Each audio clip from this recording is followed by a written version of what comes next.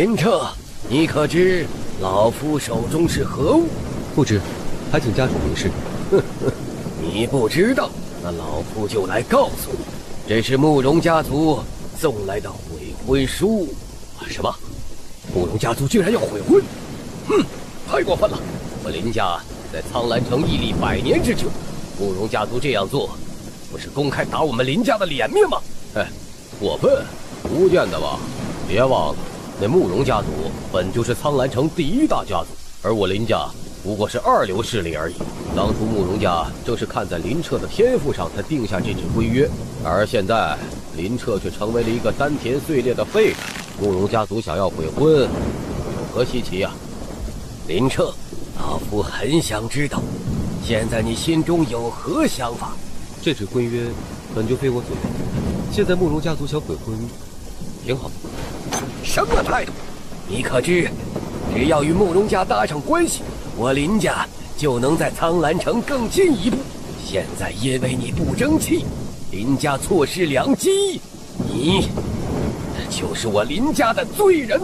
不错，老朽早就看出此子是烂泥扶不上墙，有这种废物，居然也能身居林家少主之位，简直可笑。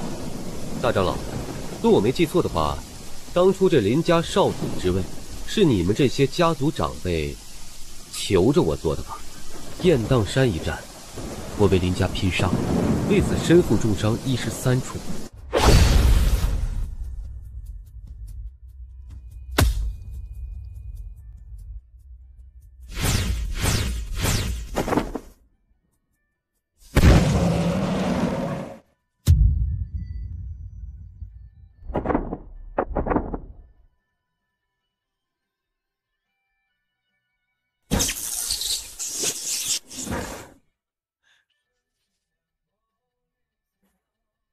时快在心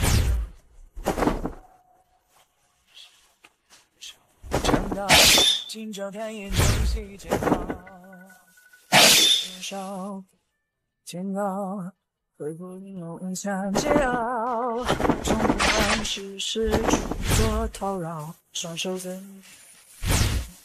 任性了。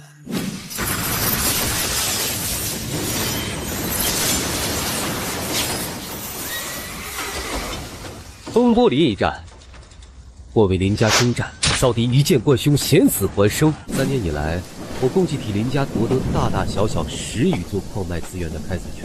我所付出的这些，我想大长老你应该很清楚。只是因为我现在对林家做不出贡献，就可以否定我之前所有的努力。大长老，可是这个意思？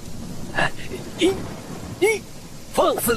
到了这个时候，还敢顶撞本长老？你以为你还是当年的林彻吗？哼！别忘了，你本就是我林家捡回来的一个野种，若没有林家，你只怕早已葬身受缚。家主大人，林彻如今已是天赋不在，被慕容氏族退婚之后，更让我林家成了整个苍兰城的笑柄。还请家主以大局为重，罢黜林彻少主之位，万万不可再妇人之仁呐！大长老所言有理，林彻你不思进取，是我林家上下蒙羞。现在我以家主之令废除你少主身份，从即日起，大长老之子林宇继任林家少主之位。多谢家主恩典，老夫日后必将督促犬子刻苦修行，替我林家争光。家主大人，这是你的选择。哼，你说呢？我明白了。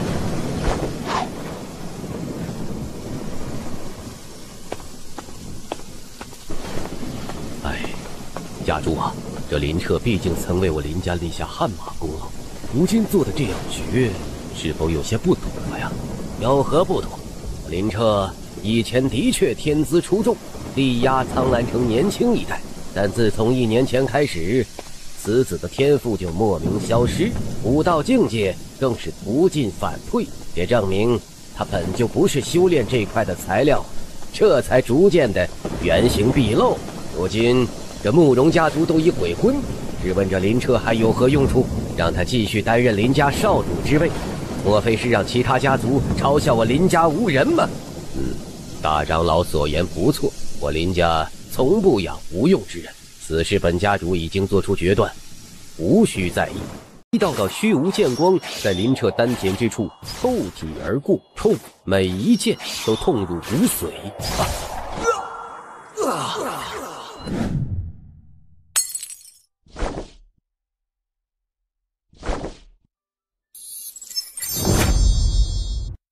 来了。天女前辈，我到底何时才能修炼成你所说的无上神功啊？哪有那么容易？凡夫俗子目光短浅，以丹田为武道根基，殊不知武道后期，丹田却是武者修行最大的桎梏。我教你的方法，便是废丹田，凝气海，于武道之初，铸造起真正的无上根基。怎么，你是不相信本天女的方法？我明白了。你原来的天赋虽然在我眼里弱小如尘埃，但在这方贫瘠的小世界，倒也勉强可以称之为一位天才。1年前你跟我修行，丹田破碎，境界飞退，恐怕在这1年之中尝尽了人情冷暖，你后悔了？境界跌落未必是一件坏事，最起码这1年之中，晚辈看透了一些人一些事，也成长了不少。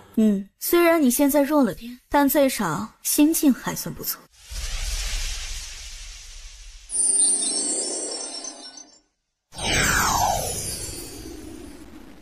进去吧。一道道虚无剑光在林彻丹田之处透体而过，冲，每一剑都痛入骨髓。这是规则之剑，每一剑不仅毁坏你的丹田，还会在你体内建起新的秩序。丹田彻底毁灭之时，便是新的根基生成之时。而如今正是关键之时，莫要轻易放弃。我明白。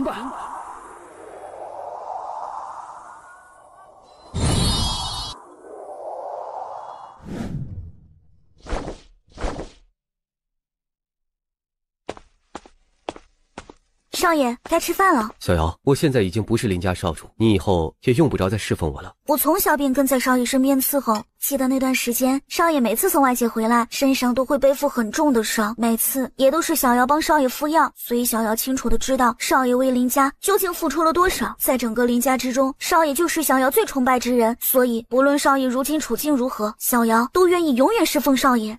少爷，这个给你。哪来的？是小瑶用积蓄买下来的，拿回去退了。其实这东西对我无用。不会的，我听族内医师说紫灵果对丹田有滋养之效，少爷丹田受损，这东西或许有些帮助。好吧，那我收下了，不过以后莫要再买了。城主府的单子要在1月之内赶制10套成衣，酬劳10金币，有人接吗？我接。你虽刚来云秀坊1个月，但绣工极佳，从无差错，此单交给你，我也放心。还有谁要接吗？那个，这笔单子可以都交给我吗？你确定？说1月之内赶不出来10套成衣，城主府那边放心，就算不吃饭不睡觉，我也一定会将这笔订单如期完成。好吧，那就都交给你了。这小丫头疯了，1个月时间赶制10套成衣，不怕把眼睛熬瞎了吗？我听说这小姑娘啊，曾经是林家少主的贴身侍女，在林家不说锦衣玉食，那也比寻常人家的一些小姐过得滋润。可现在听闻那位林家少主被罢黜了少主之位，这少女也跟着沦落到如此地步，说起来也挺可怜的。唉，落毛的凤凰不如鸡啊！完成这笔订单就有10金币的酬劳，而我在林家的月钱也有10金币，再加上每天去醉仙楼帮工2个时辰，这样一来，少爷每个月都能有1颗紫灵果啦。我成功了，这就是气海，去接近5重，真没出息。现在不过刚刚开始而已。你虽然境界在这1年之中飞退，但那是因为丹田破碎，现在根基重铸，属于你的境界当然会回来一些。不过接下来再想进步，就要依靠你体内所诞生的气海。气海？寻找一切可吞噬之灵物，包括灵药、灵脉、各种天材地宝，总之你以后会了解到气海的强大之处。好了，今天我累了，就到这里吧。好吧。老爷爷好。小丫头又来兑换紫灵果？是的。唉，林彻丹田破碎，城内医师都已断言呢，他此生再无踏足武道的可能。你这小丫头又何必多此一举呢？不会的，我相信少爷的天赋一定会回来的。你打的？哼，那又如何？叠浪拳！你不是？少总管，谁的？是给少爷的。林彻。林彻现在都已经成了一个废人，还想浪费我林家的资源，这些东西就算喂狗也比给他强。少爷不是废人。什么？你再说一遍。少爷不是。丹田碎裂，又被罢黜了少主之位，这种废物留在林家之中，简直就是浪费林家的粮食。正巧本总管今日正要去找他呢，带上他，今天本总管就让这臭丫头看看那废人到底有多废。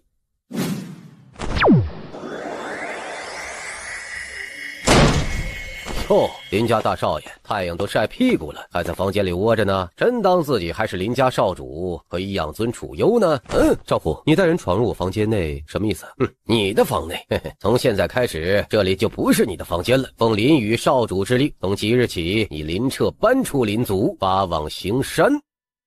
你打的？那又如何？叠浪拳！你不是？小瑶是我的人。凭你也敢动他？回去告诉李宇，当年他被我压得抬不起头，现在依旧只能在我面前摇尾乞怜，想翻身，下辈子都给我滚！是。少爷，你的修为恢复了？恢复了一些。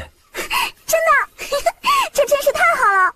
少爷，可是如今林宇已经成为了林家少主，刚刚那赵总管也是奉他命令而来。你将赵总管打成那副模样，他一定不会善罢甘休的。林宇，我何时怕过他呀？对啊，少爷曾经是苍兰城第一天才，如今天赋归来，一定可以重归林家少主之位。林家任何小辈也别想威胁到少爷。这1年来，我早已看清林家的一切。现在这个家族还有什么值得留恋的地方吗？小瑶，你愿意跟我一起离开林家吗？少爷去哪，小瑶都愿追随。好，既然要走了，你也留下一些话吧。哦，你所言属实，属下句句属实。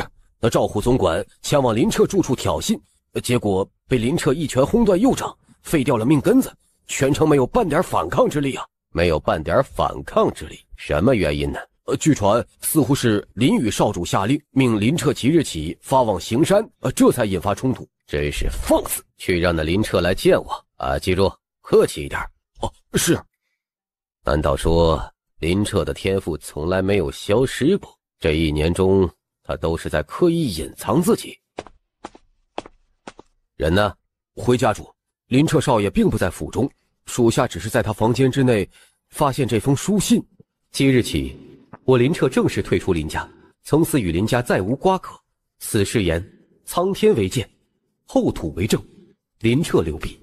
家主，少爷为家族付出这么多，而你却对少爷如此刻薄。既然小瑶要跟着少爷离开家族了，临走之前也没有什么好祝福你的，那就祝你长眠吧。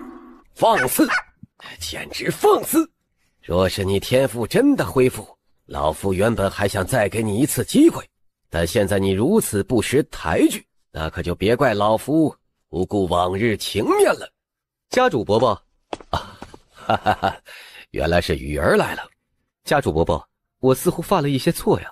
我让林彻大哥前往行山，本来是想让其行监管之事，没想到那赵虎竟然误传我意，激怒了林彻哥。我以严惩的赵虎，特来向家主伯伯禀明此事缘由，还请家主伯伯降罚。鱼儿啊，你如今已是林家少主，区区一个无关轻重的小命令，难道还需要向我解释吗？哦，孩儿听说林彻哥的修为似乎恢复了，也不知道真假。若是真的，那可真是天佑我林家呀。那林彻修为的确恢复了一些，不过其性格不服管教，桀骜不驯，老夫对其彻底失望，已将他逐出家族，从此与我林家再无瓜葛。什么？这鱼儿啊，1月之后就是宗门选拔战，届时扬州第一势力道苍院也会降临苍兰城挑选门人。若你能够加入道苍院，必将给林家带来无限荣光，也会将林家迈向一个前所未有的高度。所以此时林家所有的希望都寄托在你的身上了。真的，多谢家主伯伯，雨儿一定不会让你失望。数日之前，林彻离开林家，便将小瑶安排在附近一座小镇之上，而他的身影则是独自来到此处。这是3品灵药天龙果，我的运气也太好了吧！这才刚刚进入神风山脉不久，就有这种收获。这枚天龙果似乎刚刚成熟不久啊，倒是差点忘了，在这种蛮荒之地，一般天才地宝都有着守护妖兽的存在啊。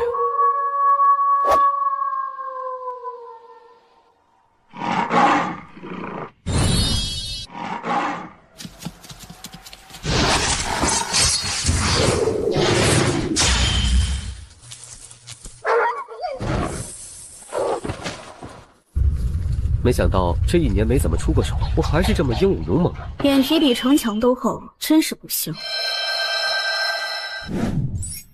天女前辈，你说让我寻找天才地宝，然后呢？吞下它。天女前辈，要是直接吞下的话，恐怕我丹田承受不住啊！你有丹田吗？本天女早就说过，丹田对于武者而言就是至骨，只有在这等下位世界，才会用这种野蛮原始的方法修炼。相信我，直接吞下它，很甜的。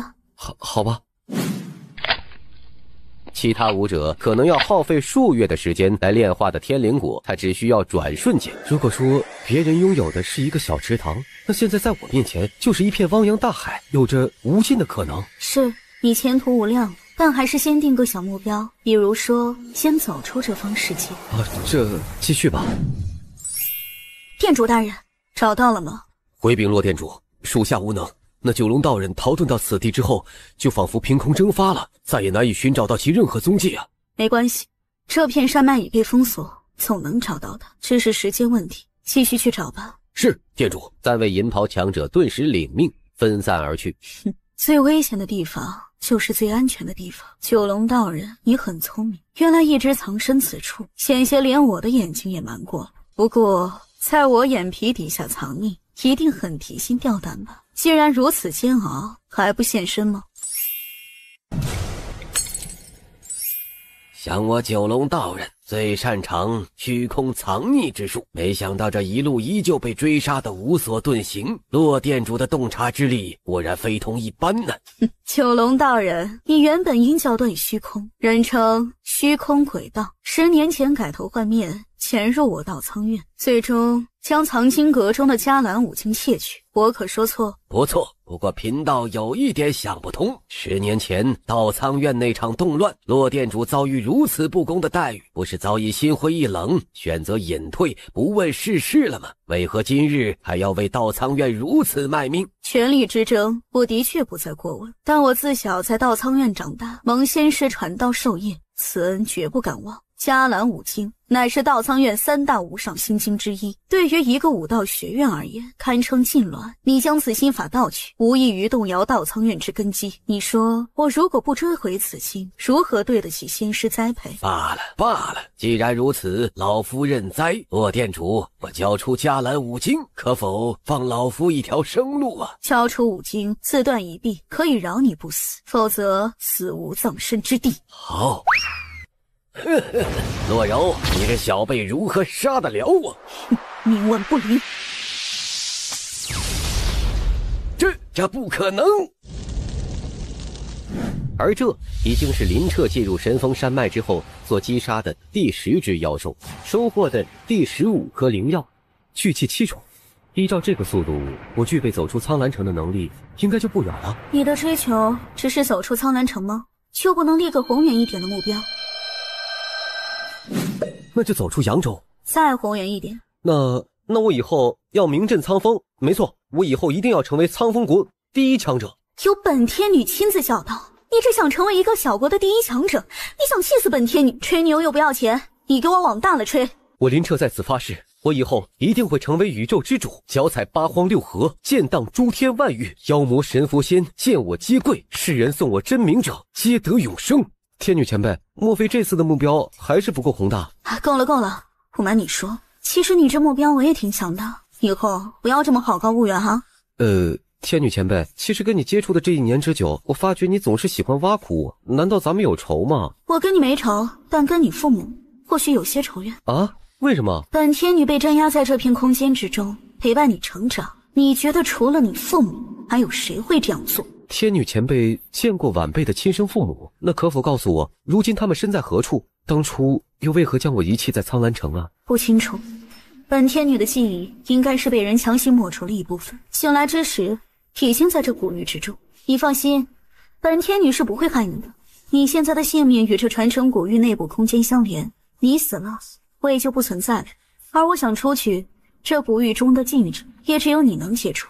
我能放天女前辈出去？现在的你还不行，变强，只有你变强了才能。啊，原来是这样啊！黑龙寨这帮家伙怎么会出现在这里啊？三当家，你刚刚说在这片地狱附近见到了一位美女，不是骗本寨主吧？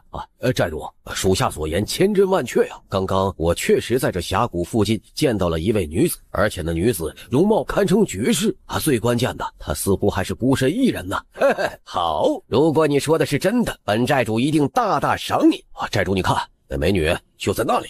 嘿嘿嘿，三当家啊，你果然没有欺骗本寨主啊！老子自问玩过的女人不少，但还没见过这么漂亮的妞啊！兄弟们，给我围起来！靠，原来这帮混蛋是想强民女啊！你做什么？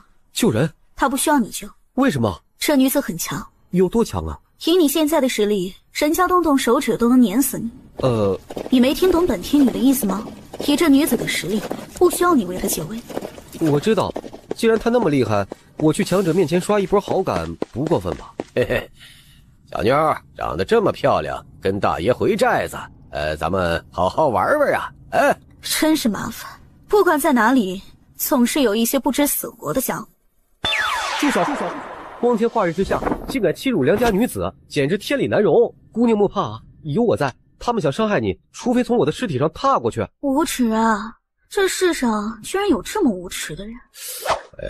你是林彻？想不到你们还认识小爷。那既然如此，有哪个想死的上前一步？你们怕个什么？这小子1年前丹田碎裂，早已不是当年的林彻了，现在不过是一个废人而已，还想英雄救美？人都给我上，给本寨主干死他！找死！不好，咱们上当了，快追！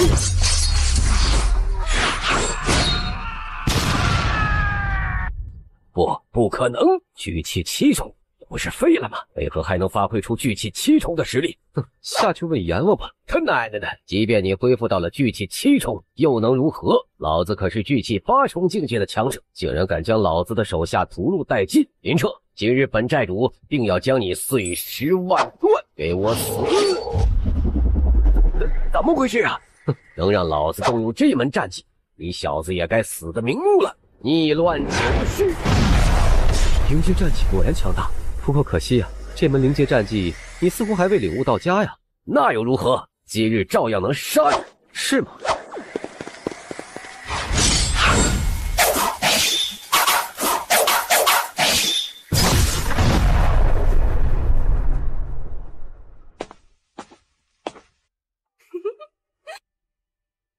姑娘，我虽出手相助，但举手之劳而已，不必言谢。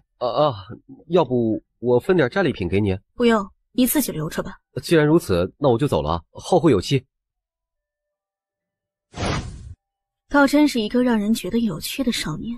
店主，我看这小子自不量力而已，以店主的实力，想杀这些人不过弹指间，何须这小子多管闲事？关键是他不知我有自保之力，肯仗义出手，足以证明此子品性极佳。哦，莫非店主起了惜才之心？我早已不问世事多年，也没有兴趣培养小辈人物。不过我也不喜欢欠人情，你跟着他，找机会还他一个人情就是。是。黑龙寨众匪在苍兰城附近为非作歹多年，我今日铲除这一黑恶势力。天女前辈，你说我以后会因此而得到善报吗？或许会吧。哎，为什么我感觉每次与天女前辈你对话，你都是一副冷冰冰的态度啊，跟一座冰山似的。虽然我父母可能跟你有些仇怨，但我可是无辜的，你也不至于将这些怨气都发泄到我身上吧？说实话，今天那位黑衣美女长得真是太美了，要不是我平日里锻炼出的超强定力，恐怕也会忍不住心生邪念的。你平日锻炼出的定力？今日那黑衣女子虽然长相绝美，但与天女前辈的倾世容颜相比，还是有所不及。我平日里跟随天女前辈你修行，自然而然锻炼出了强大的定力。对了，我今日救了她，天女前辈，你觉得她会不会因为我当时的英勇之姿而折服，从而对我芳心暗许呢？我觉得你有些不要脸。你当时有没有让她动心我不知道，但我知道你此举倒是为你自己招惹了一些麻烦。什么麻烦？这几日你继续搜寻天才地宝，但不得再利用气海吞噬，随意展示你的修炼之法。为什么？因为有人在跟着你。什么？他境界比你超出太多，你感应不到。不过此人倒是没有恶意，也不需担心。总之，你听我的就是。好吧。接下来的几日，林特依旧在神峰山脉中搜寻着各种灵药，当然也免不了与各种凶兽的浴血鏖战。不得不说呀，对于武者而言，只有在生死搏杀之中才能进步飞速。虽然境界之上依旧停留在巨气7重，但林特的战斗本能、技巧、经验都在以肉眼可见的速度突飞猛进。天女前辈，我到底何时才能炼化这些宝药啊？你很想突破？是啊，距离苍兰城的宗门选拔战还有不到7天的时间。那你就进入那处山洞之中，开始炼化这些灵药吧。奇怪啊，这小子身上莫非有屏蔽心神之物？怎么他进入山洞之后，我就感应不到他的气息了？1年前我境界还未跌落之时，就是巨气8重境界。现在我重铸根基，再次回到了巅峰之时，并且从巨气1重重新修炼至巨气8重，只用了短短1个月的时间。天女前辈，这种修炼速度也太过逆天了，以后不会有什么后遗症吧？你只管修炼，至于这功法是否存在缺陷，自然由创造这门功法之人会考虑，这不是你该接触的层面。好吧，天女前辈，你以前达到的高度那么厉害，一定珍藏许多强大的武技吧？不如你随意传授晚辈修习2本如何呀？现在的你太弱了，而我所知的战技不适合你学。等你达到天武境界，或许我能传授你1、2门战技。但现在战技之事，不要指望我。我身上所流淌的，并非林家嫡系血脉，由此可见，林兄海从始至终都对我有所保留。好在这1年境界跌落，也让我彻底看清了整个林家的嘴脸。逆乱九世，这应该就是黑龙寨主之前动用的那门灵阶下品战技啊！苍兰城第1家族慕容世家最为珍贵的，也不过是一卷灵阶下品战技。不得不说呀，黑龙寨主的运气还真好，竟然有这种奇遇能够得到这种级别的战技。不对，应该说我的运气真好。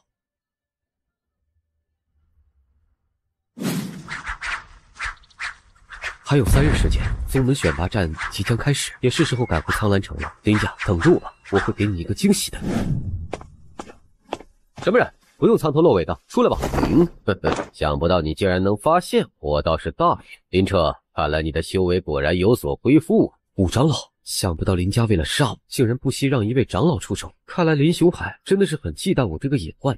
这叫谨慎。对于一个家族而言，能够屹立100年不倒，就像是一艘航船。掌舵之人当然得小心翼翼，提前规避各种风浪。林彻，以你的天赋，丹田恢复之后，若是以后与我林家为敌，将是一个不小的麻烦呢。所以能提前将这个麻烦扼杀在摇篮中，当然最好不过了。第一次见到有人将无情无义说得如此冠冕堂皇，可惜呀，林家有你们这些愚蠢的掌舵者，早晚的翻船。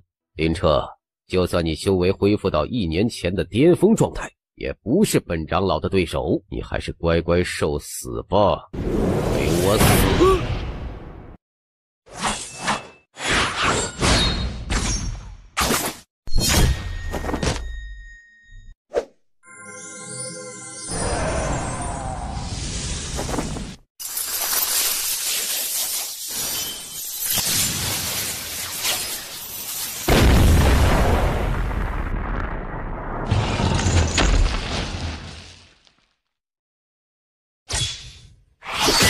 我死！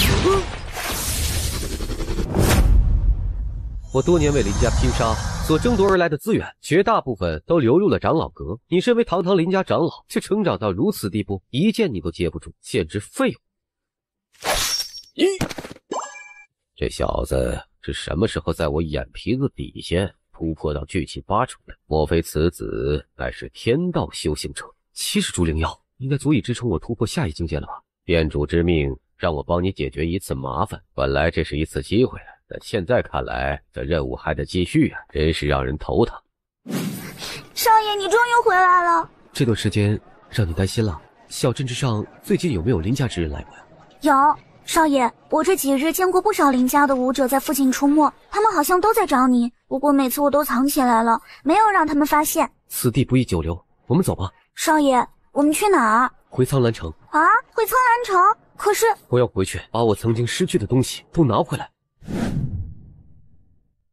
这传闻道苍院在各大城池招收弟子只有一个名额，也就是说苍兰城中只有年轻一辈中天资最高者才有成为道苍院弟子的可能啊！你们猜究竟是哪个家族的天才会成为这个幸运儿啊？这还有什么悬念吗？慕容家族这一直以来都是苍兰城第一大家族，其家主之女慕容嫣小姐也是如今城内公认的第一天才。我看此次选拔战第一非慕容嫣莫属啊！那可未必吧。为了今年的选拔战，这各大家族都将族内资源完全对小辈开放，而且为了保存实力，这一年来各族小辈也都没有交手的记录，谁都无法猜测他们各自成长到了什么地步啊！慕容嫣的确很强，但依我看，申屠家族的天才申屠渊也是不弱，今年未必会输哦。哎呀，这两人的确是夺冠的最大热门，但若说他们之中谁是苍兰城第一天才，确实有些名过其实了。毕竟往年之中这两大天才可都是被一人稳稳压制。今年他们能够有如此热度，也是因为那个人无法参加这次宗门选拔战了。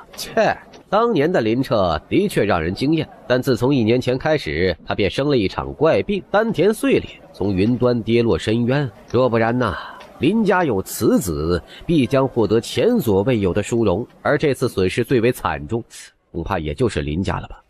听说林彻已经被慕容家族的慕容嫣小姐单方面撕毁婚约，而且不久前又被林家罢黜少主之位，逐出了家族，成了整个苍兰城的笑柄。现在恐怕他不知道在哪个角落里乞讨呢，还有什么好议论的？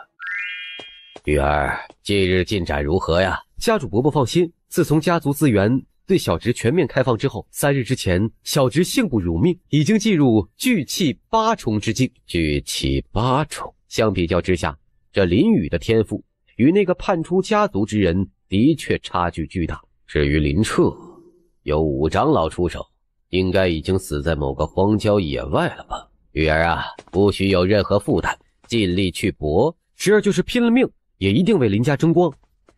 城主到！而看到这一股势力，苍兰城各大家族之人都是起身以示尊敬。这是城主府的势力。苍兰城虽然家族林立，但即便是第一家族也不敢正面与城主府叫板。这不仅是因为城主府武力强盛，更多的是这一势力背后代表的乃是官家。请季导师上台季导师代表道苍院第一次来苍兰城若有招待不周之处，还望海涵呐。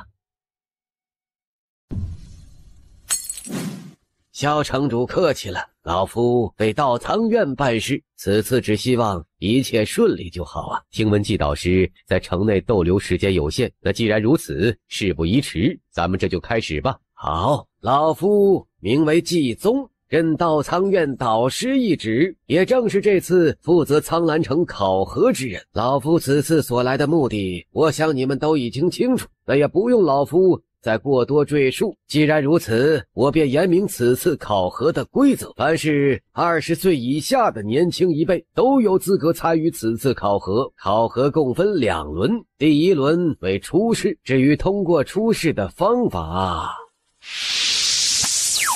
所有考核之人登上战台，一炷香之后，能在这3尊木人攻势之下屹立不倒，便通过第1轮考核。这是宋家的大公子宋雷，没人第一个赶上是吧？那不好意思，这个露脸的机会就让给本少爷了。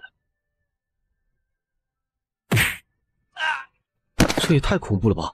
这样下去，能有几人通过第1轮考核呀？季导师这样是否过于严苛了？这一座城，道苍院只取1人，剩下的尽数淘汰，难不难？有什么区别吗？当然，若是整个苍兰城都没有1人能通过第1轮考核，那老夫也只能是空手而归了。宋雷的实力在苍兰城中属于中上游。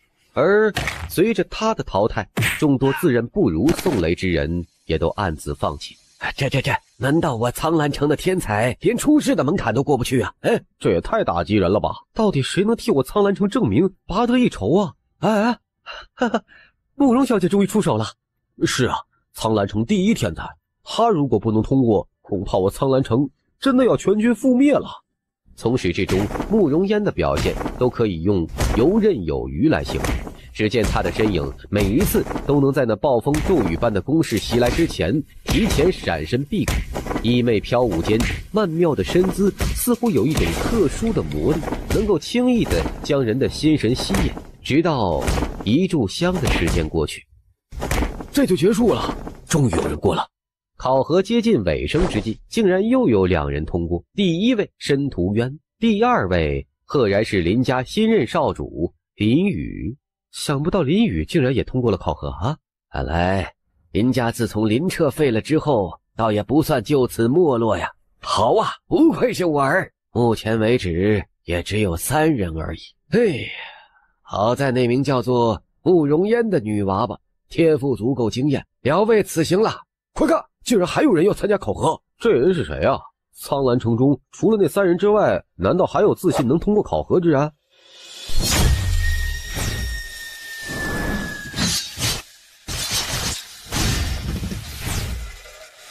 攻势果然凌厉啊！好快的剑，好刁钻的角度，这家伙可真猛啊！就在众人好奇这位神秘剑客还能支撑多久的时候，3吨木人竟然在这一瞬间全部停下了动作，过关了。心脏、咽喉、双目、眉心都是要害，没有一件偏离，还不错。只是这3道木人究竟是什么材质铸成的？真硬啊！那是防御铭文，这3道木人傀儡脱胎于阵法1道。阵法1道果然玄奥，我根本破不了防。如果没有时间限制，多半是我输了。是你太弱而已，力量够强，没有什么阵法是一剑破不开的。逆子，原来是你这个逆子！林彻，你是林彻，你竟然没死，还敢来参加试炼赛！此人是林彻，这怎么可能啊？传闻1月之前，他不是已经被林家逐出苍兰城了吗？不错，林彻丹天碎裂，境界大跌。如果他是林彻，又怎么能顺利通过出世啊？你这逆子，竟然还有脸回来！季导师，萧城主，这林彻乃是我林家叛逆，1月之前被老夫亲自赶出家族，没有资格参加此次考核，剥夺其参加考核的资格，以免这逆子扰乱宗门选拔赛的正常秩序啊！老狗，你口口声声称我为林家逆子，我问你，我林彻做过什么对不起林家之事啊？哼，你并非林家血脉，而是10数年来林家将你抚养成人，如今你却公然叛出林家，如此还不算是逆子？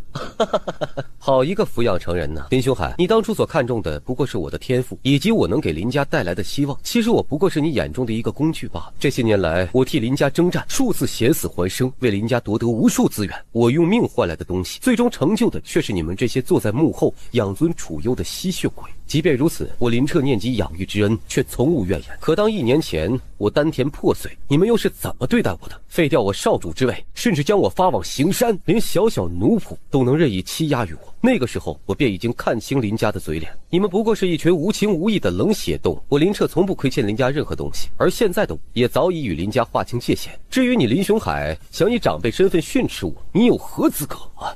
这林彻的确给林家带来过无数荣耀，若事实真如林彻所说，那这林家倒真算得上是无情无义啊！啊！你这小畜生，信口雌黄！仅凭你抹黑林家这一条，老夫就有资格清理门户。今日老夫就亲自出手，诛杀你这不孝叛逆！慢着，萧城主，老夫乃是清理自家门户，这合情合理，无碍他人吧？这林彻已经与你林家脱离关系，现在乃是选拔赛考核的一员，你就这样杀他，可将道苍院看在眼中了。的确是老夫鲁莽了。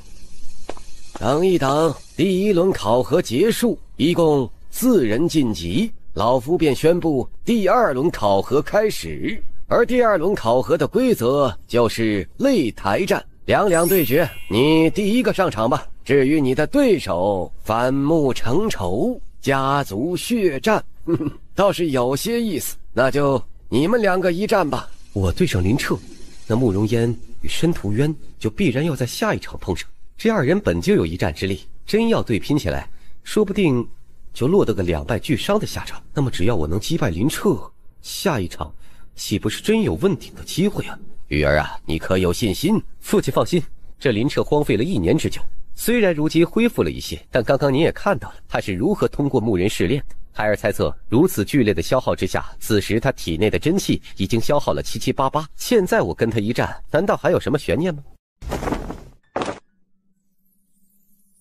林彻，想不到吧？这一轮你的对手会是我。多少年了，我林宇一直生活在你的光环之下，忍辱负重。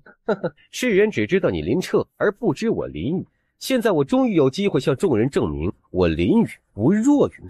你倒真是看得起你自己，林彻，你本就不该再出现在苍兰城，但你现在既然来了，反而更好啊！今日你将成为我的垫脚石，这一战也会成为我林宇崛起之战。你废话好多呀，找死！列杯手，我荒废了这么久，给了你足足1年时间成长，你怎么还是这么弱？林彻，我要杀了你！我就不信你荒废了1年的时间还能咸鱼翻身。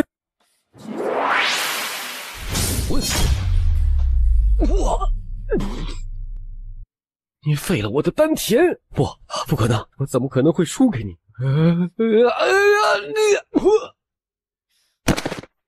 天哪，林宇竟然败了，这怎么可能啊？何止是败了，简直就是单方面的碾压。1年前城内医师都是断言林彻的丹田乃是彻底废了，终生武道无望。可是1年之后，他的修为竟然奇迹般的恢复，而且荒废了1年之久，还能拥有如此强大的战力。如果不是亲眼所见，谁能相信呢？聚气8重与1年前相比，没有什么长进啊。林彻，你有些让我失望。无儿，小畜生，你敢如此歹毒！老夫要杀了你！王子，本城主说过，宗门选拔战进行期间，任何老一辈武者不得入场干预。林家大长老，你可将本城主的话听在耳中。城主息怒，老朽不敢。苍兰城中所有家族，若再有人阻止试炼再进行，那可就别怪本城主不客气了。这是我最后一次提醒。废了，家主伯伯，玉儿让您失望了，让林家失望了。哎呀！你体内流淌着林家的血脉，与那林彻不同啊！林家所有的希望都在你身上，不需有任何负担，尽力去搏吧。开始吧，慕容烟，我等了你1年，终于有了再次跟你对决的机会，上来吧！说是能娶她为妻，死也无憾了。哎呀，是啊，这当年林彻的天赋或许当得起如此佳人，可惜呀，终究是错过了。哎，那份婚约是慕容氏族亲自毁掉的。在我看来呀，如今的林彻已经是配不上如此绝代佳人了。若慕容烟真的能够进入道苍院，那他们2人之间的差距应该由这1年开始，再也不可能弥补了。还用比吗？上1年你败给我，今年我们的差距只会更大。那要战过才知道。巨杀神拳！哎呀，这申屠渊出手如此凌厉，也太不懂怜香惜玉了吧！不过短短1年时间，慕容小姐竟然已经突破了巨气，迈入了灵武之境啊！这就结束了？灵武1重，我输了。天之娇女啊！如果1年之前林彻修为没有跌落，那么这1年的时间，他能否涉足灵武之境啊？季老先生，要继续吗？季宗则是看了看天色，此时天将垂暮，日落西山，只剩最后1场了。不急，老夫今日有些乏了，那就明日再战吧。明日再战？这不是浪费感情吗？害我白激动1场。有事？出去走走。很美的街景，想起来似乎已经很久没有像这样在苍兰城中散步了。只是可惜，说去了道苍院之后，恐怕要几年见不到这苍兰城的夜景了。你找我应该不是单纯的想看街景吧？有事就说呀。林彻，如果你有自知之明，就应该清楚，明天你不可能赢的。你似乎很自信。其实当初咱们2人的婚约从来都不是我的意愿，只是我的家族看中了你的天赋而已。可事实上，即便不需要你，我也一样能带慕容家族走向辉煌。我现在的眼光也早已不局限在小小的苍兰城之内，而是在道苍院、扬州，甚至整个苍风国。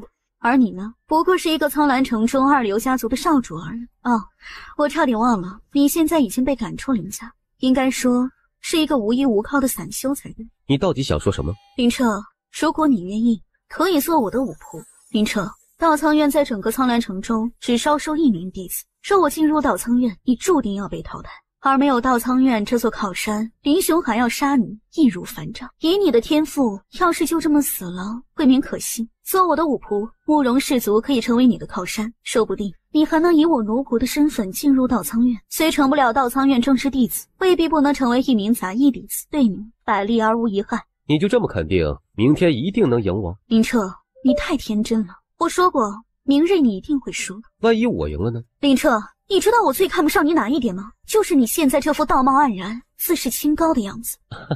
原来不拜倒在你的石榴裙下，就是道貌岸然、自视过高啊！那巧了，我也不太看得上你这种被野心占据了全部内心的女。再见。道不同不相为谋，他这次找到林彻，除了想让其知难而退，主动放弃明日一战，另一个原因也是真的挺可惜对方的天赋的。这个小丫头太嚣张了。17岁的灵武之境，她有着嚣张的资本。我像她这么大的时候，已经是道武之境，但我就很低调。前辈，你这么低调，为什么要说出来啊？我感受到了深深的恶意。我故意的。比赛延迟1日，对我倒是一件好事啊。现在也是时候炼化这些武道资源，给我吞噬！随着他的双手滑动，体内气海也随之沸腾，使得他体内的经脉齐齐震动。与此同时，面前那堆砌的灵药顿时化作澎湃灵气，犹如潮水一般涌入他的体内。可以感受到林彻的气息也在疯狂攀升。一夜时间过去，林彻的体内陡然传来一声轰鸣，聚气9重。来了，林彻终于来了。没想到昨日见到慕容小姐步入灵武之境，她竟然还敢来应战。那是当然，已经走到这一步了，我想任何人都不会轻易放弃吧。那可是道苍院呢，若是能够拜入其中，足以改变一生的命运。我以为你不会来了，看来我昨天的提醒你根本没有放在心上。你说呢？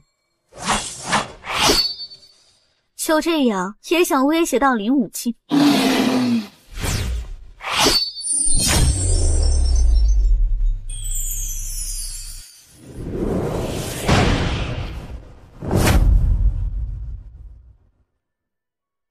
好凌厉的剑术啊！灵武之境的一击，竟然就这样被抵挡下来了。聚气9重，林彻，你昨天隐藏了境界，重要吗？的确不重要，只要你还处于聚气境，那么不管是聚气1重还是聚气巅峰，在我眼中并没有什么区别。有时候太自信并不是一件好事，尤其是你已经不是自信，而是自大，一会儿输了会很难看。那你就好好看着我是如何赢你的。你这是什么剑法？不要说乱打的，你信吗？看来我真的小瞧你了呢，不过也到此为止了。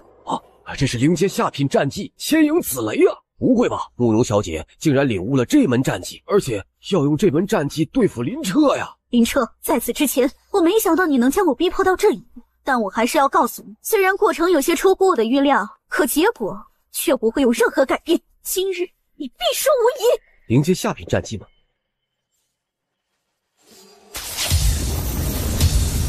天哪，我看到了什么呀？这竟然是林彻胜了！怎么可能啊？慕容嫣可是灵武之境，怎么可能会败给聚气境的林彻呀？慕容嫣，你输了。我不明白。季导师，你看是否可以宣布结果了？真是有些出乎意料啊！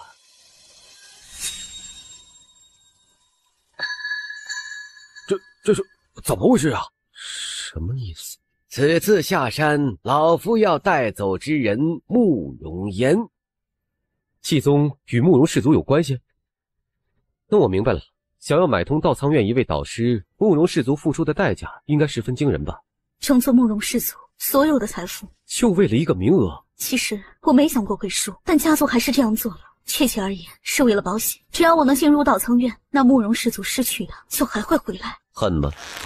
恨到了极点。别走，跟他刚。可是我打不过他，还可能会死。有我在，你怕什么？季宗，身为道苍院使者，徇私舞弊，贪赃枉法，你到底有何资格站在那里啊？给我滚下来！老夫何时说过擂台战的胜负就是道苍院选拔的标准。你想要说法，那老夫就给你一个。老夫看的是境界，你境界不如慕容嫣，这够吗？好一个境界不如啊！季宗，你为一己私欲如此有恃无恐，败坏道苍院声誉，难道就不怕我状告到道苍院高层追查你的罪责吗？你能天真到这种地步，也是出乎老夫预料。今日我就让你明白，既然能代表道苍院考核，在这里老夫就是规矩。你一个小小的蝼蚁，仅凭你冒犯老夫威严这一条，便足以让老夫掌毙了你。你想杀我？我就站在这儿，你来试试啊！你真找死！废话少说，千言万语汇成一句话。季宗，你祖宗，你有种杀我！真找死！前辈可以出手了，仙女前辈他已经来了。前辈说好的我拉仇恨你打架，你不坑我呀？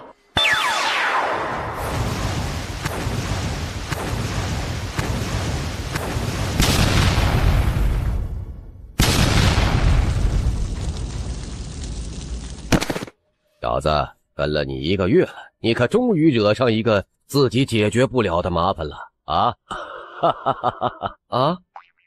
前辈认识在下？不认识。那莫问了，我帮你乃是因为一段善缘，当然这老小子败坏道苍院的声誉也是一方面原因。金辉银衣使武殿，你叫什么名字？道苍院内任何职？老夫老朽名为季宗，任道苍院外院导师一职。导师你就不用干了，以后在外院扫地吧。什么？你不服？道苍院赋予你考核之责，你却中饱私囊，营私舞弊。一个小小导师也敢妄言自己就是道苍院的规矩，你算是个什么东西？叫什么名字来着？你？小人叫季宗。道苍院院规，凡下山负责考核之人，需穿着素袍，戒骄奢，不取地方分毫，秉承公正、公开、公平的态度。这一条你可清楚？我清楚。清楚，那就是明知故犯，罪加一等。老朽触犯院规，罪不可恕。回院之后，但令罪者愿辞去导师一职，将个人所有财产全部上缴院内，别打了。很好。对了，你叫季什么来着？季宗，小人叫季宗啊。好，我记住了。回院之后，我会核实此事，剩下的考核事宜不用你负责了，滚回院吧。是。喏，小子，你叫什么名字？前辈，我说了，你记得住吗？也对，不重要了。小子，你有资格进入道苍院，2日后会有道苍院的云船来接你，等着吧。神龙见首不见尾，到底何时我才能拥有这种实力啊？真没想到啊，一场宗门选拔战竟然会发生如此多的波折呀！哎呀，林绰重为道苍院弟子，这次林家虽然没来观战但听到这个消息应该要吐血了。何止要吐血呀，恐怕肠子都要悔青了。这样一位绝世天才，本可以带着林家崛起之人，竟然被他们给逼出了家族，简直就是比猪还蠢的操作呀！嘿嘿，前辈，你坑我呀！不是说好我拉仇恨，你罩着我的吗？我差点没被人给捏死。不是没死吗？不对啊，前辈，你是不是早就知道那位强者潜伏在暗处，因此才让我故意激怒季宗，逼他出手的？你说呢？他不出手替你解决一次麻烦就不离开，有这个尾巴跟着，总之很烦。那要是银袍强者没有现身会怎样？你会出手吗？你是不是脑子不好？我记得跟你说过，我出不去神域空间。意思就是我死定了？所以我问你，刺激吗？萧城主哈哈，林公子不需意外，恭喜林公子拿到晋升道苍院的资格呀！我是特地前来道贺的。早闻林公子乃是苍兰城年轻一辈的第一天才咱们这才算是第一次面对面坐着聊天呢。想来也是有些遗憾，不能过早结交林公子这种青年才俊。以晚辈的身份，萧城主自然是没有刻意结交的必要我是苍兰城主，这背后代表的是官家。苍风皇朝有规定，凡是官府势力不得与地方家族有所牵扯，这也实属无奈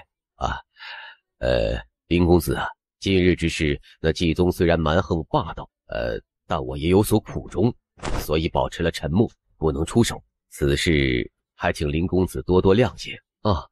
能理解。没过多久，就从林彻住处离开，只不过离去之时留下了一柄剑。好剑，果然不愧是上品灵器啊！有此剑，我的实力最少能提升3成。一把上品灵器，最少价值30万金币了。没想到这位城主出手如此阔绰呀！不过是一柄灵器而已，看你那没见识的样子，等你以后真正成长起来，会发现外面的世界充满诱惑，美女、神兵、财富、势力，就算你不想要，也会有人给你不断送来。天女前辈，你以前这么厉害，一定有非常多害怕或者是想要巴结你的强横势力。他们给你送过美男吗？你想知道死死怎么行？不想，对不起。给谁写的？给我哥哥。哥哥？你还有个哥哥？对呀，而且我哥哥就在稻仓院，这次少爷成为了稻仓院弟子，我想我们很快就能见面了呢。啊，你哥哥是稻仓院弟子？少爷莫要误会，我哥哥虽是稻仓院弟子，但却是足足干了10年杂役弟子才逐渐升上去的，即便是在稻仓院内，也是属于最底层的存在，与少爷这等凭借天赋实力进入稻仓院的天才有着天壤之别。你有一个哥哥，我好像还是第一次听说呢。稻仓院距离这里极远，以往我也只有每年年关之时才能见上哥哥一面，况且少爷当年身为林家少主，大多时间在外界拼杀，对于小瑶这等下人自然没有太多时间留意啦。小瑶，我以后对你好一点啊。少爷你说什么呢？小瑶不过一名下人而已，少爷已经对小瑶很好了。那就再好一点。听说没？林家大长老因为独子的遭遇，对林家彻底心寒，如今已经带着自己儿子脱离了林家。何止啊！现在是个人都能看出来，城主府要对付林家了，致使林家上下人心惶惶，已经有不少族人选择了叛逃呢。树倒猢狲散，一个家族面对大难，族人竟然选择尽数逃离，可见这一家族的凝聚力是何等的可笑。这林家恐怕要成为苍兰城最大的笑话。熊海，愧对列祖列宗啊！我错了，我真的错了。哇，会飞的船，难道就是稻仓院用来接引弟子的云船？这也太雄伟气派了吧！少爷，怎么带了这么多东西啊？这些都是些日用品，还有些吃的东西，以及为少爷备着的换洗衣衫。借着拿着，把那些东西都收进去，别让人看见了，还以为我欺负你似的。少爷这太过……你要拒绝，晚上我让你暖床。是。行了，上床。不是，上船。新上船的过来登机。苍兰城来的，叫什么名字呀？在下林彻。林乐不是林乐，晚辈叫林彻，清澈的澈。你大点声，老朽耳目昏花，听不太清啊。我说晚辈叫林彻。林德呀，好，德行合一，好名字。那家伙不是说苍兰城所招收弟子是个少年吗？怎么还有一个女娃子呀？听到此话，小瑶连忙拿起笔写下了侍女2字。原来是侍女。好吧。木牌上写着房间号，别找错了房间啊。这船上都是从各大城池来的天才，一个比一个傲啊。要是因为误会打起来，老朽这一把老骨头可不敢上前拉架啊。多谢前辈提醒。倒是很久没有见过这么懂礼貌的年轻人，难得。好美啊！是很美，不知道何时我能凭借自己的力量御空而行，俯视这片山河呀。苍兰城上来的，我叫苍明，天生觉醒不灭战体，巨象城少城主。看你这样子，似乎是一个散修吧？你到底想说什么？他是你什么人？我是少爷的婢女。很好，我在甲字16号房，晚上让他来给我侍寝。不灭战体。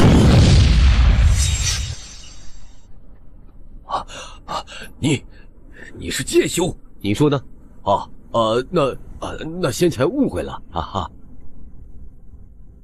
，052重，这个在苍兰城上传的很强啊。当然，这剑修对比其他武者，总是要更加让人头疼一些嘛。少爷，给你惹麻烦了。算不上麻烦，既然大家都觉得咱们好欺负，这次就算没有这个家伙，以后也会有其他人上门。这次过后，至少比这个家伙弱的不会再有这个想法了。其实倒也省了不少麻烦呢。天女前辈，你说我何时才能遇见天地，凭借自己的力量俯视这片山河呢？玄武境之后，自然可以。你很喜欢剑道？喜欢，但似乎修习剑道之人很少，非常少。莫非是因为剑道这条路有问题吗？有人曾说，剑道乃是旁门左术，真正的武者就应该博闻强识，不应该拘泥于医道。这是哪个白痴所说的话？剑修之所以少，不是因为这条路有问题，而是这条路很难。不，应该说这条路开始很难，后来却容易，只是没有几人能走到后来罢了。开始很难，后来容易。武道之途本来就是逆天而行，想要每一方都达到极致，最终挣脱枷锁，那不叫不学，那叫蠢。所以才有天骄只修一道，比如剑道，最终却能以点破面，反而能够看破虚妄，最先挣脱出来。天女前辈，那你用剑吗？不用，我全能。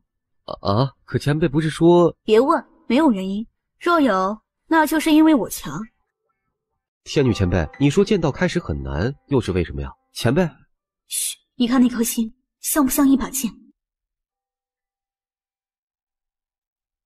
我明白了。领悟剑势，凝聚剑意，剑成领域，剑化法则。现在你才算是踏出了剑道的第一步，勉强可以称之为一名剑修了。天女前辈，你刚刚口中所说的这些，就是真正的剑道境界吗？那若再想进步，该如何呀？以你现在的境界，能够领悟到剑士境界，已经算不错了。别总想着好高骛远，不过倒是可以巩固一番如今的感悟。如何巩固？打架。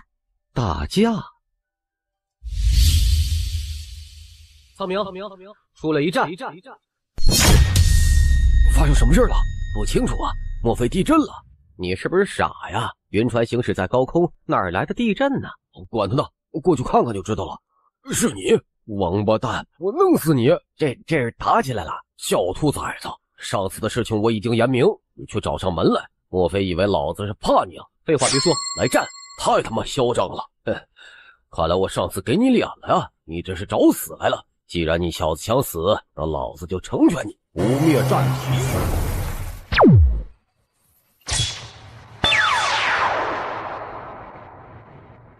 这苍明果然厉害呀！仅凭这一拳的力量，在这天才云集的云船之上，也属于上游啊！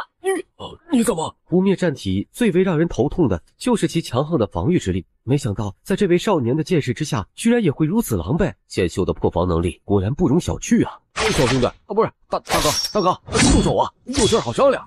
之前的冲突真是个误会，我不该对你的侍女心生不轨。我现在给你真实道歉，咱们冰释前嫌如何呀？哼，你之前不是说要弄死我吗？我那是开玩笑。我这人本来很低调，你却千方百计的想要欺压我，逼不得已我才对你出手，望你以后能吸取教训，平日里不要再那么嚣张。我好好睡个觉，到底是谁他妈欺压谁呀？欺人太甚，你他妈欺人太甚呢！道苍院，这就是道苍院吗？终于到了！我从小到大都没见过如此雄伟的建筑群啊，简直太壮观了！外院导师宋荣见过白老。下面由我来核实这次招收之人，凡是念到名字者出列。昌平，巨象城有没有叫昌平的？导师，我是巨象城的，不过我叫苍明，不叫昌平。千龙城屠鸟。报告导师，我叫杜鹏。看到这一幕，林彻都傻眼了。他瞅了一眼坐在藤椅之上悠然自得晒着太阳的那位老人，看来被这老头祸害名字的不止我一个呀。苍兰城这个苍兰城的叫什么？林圈林园还是林蛋呢？他叫林德，以德服人的德。林彻，我叫林彻呀，清澈的澈。这帮小家伙都已送到，老朽也算是完成任务了，走了。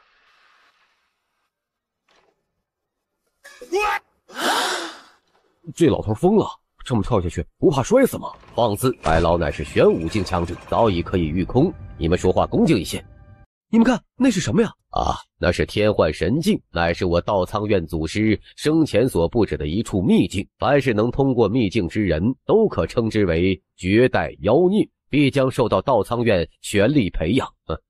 不用想了，道苍院万年以来，迄今为止还从来没有人能够通过此秘境呢。什么？从来没有一人能通过此秘境？新晋弟子住处位于道苍院后山之中，到了那里，凭借身份令牌，会有人给你们安排。那什么时候会有人教导我们修行啊？没有，这外院弟子只有在3年之内晋升为内院弟子，院内才会有长老亲自指点其修炼。因此，对于你们这些新晋弟子而言，这段时间只能是自行修炼。当然，这外院之中也有着许多弟子已被成立的联盟，对于你们这些新晋弟子而言，最好先加入一处联盟，这样能够让你们在道苍院的生活提供一些帮助，也让你们少走一些弯路啊。道士，那我们该怎样加入联盟啊？每年有新晋弟子入院，都会有联盟前来招揽，就在刚刚咱们途经的那处广场之上，你们可以自己去看看。这就完了？他们都懵了。我好歹也是千龙城内小辈第一天才吧，怎么到了道苍院，好像成了不要钱的烂白菜一样？这太打击人了。别埋怨了，如此看来啊，道苍院最不缺的就是天才，还是去广场看看，看看能不能加入一处联盟吧。少爷，你也要加入联盟吗？当然。你好，收人吗？收人，但不收你。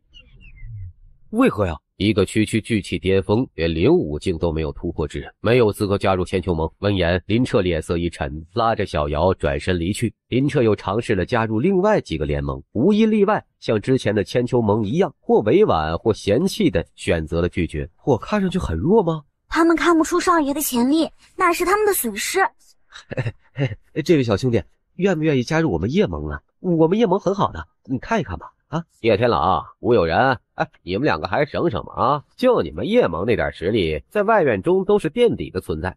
有哪个不开眼的会加入你们叶盟啊？你们叶盟里面的成员都是从杂役弟子苦熬10年，院内可怜，才勉强提拔你们为外院弟子的。你们不会以为成了外院弟子之后，就能与我们这些真正的天才平起平坐了吗？啊，就你们这点能耐，还学着人家成立什么联盟，简直让人笑掉大牙了。不过二人似乎有所忌惮，因此也没有辩驳什么。可这里的动静却吸引了林彻二人的注意。小瑶向这里看了一眼，随即她突然雀跃道：“哥，瑶儿，妹妹，你怎么会在这里啊？”一直听小瑶说，在林家之中，林少主对其极为照顾，而这次我们兄妹得以团聚，也全是仰仗林少主，这份恩情，在下感激不尽呐。叶兄，我如今早已不是林家少主，千万不要再这么称呼我了。而且你我如今都是道苍院弟子，你比我先入门，叫我一声师弟就好了。好，林师弟，叶师兄在外院也成立有联盟？是的，那还招人吗？莫非林师弟想加入我们叶盟？反正其他联盟好像也不太看得上我，就是不知道叶师兄肯不肯收啊？林师弟肯加入叶盟，我们求之不得呢，这真是太好了。什么？叶盟这么弱的势力都快解散了，居然还有人要加入？这人是眼瞎了吧？啊，也不奇怪。你也不看那位新晋弟子的境界，连灵武之境都没有突破，如此实力，自然是没有资格加入其他联盟。这种货色也只能配得上叶盟了。可惜了，这么漂亮的一个小姑娘，也要跟着此人进入叶盟这么弱的势力，以后啊，可有苦头吃了。小丫头，你不妨考虑一番，做本少爷的暖床丫鬟，最少也比跟着这几个废物强啊！你们长着一张嘴是用来喷粪的吗？老子现在刚刚加入叶盟，有哪个看不起叶盟的站出来？你他妈算什么？怎么出的剑呢？看到了吧？看到了吧？你们都看到了吧？就这暴脾气，在云船上还说我欺压他，这能是被人欺压的主吗？我冤呐我！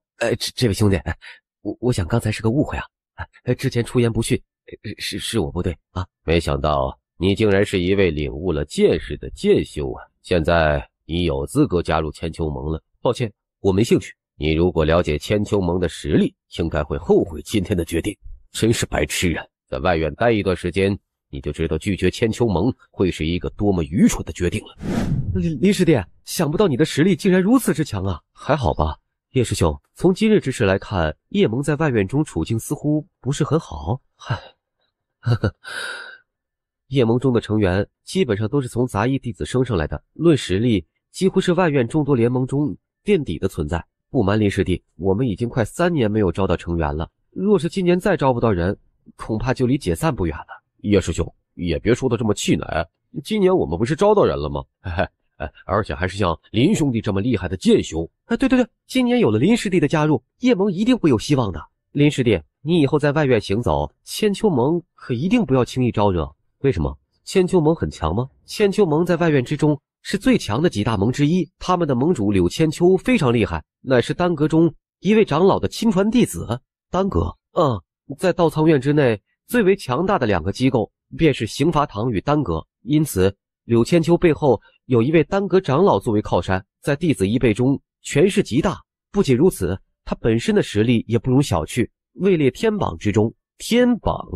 所谓天榜，就是道苍院弟子一辈中的实力排名，共有30个名额，而柳千秋在天榜中排名第10，有着灵武境第6重的修为。那天榜第1是什么境界呀？天榜第1名为北凌晨，玄武之境，而且他也是刑罚堂的首席大弟子。准确而言，此人在道苍院就是所有弟子都需要仰望的存在。林师弟，这里就是咱们叶盟了。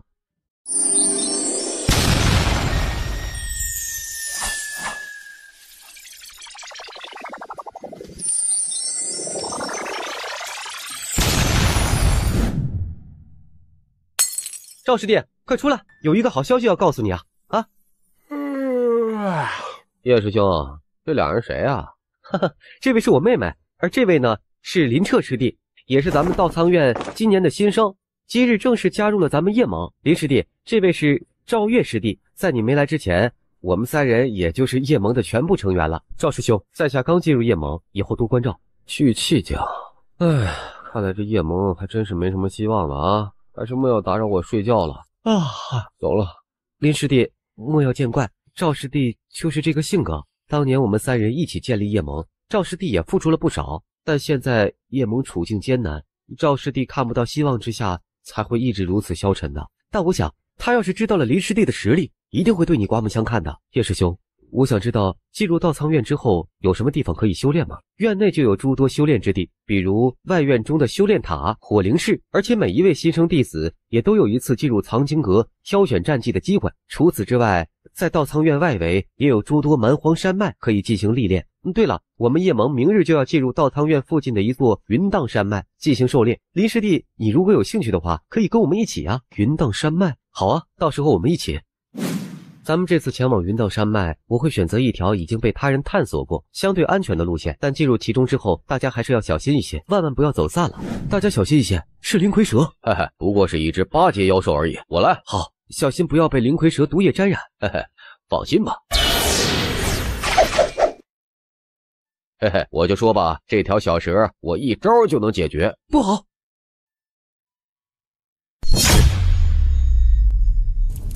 多谢林兄弟。哥，你们快看，这条大蛇有兽核。林兄弟，你刚才救了我一次，而且这大蛇最终也是被你击杀，兽核归你。既然是集体狩猎，那这颗兽核还是算作集体收入吧。兄弟，你够意思。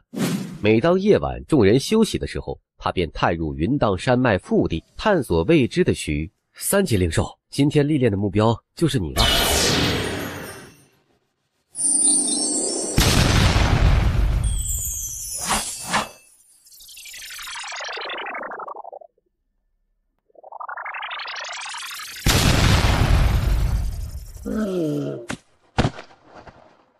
3级灵兽的体魄果然强横，3阶灵兽的兽核应该足够助我打破聚气境的壁障了吧。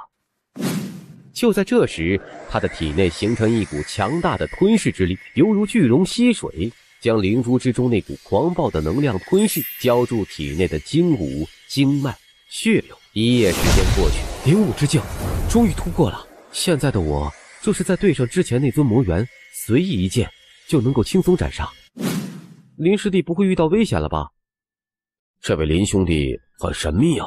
是很神秘，要不然也不敢一人独自进入山脉深处啊。我能感觉到他每次回来身上都有一股杀伐之气，并且这短短的时间之内，他的气息似乎也变得无比凝练。虽然是聚气巅峰之境，然而就是灵武2重的武者也不会带来给我如此强大的压迫感。妹妹，这里应该你最了解林师弟，可知他到底是一个怎样的人呢？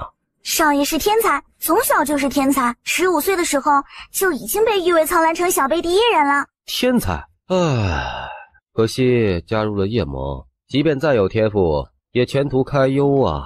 赵师弟，你此话何意啊？这些年加入叶盟的弟子也有一些，但凡有些天赋之人，了解叶盟的现状之后，哪一个最终不是选择了退出啊？我在想，这位林师弟这次又能在叶盟中待几日呢？你是千秋盟的成员，他们竟然也来到了这片山顶历练。哟，这不是叶盟的那几个废物吗？我们走。走，去哪里啊？风一道，什么意思？你说呢？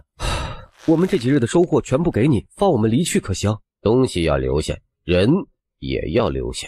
千秋盟做事从来不留后患。咱们可是同门，不必做得这么狠绝吧？同门，呵呵，就因为是同门，所以你们更得死。劫掠同门传出去毕竟不好听，但杀了你们，这荒山野岭的，没有人知道会是我们做的。叶天狼，叶盟之中，你这个废物盟主也不过领悟2重修为，可我却是领悟3重之境。如果你不蠢，就应该明白反抗是没有任何意义的。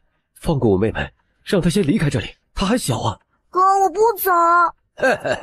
你放心，有你这句话，我们不仅不会放过她，还会好好玩玩她。你说什么？啊，畜生，我跟你拼了！自不量力。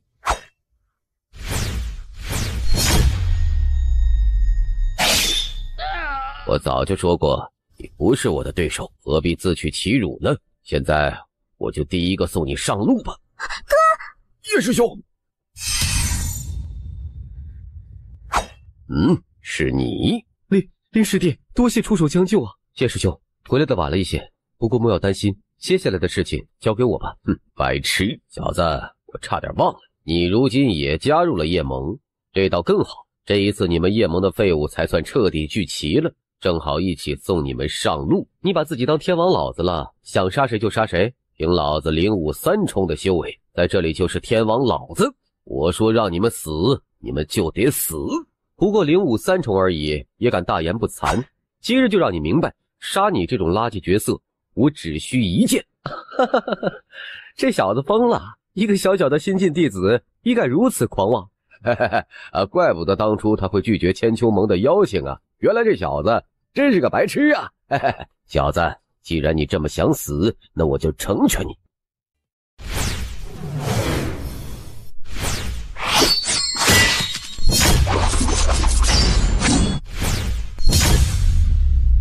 什么？风师兄死了！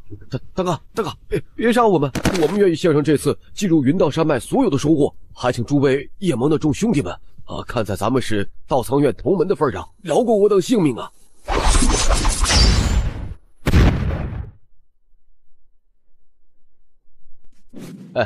终于回来了！这次云道山之行真可以算是有惊无险呐。不过这次的收获也是不小，比之前任何一次都要丰厚。这次的收获粗略计算，大概能有个5万金币左右。回头我将这些东西均分成4份，回头再分发给大家。叶师兄，你这可就不对了。咱们一共5个人进入云道山脉，所获得的资源怎么能只分成4份呢？依我看，小瑶妹妹也应该分得1份。不，这次进入云道山脉，我没有帮到一点忙，这些资源怎么能分给我呢？小瑶妹子，你这次虽然没有猎杀一只妖兽，但是咱们这一路之上，生火做饭，忙前忙后的，却都是你一个人。所以我觉得这些资源理应分你1份。那林师弟与赵师弟以为如何呀？全凭叶师兄吩咐便是。那好，妹妹，既然这是大家对你的认可，你还是收下吧，莫要推辞了。那我的那一份给少爷，这次少爷救了大家，本来就应该分到最多的资源，况且我一个小丫头也不会修炼，少爷可不要拒绝哦。好，我收下了。这到底是我亲妹妹吗？叶师兄，之前听闻每名新晋弟子都有着一次进入藏经阁挑选战绩的机会，我想知道那藏经阁位于何地啊？林师弟，你要去藏经阁呀？那我带你去吧，那就麻烦叶师兄了。对了，林师弟，我要提醒你一句，到了藏经阁之后，若是见到一位看守藏经阁的老妪，你态度可一定要恭敬一些呀。那是为何？那位老妪虽然看守经阁，但身份却极为特殊，就算是内院长老也不敢轻易的招惹到他。其实这位老妪的身份是曾经武殿的一位长老。叶师兄所说的武殿也是道苍院的势力吗？武殿是道苍院的一个禁忌，一个让院内高层都讳莫如深的禁忌。哦，禁忌？嗨呀，林师弟，你还记得道苍院的势力划分吗？好像叶师兄曾跟我说过，道苍院之内最强的2大势力分别是刑罚堂和丹阁。林师弟所言不错，不过这是现在，而在10年前，道苍院最为强大的势力机构只有一个，那便是武殿。武殿当年最鼎盛的时期，强者辈出，绝对可以称之为道苍院所向披靡的一把利剑。不过可惜啊，10年前这一强势至极的势力机构却在一场动乱中彻底没落了。到了，林师弟，这里就是藏经阁了。哎，赵师弟呢？哦，赵师兄刚刚说有事儿要出去一趟啊。好。柳盟主，今日驾临我叶盟，不知是何意啊？你们叶盟真是够嚣张的，听说在云荡山脉坑杀了我千秋盟4位成员，你说本盟主今日来到此地是为了什么？柳盟主太会说笑了，我们叶盟人单势薄，怎么可能击杀贵盟的成员呢？这一定是有人在信口开河呀。是吗？你出来。赵师弟，你为什么？叶师兄，你们也别怪我哈，人不为己，天诛地灭嘛。我在叶盟待了这么多年，是真的看不到什么希望，也不想这么一直堕落下去，也只有这样，我才有加入千秋盟的机会。所以，赵远，你这个畜生！我再问最后一次，风一刀等人是不是被你们叶盟之人所杀？柳盟主，云荡山脉事件并非是我叶盟故意挑衅，而是那风一刀想要劫杀我们。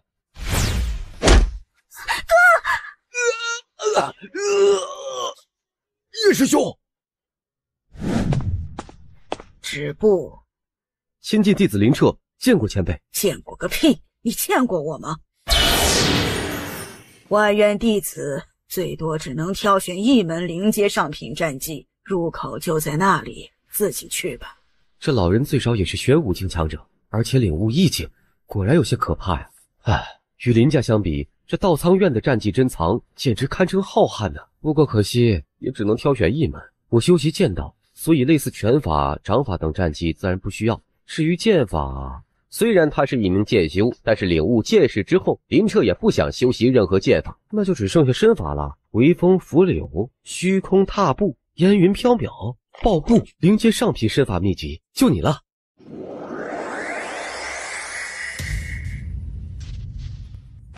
哈哈，痛快！有了这种近乎鬼魅般的速度，只要对方露出破绽，我也有自信能够在瞬间把握住，以及致命。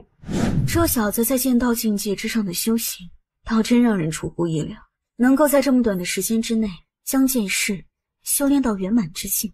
看来这小子还真的在剑道之中有着常人难以企及的天赋。真气于剑，将剑势从大成之境真至圆满之境，再加上对抱负的彻底掌握，这几天我的进步应该足够巨大了吧？这么短的时间，这小子就将1门灵阶上品战技掌握。不仅如此，小小年纪居然将剑势修炼到了圆满之境，看来这道苍院又将在以后诞生一位妖孽。只是可惜武殿已经不在，若不然以此子的天赋，必入武殿。这几日一直在石室内修炼，也不知道小瑶他们过得如何。林师弟，谁做的？莫非是千秋盟所为？吴师弟他也与我一般，被废掉了一条手臂。千秋盟已经知道了云荡山脉之中所发生的那次事件，这次就是为了报复而来。千秋盟是如何知道的此事？赵月，是赵月出卖了我们。道苍院不是有刑罚堂的存在吗？这千秋盟行事如此狠毒，没有人管吗？柳千秋是天榜上的天骄，又是丹阁弟子，而我们这些小人物，又有谁会在意啊？小瑶呢？不要问了，李师弟，你快走，离开道苍院吧。千秋盟如果知道你出现，绝对不会放过你的。说我没用，他的一双眼睛，是柳千秋那个贱人，带着千秋盟，不仅废了我和吴师弟。离去之时见到了小瑶，他说你这小丫头眼睛很漂亮，但我讨厌被人这样盯着，于是就将她的眼睛毁了。是我没用啊，我连自己的妹妹都保护不了，我就是一个彻头彻底的废物。听到叶天朗的述说，林彻的脑海之中却是突然一声轰鸣，随之一股冰冷至极的杀意以他为中心，向着四周疯狂溢散。林彻的脚步沉重，缓缓走到了床前。床上一个小姑娘，眼上缠着一圈厚厚的纱布，她脸上一片煞白，没有一丝的血色，眉头紧紧皱着，两只小手也紧紧地攥在一起，像是在极力忍耐着疼痛。很疼吗？少爷，是你吗？眼睛很疼吗？不疼。小瑶，你相信我吗？相信我，以后无论付出什么代价，我一定会医好你的眼睛，让你重见光明。至于那些伤害你的人，我要让他们10倍、100倍来偿还。林兄弟，慢有求荣，死不足惜。你，此人敢在千秋盟地盘放肆，一起出手，干死他！报布。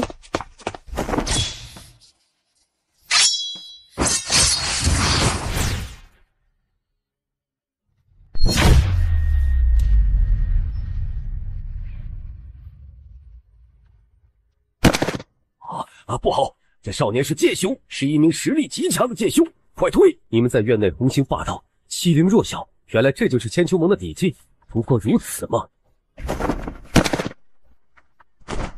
元忠师兄，这些人都是你杀的，你到底是什么人？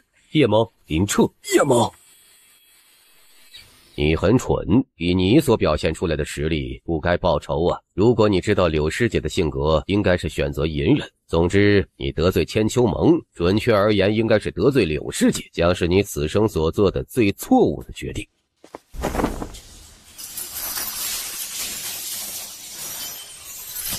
你。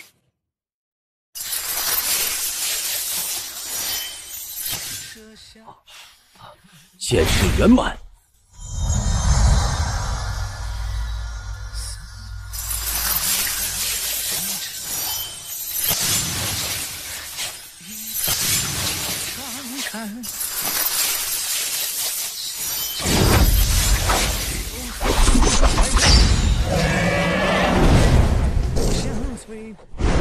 袁师兄死了，快逃！逃得掉吗？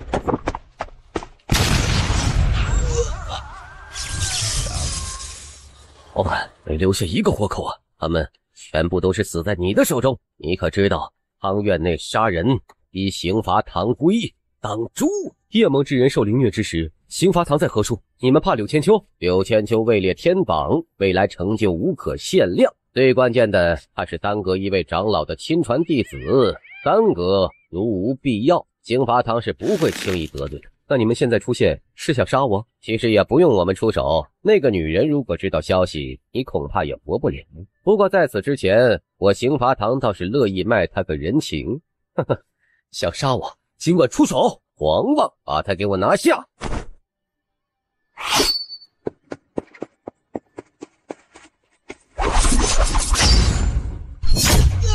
我的手臂啊，剑势圆满！你的天赋很强，如果没有得罪柳千秋，或许未来的天榜之上有你一席之地。可惜你太蠢了，你不该在成长起来之前就与柳千秋为敌。以那个女人的狠辣性格，你恐怕没有机会活到以后的。屁话！求天一指。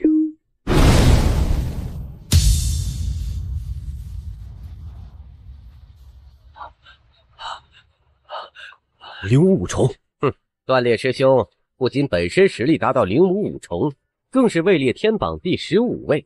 今日有断裂师兄亲自出手，你一个小小的外院弟子，还不乖乖束手就擒？好诡异的速度！别杀我！之前你灭了外院一个千秋盟，或许是九死一生，但你若是杀了一位刑罚堂弟子，那我保证天上地下你都难逃一死。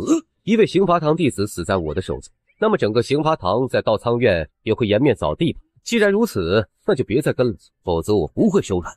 断裂师兄，莫非就这样让他退走？他走不掉的，这里是稻仓院，一个小小的新晋弟子还能翻天不成？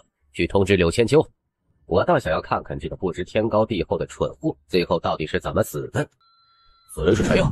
他的服饰好像是一位新晋弟子，可是他所擒拿的那人似乎是刑罚堂弟子啊！我靠，真的是刑罚堂弟子！这人疯了，这是想攀冤呐！连刑罚堂弟子都敢得罪，害人呐！这少年绝对是个狠人呐！看着林彻一身血迹，犹如一尊从地狱冲出来的修罗一般，在院内疾驰。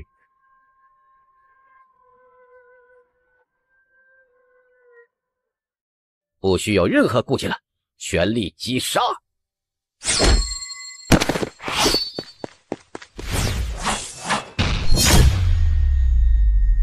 这少年敢斩杀刑罚堂弟子，你真的想死？我之前已经说过，你们刑罚堂若再纠缠，我绝不手软。你以为老子是在跟你开玩笑吗？小子，你死定了！你可知，如今天榜第一的北凌晨，北师兄就是刑罚堂首席大弟子，而北师兄最不能容忍的就是院内有人践踏刑罚堂的威严。你今日大庭广众之下屠杀3名刑罚堂弟子，已经触动了龙之逆鳞，就算是天王老子今天也救不了你。被无视。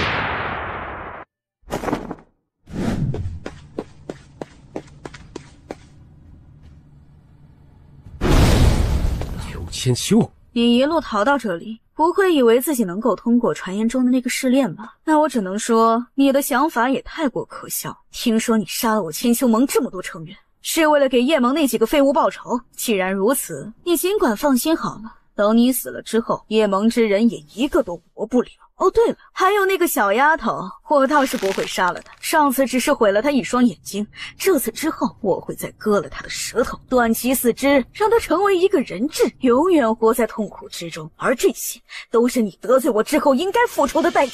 刘千秋，我说不杀你，枉为人。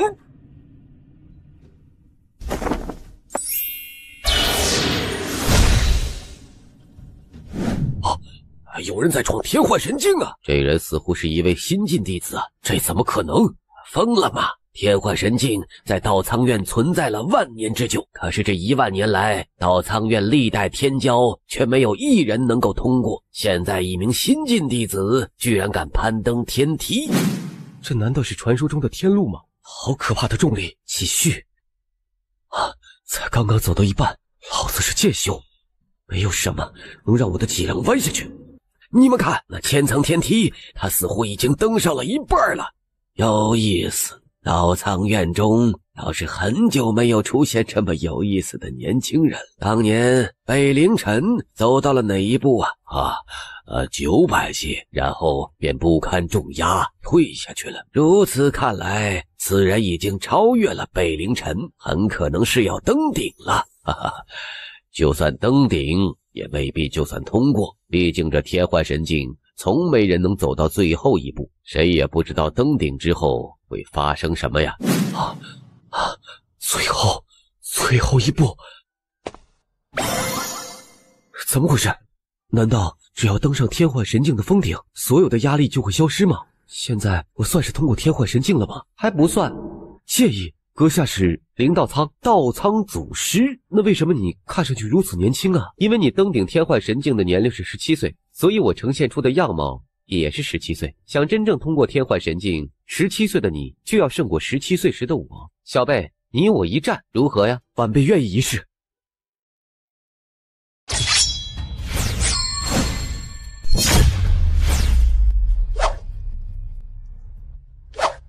小辈，我不会留手的。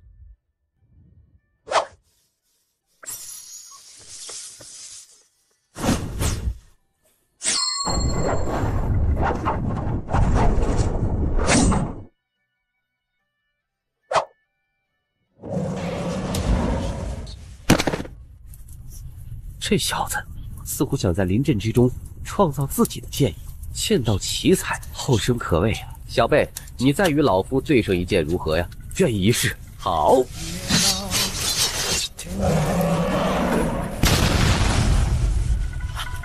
前辈指教之恩，晚辈没齿难忘。心念及此，林彻盘膝坐起，开始运转气海，疯狂吞噬涌来的天地灵气。这或许就是道苍祖师对他通过天幻神境之后的馈赠。不知道过了多久，5道桎梏接连被打破，使得他的境界迈入了一个全新的高度。在炼化了那海量的天地灵气之后，林彻直接突破了2层境界，领悟3重。也就在同一时间，天幻神境之中，一道巨大的光柱冲天而起，这道光柱直冲云霄，稻仓院内各个角落都能够见到这一幕浩大震撼的画面。天哪，我没有看错吧？有人通过了天幻神境的考验？怎么可能啊？那可是天幻神境，万年以来稻仓院历代天骄都没有通过，我一定是在做梦吧？没有人组织。此时无论是外院还是内院，所有弟子都不自觉向幻境所在之地涌去，想要看看这位创造了稻仓院历史之人究竟是谁。不可能，这绝不可能！你居然能通过天幻神境，开什么玩笑？太上长老，你是新晋弟子？弟子刚刚加入稻仓院不久。好啊！如此年轻，居然能够通过祖师布置的天幻神境，果然是少年可畏。看来我稻仓院未来又将诞生一位了不得的妖孽了。孩子，你叫什么名字？弟子名林彻。林彻，从今日起，你位列真传，稻仓院的一切资源尽皆向你开放。真传，因为他们都十分清楚这两个字的含义。所谓真传弟子，便是整个稻仓院倾其所有全力培养的传承之人，而且每一位都位列天榜前列，堪称真正的天之骄子。多谢太上长老青睐，不过弟子还有一事请求。哦，何事？我要他死。柳千秋已经不复之前的淡然，脸色沉郁无比。我与他之间仇至生死，如果弟子未能通过幻境，那么我敢肯定我已经死在这个女人手中，而且还是无比残忍的手段虐杀，这种仇恨不可能化解，所以请太上长老替弟子做主。真有此事？好个霸道的小辈，居然想仗势欺压老夫的弟子！师尊，这小子仗着自己闯过天幻神境，受到了太上长老的器重，就想仗势欺压弟子，还想要弟子死。弟子死了倒不算什么，可是在稻仓院内，师尊也将颜面受损，丹阁更会危言扫地。还请师尊看在丹阁的威名之上，一定为弟子做主啊！小子，就算你通过天幻神境又能如何？不过是一名新晋弟子，凭你现在的身份，就想坑杀天榜天才，小小年纪，心思竟然如此歹毒！我徒儿不过是弄伤了几名外院弟子，简直毁去了一个臭丫头的眼睛而已，你居然就想挑动太上长老，残害于他？莫非你以为这稻仓院是你家开的不成？太上长老，这小畜生为了几个无关轻重的小角色，就在外院之中大肆屠戮，甚至连刑罚堂的惩戒都敢违抗，我看乃是天生反骨，若是不严加惩治……够了！柳千秋已经位列天榜，背后又有丹阁，即使犯了错也罪不至死。林彻呀，我可以保证，以后在稻仓院内，他绝对不敢再向你出手。不仅如此，还会罚他面壁3年，不得走出禁闭一步。而除此之外，你之前所说的那些叶蒙受害之人，稻仓院也会妥善安置。至于你，依旧晋升真传啊，这样你可满意呀？我什么条件都可以不要，我只要他死。稻仓院内有我无他。小畜生，你莫要不知好歹！你的条件老夫答应了。什么？太上长老，这万万不可呀！等等，北凌晨竟然是北师兄，见过太上长老。你与柳千秋的恩怨我不管，但是你击杀了我刑罚堂3名弟子，这件事总要给我一个交代。你想要什么交代？很简单，给我跪下便是。跪下！住手！此子闯过天幻神境，乃是稻仓院万年不遇之奇才，不能杀。此人杀我刑罚堂弟子，我只是让他跪下道歉，这并不过分吧？跪下道歉？你明知我是剑修，剑修也是修心，一旦我给你跪下，剑心必将蒙尘，终身碌碌。归根结底，你知道我不会给你跪下，不过是想找个借口杀我。北凌晨，你这时出现，是因为我通过天幻神境吧？觉得我未来有可能会动摇你在稻仓院第一天才的地位，所以你怕了。怕？就凭你一个小小的新晋弟子，也配让我怕？不过既然你这样说了，我今日就光明正大的杀你，我看谁又能保得了你。北凌晨，老夫之前说了，此子通过天幻神境不能杀，即便你位列天榜第一，莫非连老夫也不放在眼中？弟子当然不敢违逆太上长老，不过，若是太上长老一定要保下此人，那我北凌晨自今日起就退出道苍院。什么？我乃刑罚堂首席弟子，需维护刑罚堂威严。若他不死，宗门如弃我而不顾，不知我与他之间，道苍院会如何选择？这够了，这够了，这场闹剧也该结束了。这是院长大人的本命法宝昊天镜，你二人之间的争端，你退一步。院长，此子可是通过了天幻神境啊！一个没有成长起来的天才和一个已经站立在顶峰的天才，如果非要选择，我自然选择后者。毕竟，即便此子再有天赋，也是一个未知数，武道一途，随时可能陨落。将来此子能不能顺利成长到玄武之境，都很难预测。能够通过天幻神境，足以证明你的天赋不是你要挟学院的资本。太上长老之前对你许诺，依旧作数。但是你杀刑罚堂弟子，就依北凌晨所言，跟他跪下道个歉，此事也就结过。当然，你还有第二个选择，叛院。叛院的意思就是我死？不错，以你的天赋，对道苍院生出异心，道苍院也绝不会留下你这个祸患。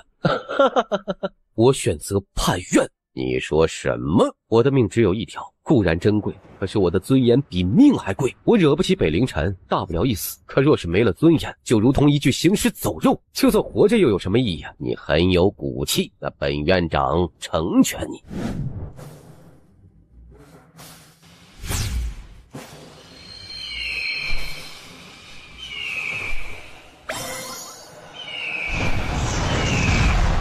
这是怎么回事？既然已经出手，还不现身吗？无殿殿主，这个人我保了。10年前你说过不会再过问道苍院之事了。他曾救过我一次，如今我救他一命，不过分吧？风飞扬，你我若是一战，结果会如何？走吧。是我错了，我错在高估自己。我以为通过天幻神境足以证明我的天赋和价值，可现在我才明白，能够证明自己的只有实力，只有自己切实掌握的实力。我错在不知天高地厚，以现在的力量就想与道苍院强者为尊的现实相抗。但既然错了，我会一错到底。今日之仇，今日之恨，我会牢记于心。也请你们不要忘，1年之后我与你一战，我将亲自洗刷这份耻辱。若败，我林彻甘愿受死。如果当初我如他这般坚持，道苍院会怎样？1年后你与我一战，你不敢接吗？呵呵，不是不敢接，而是你不配。你以为如此激我就能让自己多活1年？虽然1年之后你依旧不配让我看在眼中，但我不想浪费这个时间去等你。如果我想，随时可以杀你。你太猖狂了，连我都看不下去了。你不服？左柔，这样下去大家都会很难办，收不了场的。难办，那就别办了。风飞扬，10年前那场斗争，我不想看着道苍院一步步走向深渊，所以退了一步。原本我以为我的让步，道苍院会恢复往日的平静，然而却并没有。这10年来，道苍院成了你风飞扬的一言堂，你排除异己，任人唯亲，提拔一堂一阁，可是却看不到你的那些亲信滥用私权，仰长背景权势，便可以肆意妄为。院内有些天赋之人，如柳千秋之辈，能够肆意欺凌底层弟子，而作为其师尊的丹青长老，不仅不予管教，甚至护短到凭一己喜恶，便要对院内的天赋弟子随意生杀予夺。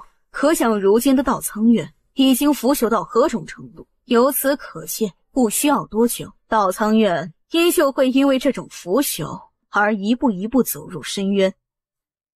今日开始，我将重启武殿，从即刻起，林彻便是我武殿弟子。道苍院内，无论是丹阁还是刑罚堂，若长老已被对其进行扼杀之时，我必不会善罢甘休。包括你，1年之内不得动弹。1年之后，我会亲自带他来找你，了结这段恩怨。罗柔，你可知重启武殿意味着什么？可能会让道苍院陷入万劫不复之地。10年前我是如此认为，可是现在我若再退，才会让道苍院陷入万劫不复之地。我不会再退让了。风飞扬，你要想打，武殿随时奉陪。现在可以走了吗？你教的好徒弟呀！老朽知罪，是老朽教徒不严，回去后必当严惩。多谢前辈今日相救。你现在也是武店之人，应该叫店主。多谢店主今日相救。不客气。店主，我们这是要去哪儿啊？武店，确切来说是武店当初的遗址。武店所在竟然不是在稻仓院内？武店的存在乃是对稻仓院进行监察职责，自然不会在稻仓院内。我饿了，会做饭吗？那从今天开始你会了。既然要重启武店，就要有一个新的开始。以后咱们都将住在此处。你不会做饭，莫非咱们要饿死？这里只有你我两人，还是你觉得下厨这种小事应该由本店主屈尊降贵，亲自动手？店主，第一次烧烤，你尝尝，好吃吗？不好吃啊？你自己尝尝。糊是糊了点，但毕竟是第一次啊，情有可原嘛。店主，以后这武店真的只有咱们2个人吗？应该还会有一些人来的。你知道武店当初为什么会消失吗？知道一些。既然这样，那你就应该清楚重启武店意味着什么了。与10年前的那场动乱相比，如今的武店处境只会更加艰难。那些人是不想看到武店重新出现的。稻仓院内的老家伙可也由我来抗衡，但是除此之外，整个稻仓院弟子一辈都会来打你，包括一堂一阁的天才，甚至是天榜之上的妖孽。你应该可以想象到那种压力吧？当然，如果你现在想要退出武殿，还来得及，我会保你平安离开扬州。武道修行不就是大浪淘沙，从一次次绝境中走出，最后能够活下来的，才能称之为强者吗？从踏足武道第一天，我就明白了这个道理。与整个稻仓院为敌，我是不怕的。既然他们想要欺压我，那就跟他们干到底。店主，我在院内有一些朋友，他们可以住在这里吗？给你2天时间，把这里上下打扫一下。这里就你我2人，你不打扫，难道要本店主亲自来做？好。收拾的挺好。念在你这2天这么辛苦，本店主决定升你的职。从现在开始，你从武殿普通弟子晋升为武殿精英弟子。如今武殿除了店主之外，就他1名弟子，以后各种苦力差事还是要落在他的头上。要是能升到太上店主就好了。你想当太上店主，骑到我的头上？可以啊，只要你能打赢我。店主，我开玩笑的。其实精英弟子就挺好的。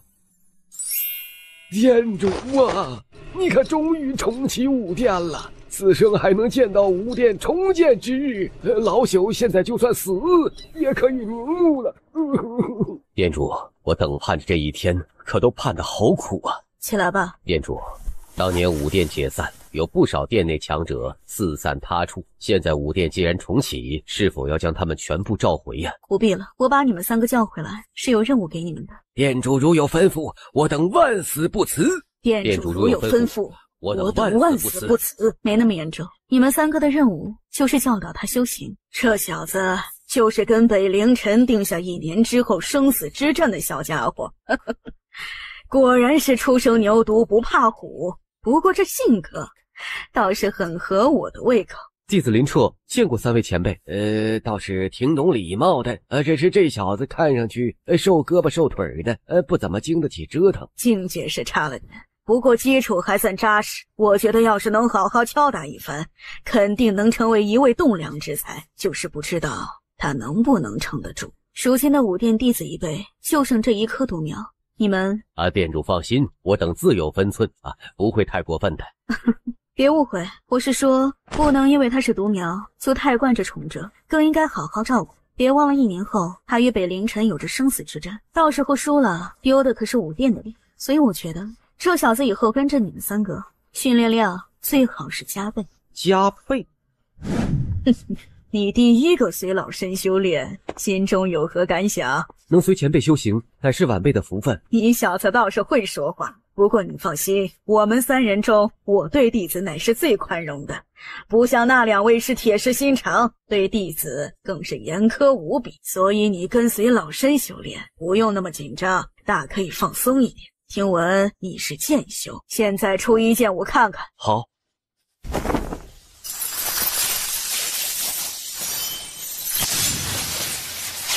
剑意。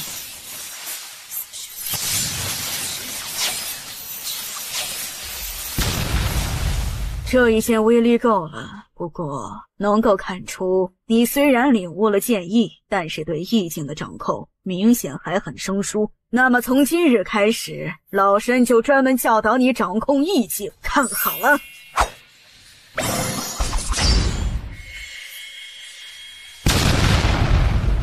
你刚刚一剑轰碎一块石头，利用的乃是爆发力。不过，想要逆转水流，仅凭爆发力，显然无法做到。而老师能够做到，刚刚那一刀其实蕴含了一丝水之奥义。这世上意境各有不同，比如剑意、刀意、枪意，而你是剑修，剑自然是主体。所谓奥义，其实就是你附加于剑道之上的特性。这世上有着诸多奥义，比如水之奥义、火之奥义、风之奥义、大地奥义。你剑中所附加的奥义越多，那么你的剑意也将越强。准确来说，奥义也是一名武者对于天地的感悟，感悟越多，证明自身与天地之力越是契合，实力也越发强横。我这么说你能明白？那么前辈，我该如何领悟奥义啊？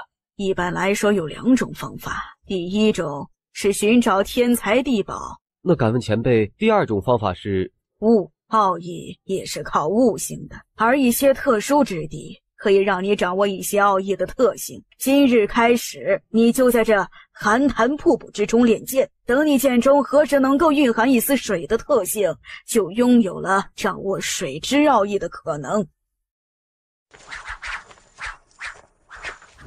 此子天赋极强，然而更难得的还是这小子有一股不服输的韧劲儿。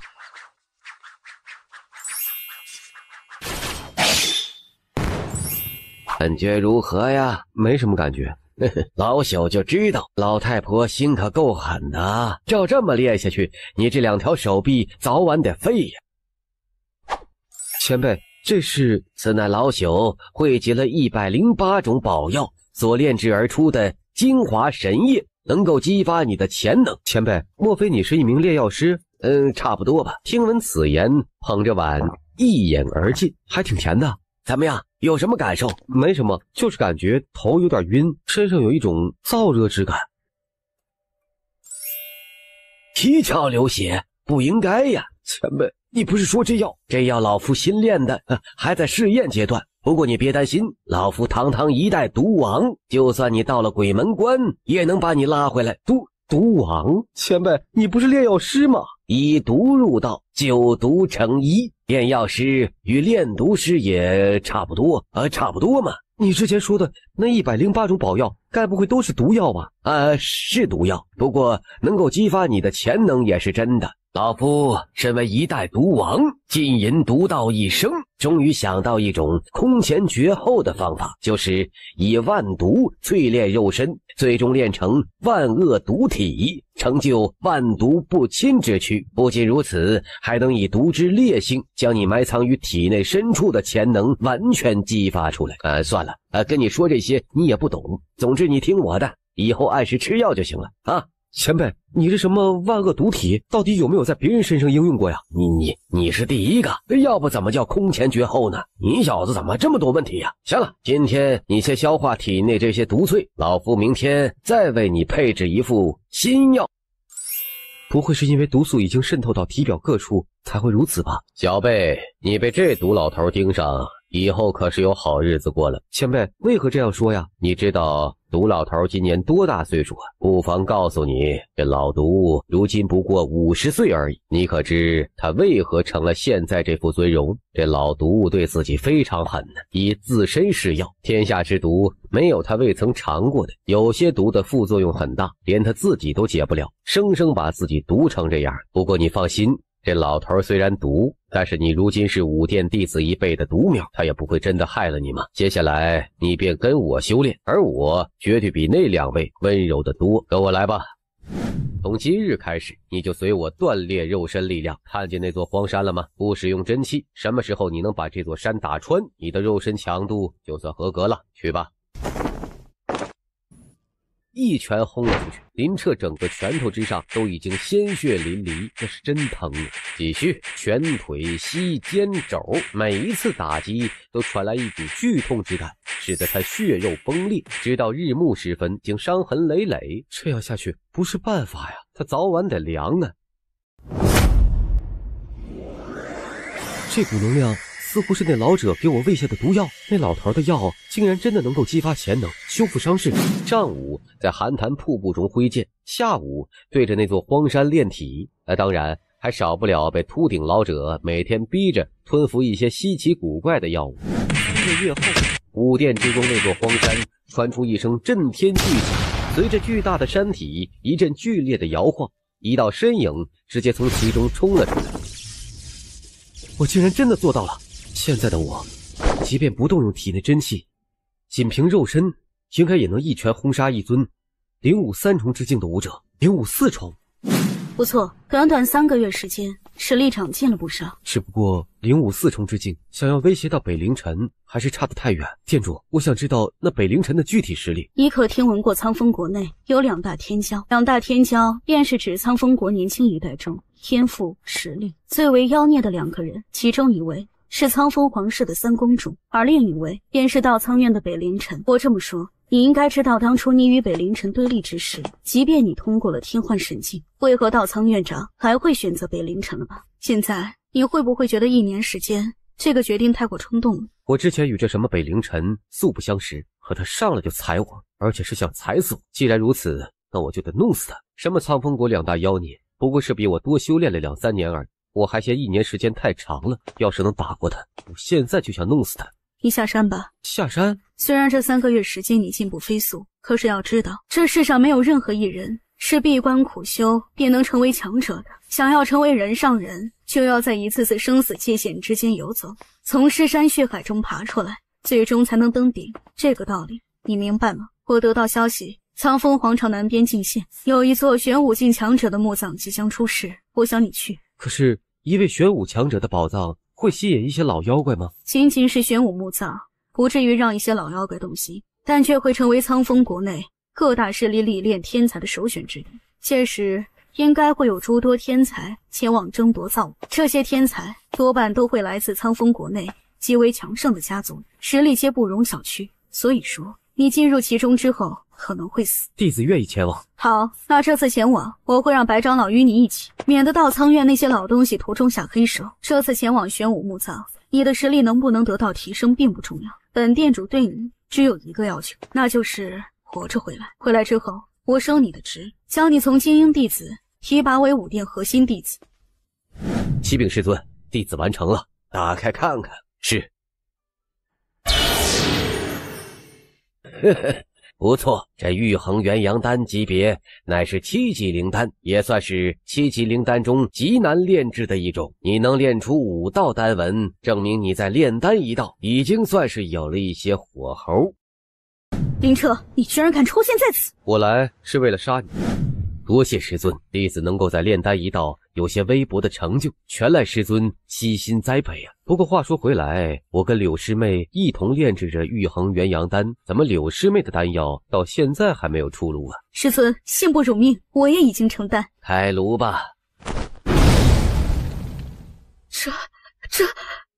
师尊，是他，是这丁烈最后影响我，要不然……闭嘴！不要给我找这么多借口。身为炼丹师，最重要的就是心定手稳。你若是被人随意一句言语相激，心态就产生波动，那也只是你自己的问题。况且丁烈他承担比你快，你就已经输了，现在还不好好反思？师尊教训的是。刘千秋，你跟随老夫也已经1年了吧？当初老夫看中你具有精神之力，是个可造之才，才破格收你为亲传弟子。但是你给我听清楚，若以后再让老夫如此失望，老夫随时可以将你踢出丹阁。我说得清楚吗？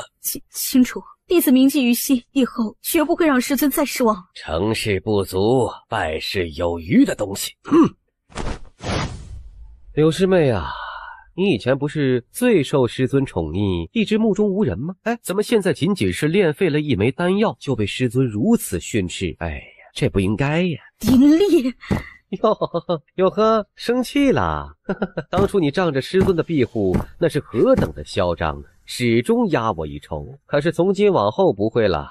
你错就错在行事过于狠毒，终于踢到了铁板之上。如今院长因为你之事迁怒师尊，导致师尊在院内地位受损。我要是师尊，别说厌恶疏远，就是一巴掌拍死你都不解恨。刘千秋，你也想不到会有今天的下场。我现在就想知道，招惹了那名叫做林彻的家伙，你后悔吗？林彻，你居然敢出现在此！我来是为了杀你。杀我？真的只有你一人？林彻，你可知这段时间我每天都恨不得将你挫骨扬灰。你若一直龟缩在武殿之中，我还真拿你没有什么办法。可是现在你居然来主动送死！只要能够杀了林彻，那么在师尊面前一定能够挽回地位。你要插手？丁烈果断摇头，拍了拍手，退到了一边。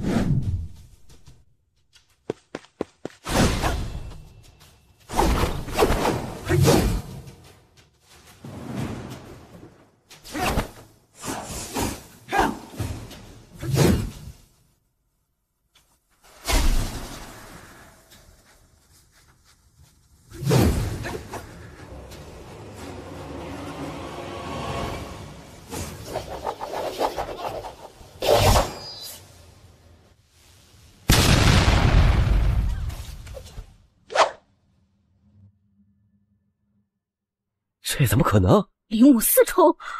天榜第10，你也不过如此。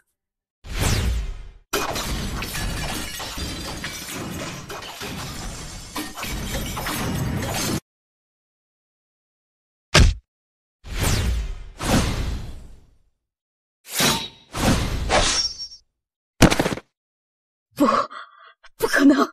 除了水之奥义，那一门奥义是什么？你自己感受一下。快去请师尊救我！丁烈却站在原地一动不动，只要他脚下挪动一步，保证那柄灵剑会直接向他暴刺而来。现在你可以去通知丹青了，让他给自己的好徒儿收尸。大哥，规矩我懂，只要我一转身，你就会一剑砍死我，我不动。一个刚刚进入道苍院的外院弟子，3个月的时间击杀了天榜排名第10的天才，成长速度当真可怕呀！果然是万年以来唯一一个通过天幻神境的妖孽，这成长的势头比当年北凌晨有过之而无不及呀！院长啊，我们都错了，这林彻的潜力绝不弱于北凌晨，当初就不该踩一捧一，因为那北凌晨而舍弃如此天才。若是现在挽回，应该还来得及，毕竟林彻只是想杀柳千秋，而现在柳千秋已死，院内不予追究就是另外当初承诺他成为真传弟子，享受院内顶级资源我想只要道苍院放低姿态，与此子消除隔阂，双方根本就没有什么天大的仇怨。我想此子也不会真的想要与道苍院抗衡到底呀。低头，我堂堂道苍院矗立万载，乃是扬州当之无愧的霸主势力，岂能向一名乳臭未干的少年低头？这传出去，岂不是让天下人耻笑？恐怕诸位害怕的不是让人耻笑吧？你们真正害怕的，应该是武殿重启之后，长老之职重新受到武殿的监察。我想问问，武殿消失的这10年中，在座的哪一位没有利用权势中饱私囊的？现在我总算看出来，骆殿主所言不错，道苍院内蛀虫太多，若是再不自行刮骨疗毒，恐怕要不了多久，不需要外界势力的压力，就会自行瓦解。够了，武殿在10年前就已经成为历史，以后也绝对不会在道苍院出现。凭现在的武殿，也想和道苍院掰手腕，纯粹是自不量力。传我的命令，院内所有弟子将林彻作为历练目标，凡是击杀林彻者，直接晋升真传之列。另外奖励玄阶上品战技1卷，上品玄器1柄，玄品丹药10颗，金币1000万。什么？此事不必在意，都下去吧。是。既然你将武殿的希望寄托在一个毛头小子身上，不知道断了你武殿这个希望之后，你以后还有什么资本与我抗衡？多柔，既然你想玩，那我就陪你玩到底。白老与林彻离开道苍院后，灵鹤在天上足足飞行了数日，才逐渐接近苍风国南边境线。此城名为天龙城，位于苍风帝国南部边境，也是守护边境的坚固壁垒。据说那玄武境强者的墓葬就在天龙城附近被发现，咱们先在这里逗留几日，听听风声。这里有很多武者，这些都是苍风国内的家族势力，那些年轻人多半是某一势力中的天才，而老者则是这些天才的护道者。护道者，天才在没有成长起来之前有着陨落的风险，所以在外行走，各大势力自然会派强者保护。这些年轻人天赋越强，护道者也就越强嘛。你看到这些人所穿的服饰了吗？上面都有星级标志。苍风国对家族势力的划分为1至9星，星级越高，证明其所在的家族势力越强。7星以上的家族，这一般人没有人会去招惹。那稻苍院在苍风国内算什么级别的势力啊？稻苍院因为10年前那场动乱元气大伤，实力损耗了不少，但即便如此，目前依旧是苍风国内第1大宗门势力。当然，无论是家族还是宗门，在苍风国都要受到一定程度的管辖，毕竟这些家族和宗门再强盛，在国家机器面前，底蕴依旧相差甚远。这样看来，苍风国最大的势力应该是官方势力，也就是苍风皇室。哟呵，这不是老毒吗？老毒，还真是你呀！想不到在这里都能碰到你，可真是晦气呀！白老，这是你仇人呐？此人是司徒家一位长老，多年前曾与我有些仇怨，不过咱们刚刚来到此地，还是避免树敌为好。老毒，当年你好歹也算是一个高人，怎么现在变得这么怂了啊？老夫差点忘了。那时候你还是武殿长老，不过这些年武殿解散，你身后没有了势力撑腰，所以见到老夫才像老鼠见到猫一样吧？不必理会他，我们走。老狗，我师尊跟你说话呢，你聋了吗？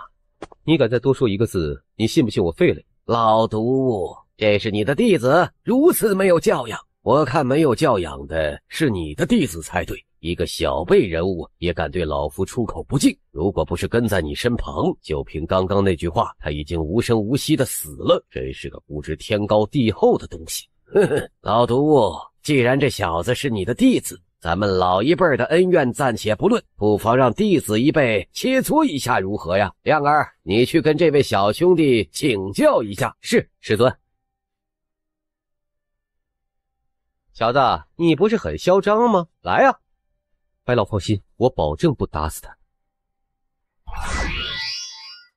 既然要打，那就正面交锋。要是一会儿有人不敌，被打得四处逃窜，那就没意思了。何必呢？升龙拳054重。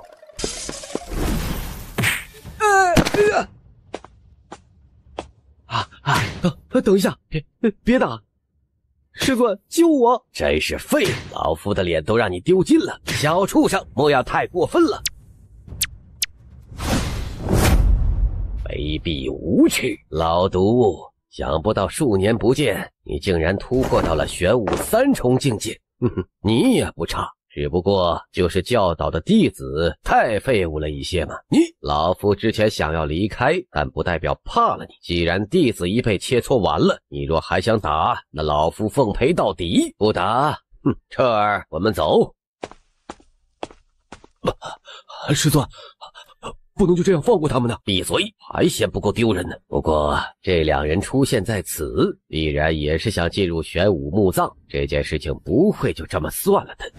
小小年纪，竟然是一位领悟了剑意的剑修，天赋当真不错呀。可是他并未出剑，师傅怎么知道他是一位领悟了剑意的剑修？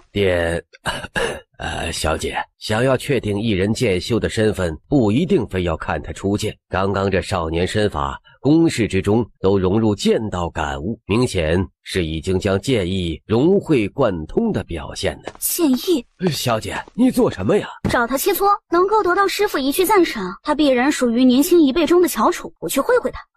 此子出现在这里，想必也是为了玄武墓葬。小姐想要切磋，也不用急于一时啊。也对，确实不用急于一时。那喝茶吧。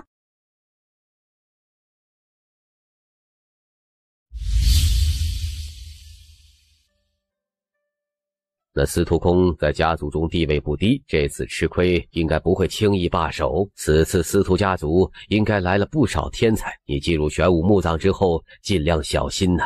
老一辈会出手吗？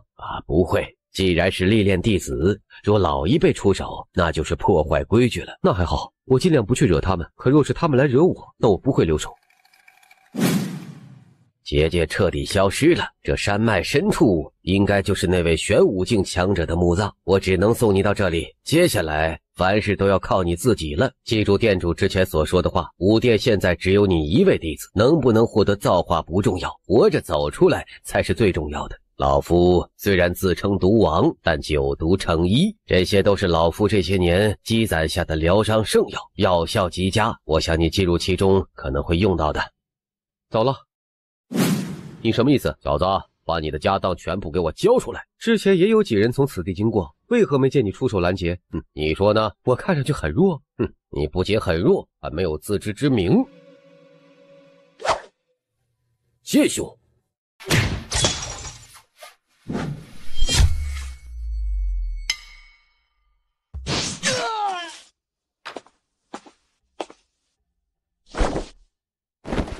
一本灵阶上品功法，3柄中品灵器，外加50万金币。真希望再来几个像这样打劫的。嘿嘿。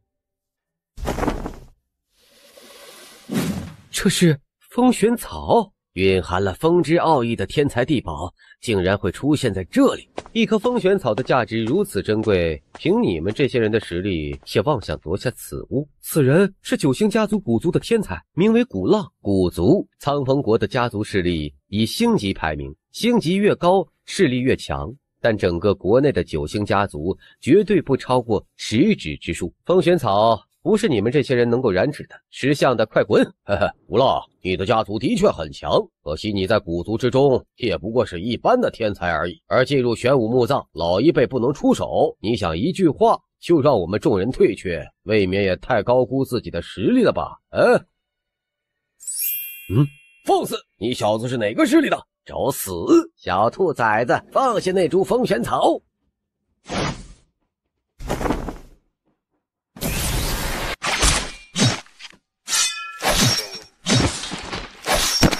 剑意呀！这小子剑上有毒！不是剑上有毒，而是此人领悟了毒之奥义。风玄草现在在我手中，谁若是想要出手抢夺，尽管来吧。剑修领悟了剑意的剑修，最关键的是，那剑意之中似乎还融合了2重奥义。即便林彻此时所流露的气息只是领悟4重之境，却没有一人敢轻视这位少年的实力。想到刚刚那一剑的恐怖，一时之间竟然没有一人敢上前争夺了。那就多谢各位谦让了。那就是想开战，在这里多逗留一分，场面也对他越发不利。闯出去！你也是来抢药的？我是来找你切磋的，想领教你所领悟的剑意。切磋？我认识你？不认识，不过我见过你出手，师父说你很强。我这次出门是为了历练，自然要跟强者交手，所以把你当成了我第一个要打败的目标。这到底谁家孩子呀？从哪儿冒出来的？你师父难道没有告诉过你，趁人之危皆鼠辈？你看看我眼前的局势，这些人都想杀我，我跟你切磋，还要提防别人暗袭，你我一战，你觉得有什么公平可言吗？也对。不好，快退！这是山岳奥义。我跟你联手，先解决了这些家伙，然后咱们再一战，这样就公平了吧？走。我叫李子月，你叫什么名字？林彻。林彻，那现在可以打了吗？林彻看着眼前这个暴力少女，我有些无奈。那现在可以打了吗？主目，这种异象很有可能是那位玄武境强者主目开启的征兆。你干什么？小姑娘，你没看到主目开启了吗？那又如何？主目之中的东西我不感兴趣，你答应了要与我一战的，那就先打完再说。小丫头，你干嘛非要盯着我呀？其实进入这片山脉的天才云集，我的实力只能算一般。现在主目开启，各大强者应该都会向那里涌去。你如果真想寻找对手，现在去那里正是时候啊！真的？真的。强者很多？很多啊。那走吧。这么容易就被说服了？当初在天龙城打你的那个小子在这里吗？不在，不过他一定进了这片山脉。师兄，你可一定要为师弟我报仇啊！你放心，你是司徒府之人，他敢把你打成这样，那就是在打司徒家族的脸。况且进来之前，你师尊亲自吩咐，如果见了那小子，我一定帮你出这口恶气。多谢师兄。你之前说在一处山谷之中见到了一株奥义玄药。回离师兄，我刚刚来此之前，的确在一处山谷之内发现了一株蕴含奥义的玄药，得手了。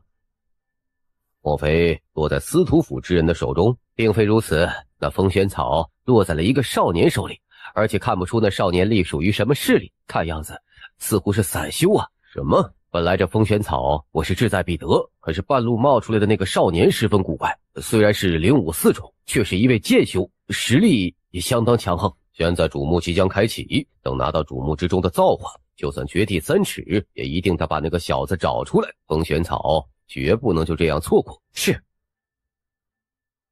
快看，结界似乎要消散了，开启了，真的开启了，冲啊！灵气，上品灵气，这是玄阶功法，哈哈，9品灵丹，我竟然找到了9品灵丹！妈的，你哪个势力的，竟然敢抢夺老子的宝物？把那灵丹放下，不然我后悔让你来到这个世上。这些石室之中都是一般的宝，不用在这里浪费时间，真正的造化一定还在那大殿深处。不错，继续往前冲啊！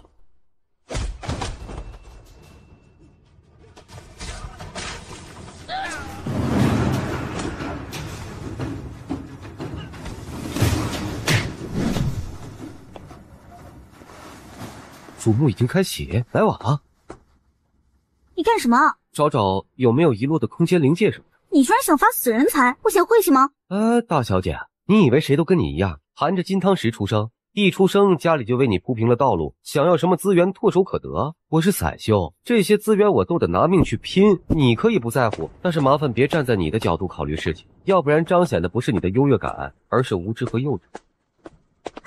等等我！那是什么？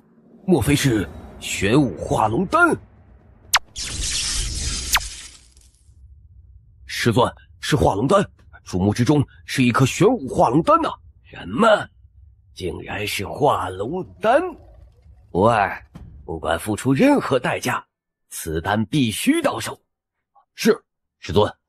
不只是古离，这个时候身处大殿之中的各大势力天才，无不是利用传音石传出意念，与外界的长辈沟通，而得到的回复无不是让他们全力以赴，必须将那玄武化龙丹争夺到手。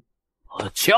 此物我古族势在必得，谁若是争抢，便是想与我古族为敌。你古族的面子值几个钱呢？这玄武化龙丹，我司徒府今日是志在必得。司徒明月，敢阻我的去路，你是找死！古离，别人怕你古族，我司徒府可不怕。今天咱们谁找死还不知道呢。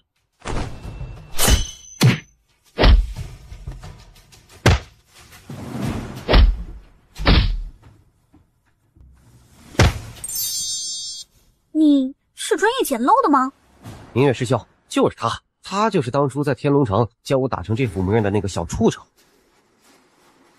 李师兄，之前那株风玄草就是被此人抢夺而去。什么？就是这小子？一株风玄草已经足够珍贵，更何况连玄武化龙丹也落入这小子的手中，绝对不能放过他。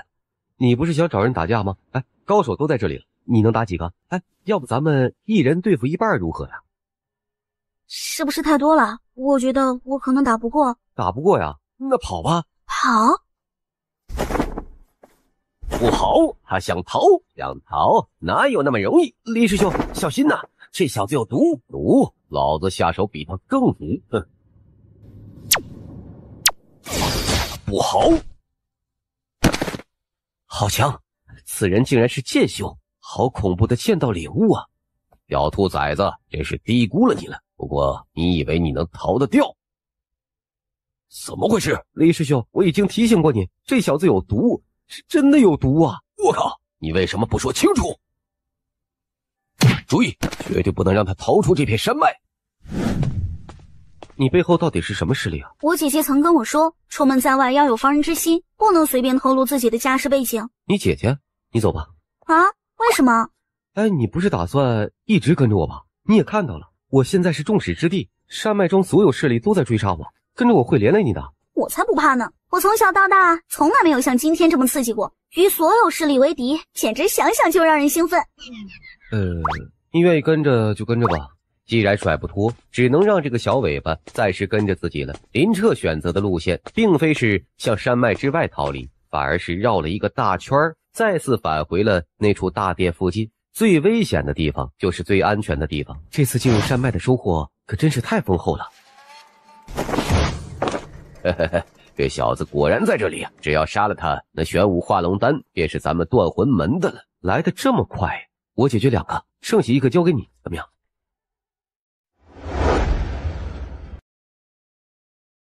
只要你交出，你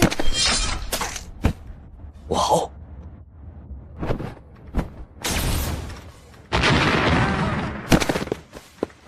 求，别杀我！第一次杀人，对敌人仁慈，就是对自己残忍。既然是第一次出来历练，那今天就当是给你上的第1课。不一会儿，3枚灵界出现在林彻掌中，他略微探查了一番，果然还是这样来钱快。这时，林彻又是看了一眼地上那3具尸体，眼中则浮现出一丝冷意。这断魂门的3人能够在这么短的时间之内找到他，背后一定有人指点。有人在破坏规则？破坏规则吗？那就来吧，来给我杀一个，杀到你们肉痛为止。想通了？我不杀他们，他们就会杀我。我死了不要紧，可是我的亲人会伤心，所以还是让他们去死吧。那走吧。去哪里？杀人等着别人上门追杀，这不是我的风格呀。这个时候竟然想着去反杀那些追杀他的人。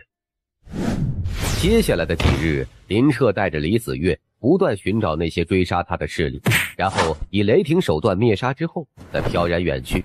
2人就如同暗夜中的精灵，毫无踪迹可寻，但每一次出现都会收割生命。数日之后，这片山脉中死亡数字在不断攀升，有时候今天2个势力刚刚碰头，第2日就会在一处无名之地发现其中一个势力那些弟子的尸身。一种恐惧的心理开始在所有人的心底滋生了。我放弃了，老子才20岁，不想就这样葬身在这荒山野岭。这哪里是追杀别人呢？明明就是被人追杀。我已经3天3夜没有睡觉了，我怕我一睡就再也醒不过来。我退出，我要退出，老子不玩了，我要回家。我现在发现那玄武化龙丹根本就不是我能染指的，恐怕还不等那小子死，我就已经无声无息地死在那鬼地方了。林彻的身影盘膝而坐，他一袭衣衫，血迹斑斑。一旁的李子月也同样如此。其实你可以不必面对这些凶险，现在离开还来得及。我姐姐说过，出来混一定要讲义气。若认识了朋友，只有真心对待，别人才会真心对待你。我如果现在弃你而去，那就是不讲义气。你姐姐究竟是什么人呢？我姐姐不能告诉你，不过我可以告诉你的是，我姐姐是苍风国最厉害的天才之一。如果今日我姐姐在这里的话，这些困境在她面前，想要破解，简直不费吹灰之力。你刚刚说我们是朋友？当然，除了我姐姐之外，我从没有佩服过任何人。但是现在，我真心服你。从小到大，家里长辈都说我是小祸害，但是自从见了你之后，我才知道什么叫祸害。所以，你这个朋友我交定了。祸害？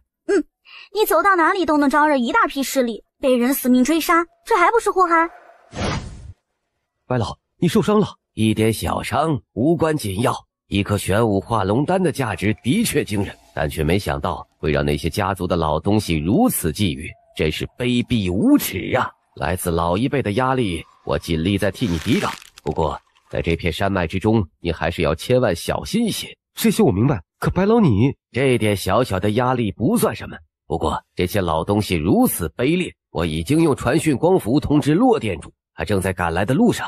等他到来之后，自然会一一跟这些势力清算。这段时间，你一定不可走出这片山脉，尽量周旋。等骆店主到来之后，一切自然会迎刃而解，明白吗？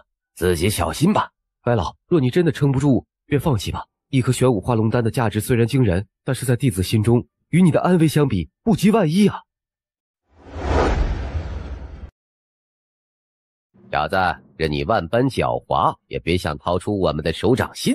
竟然选择联手，你们总算变聪明了。不过这也侧面证明你们怕了。你们好歹也是各自势力中的天才，为了杀我而选择妥协，不怕以后成长路上诞生心魔吗？心魔？老子若是杀不了你，以后才会诞生心魔。不用跟他废话，先宰了这小子。至于那玄武化龙丹，咱们之后再商议归属。这回怎么说？这2人交给你，剩下真交给我。好。哼，小子，面对这种局面，你居然还敢先行出手！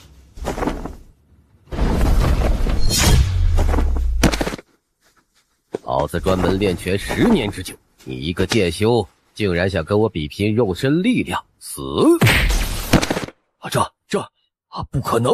一座山我都能打穿，跟我比拼肉身力量，我看你才是找死！哼，2对1，竟然还用偷袭的手段，古族走出来的天才都是这么不要脸吗？杀！不惜一切代价，今日也要击杀此人！长老，尔等退下！什么？长老，若是我等现在退下的话，退下，滚出此地！是。我古族为了培养这样一位小辈，不知耗费了多少资源心血。你今日杀他，可曾想过后果？后果我不清楚，我只知道他来此地是为了杀我，那么为我反杀，乃是天经地义。牙尖嘴利，这小子背后守护之人来自武殿。武殿又如何？10年前稻仓院那场动乱，武殿已经彻底解散，现在又有何能量？小子，交出玄武化龙丹，老夫没考虑留你一具全尸。林彻犹豫了一下，我交出玄武化龙丹，放我们离去怎么样啊？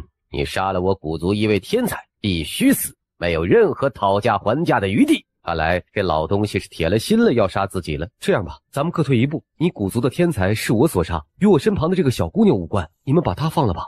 老夫说了，你没有讨价还价。等等，小子，住手！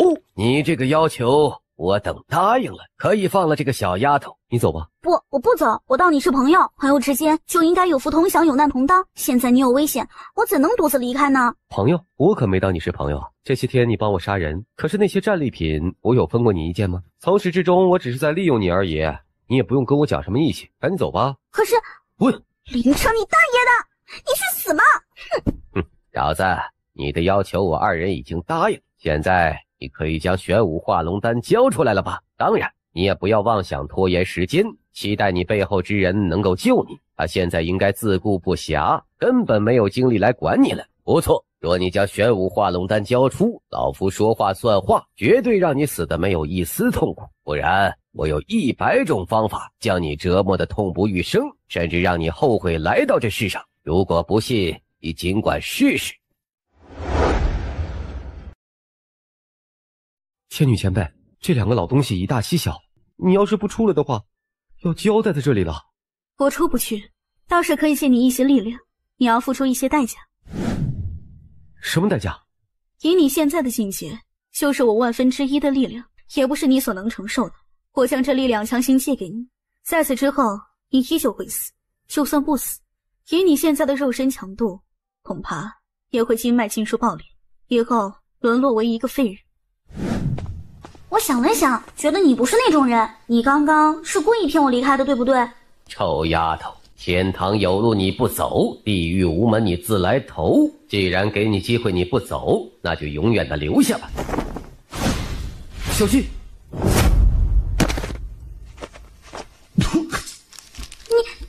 你没事吧？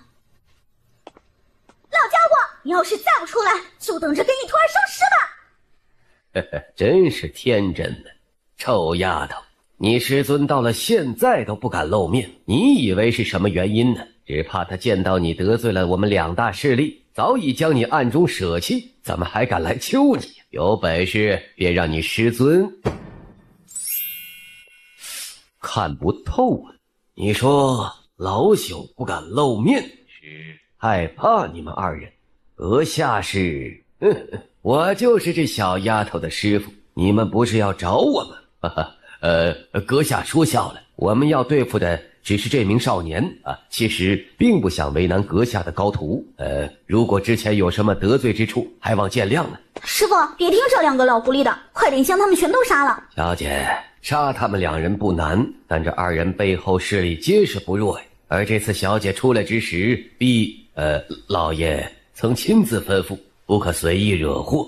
老朽受到的命令也只是保护小姐一人的安危，杀人不在老朽的职责之内。你说要保护我的安危，可刚刚你没看到吗？若不是林彻舍命相救，我已经被那个老东西一掌拍死了。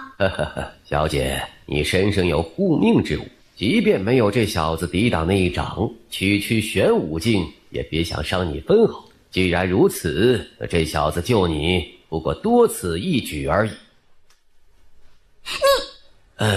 那这位前辈啊，我们二人绝对不会再对令徒出手只会对付眼前这少年而已。如此，不知前辈可还会插手此事啊？小子，看到了吧？你今日命当该绝，要怪也只能怪你自己身后没有像这个少女一般有一座足够强硬的靠山。是吗？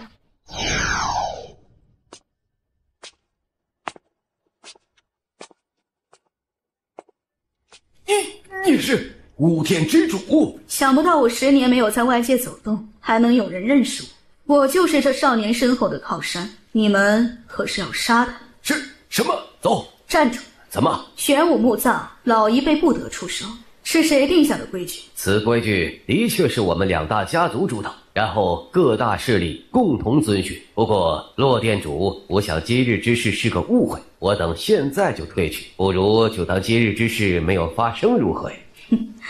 规矩是你们定的，破坏规则的也是你们，然后一句轻飘飘的误会就想这样离开。骆店主，你要知道，我们2人身后的实力都是不弱，若是我们在此地遭遇什么意外，那恐怕我们背后的势力也不会善罢甘休的。那少年毕竟没死，不如化干戈为玉帛，咱们彼此给个台阶。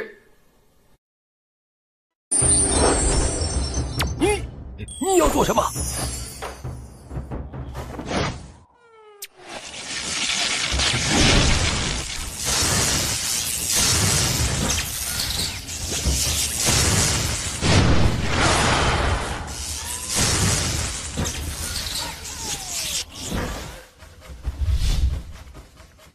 店主，莫说话，好好休息。以后莫要再做这种傻事了，别人的命未必就比你的重要。之前并非老朽不愿出手相助，只是……我与你说话了吗？你解释个什么？店主，我们走吧。你可以走吗？可以。等一等，之前谢谢你救了我。之前的老者说你身上有护命之物，我想就算没有我替你挡那一掌，你也不会有什么危险的。不，你此前并不知道我身上有保命之物，而且明知遭受玄武境一掌可能会危及自己的生命，但还是毫不犹豫地抵挡在我身前。在我心中，你就是救了我一命。这东西我从小就带在身上，现在我就把它送给你吧。小姐，这……我真心当你是朋友，而且你又救了我一次，所以必须要收下，不能拒绝我。好吧，我收下。与你相处的这段时间，你教会了我很多东西。听说你是武殿弟子，那我以后有时间能去道苍院找你吗？当然，只是我在道苍院的名声可能不太好，你以后去了道苍院，最好还是不要随便提我的名字，省得给你招惹一些不必要的麻烦。为什么？那你以后有空来找我，我在帝都，若来了帝都，我罩着你。好，走啦。那小丫头的来历很不简单。店主为何这样说呀？她给你的那块令牌，如果我没看错的话，铸造材料应该是神黄紫金，这种材料珍稀无比。最主要的是，那令牌之中似乎蕴含一门极强的防御阵法，足以承受玄武境强者的全力一击。难道这块令牌就是那小姑娘身上佩戴的护命之物？神黄紫金最珍贵的不是其价值，而是其象征意义。而且这令牌乃是龙形，苍风国之中能够佩戴龙形纹饰的只有一个势力，那便是苍风皇族。店主，你说这东西要是拿到拍卖行，能值多少啊？不好说，不过从这神黄紫金的材料以及其中那阵法粗略估计，大概能有个上亿金币的价值吧。当然，还要算上皇室宝物的附加价值，应该会更高一些。你这么问什么意思啊？本店主得提醒你，这东西的意义可不同于那些市面上的宝物。知道这是皇室之物，应该也没有人敢去接手。我知道，我就问问。店主，你终于赶来了太好了。白老，你没事吧？放心，老朽虽然一把老骨头了，但那几个老东西想要杀我，却也不是那么容易的事情。我身上这点小伤并不要紧。这几大家族势力如此卑鄙无耻，这笔账早晚要和他们清算。不过现在先离开此地再说。好。这次让你下山历练，你能招惹到那么多势力的仇恨，还真是让本店主始料未及啊！店主，我惹了这么多势力，应该会给武殿带来非常大的麻烦吧？不会你一生气把我踢出武殿吧？不招人妒是庸才，能惹事的一般都是天才。况且你那么能惹事，简直就是一位绝世天才。这些也证明了本店主的眼力，所以我不仅不会生气，还感到挺欣慰的。风玄草、玄武化龙丹，一处玄武境武者的墓葬，竟然诞生了这2件东西。怪不得各大势力那些老家伙如此不顾身份，也要破坏规矩，对你们死命的追杀。店主，这些东西我愿意全部上交给武殿，就作为武殿的资源吧。这是你拼命换取来的资源，为何要上交武殿？这2件宝物虽然被我抢夺到手，可是在山脉之中，若是没有白老暗中守护，恐怕我早不知道死了多少次了。而出来山脉之后，也是店主你的出现，才避免了我碰死荒野。所以这根本不是小辈之间的争夺，而是已经变成了老一辈武者的争锋。虽然这2件宝物从始至终都在我手中，可这个功劳我却不能独居啊！不必，这些资源全都归你。既然这次是让你下山历练，所有收获自然是你本就应得的，你不用有什么觉得过意不去的。武殿虽然落魄了，但是还不至于贪墨本该属于弟子的资源。这好吧，可惜，即便是价值700万金币的资源，现在恐怕也难以支撑我突破之远。不知道这颗玄武化龙丹究竟能够让我突破到何种程度？林彻手握玄武化龙丹，整个人都进入了一种空明状态。林彻的体内传来一阵阵雷霆之声，明显是经脉骨骼正在被疯狂锤炼。七公主殿下，咱们终于到家了。这次出来，陛下亲自吩咐要保证七公主殿下的安危。如今安全抵达，老朽的任务也算是圆满完成了。哼，父皇给你的任务你已交接，别再跟着我了，我要去见我姐姐了。是。姐姐，月儿回来了。姐姐，我不在帝都这些天，有没有想我呀？想，当然想了。这些天没有你在宫中烦我，我愁的都吃胖了。姐姐言不由衷，我才不信呢。哼，给我摸摸。你胡闹！再这样讨人嫌，我可打你屁股了。月儿，你这次离开帝都，经历了什么有趣的事？跟姐姐说说。嘿嘿，我这次出去碰到了许多有意思的事情，而且还结识了一位非常有意思的朋友，正准备跟姐姐讲讲呢。随后，李子月便是将这次离开帝都所经历的见闻原原本本的述说了一遍。林彻年仅17岁便领悟剑意境界，而且还融合了2门奥义。你说他是稻仓院弟子？他的确是稻仓院的弟子，但似乎又对稻仓院有很深的不满，甚至是仇恨。这些我也不是很清楚，但总之他对我很好，在玄武墓葬之中教会了我很多东西。他能舍身救你，足以证明他一片真诚，倒是应该好好感谢他。父皇，好孩子，你来了。这2日没有来探望父皇，不知道父皇的病可好些了？真这病岂还会有好的时候啊？父皇不要这样说，父皇福泽深厚，如今只是一些小病小痛，想必过不了几日就能痊愈，还是将心放宽，万万不可太过忧虑。朕的身体朕自己清楚，朕这不是什么病，而是大限将至，也不用安慰父皇我了。可是好了，不说这些了。父皇，月儿回来了，这次出去历练，这小丫头似乎成长了不少。她已经来见过我了。我倒是忘了，那小丫头一向孝顺，这次回来是一定会先来探望父皇的。朕以前忙于国事，心思都在社稷之上，而现在能够清楚地感应到身体一天不如一天，却反而更加渴望亲情。可惜呀，除了你与月儿还知道常常来探望朕外，朕其余的那些儿子女儿1月能来1次都算是奢求，尤其是老大和老二更是让朕寒心呢。如此看来，朕是真的老了，也不中庸，不值得他们尽这份孝心的。皇族子嗣中，大哥与二哥平日最为繁忙，我想是这段时间父皇病倒了，他们太忙了，所以疏忽了。忙？朕看他们是忙着拉拢朝中大臣，忙着争权夺利才是。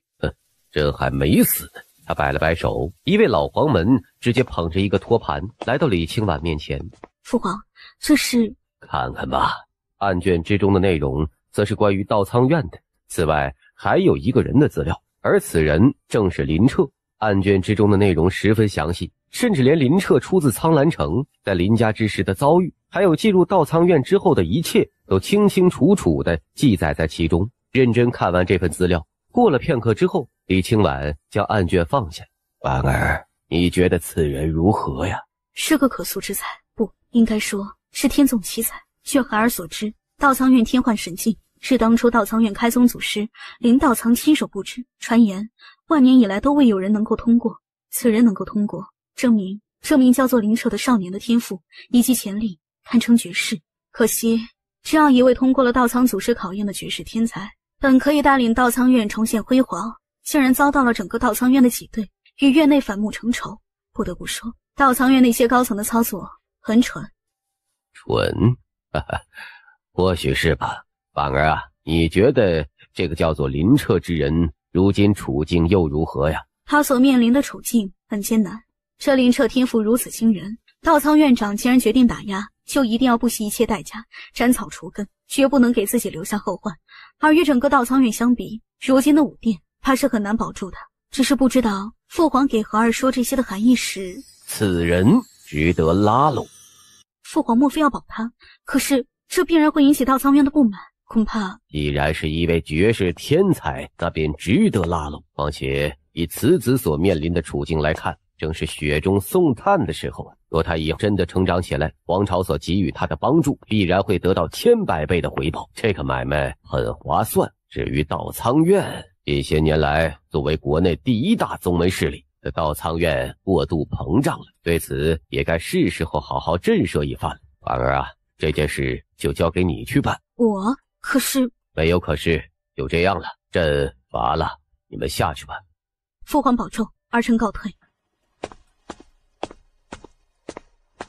陛下，恕奴才多嘴，此事若是交三公主殿下去办，恐怕大皇子与二皇子殿下也会多想啊。多想？朕倒希望他们会多想，可他们有那个脑子吗？他们能多想一想，也知道自古以来皇储之争都是皇室内部斗争。若他们仅仅是自己斗，以朕如今的身体状态，也只会睁一只眼闭一只眼，不愿过问太多。他们是自己斗吗？拉拢朝中大臣，弄得满朝文武风声鹤唳，乌烟瘴气，甚至不惜勾结国家内的家族势力、宗门势力，这是为了争夺皇储，简直就是与虎谋皮。朕要是再不闻不问，他们怕是要分裂国家了。朕现在对他们二人失望至极。此任务是道苍院长亲自颁布，凡院内弟子完成此任务之后，奖励玄阶上品战技1卷，中品玄器1柄，玄品丹药10颗，金币1000万。而且这还不是全部，最为诱惑的则是最后一条，凡是能够完成任务之人，直接破格升入真传之列。林彻就是数月之前那个闯过了天幻神境的新晋弟子。不错，正是此人。不过我听闻此人的实力非常不简单，1个月前更是击杀了天榜第10的柳千秋，要杀他恐怕有很大的难度啊。什么？柳千秋竟然是死在林彻之手？这怎么可能啊？若没记错的话，这林彻进入道苍院才不过4个月的时间吧，就能够击杀天榜第10，这种惊人的成长速度，莫非此人是妖怪不成？这也不奇怪，万年以来天幻神境都从未有人能够通过，此人能够通过，足以证明他的天赋堪称变态。他能杀掉柳千秋，虽然在意料之外，但也在情理之中啊。况且若是此人不棘手，又怎会让院长大人如此重视，亲自颁布这则赏金任务啊？柳千秋在天榜中也不过排在第10而已，杀了他又有什么好吹嘘的？这任务我华清扬接了。林彻虽然拥有击杀柳千秋的实力，但若是对上天榜第5的华师兄，一定没有任何抗衡之力啊！这林彻我必杀！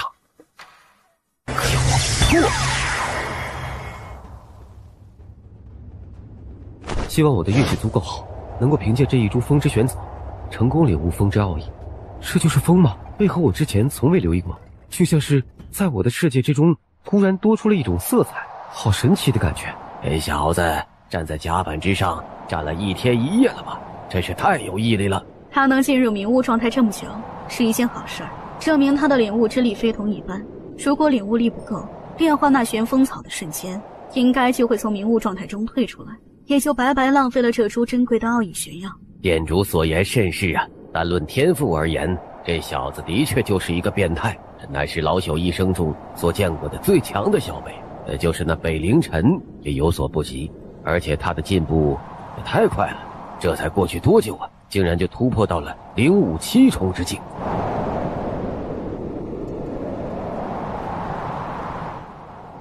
太好了，竟然真的领悟了风之奥义。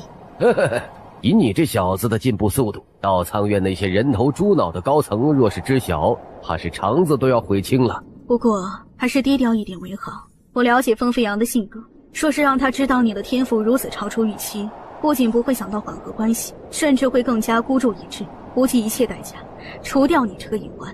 因此在你真正成长起来之前，还是避免过多的暴露自己的成长为好。明白，我会尽量低调的。店主，你们终于回来了。两位长老，到底发生了何事？是稻仓院。数日之前，稻仓院发布了一则任务，奖励极为丰厚，而目标便是击杀林彻。接下这个任务的是天榜排名第5的天才弟子华清扬。华清扬接下任务后，便来到我武殿叫嚣，扬言要与林彻进行生死之战。与他一同前来的还有稻仓院中的3位长老以及一众弟子。当时我与刀蔷薇长老前往交涉，言明了林彻此刻不在武殿中，让他们速速退去。可谁知他们根本不信，还说我武殿未战，要逼迫林彻现身出来。在此期间，那华清扬便趁机下了毒手，将这2人击毙。我与刀蔷薇长老本想出手阻拦，但奈何被3位稻仓院长老拖住，根本无计可施啊！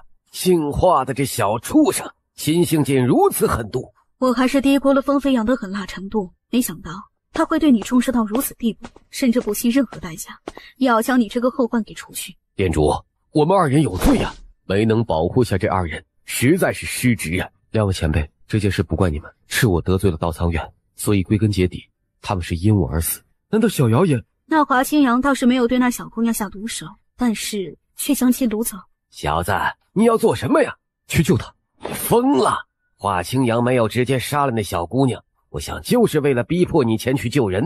你现在独闯稻仓院，跟送死有什么区别呀？虽然这几个月你进步惊人，但也绝不能这样孤身犯险，还是韬光养晦为好。等以后真正成长起来，再报仇也不迟啊！韬光养晦，我做不到。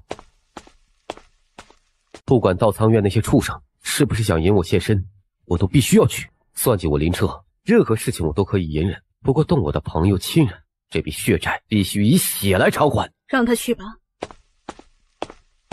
店主啊，老朽不明白为何要让他去啊？那些稻仓院高层现在最想看到的，应该就是这小子去闯稻仓院，这无异于去送死啊！拦不住的。以这小子的心性，说是强行阻拦，虽然不会让他身犯险境，但他以后的修行道路之上，难免诞生魔障。走吧，跟着他，避免那些老东西暗中出手。听说你们之前硬闯武殿，还击杀了2名稻仓院叛徒，最终全身而退，真的有这种事吗？嘿嘿，当然是真的。以前咱们稻仓院弟子对武殿那是敬畏如神，可是前日我们跟随华清扬师兄前去武殿围剿那林彻，却发现武殿也不过如此嘛。我们一路闯进武殿地盘，如入无人之境。华师兄更是亲自诛杀了叶天朗那2个稻仓院叛逆，可是结果如何呀？那2位武殿长老也只能是眼睁睁看着，根本无计可施。就是有些遗憾呐，我们这次杀入武殿就是为了围剿那林彻，可是那小子却从始至终没有出现。呵呵，有华师兄亲自出马，那小子当然不敢现身呐。有这种胆小鼠辈，也是什么通过天幻神境的妖孽，我看呐，也不过是一只缩头乌龟而已。不过华师兄也直接下令将他的侍女给掳劫而来，就是要逼迫他现身的。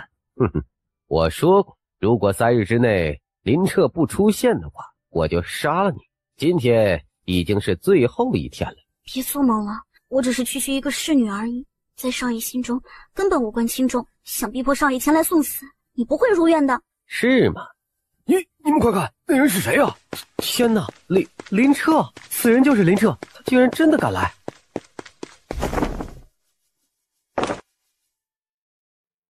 你就是林彻？你是何人？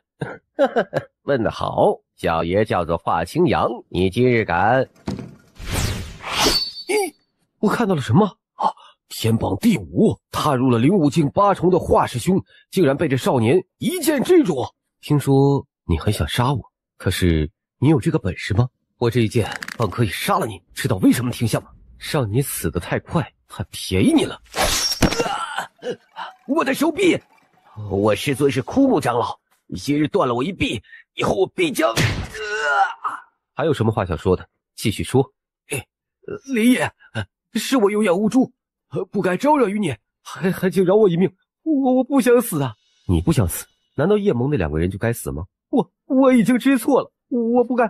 既然知道错了，那下辈子就别再犯了。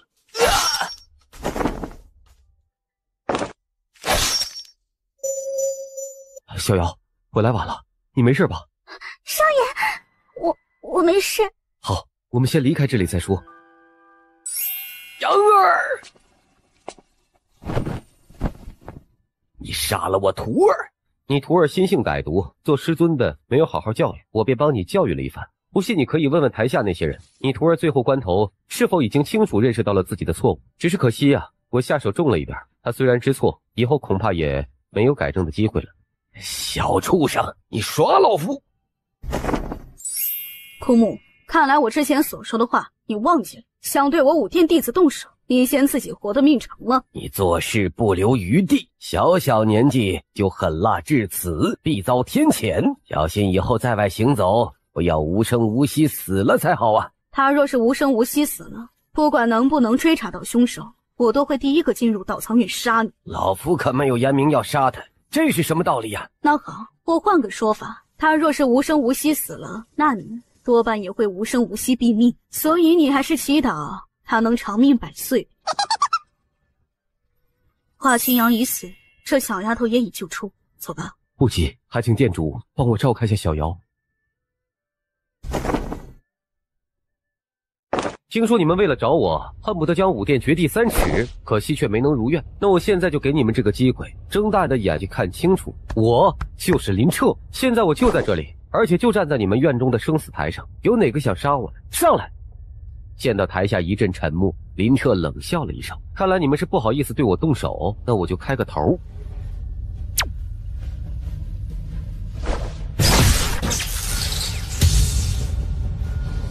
怂了，只要杀了我，便能拿到上亿金币的奖励，更能直升真传之列。你们怎么怂了？来啊，我就在这站着，求杀我！林彻，你莫要太过嚣张，这里可是稻仓院。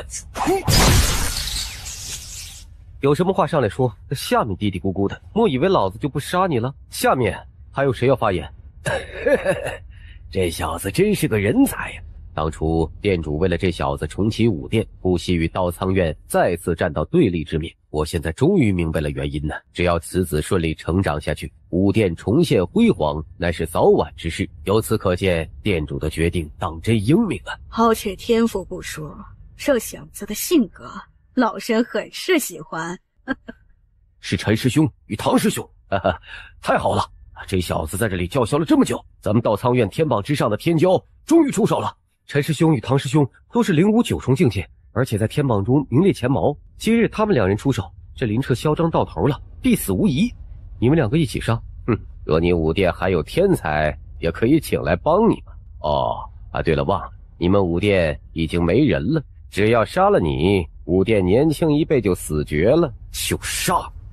你很狂，但也要有狂的资本才好。我们2人联手，你不会有任何活命的机会。你若是聪明的话，找死！就让我看看你到底有多强。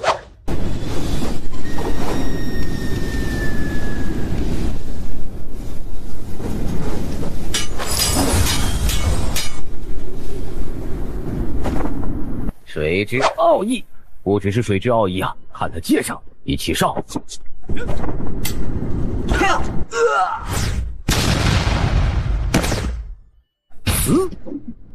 哦，不可能！既然选择踏上生死台，那就永远留下吧。不愧是天榜排名前5之人，果然有钱呢。还有没有人想上来的？欢迎天榜弟子来杀我呀！只要杀了我，便能拿到上亿金币，晋升真传。你们难道不心动吗？我就站在这里，求你们来杀我！真的。好个狂妄的小畜生！该死！该死啊！这3人都是我道苍院天榜上排名前5的天才，只要顺利成长起来，以后必然是院内核心高层。而如今竟然就这样惨死，林彻。风飞扬，你想做什么？洛柔，虽然你我之间有过争端，但毕竟同宗同源，我不想与你撕破脸皮。今日只要你一个态度，只要你们武殿交出此子，一切都可商量，否则别怪老夫不讲情面了。风飞扬，你是想鱼死网破？洛柔，你武殿之中算上你，最多只有4名战力，而我道苍院踏入玄武之境的长老便有10人之多。真要一战，你武殿没有任何胜算。我再问你最后一遍，今天这小子你到底交不交出来？店主，他们只是想杀我，如果武殿不出手，他们应该也不会想真的与武殿火拼到底。所以林彻，你觉得我这个人怎么样？长得挺漂亮的，就是年纪大了点儿，要不然我可以考虑。放肆！我是问你，本店主人品如何？人品呢？店主嫉恶如仇，深明大义。既然如此，你觉得本店主是那种背信弃义、苟且偷生之人吗？不是。好，那刚刚的那种话就莫要说了。风飞扬，10年前我选择了退让，后悔至今，所以今日我不会再后退一步。你想战，那便战吧。杀！今日不惜一切代价，也要让此子葬身此地。这是皇朝禁军，那为首之人好像是皇朝3公主啊。想不到今日道苍院这么热闹，小女子李清婉见过诸位前辈。3公主殿下，不知今日驾临我道苍院是所谓何事啊？我为他而来。父皇近几日听闻道苍院有一位闯过天幻神境的天才少年，因此想见上一见，便特地吩咐我前来，邀请此人进宫面圣。什么？3公主，此子虽然通过了天幻神境，但天生反骨，乃是我道苍院的逆徒，院内正要清理门户，恐怕是不值得陛下如此重视。是吗？这小子虽然有些天赋，但性格暴戾，身为道苍院弟子，却对同门大肆杀戮。凭他的性格，若真的进宫面圣，触怒龙颜，那可就不好了。所以还是就地格杀为好啊。唉，怪不得父皇说国内一些势力最近蠢蠢欲动，是时候好好压制一番了。如今看来，这话果然不假。某些人连我堂堂一位公主都不放在眼里，多半有谋朝篡位之心。3公主，何出此言呢？没什么，就是父皇近日久病卧床，却探知到皇朝内的一些势力竟然在这段时间将手伸到了皇储之事上，因此大为震怒。众所周知，皇储之事历来都是禁忌，尤其是有除皇族之外的其他势力干预，更是大大的忌讳。因此父皇震怒之下，便想要揪出几个不开眼的势力除之，杀鸡儆猴。你瞧瞧我怎么当着诸位前辈的面说起这事来了。诸位前辈万万不要多想，父皇对道苍院还是很信任的。你们不是想杀那小子吗？怎么还不动手啊？放心，小女子这次所带来的禁军只有区区1000之数，在诸位前辈的面前根本不值一提，也绝不敢插手此事。诸位千万不要给我父皇面子，真的。之前不过是跟3公主开个玩笑。既然陛下想见此人，老夫自然不敢阻拦。林彻，不管怎么说，你曾拜道苍院门下，如果没有道苍院，你如今还是苍兰城中一个无名小辈。道苍院对你有知遇之恩，可是今日你却残杀道苍院弟子，实属欺师灭祖之举。今天虽杀不了你，但这笔账不会就这么算了的，要不然老夫枉为道苍院长。风飞扬，你可真不要脸！10年之前，道苍院的势力何等强盛，可就是因为你一己私欲，挑动院内高层与武殿之争，最终使得道苍院沦落至此。至于你口中的林彻，我问你，他自从加入道苍院后，可曾得到任何一位院内高层的赏识？可曾拿到院内任何一点资源？没有，不仅没有，还受到了你们这些高层无情的打压，将这样一位天才硬生生逼到了道苍院的对立面。如果没有你风飞扬，林彻这位通过天幻神境的天才，不会与院内决裂。相反的，未来的他甚至可以重现祖师在世之时的辉煌，带领道苍院走到一个全新的高度。一切都是因为你，风飞扬，你才是欺师灭祖，祸乱道苍院的根源，你才是道苍院的千古罪人。我们走。可恶啊！简直可恶至极！叶兄，吴兄，虽然咱们相处的时间很短，但进入叶盟的这段时间，我能感觉到你们是极好的人。可惜呀，这个世道好人却难得善终，是我与稻苍院的仇怨最终连累了你们。准确而言，你们是因我而死，对此我感到万分歉疚。不过放心，你们不会白死，此仇我也绝不会忘。虽然华清扬已经被我所杀，但这件事的受益者，真正的罪魁祸首却是稻苍院那些幕后高层。我发誓，只要我林彻还活着，终有一日会让稻苍院付出无比惨痛的代价，以告慰你们的在天之灵。少爷，哥哥他们不是因为你而死，如果不是你，或许叶盟在云荡山脉之时就已经彻底覆灭了。所以你不用将哥哥他们的死归咎于自己身上，给自己增加负担。少爷，你不亏欠叶盟什么，相反的，还是叶盟的恩人。我想哥哥他们在天之灵也绝不愿你因此而自责。小瑶，以后我就是你哥，亲哥。哥，放心，以后就算踏遍万水千山，哥以后也一定想办法治好你这双眼睛，让你重见光明，也绝不会再让你受到一丝一毫的伤害。草民林彻参见三公主殿下，多谢殿下今日相救之恩。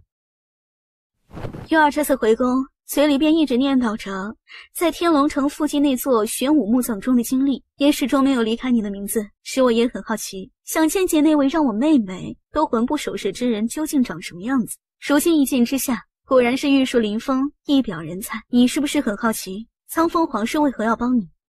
是。很简单，苍风皇室帮你是因为你值得一帮。天幻神境在稻苍院中万年以来都没有人能够通过了，可是你却通过了，这足以证明你的天赋。还有一点，听说你刚刚进入稻苍院，就为了一个叫做叶盟的小势力，不惜与整个稻苍院抗衡，证明你是一个很重感情、很讲义气之人。苍风皇室现在帮了你，那你以后成长起来，相信你对苍风皇室将是千百倍的回报，所以这个买卖很划算啊。苍风皇室对三公主殿下这份恩情，我林彻记下了，以后若是我有这个能力，一定报答。接下来你有什么打算？去帝都吧，帝都是天子御下，就算是稻苍院的手也伸不到那里，况且以你的天赋来说，那里也应该是更适合你的舞台。当然还有重要的一点是，父皇是真的很想见你一面，想看看你这位通过了天幻神境的天才究竟有何过人之处。既然陛下想见我，在下自当从命。好，我这次出宫时间有限，就不在武殿过多逗留了，我在帝都等你。三公主殿下，这是准备离开？是，这次是奉父皇之命出来办事，想要尽快回去复命，因此就不再规定过多叨扰了。这倒也是，既然如此，那就不留三公主殿下了。洛前辈，如今武殿已经彻底与稻苍院站在对立面，以洛前辈的武道修为，若是肯入帝都，父皇一定会极为开心的，想必会以国事尊之。你这小丫头倒是会拉拢人。小丫头，不必了，我闲云也喝惯了。况且武殿虽然脱离稻苍院，但并非消失，准确来说，武殿还在，因此洛某也不好再加入其他势力。既然如此，那晚辈也不好强求了。告辞。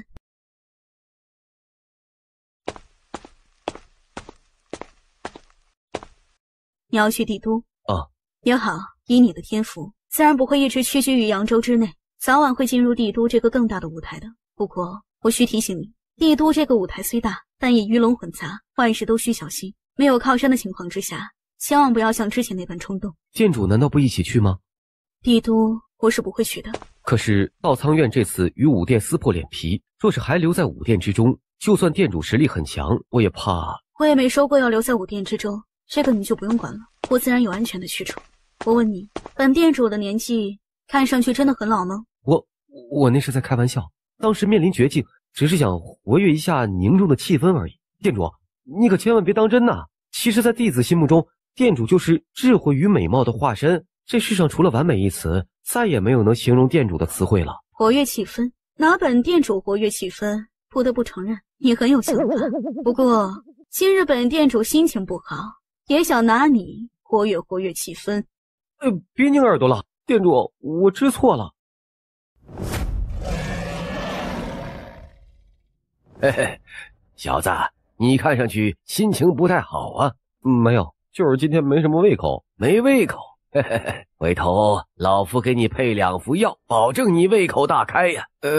不用啊。今天应该是咱们在武殿最后一顿饭了，吃完之后便要离开这里。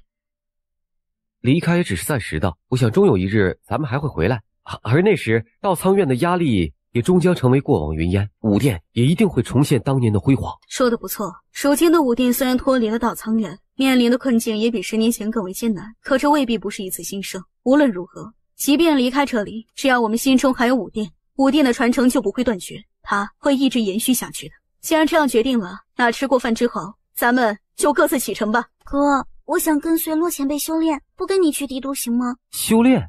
我听说武者能够以心神视物，虽然远远不如眼睛方便，可是只要我能修炼出心神，最少生活之上不需要别人时时刻刻的照顾。可是修炼很辛苦的。哥，再辛苦我也不怕，我想修炼，我不想成为你的拖累。这个小丫头的性格我很喜欢，既然她想跟着我，那也很好。今日开始，我便正式收你为武殿弟子。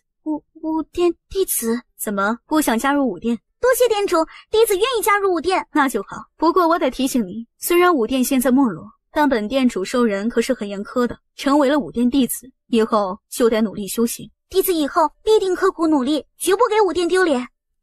这是武殿当初的藏宝阁，意思是这里就是当年武殿用来储藏武道资源的地方。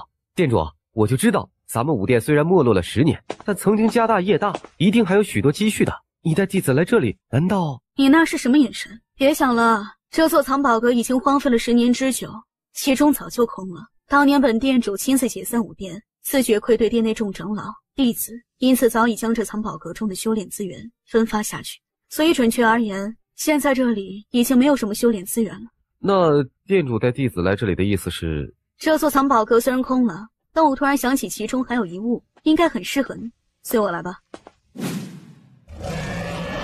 此剑名为龙渊，是当年武殿第5代殿主之宝器。这样说来，咱们武殿第5代殿主是一位剑修？不错，而且是一位曾达到道武之境的剑修。此剑的级别当初乃是道器，只是当年传闻5代殿主与一位强敌交手，虽然最终斩杀强敌，但却使得此剑剑灵被毁，因此跌落到了上品玄器级别。20年前武殿解散之时，殿内没有一位长老或是弟子是修习剑道的剑修，再加上这是前殿主之物，所以我也就将此剑保留了下来。直到现在，我突然想起，这柄剑应该很适合你。好剑！店主，这柄剑竟然有2种不同的形态，难道有什么特殊之用？有，下雨的时候很有用。店主，咱们就要分别了，你还有什么私货呀？不妨再送弟子几件保命之物，比如说玄器铠甲、防御玄符什么的。没有，你又不是不知道武殿的状况，本店主很穷的，对修炼而言，太过依仗宝物不好。若是你真的遭遇强敌，即便有这些防御之物，那也改变不了什么。所以还是将眼光放到自身实力的提升上为好。那店主，这次分别之后，你们会去哪里啊？黎州。黎州？对，黎州药王谷。白长老号称毒王，但他在加入武殿之前，有一位同门师兄，人称药王。此人真正精通药事之术。这次前去黎州，便是想去拜访一番，看看有没有什么方法能够医治叶瑶那小丫头的眼睛。那小丫头若是知晓店主的用意，应该会很感动。别这么说，她现在也是武殿弟子，本店主自然要为其考虑。这是传讯光符，说是你以后遭遇什么不测，捏碎此符，本店主便会知晓。店主，帝都距离黎州如此之远，若我真的遭遇强敌，你恐怕也赶不过来吧？我又没说能救得了你，只是想说，你若是出事，我也会替你报仇，顺便帮你收尸而已。洛柔、白老、风无影、刀蔷薇、叶瑶向东而行，前往了黎州，而林彻则是要前往北方。果然不愧是苍风帝都，与之相比，我曾经生活过的苍兰城就像一座偏僻小镇。哈哈哈，林公子啊，这皇城乃是集权之地，万城之王啊，自然不是国内其他城池可以相提并论的，因此才会有无数青年才俊挤破头都想在帝都立足啊！只要能在帝都崭露头角，那才是真正的扬名立万呐！哈哈哈，林公子，其实你来到帝都啊，正是时候，因为10日之后便是苍风国3年一度的青云之战，可谓帝都之内最为热闹的盛事这青云之战呢，取平步青云之意，乃是当今陛下亲自设立，其目的就是为了检验国内年轻一辈武者的天赋及实力凡是在青云战中能够进入前10之人都能够得到巨额的赏赐，而如果进入前3，那更将得到陛下的亲自封赏。无论出身多么低微，家世有多么平凡，都将受到苍风国重用，光宗耀祖啊！林公子，以你的天赋，又有三公主殿下的青睐，如果参加青云之战，想必一定可以进入前10之列。林公子，既然已经安全抵达帝都，那我等也就先行回宫复命了。多谢诸位一路护送，辛苦了。林公子太客气了，我等也只是奉命行事而已，不敢鞠躬啊。告辞。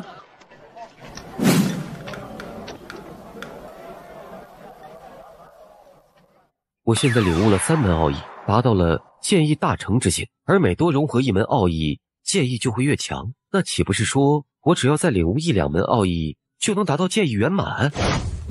剑意圆满不难，难的是进入下一个剑道境界。仙女前辈，敢问剑意之后下一个剑道境界是什么呀？领域，剑之领域。剑士境界是界剑士，那剑意境则是剑修与剑合而为一，达到人剑合一的地步。那这剑之领域是？很简单，就是字面意思，创造一个专属于你的领域，以剑为主体，而在这领域之内，无论攻杀、防御，都能得到最大程度的发挥。而对于此等创造出领域的剑修，世人称之为剑主。仙女前辈，你给我具体讲一讲踏入这一剑道境界的方法呗。我想成为剑主。不，你不想。还没有走稳就想学跑。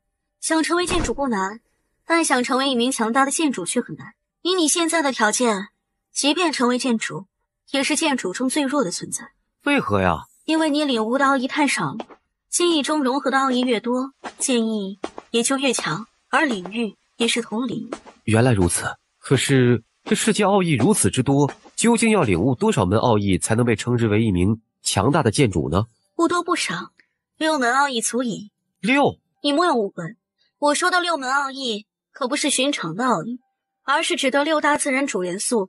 6大自然元素分别为水、火、土、木、风、雷。之所以如此称呼，是因在古人看来，这6种能量就代表了天地自然的外化现象，是能够创造一切的本源。虽然其他奥义还有很多，但无一不是从这6大元素中演化而来的。比如什么极影奥义、大地奥义、山岳奥义、冰雪奥义、巨浪奥义、天地间一切奥义，都是从这6大元素中衍生出来的。如此说来，我之前领悟的独之奥义应该也是从这6大元素中演化来的。如果是这样的话，那么我只需要领悟这6大元素，就相当于掌握了天地间所有奥义，也就可以创造属于自己的剑道领域了。这样看来，我现在很需要奥义玄药啊。你们快看，那位似乎是古族少主古天恒。想不到今年的青云战，连古族第一天才都来参加了。对啊，由此来看，今年的争夺一定会无比激烈啊！云瑶，我没有看错吧？皇城第一美女竟然也要参加此次青云战，果然不愧为皇城第一美女。若是能得此佳人青睐，就算少活10年，那也值了呀！别做梦了，云瑶不仅相貌出众，天赋更是超群，如今19岁便已踏足领武巅峰境界，此次青云战必入前10啊！不仅如此，传闻剑宫第一天才柳峰更是对其表露出爱慕之意。你们之中又有哪个能够与柳峰公子相提并论的？柳峰便是当代剑宫年轻一代中最为杰出的弟子，他今年25岁，已经踏入玄武之境。更有传闻称，如果不是剑道境界太难突破，那么此人将会与李清婉、北凌晨平起平坐，并称为苍风国3大妖孽了。啊，我听闻柳公子也参加今年的青云战。什么？柳峰早已扬名苍风国内，已经不需要青云战来证明自己了吧？这你可就有所不知了。皇族子嗣之中，以3公主的天资最为出众，但可惜3公主是女儿身，无法继承大统。而除了3公主外便属大皇子与2皇子的势力最为强盛，未来的皇储之争也一定会在大皇子与2皇子之中产生。而在这2位皇子之中，建功明显是亲近大皇子一脉的。而这次柳峰参加青云战，就是代表大皇子殿下出战呢。只要能够在青云战中夺魁，便能封官进爵，受到苍风皇室重用。所以准确来说，大皇子殿下应该是想要安排自己的势力进入朝堂之内。嘘，皇族之事也敢妄自议论，不要拧了。哎，快看，那似乎就是柳峰公子吧？天啊，他竟然真的来了，要参加此次青云之战。建功居然来了这么多人，莫非都要参加这次青云之战？诸位放心，我建功这些师弟师妹只是观战而来，此次参加青云战的只有刘某一人而已。以柳峰公子的实力，这次必定在青云之战问鼎啊！那还用说，柳峰公子何等天赋啊，跟我们根本不在一个层面，所以这次青云之战的魁首已经是毫无悬念了。唉，即便我此次被淘汰，若是能在青云战中一睹建功柳公子的风采，那也算不虚此行了。云姑娘，上次一别已有数月不见，最近可还好吗？这些日子一直在家族中修炼，还好吧？有劳柳公子挂念了。云姑娘，以柳师兄的风采，在我们建功之中可是受到众多师妹仰慕的。可自从上秋佳节，柳师兄见到云姑娘后，回到建功之中，对你便一直念念不忘，茶饭不思。我们这些建功姐妹们看在眼中，心都要碎了。如今也算是有缘，你们2人竟能同时参加这次青云之战。我想，若是你们这对金童玉女能一同进入青云榜，一定也能在帝都传为一段佳话的。姓名、年龄、修为境界。林彻，17岁，领悟7重境界。17岁。既然已经报名完毕，接下来便是初试。既然是为皇朝选拔人才，皇朝自然不希望所招揽的会是一些温室中的花朵，所以在这求斗场进行青云战初试，无疑是最好的方法。当然你们也不必太过紧张，虽然是与凶兽求斗，但也并非是让你们独自面对那些残暴凶兽，而是3人一组，只要能够取胜，3人便能同时晋级。若是分组的话，该如何分呢？抽签。看到老夫面前这个铁箱了吗？你们依次进行抽签，抽到相同的号牌，便被分到一组。太好了，我竟然分到了补天恒一组那这次青云出世岂不是稳过呀？我的天哪，我这一组之中竟然有2个05金5筹，这还让不让人活了？这阵容怎么可能通过出世啊？你就知足吧，我这一组竟然还有1人是05 3筹，这种境界竟然也敢来参加青云战，简直是没有一点自知之明。我们队伍里有这样一个拖累，这次肯定是没戏了。跟龙少我同组的人呢？43组的朋友把手举起来，让本少爷瞅瞅你们在哪里呀？此人好像是飞龙商会的少东家龙傲天，05巅峰之境。我就是43组的05 7筹。兄弟，你这境界是差了一点啊。不过放心，本少爷身为飞龙商会少东家，平生最讲信义2字啊。既然咱们分到一组，那也算缘分，有我在，保证带你顺利通过初试。好，但是3人一组，好像咱们还差了1人呢。请问是43组吗？如果是的话，那你们要找的最后一位队员应该就是我了。哇，竟然跟云瑶分到了一组，这究竟是什么运气啊？分组已经完成，老夫宣布青云战初试正式开始，第1支队伍入场。至于通过初试的方法只有一个，就是全力击杀掉你们将要面对的蛮兽。老夫所言你们都明白了吗？明白。好，那就开始。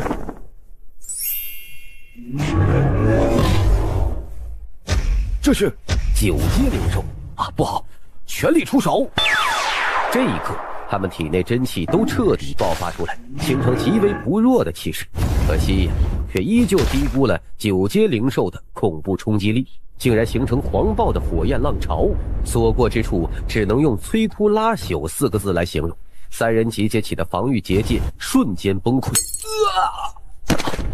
不好，咱们3人根本不是对手，快退！这也太可怕了。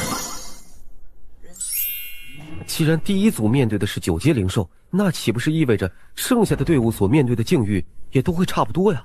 真要如此，恐怕这里除了少数几支队伍之外，绝大多数人连这青云战初试都过不了啊！第1组被淘汰之后，接下来连续10几支队伍尽数被淘汰，竟然没有1人能过关的。直到第20组登场之后，最终经过一番鏖战，除了队伍中一人在战斗中走位不慎，面临凶兽致命一击时捏碎了卷轴被淘汰之外，剩余的2人则是顺利过关。我说2位，一个选拔战而已，你们也不用紧张到这种地步吧？紧张？如果不是紧张，你们怎么跟霜打的茄子似的？本少爷一个人自说自话，感觉像是对着2个木头一样，很无聊啊。青云之战毕竟是帝都盛世，你不紧张吗？本少爷有什么好紧张的？就算过不了关，也能回家继承亿万家产。你们快看，那似乎是柳风公子，他竟然向这里而来，看样子他似乎要去云瑶姑娘那里。云姑娘可有把握？还没轮到我们走入场，也不知将面对什么样的灵兽，因此也不敢说有十足的把握。其实以云姑娘的实力，若擂台对决，公平一战，必入此次青云战前3之列。不过可惜啊，这次出事竟是分组进行，规则所限，云姑娘难免会受拖累。柳风目光有意无意地在一旁的林彻身上扫过，若云姑娘愿意，可与在下同组。莫说是一只9阶灵兽，就是一只初阶玄兽，在下也定舍命护云姑娘周全。不必了，我们组已经商议好了战术，若我现在退出，对他们不公平。多谢柳公子好意。也好，既然云姑娘执意，在下也不好强求。保护好她，若出事结束，云姑娘伤及一丝毫发，我唯你们是问。好帅啊！太羡慕了！若我也能被一位绝代人物如此温柔呵护，只怕做梦都要笑醒了。花痴，果然让人丧失智商啊！我长这么大没见过这么嚣张的。那装逼就装逼呗，非要拿他们2人当垫脚石。而在这其中，古族第一天才古天恒所在的队伍引起的争议最大。本来在众人想象中，由古天恒这位强者率领，这支队伍全部过关，应该是没有任何悬念的。然而事实却是在开战之后，古天恒一直没有出手，直到与他同组的2人尽数被淘汰，他才出手，最终也只有他1人过关呢。43组入场。9阶灵兽不是一般灵武7重的武者可以抗衡的。一会儿你们要主动进攻，尽量以自保为主。小兄弟，他说的对啊，有我们2个在，一定可以带你顺利过关，你就在一旁看好戏吧。有信心吗？嘿嘿，一只小花猫而已，一会儿就将他捶趴下，也让场外那些观战的家伙们看看本少的实力。你厉害。孽畜，受死！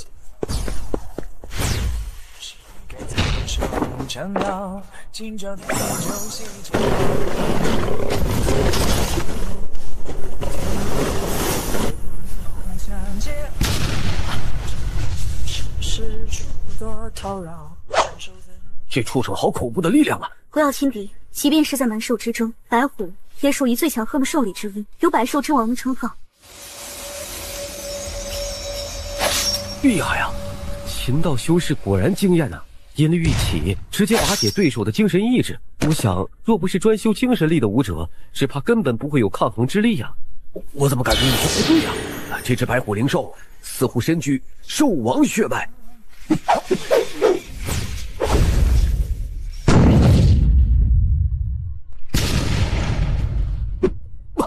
这也太可怕了！没有办法了吗？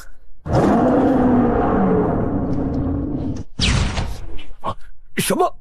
这不可能！这只拥有兽王血脉的白虎，竟然会被一位灵武7重的少年一拳击退？我没有看错吧？原本我是想躺着过关，但现在看来还是要出手的。既然咱们是队友，那就一起面对吧。你是体修？我不是体修，准确而言，我应该是一名剑修。剑修？你好拳！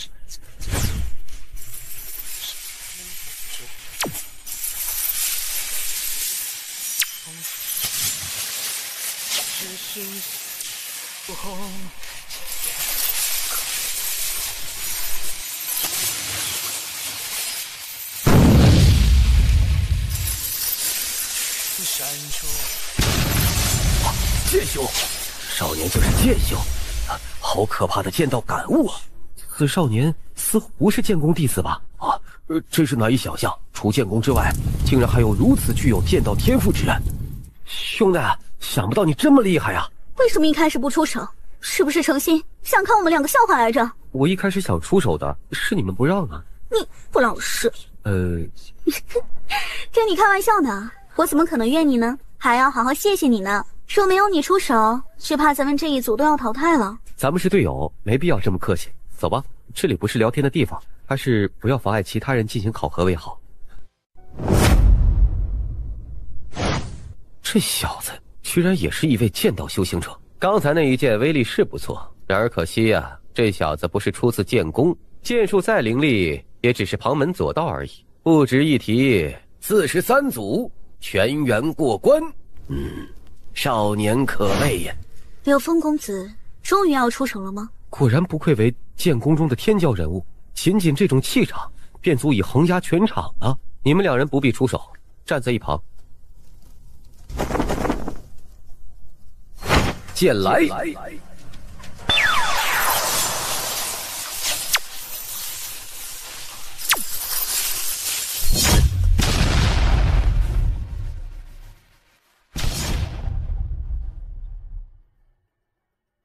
这就是剑宫第一弟子的风姿吗？堪称绝代啊！这一剑的风采，谁敢匹敌呀？这家伙好像是故意的。原本以为刚刚林彻那一剑已经足够惊艳了，可现在看来，与柳峰公子还是有所差距啊！剑宫第一弟子盛名之下，果然名不虚传。那是自然，这一战还未开始，柳峰仅仅凭借剑道为压，便慑服凶横蛮兽。在此之前，又有谁能够做到啊？若是那林彻修习其他武道，在这青云战中必定扬名，可他偏偏修习剑道，自然而然要被柳峰公子的光环所压制。可惜了啊！兄弟，就别听这些家伙胡说八道，你就是年龄吃亏了。我觉得以你的天赋，未来的成就绝不弱于这位剑宫第一天才。只有弱者才会与人存在比较之心，看来我已经强大到让他心生忌惮的地步了。不过像我这么优秀的人，无论走到哪里都难以低调，习惯了。你认真的？哎，你们那是什么眼神呢？此次青云出世，一共有12支队伍过关，不过有些队伍并非全员通过，因此最终通过出世之人一共34人。历届青云之战都是苍风皇朝选拔人才之盛事，你们通过出世走到这一步，已经进入了皇室视野之内。而此次出世结束3日后，才会正式进入青云之战的最终选拔。今夜穆王府将会设宴，还请诸位青年才俊一定到场参加呀！本少爷这么败家，都没有举办过如此奢侈的宴会，看样子苍风皇室果然是比我们家有钱呢！啊，王爷到，纷纷见礼。参见王爷，免礼。今日青云出世，各位都辛苦了。本王代表苍风皇室略尽地主之谊，各位天才俊杰不必太过拘泥。权当今日乃是家宴，请入席吧。哈哈，本王已经说过，今日乃是家宴，你们就当本王是家中一位长辈。今日宴会尽管尽兴，谁若是再扭扭捏捏的，那可就是逼着老夫离席了啊！哈哈哈哈！来，与老夫同饮此杯。想必这位就是剑宫年轻一辈中最出色的弟子了吧？果然是仪表堂堂，玉树临风啊！有人中龙凤之相。王爷谬赞，晚辈愧不敢当啊！哈哈哈，不必过谦，剑宫一脉早已闻名皇城。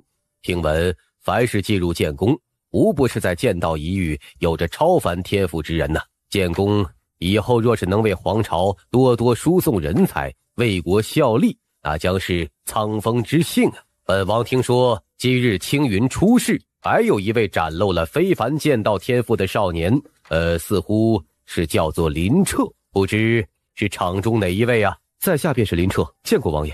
哈哈，想不到今日青云出世，扬名之人竟然如此年轻啊！好，好，好，果然是英雄出少年呐！王爷，今日这林彻的剑术，我们剑宫众弟子都见到了。说实话，只能称之为旁门左道，实非正统。哦，何出此言呢？回王爷，此人虽然剑道天赋不俗，但剑道修为却非出自剑宫，没有受到正统的剑道熏陶。听你的意思，只有出自剑宫的剑道才能被称之为正统？皇朝之内人人都知道，剑宫是修习剑道的圣地，而你的剑道并非出自剑宫，不是旁门左道又是什么？就像一个暴发户，穿的衣裳再华贵，也难以跻身上流贵族，不过自欺欺人罢了。剑道之浩瀚，即便寄隐此道一生之人，也不敢妄自称自己就代表剑道正统。也不知道你哪儿来的自信呢？也好，既然你这么自信，可敢接我一剑？怎么，你所谓的剑道正统，只是嘴上功夫厉害吗？啊，连我一剑都不敢接，你之前到底哪儿来的优越感呢？天下武道殊途同归，剑道浩瀚，的确没有什么正道偏门之分。以此而论，是我这位师妹言有所失了。话虽如此，但我今日观你出剑，虽剑意凌厉，但剑道意志不足，完全是云姑娘琴音相辅才能发挥出那一剑。我想刚刚师妹所言，也是可惜你的剑道天赋。林彻，你可愿入我剑宫？若你愿意入剑宫，我倒可以破例亲自教导你休息一段时间。这个机会，我想对你而言将会终生受益。你的意思是，你可为我师？咱们年龄虽然差不多，但武道世界达者为师，你莫不是以为这是我对你的羞辱吧？不必了，修习剑道只是我的兴趣，我志不在此。其实我真正的主业是一名锁匠师。锁匠师？什么意思？配钥匙的？是啊，请问你配吗？看来你对自己真的很自信。不过年少轻狂总要有相应的资本，希望你以后不要为今日的决定而后悔。好了，今日在场的诸位都是为了参加青云战，以后说不定就是同为皇朝效力的同僚，何必如此剑拔弩张啊？都坐下吧。对不起，可能是因为我才连累了你，惹上一些我不要的麻烦。跟你没有关系，别太放在心上。有事？林彻，很熟悉的名字呀，你可曾去过皇朝南境的天龙城？去过，很好。3日之后，青云台上见。古族少主为何也会对你流露出敌意？难道也是因为我？别误会，这次真的跟你没关系，你魅力没那么大。你怎么说话呢？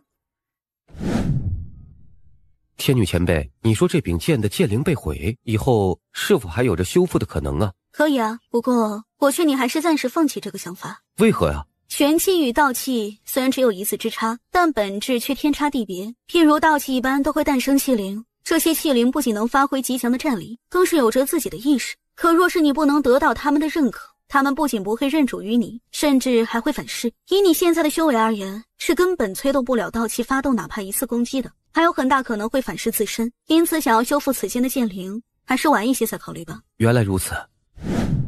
林彻，以前在皇城没有听说过这个名字呀，究竟是何许人也？这你都不知道？看到没有，那个少年天才就是林彻，传闻今年不过17岁而已，就已经展露锋芒，在青云出世之中与云瑶琴剑相合，惊艳全场啊！只是可惜，他却是一名修习剑道的剑修，在这届青云战中，即便天资惊人，也注定要被柳峰光环压制。我还听说，在王府宴会之上，这二人似乎因为剑道正统之分而针锋相对，所以我猜测之后的青云战，林彻多半要遭到柳峰碾压羞辱啊！竟然还有这种事儿，那这林彻未免也太想不开了吧？果然是少年轻狂，无知无畏啊！这些观众对你好像没什么好话呀，他们说你自不量力，说这次青云战会遭到柳峰的碾压羞辱，还说你……我听到了，根本不用你再赘述一遍。这些青云战只要展露出足够的天赋，就能受到苍峰皇室的关注，不一定要与所有人都交手的。三公主殿下啊！这一届主持青云之战的皇室成员竟然是三公主殿下。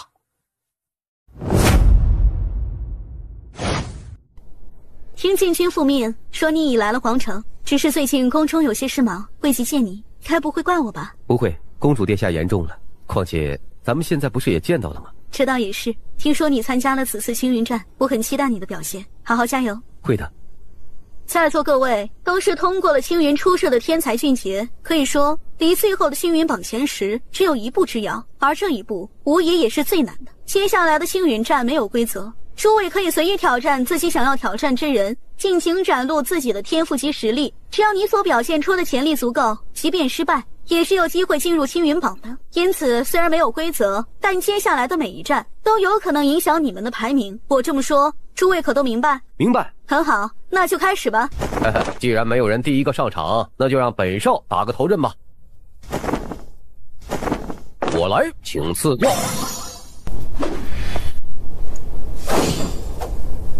嘿嘿，想这么简单就将我击溃，未免也太瞧不起龙少我了吧？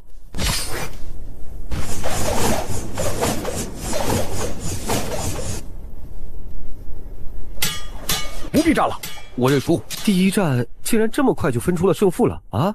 久仰云姑娘风采，能够与家人一战是在下的荣幸。不用说这些话，出手吧。既然如此，那就得罪了。不，别过来！啊，他到底看到了什么呀？为何会流露出如此恐惧的神色呀？心魔。秦道修士的音律作用于武者精神识海，足以让一些精神薄弱之人见到自己内心中最恐惧的事物，所以才会如此。这冷影修习鬼刺之术，想要逼迫云瑶近战的想法的确没有错，可惜他却高估了自己的精神意志。之前那头白虎灵兽不仅是身具兽王血脉，最主要的还是他天生异象，拥有兽王意志，因此秦音对他影响极小。可这冷影却没有看出这一点呢。此战毕竟没有任何悬念了。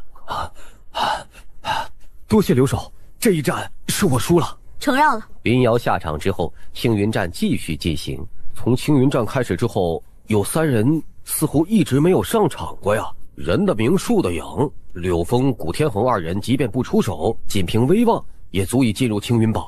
可是这林彻又凭什么呀？竟然这样沉得住气？我听闻青云出世，这名叫做林彻的少年曾经展露过不俗的剑道实力，可那是在云瑶琴音的辅助之下呀。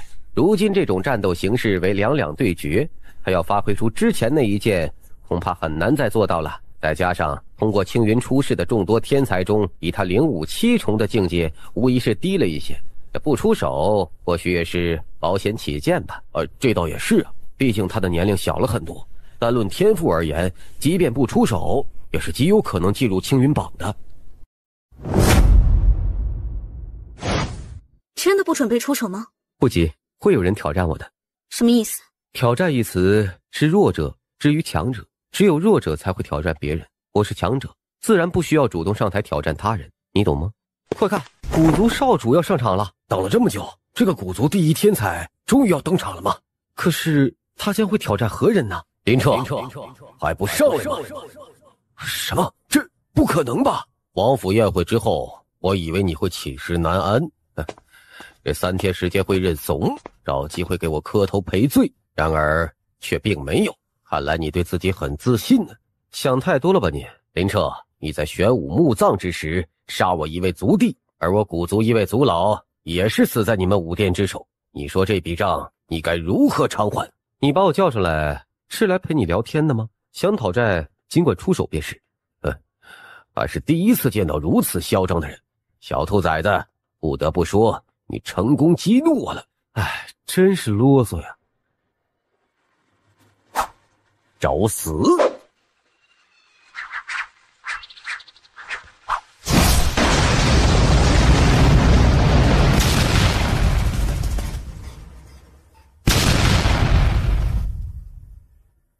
这一剑，可恶啊！不得不承认，剑修果然有其独到之处。可惜呀，我却还未真正发力。接下来，你将不会再有任何机会，我也将会让你知道什么叫做彻彻底底的碾压。威蛇攻杀术，看到了吗？这才是我真正的实力。你如何与我一战？就这，狂妄，真找死！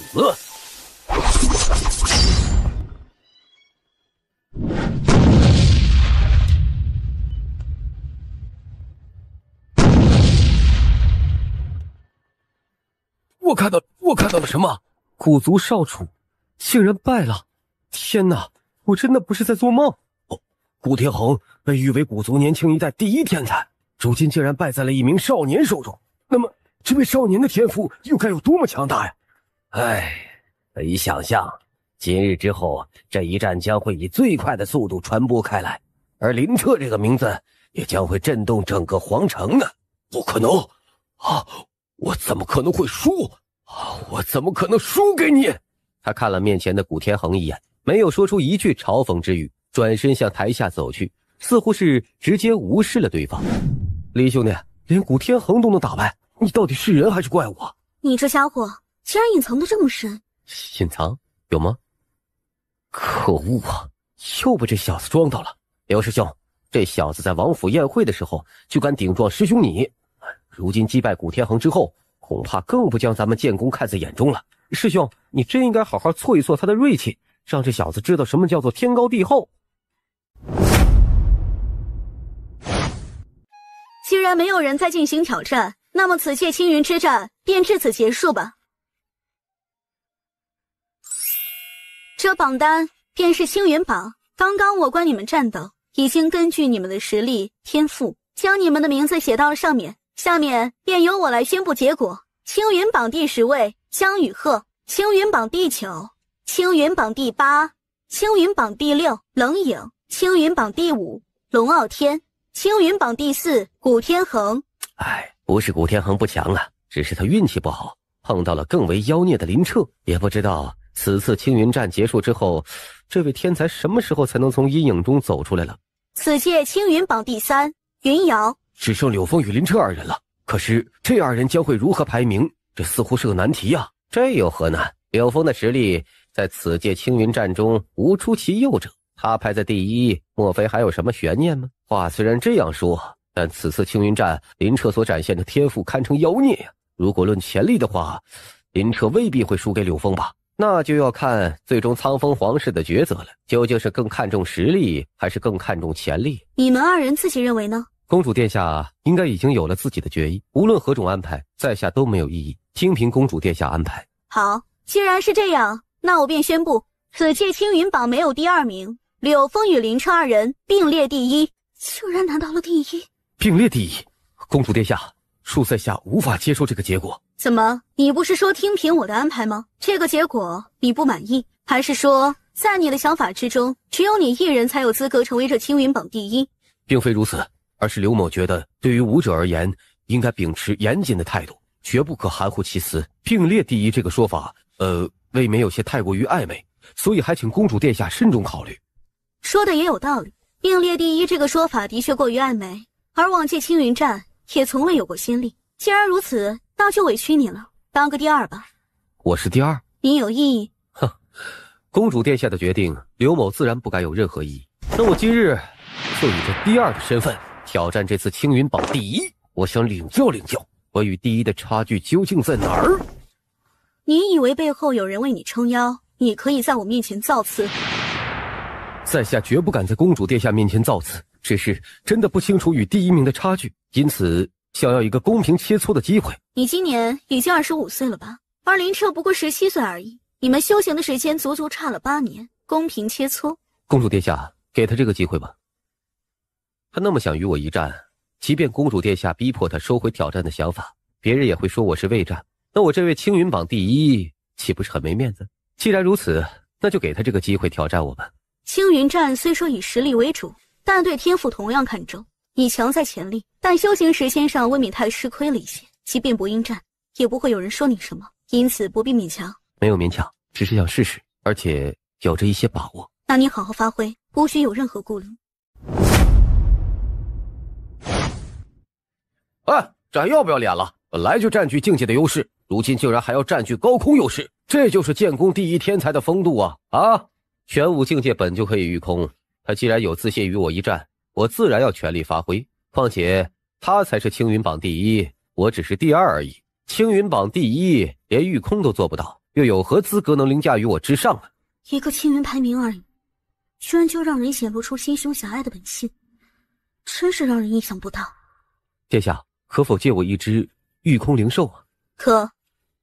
去牵一只雪鹰来。是。我明白，你可能与三公主殿下有些私交，才会是这个结果。可今日我会向世人证明，身为强者，绝不会轻易向任何不公低头，将横扫一切。过一会儿，所有人都会知道你我之间真正的差距。差距应该是有的，那就是我脸皮没你这么厚，到了现在还敢逞口舌之力。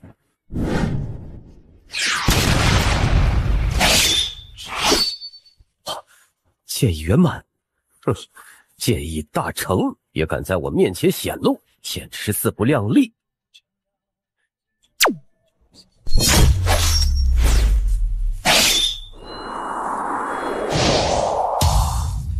竟然还领悟了奥义，不得不承认，你的确足以有狂傲的资本，但可惜奥义并非你一人可以领悟。今日你表现得越出色，越将成为我的踏脚石，冰封百里。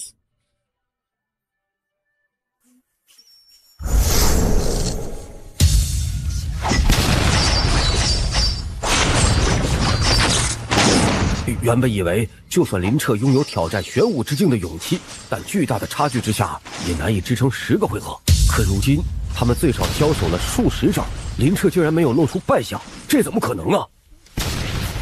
够了，林彻，能够让你支持到现在，已经是我对你的仁慈。不过接下来这一切也该结束了。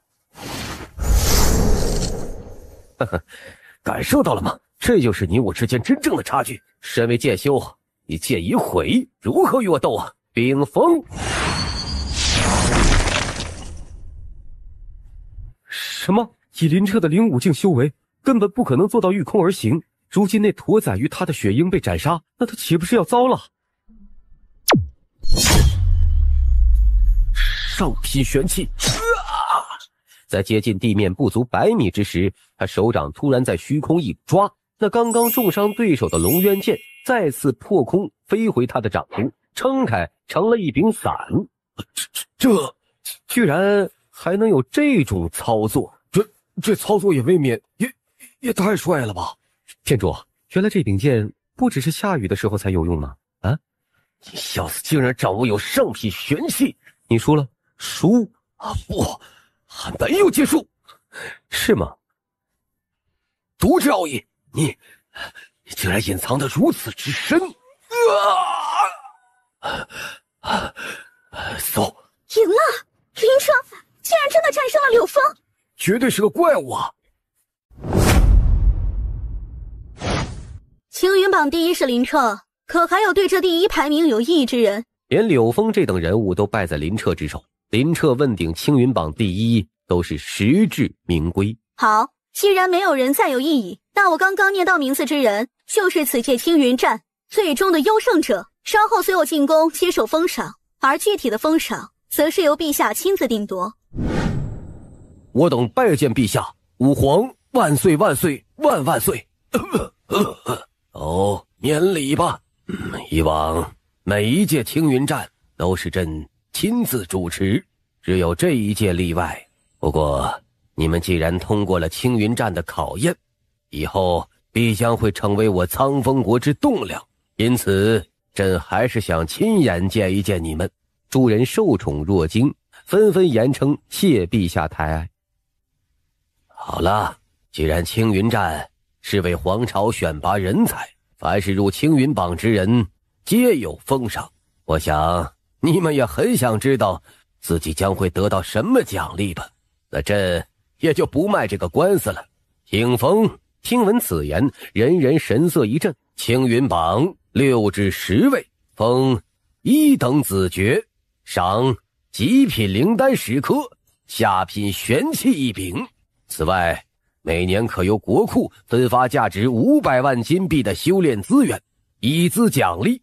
青云榜4、5位，封2等伯爵，赏下品玄丹10颗，下品玄器3柄，每年可领取1000万金币的修炼资源。青云榜第2位、第3位，封1等伯爵，世袭罔替，并奖励中品玄丹10颗，中品玄器1柄，每年可领取价值3000万金币的修炼资源。谢陛下。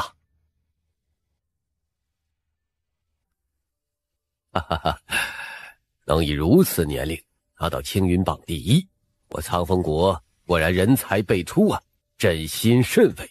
你有什么要求尽管提出来，朕一定满足。陛下能容我考虑考虑吗？可以。你既然夺得青云榜第1，除了能够向朕提一个要求外，自然也要接受封赏。林彻，听封！青云榜第1，享中品玄丹30颗，中品玄器3件，每年可从国库领取价值6000万金币的修炼资源，令念及你之天赋，特封为国士，昭告天下。在下年龄尚幼，修为浅薄，承蒙陛下厚爱，但恐怕无法胜任国士之重任呐。朕所看重的是你的潜力，所以你不需妄自菲薄。另外，你也不需要有任何压力。朕虽封你为国士，但却不会以朝堂政事牵绊于你。你有绝对的自由修炼以及成长。沉默了一下，林彻直接道：“谢陛下赏赐。”哈哈哈，很好。即日朕之封赏，你一道旨，昭告天下。出去后，自会有人带你们领取封赏。朕今日有些累了，婉儿，你与林彻留下，剩余之人都可以离开了。是，我等告退。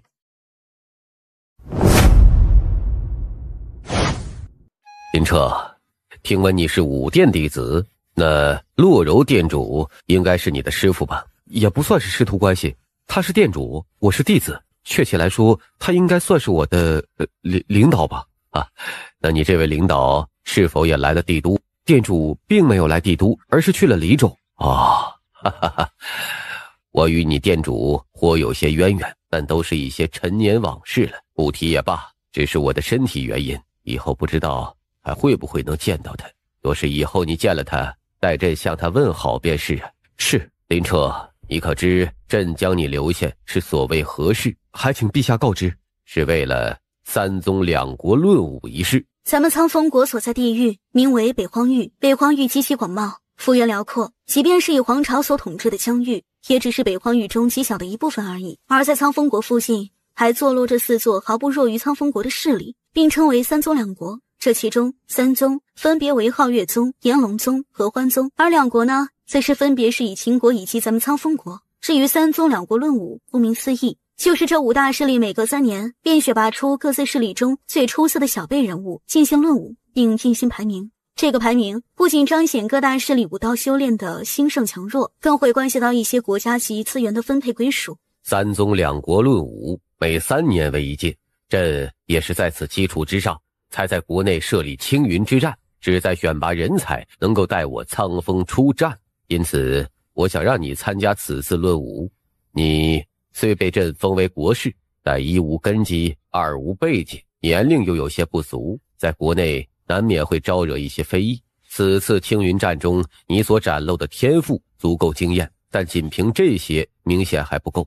若是能够在三宗两国论武之中拿到一个好的名次，才能真正证明你的潜力。我想也会让那些朝堂中的老人们闭嘴，也能证明朕的眼光并没有错。陛下，我想知道距离这三宗两国论武还有多长时间呢？6个月。6个月？哈哈哈哈，不必有太多顾虑。以三宗两国论武的强度而言，你的年龄其实是很吃亏的，这也不可能期望你拿到前3之位，那太过理想了。前10，只要能够进入前10，朕就万分知足啊。林彻沉默了一下，感觉还是有些难呢。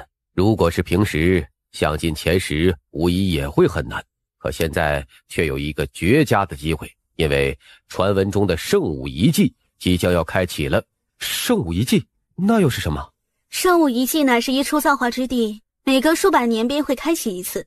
传闻此地乃是……算了，有些事情回头再跟你细说，你只需要知道那处遗迹中遍布机遇，是所有武者向往的圣地就是了。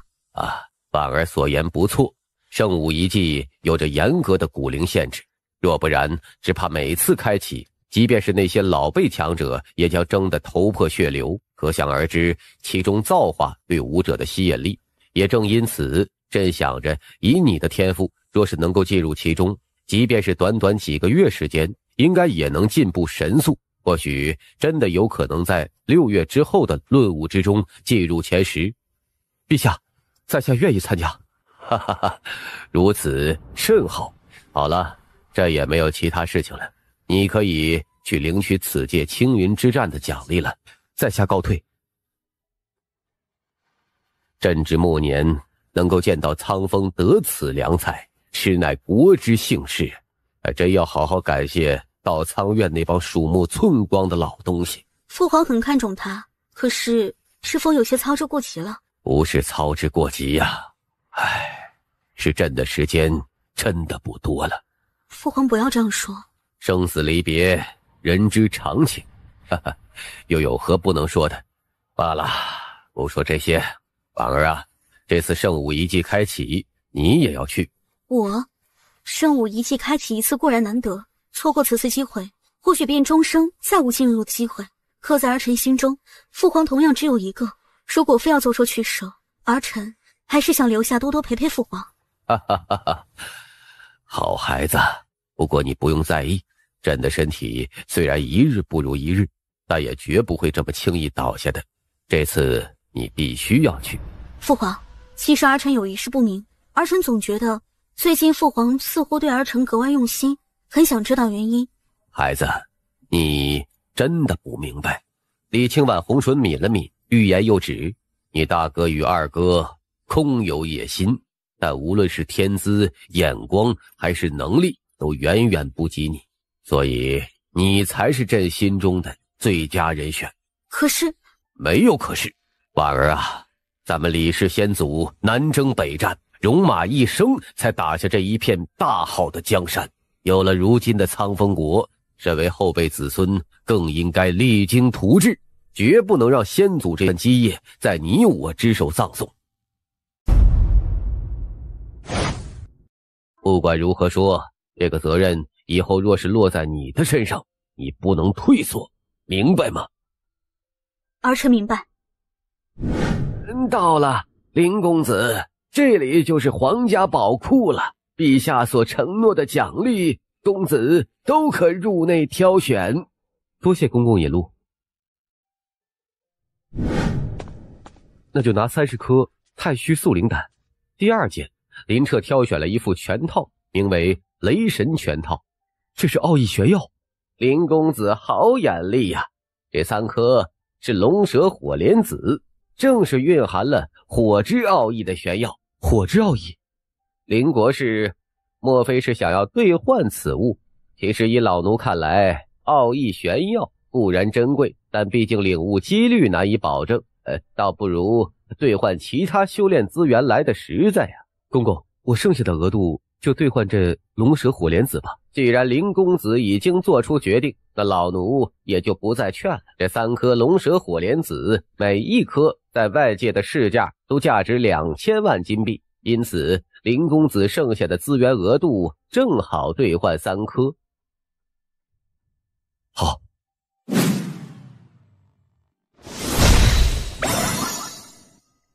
终于连舞8重了呀！现在的我若是再对上柳峰，应该比上次要轻松不少吧。现在可以尝试感悟那火之奥义了。瞬间，随着那火莲子入腹，林彻的体内像是燃起了一束虚无火焰，那种温度之恐怖，仿佛使得林彻体表之外的空间都变得扭曲起来。好热！这是怎么回事？为何会如此痛苦啊？这世上不是所有奥义都像领悟水风奥义那般轻松的，毕竟你是血肉之躯，就算是毒之奥义，你当初领悟之时，不也遭受诸多折磨吗？更何况这火之奥义更加狂躁猛烈，自然也会更痛苦一些。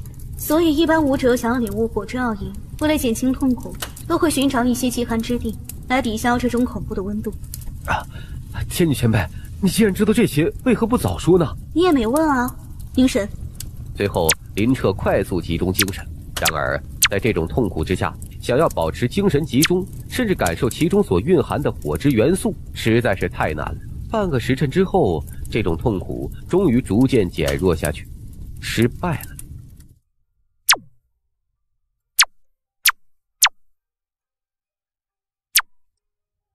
继续。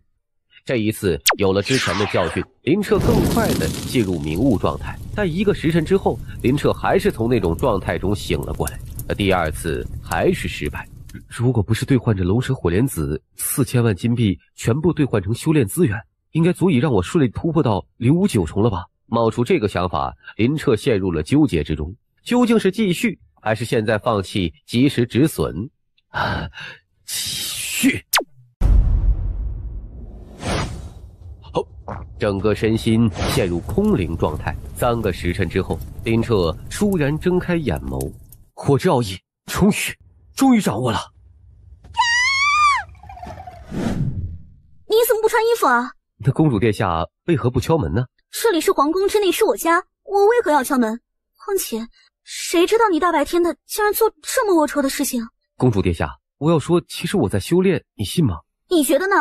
好了，本殿下不是那种迂腐之人，就宽恕你冒犯之罪。不过今日之事，不可对其他人提起。哎，明明是你看光了我，怎么说的好像自己吃了亏一样啊？还记得上次跟你说的圣武遗迹吗？今天咱们就要出发了，我是特地来通知你的。跟我来吧。这次将大家召集起来，我想诸位应该都明白是所谓何事。此次前往圣武遗迹，虽然是一次难得的机会，但同样伴随着未知的风险。若是有人想要退出，现在就可以言明。闻言，没有人开口。看来大家都很珍惜此次机会。既然如此，那有些事情我得提前言明。诸位都是位列星云榜的天骄，又得到陛下亲自召见，因此在外便代表了苍风国的脸面。这次圣武遗迹开启，北荒域诸多顶级势力也将前往，所以还请大家团结一致。虽尽量不要树敌，但若是他人主动欺压，也不可夺了我苍风国之威名。明白。好，那便出发吧。公主殿下，现在是否可以为我讲解一番圣武遗迹的来历了？圣武遗迹已经存在了万年之久，传闻中它的创造者名为天机老人。天机老人乃是数万年前的一位高人，虽然武道境界不能算是那个时代的顶峰，但却凭借因果推演之术闻名于世。传言中此人能通晓天机，他在世的时候曾为诸多大人物测算过命数，最终都一一应验。意思是说他是一个算命的？你要这么理解，那也没什么问题。那他为何要创造圣武遗迹呢？咱们所处的世界名为天武大陆，其中分为东荒、西荒、南荒、北荒，以及中土神州五大地域。可是你知道为何这个世界要以天武命名吗？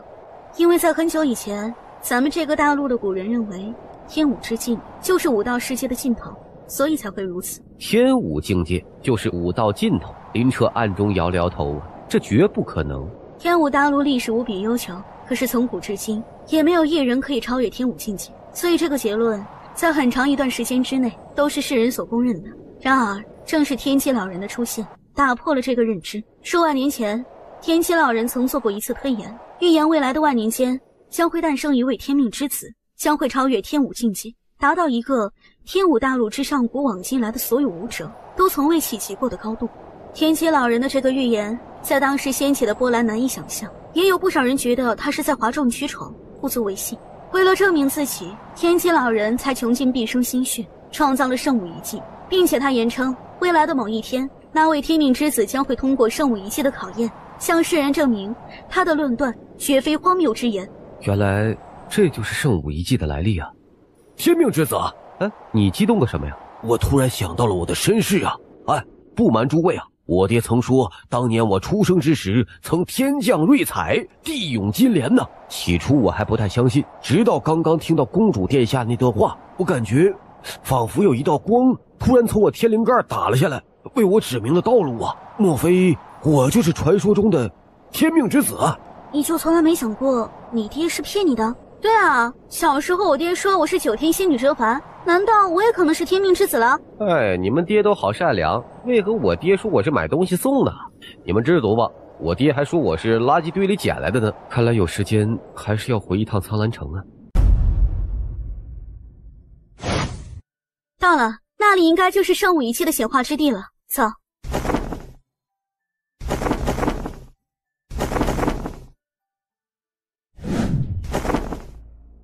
我的修为受到了压制啊！不好，我也是，直接被压制了3层境界，从05巅峰跌落到了05七重之境了。这到底是怎么回事？圣武遗迹之中不仅有着严格的古灵限制，其中的天地威压也比外界更加强大，所以武者来到这里，境界或多或少都会受到压制。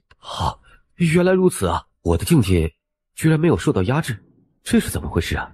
不许奇怪，别忘了你如今是系海修士，与这个世界上的丹田武者有着本质上的不同。丹田武者对外界灵力的依赖更强，因此来到此地之后受到的压制自然更深。至于气海修士，体内自成一片天地，受到的影响也就更小一些。原来是这样啊！圣武遗迹的吸引力果然惊人呐！这些应该都是从北荒境各地赶来的年轻天才。走，咱们也往前看看。你们看，那是什么？这似乎是盘龙木。盘龙木？这盘龙木蕴含极浓郁的木质属性，常只在一些木质元素气息浓郁的地带中才会生长起来。没想到竟然会出现在圣武遗迹之内。这样说来，盘龙木能够帮助武者感悟木质奥义？当然，只是咱们好像来晚了一步，这里已经被人劫错仙灯了。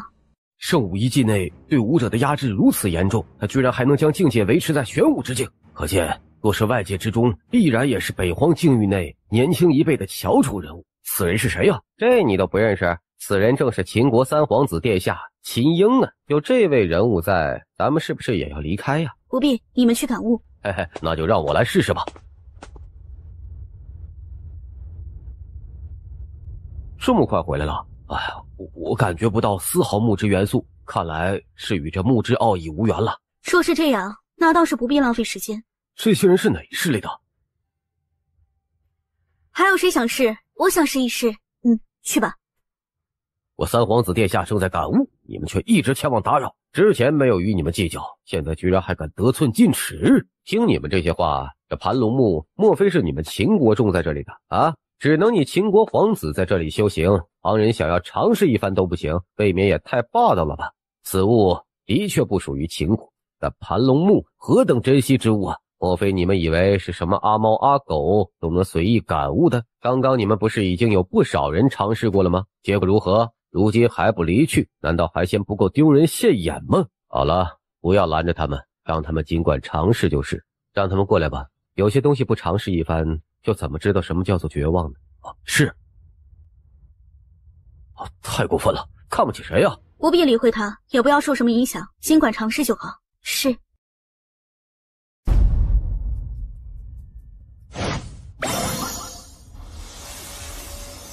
哎，这行人中还真有对木属性亲和之人。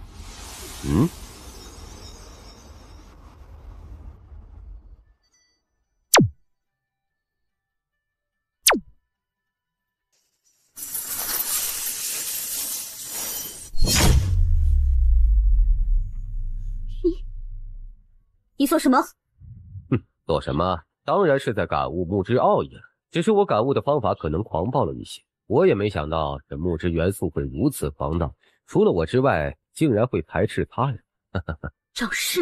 我来。你既然他这么自信对木之属性的感悟，我想试试。有把握？放心吧。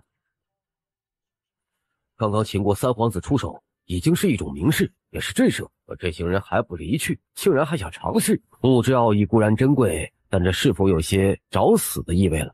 你的行为，我可以看作是挑衅吗？随你怎么看。那我得好心提醒你一声啊，这里的木之元素很狂暴，即便是领悟，也是有殒命的可能的。我没有看错吧？这少年竟然对木之属性有着如此强大的感悟力。随即秦婴双手凝印，周围的木之元素再次狂躁起来，无形之中，那漂浮于虚空之中的木之元素凝结起来，化作万千界矢，陡然向着林彻所在之地暴掠而去。在此地所有人震惊的目光之中，秦婴所爆发出的万千界矢像是飞蛾扑火一般，根本无法接近林彻，就被尽数斩灭。他再次调动对于木之属性的感悟，周围的元素之力疯狂汇聚而来，形成了一尊高达10数丈的绿色巨人。随着秦婴再次将一道玄印打入他的体内，眼中锋芒之意尽显，恐怖的一拳直接向着林彻轰杀而至。李清婉、云瑶的俏脸之上都隐隐攀上了一丝紧张之感。然而就在那巨人一拳即将轰杀到他身前之时，他体内一股恐怖的力量席卷而出，使得周围灵气暴走，引发天地共鸣。天哪，我没有看错吧？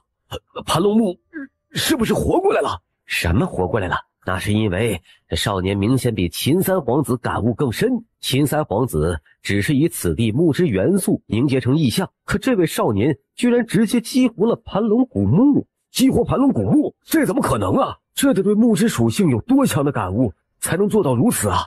什么？这里的木之元素的确很狂暴，你小心些。败了！这少年与秦国三皇子比拼奥义感悟，结果三皇子竟然遭到了彻彻底底的碾压，这怎么可能呢？你小子，我记住你了。那我这次败给你，只是因为你能借助盘龙木的力量。如果在外界，你最好祈祷不要再碰到本皇子。走！哈哈哈，林兄弟，你太厉害了！刚刚那个秦国皇子如此嚣张，但是在你面前却只能狼狈退走。想到他离开之前那憋屈的脸色，简直太解气了。你刚刚战胜秦英，是已经彻底掌握了木之奥义吗？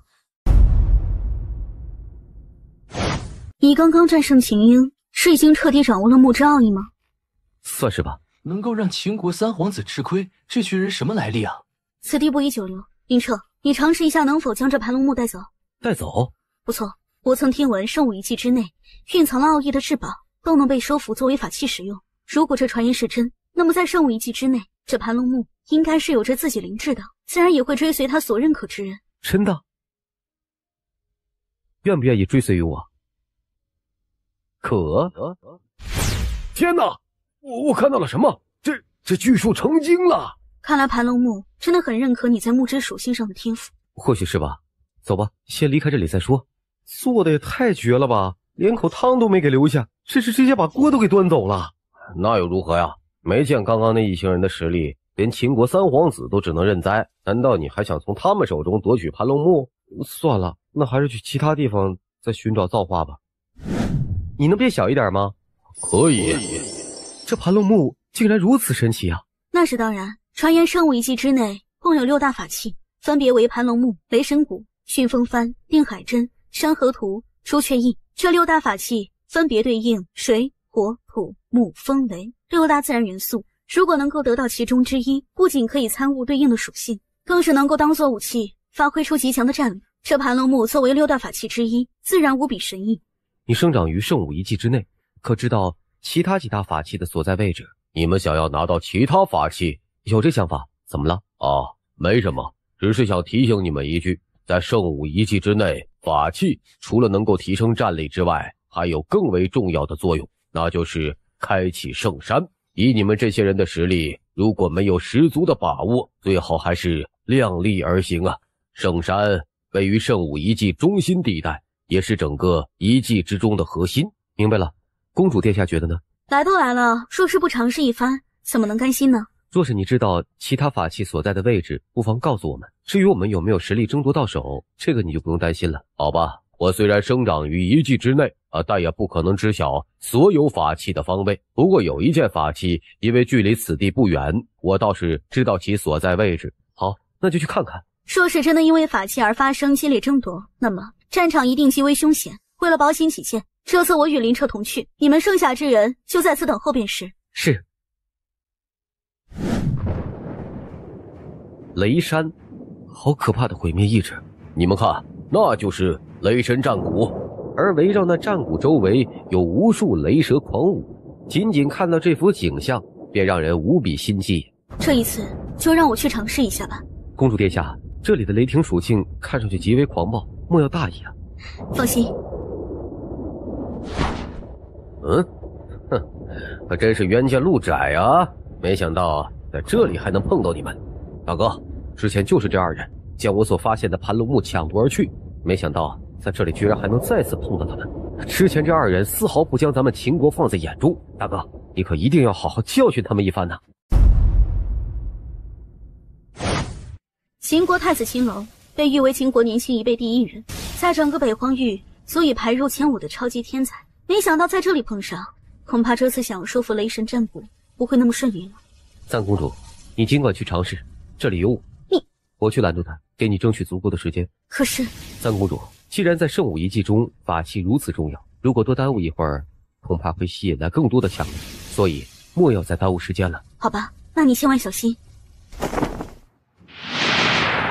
既然知道本太子的身份，竟然还妄想与本太子争夺法器，简直是自寻死路啊！你想进入雷山，不妨先过了我这关。小子，凭你这无名鼠辈，也妄想拦住本太子，简直自不量力啊！那你来试试，你可真是找死啊！一掌向林彻拍了出去，拔剑便是一斩。这一剑，林彻动用了全力，剑已圆满之境。看来本太子还真是小瞧你了，小子，那就看你是否还能接下本太子这一枪。怎么，这就不行了？还有什么手段，尽管施展出来，本太子有的是时间陪你玩。当然，若是没有了，那你就可以去死了。黄气加身，在秦国太子周围有6道圣气光柱冲天而起，脚盘龙虎步，一连串的音爆之声传出，随后就看到那6根圣气柱子接连被斩断切割开来。不可能！可愿追随于我？那我要看看你在雷霆属性上的造诣是否能得到我的认可。漫天雷电仿佛化作一道道箭矢，同时对李清婉轰击而来，每一道雷电之中所蕴含的力量都相当恐怖。此刻漫天雷电落下，却是周围数十丈的范围都被轰击的沟壑纵横。就在这时，无数雷电之力宛如潮流一般向着李清婉汇聚而去。他伸出一只手掌在虚空一抓，空中瞬间也凝聚出一只金色大手，同样对那雷霆战鼓抓下。雷霆战鼓被那金色手掌紧紧握住，狂暴的波动使得那片空间都在剧烈震颤。然而尝试过后，居然没有震开。现在可以追随于我了吗？不错，想不到你在雷霆奥义之中竟然具有如此天赋，在圣物遗迹中追随于你，也不算埋没了我的意志。然而就在李清婉心中一松，异变陡生，一阵凌厉的破空声传来，一掌拍出。不可能！合欢宗，想不到姑娘眼力如此不俗。不错，在下正是合欢宗首席大弟子须弥生。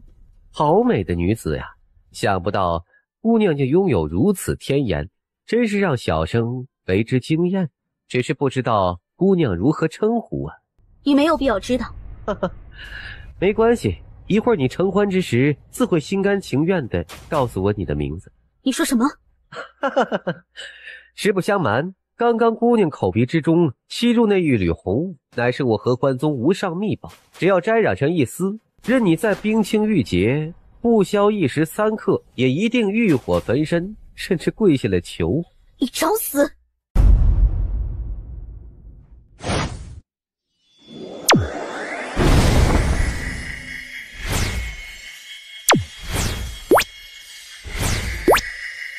好霸道凌厉的攻势啊！北荒域年轻一代能够与本公子正面抗衡之人，绝对不会超过5人。我现在更加好奇，姑娘你究竟是谁呀？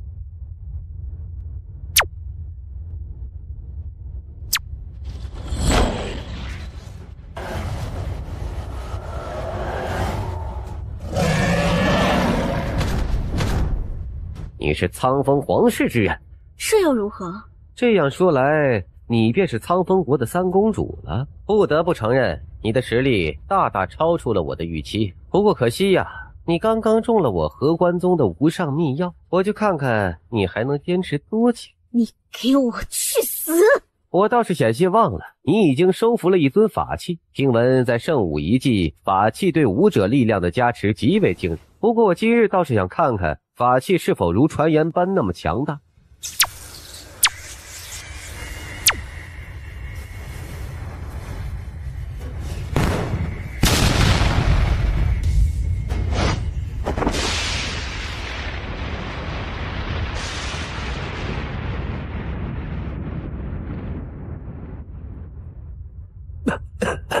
看来我还真是小瞧了这法器的力量。以我的实力就本在伯仲之间，而如今我有法器加持，你如何与我一战？不可能，你竟然不受我合欢宗秘药的影响，这不可能！你合欢宗那种下三滥的秘药也想影响到我，简直痴心妄想。事实上，那些药力进入我体内的瞬间就被我炼化一空，你现在气不气？可恶，骚！怎么可能？秦国太子在北荒域已经是最顶尖的天骄之一，林彻居然能够与他交手如此之久。你竟然已经收服了雷神战鼓？是啊，让你失望了。那么现在你还准备再战下去吗？哼哼，很好。本太子成长至今，从来没有遇到过今天这般的挫折。这笔账本太子记下了。你进步好快。没什么可惊讶的，我只是借助了法器的力量。这里是在圣武遗迹，如果在外界，我远远不是他的对手。很谦虚吗？不是谦虚，而是对自己有一个客观的认识。雷神战鼓已经得手，只是刚刚这里的战斗或许很快会引来一些势力，咱们得尽快离开此地才是。我也是这想法。那咱们原路返回，先与云瑶姑娘等人会合吗？不，我需要先寻找一处偏僻之地。偏僻之地。刚刚有一个合魂宗的混蛋为了对付我，用了一些下三滥的手段。其实我中毒了，只是刚刚一直被我体内的血脉之力压制着，因此需要先找到一处偏僻之地化解了才行。中毒？公主殿下，其实我曾跟一位用毒高手学过一些解毒之法。你中了什么毒啊？或许我能帮你化解掉。不用，就是寻常之毒而已，以我体内的血脉之力就能轻易炼化。好吧，我刚刚来时经过一片峡谷，那里就相当隐秘，咱们就先去那里吧。我就在这里炼化体内之毒，你在外面守着，不许进来。哦。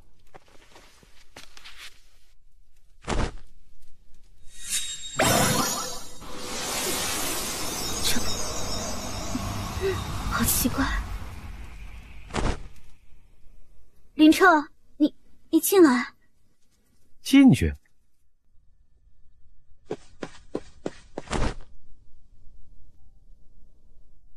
我美吗？公主殿下，我……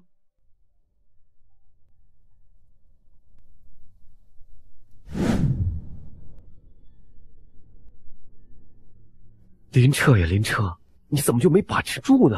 把苍风国公主殿下给睡了，这不是找死吗？哎，你小子倒是艳福不浅，感觉如何？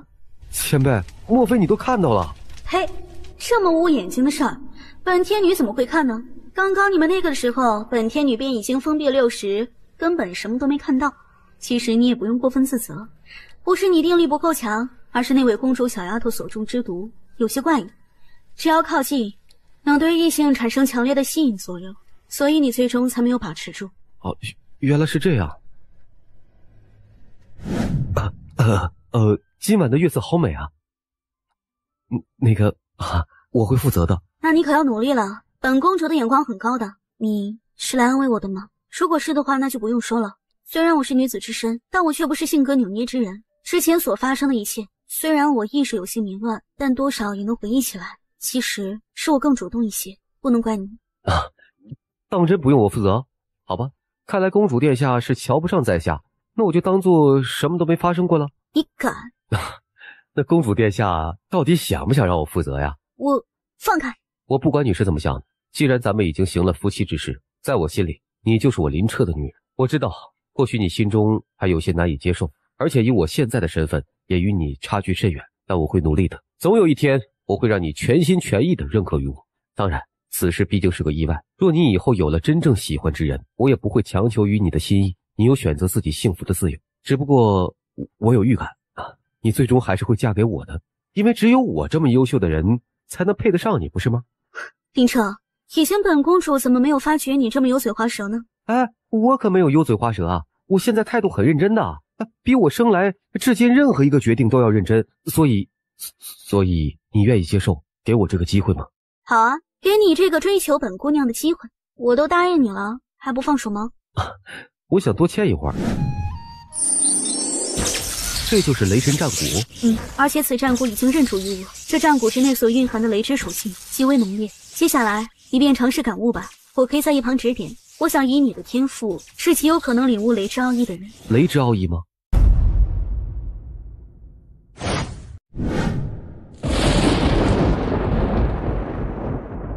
我现在怀疑你到底是不是一个怪物。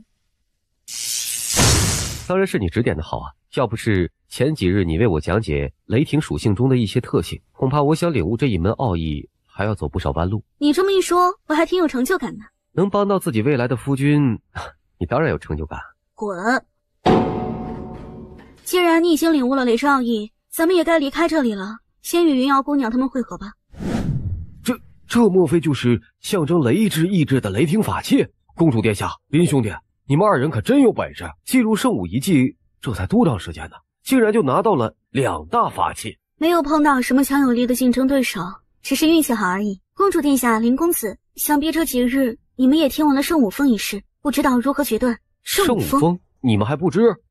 我们这几天为了争夺雷霆法器，一直在雷山附近，并不知道外界发生了什么事。原来是这样，圣武峰便是传言中的圣山，位于圣武遗迹最中心的地带。这几日有无数势力向那里进发，我们也是在这里等着公主殿下你们两人回来定夺，是否也要前往？这几天还有很多消息在圣武遗迹中传扬开来，那就是6大法器就是开启内域的钥匙，这一点似乎已经有许多势力知晓，因此6大法器的下落也成了如今圣武遗迹内所有势力最为关注的事情。传言炎龙宗少主数日前已经拿到了一件法器，在圣山尝试了一番，可是却无法开启圣山，因此他猜测需要集齐6大法器之力才能真正开启那圣山。于是他放出了一条讯息，邀请各位已经拿到法器的各位天骄共赴圣山。炎龙宗少主怎么了？此人很厉害吗？当然，北荒域势力林立，但其中却以三宗两国这5大势力最为强盛。多年以来，三宗两国都成鼎立之势，但是近些年来，炎龙宗却逐渐展现出崛起之势，甚至流露出一统北荒的野心。其原因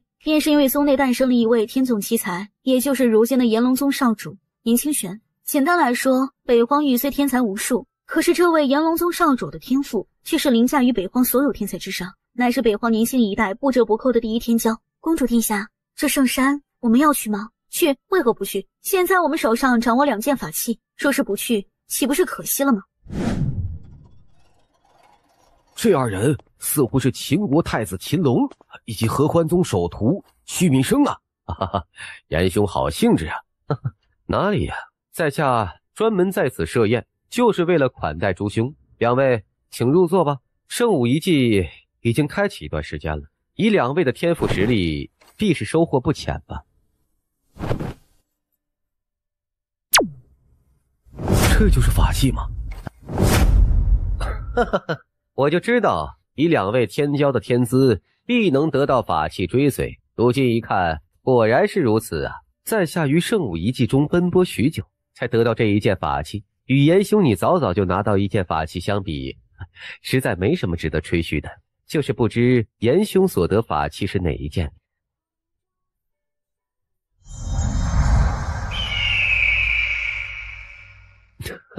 2位太谦虚了，在下也只是运气好一些而已。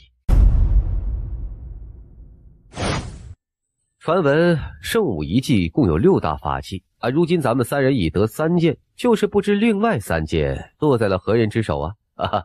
也没什么值得推敲的。圣武遗迹开启，虽然北荒域各大势力皆有人来，可谓天才云集，但我相信真正有资格拿到法器的，除了我等之外，也不外乎那几个人了。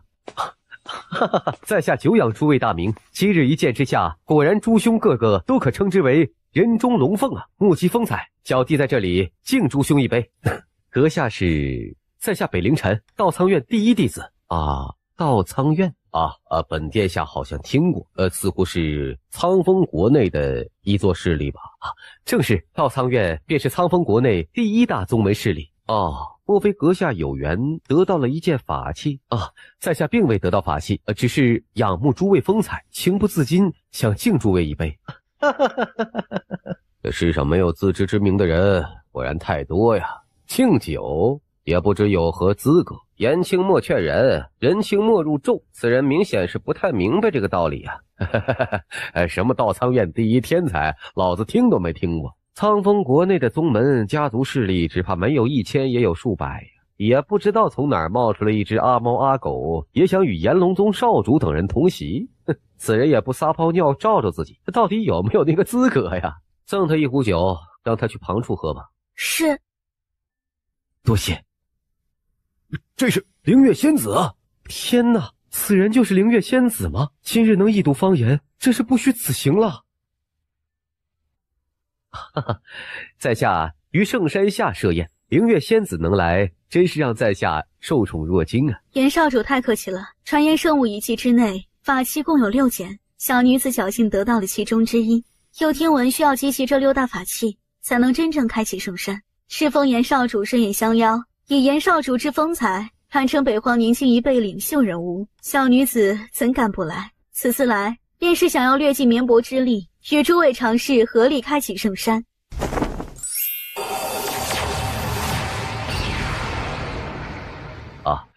素闻皓月宗冰玉玄功这门无上心法，对冰之属性有着极强的感悟。如今看来果然不假呀！冰之属性本就脱胎于6大元素中的水之元素，这定海针也恐怕只有灵月仙子才能驾驭啊！如今有灵月仙子相助，我想只要集齐6大法器，开启这圣山指日可待了。请殿下过奖了。听闻严少主在此设宴，不知小女子可有资格与诸位同坐？恕严某眼拙，不知姑娘是？小女子苍风国李清婉。李清婉，这位美女竟然是苍风国的三公主殿下。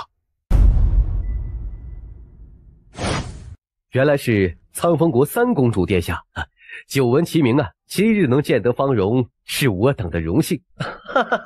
原来姑娘便是苍风国的三公主殿下呀！之前在下与姑娘有所交集，却不相识。如今在此遇到，可真是一场缘分呢！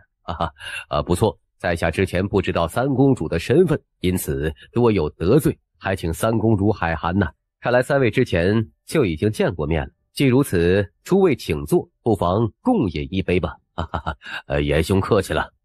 这个少年是谁啊？北荒域几位顶尖天骄同坐一席，他竟然也毫不客气的入座。不知这位小兄弟是？林彻，你这稻仓院叛逆，居然也敢出现在此！是你？哼，林彻，你当初拜入稻仓院，而我身为稻仓院第一弟子，你如今见了我这位师兄，还不过来拜见？什么？这名少年居然也是稻仓院的弟子？可是若真是如此的话，连稻仓院第一天才都没有资格与在场上那几位天骄同席，这少年又怎么会有这个自信敢坐在那里啊？莫非此人也是一个没有自知之明之人？大家都是文明人，你站在那里叫唤个什么呀？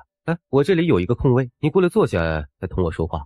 林彻，在场几位天骄身后代表三宗两国，若论背景而言，我承认的确没有资格与他们平起平坐。不过你又算是什么东西啊？曾经一个稻仓院的叛逆之徒也敢坐在那里？我问你，你到底有何资格？你想知道我为什么能坐在这里？那我就告诉你啊，凭这个。天哪，我没有看错吧？这位少年人物竟然执掌一件法器！严少主，此宴是你所设，既如此，我便问一声，不知我是否有资格坐在此处啊？严某在此设宴，就是为了邀请得到法器的各位合力开启圣山。既然小兄弟掌控法器之一，自然是有资格坐在这里的。林彻早已与稻仓院脱离关系，如今是我苍风国师，若论身份，绝不在你这位稻仓院第一弟子之下。北凌晨，你在这里哗众取宠，无非是自取其辱罢了。苍风国居然会有一位如此年轻的国师，这怎么可能啊？凡是被尊以国师者，不是功勋彪炳，便是天资超凡呢。难道说这少年的天赋达到了一个众人难以想象的程度，因此才会强盛如苍风国这等势力都破格提拔呀？林彻，莫以为你受到苍风皇室庇佑便能嚣张跋扈。你身为稻仓院叛逆，稻仓院弟子人人得而诛之，而我作为稻仓院大师兄，今日就当着天下众人之面清理门户，受死！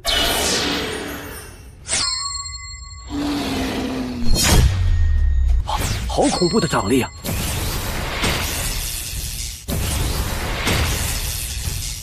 灵武八重，不可能！这二人好可怕的战力啊！若没有记错的话，你我之间的生死战约还剩下5个月的时间，届时我自会上稻仓院登门拜访，与你了结这段恩怨。不过现在我没有兴趣与你纠缠，劝你莫要再自取其辱，明白？对于任何一个国家而言，国士在外便代表这一国家的威严。与此同时，北凌晨，你身为苍风国人，却对国士不敬，莫非你以为凭借区区稻仓院第一弟子的身份就能够做出什么？此事带回到国内，本公主必然会让稻仓院给我一个交代。至于你，若是再敢造次，别怪我对你不客气。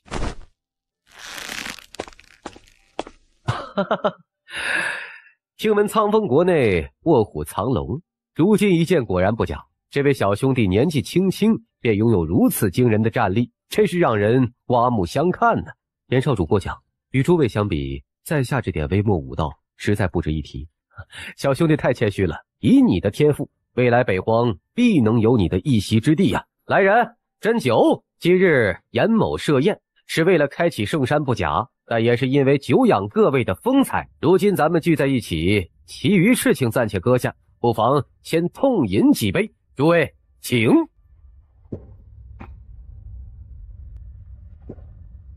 看来这里的饭菜很合林公子的胃口。林公子是剑修，刚刚我观林公子出剑，周遭都弥漫一股锋锐之气，如此气场，怕是只有领悟道剑意圆满之境的剑道奇才才能做到。所以林公子应该是一个很厉害的剑修。姑娘猜错了。哦，我是剑修，但不是很厉害。我皓月宗风景极美，说是以后有空，林公子可去我皓月宗坐坐，就是不知林公子是否肯赏脸。难道我魅力这么大？哎，对方是看上我了？承蒙仙子台，若是日后有空，在下定当拜访贵宗。林公子去了我皓月宗，若是想常住也是可以的。皓月宗第一弟子是不是特别美啊？别误会啊！哎，在我心里还是你美，无人能及。你不会是吃醋了吧？谁吃你的醋了？贫嘴！想必诸位也都听说了，想要开启圣山，需要集齐6大法器。我想在座各位来到此地，应该都是为了这个目的。既如此，我想是时候尝试一番了。诸位，请随我来。以这些凹槽的轮廓来看，似乎就是对应着6大法器。怪不得有传闻说6大法器是开启内域的钥匙，莫非只要将6大法器嵌入其中，就能开启这此处结界？这有何可疑问的？试试便知。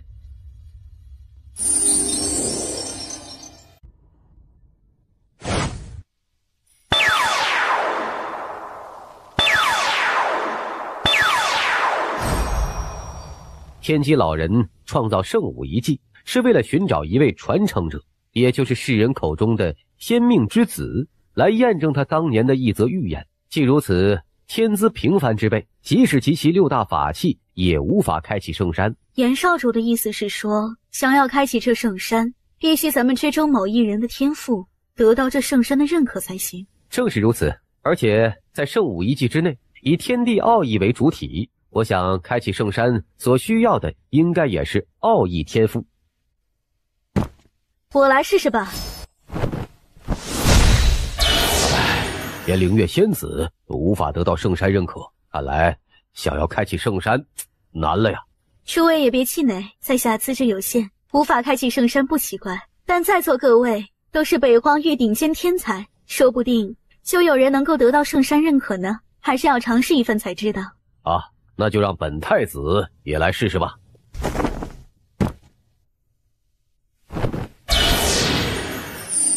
6大自然元素，其中5门元素都已经被我所掌握，岂不是说，只要我再领悟最后这门土之元素，就算是大功告成了？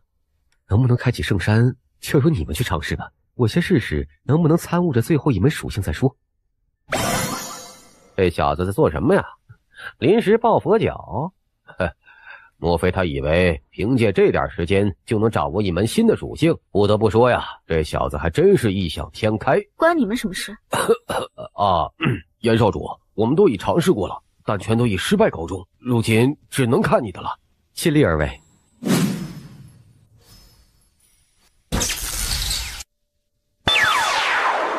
这到底是何等天资才能做到如此啊！天哪，你们快看，莫非圣山真的要开启了吗？严少主果然人中之龙啊！今日若非仰仗严少主天资，恐怕我等也无缘见到圣山开启。诸位太过抬举了，诸位将最后的希望寄托于在下身上，如今严某侥幸得到圣山认可，只能说幸不辱命吧。1万年了，终于有人得到6大法器的认可，开启了圣武峰。本尊也算是终于等到了这一天。我是看守此山兽灵，你们能够开启此地，足以证明你们之中有人天赋已经得到圣山认可。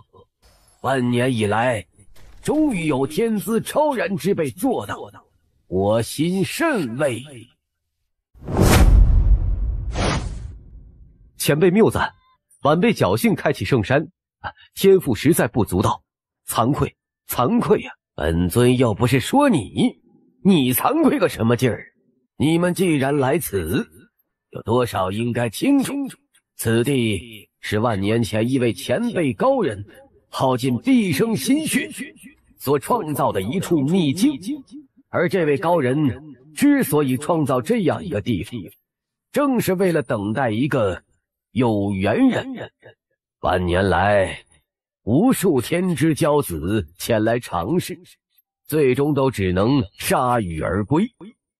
直到如今，你们中终于有人得到了圣山认可，然而这里却并非终点，只有登上圣山，或许你们才能得到自己想要的造化。圣武遗迹之中共有6尊法器遗落，在此之前，凡是拿到法器之人，证明与圣山有缘，都可尝试攀登圣山。至于其他人，则没有这个资格。此山虽只在考验修士的奥义天赋，但其中封存了一缕天地意志，越向上，这股意志也将越强。想要攀登，需坚守本心，不可让这股意志入侵，切记。多谢前辈指点。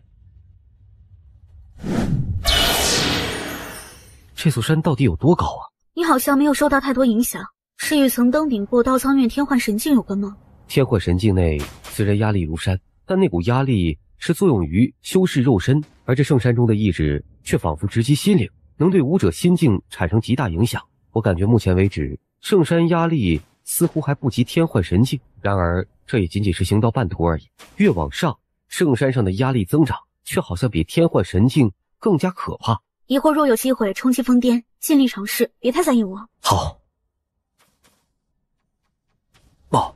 我无法再前行了，恐怕很难再进行了。若是支撑不住，就停下来吧。好，加油！但若是不行，不要强撑。明白。以你的修为境界，走到这里已经是极为不易，但须知过犹不及啊。是吗？不过我觉得自己还有余力前行啊。那只是你的错觉而已。这圣山意志对人心性影响极大，你如今已经陷入走火入魔的征兆，若再不醒悟，为时晚矣。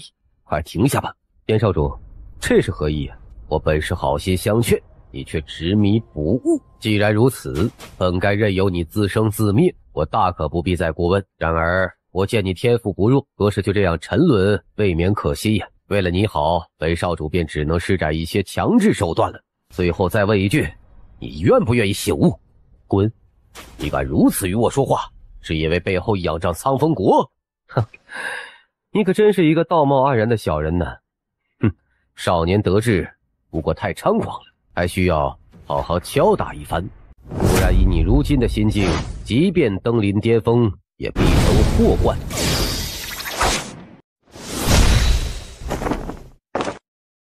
明白了吗？这圣山因我开启，连我到了这里都已经寸步难行，你却妄想超越我，若非走火入魔，你又有何资格呀？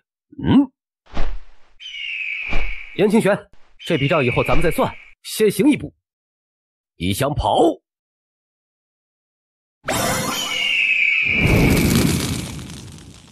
严少主，劝你别追了，你追不上的。我杀了你！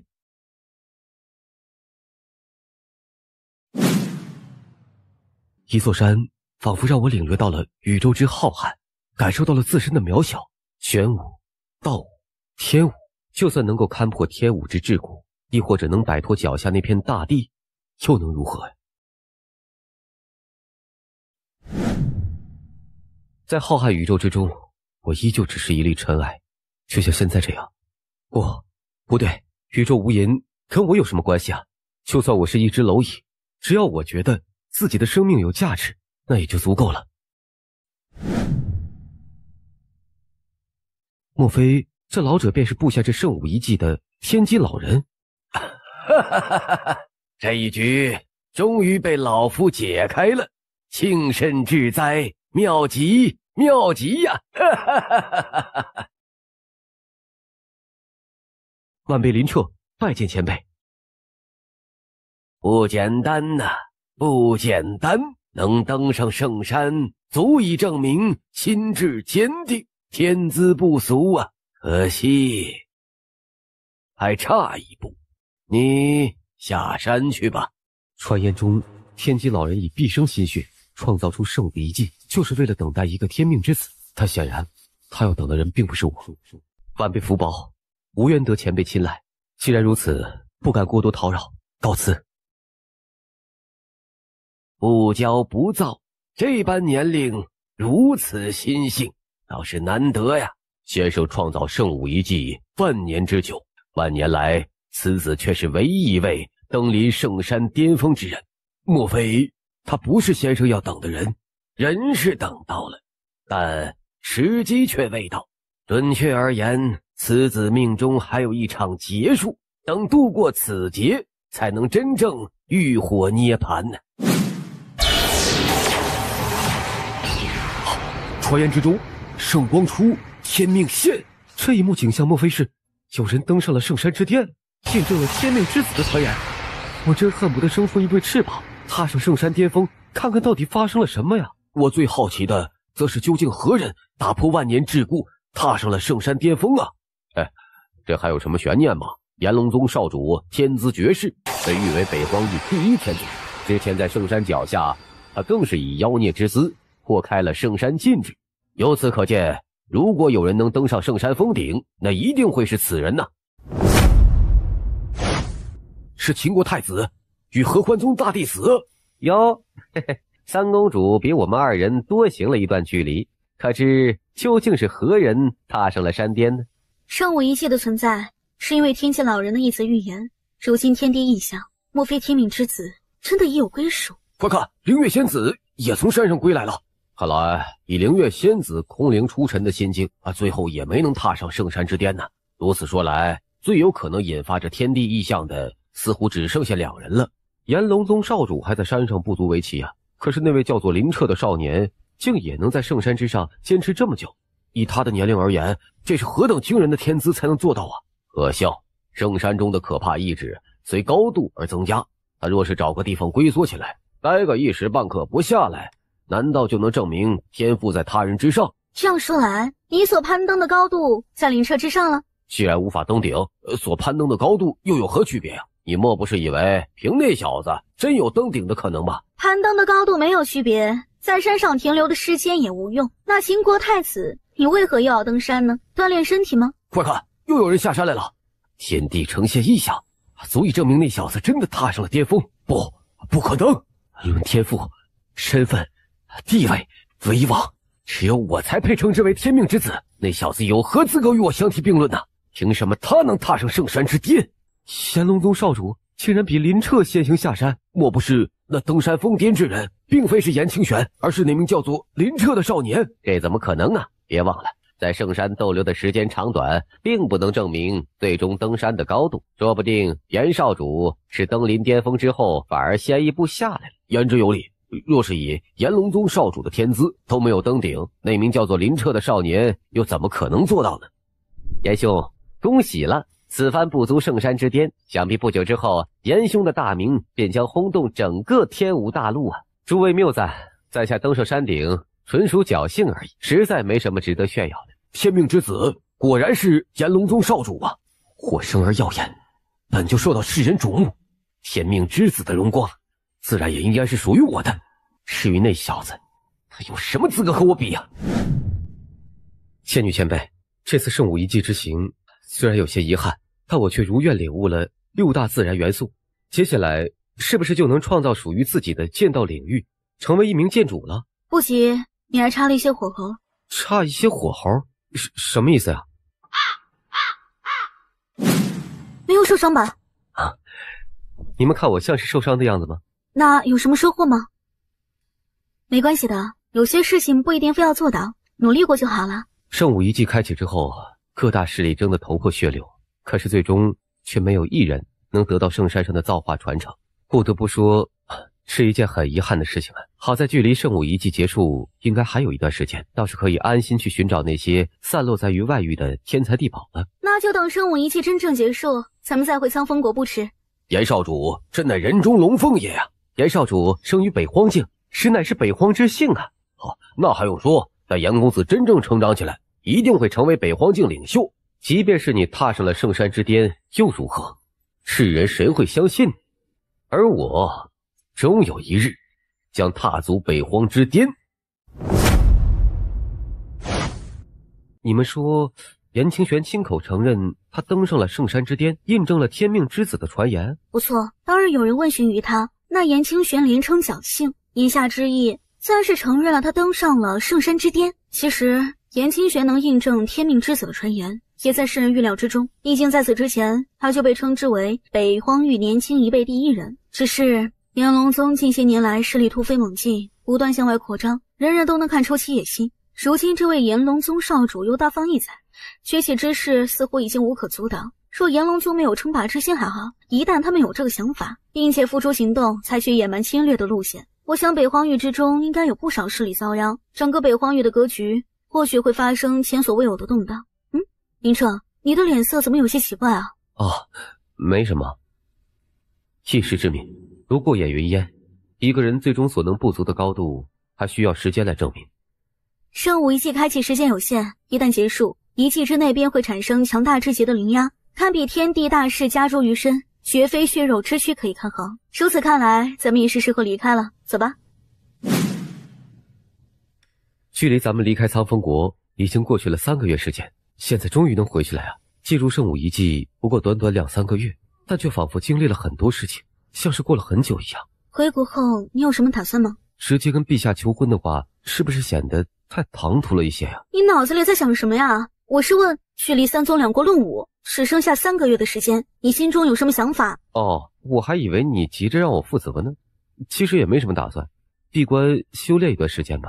若是需要有什么资源，尽管开口。以我的身份，只要苍风国库中有的，无论多么珍贵，都可以满足你。这次论武，好像你对我的表现异常看重，为什么呀？苍风国内忧外患，需要在这次论武中有一个好的表现。可惜三宗两国论武不同于圣武遗迹之内，以我现在的战力，恐怕不足以与那些天骄人物抗衡，甚至想要进入前10都没有把握。况且你不是也会参加吗？有你珠玉在前，我的表现只怕也没那么重要吧。那自然不一样。总之你要好好表现，最少要得到我的父皇的认可。我明白了，你绕了一个大圈子，还是想让我跟你爹提亲呢。你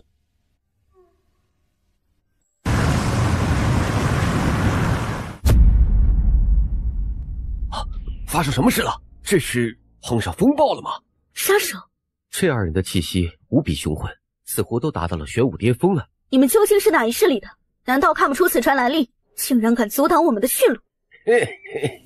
若此船来自苍风国，那就没有错了，是他们。画像之上正是此子，那他今日死定了。小心！小心！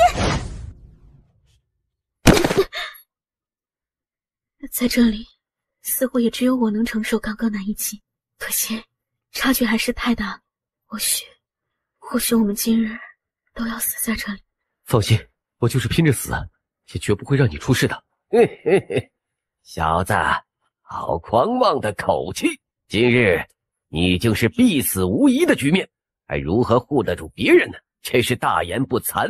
既然我已经必死无疑，究竟是何人让你们来杀我？不妨就明言相告，也好让我死个明白。到了如今，你还有必要知道吗？没关系，我大概也猜得出来，虽然无法确定具体，但无非是秦国、合欢宗、炎龙宗这3大势力其中之一。千女前辈，请将力量借我。你确定？以你的体魄，根本难以承受本天女那霸道的力量。就算我将力量借你，度过了眼前的危机，你多半也无法承受反噬。我现在还有选择的余地吗？说的也有道理。好吧，那本天女成全你。小子，以你的实力，根本就没有资格让我们2人谨慎对待。可惜呀，我等也是奉命行事，这一次的任务绝不容许有任何差池。你能死在这等阵容之下，倒也足以自傲了。跟这小子废什么话呀？赶紧解决了，回去复命就是了。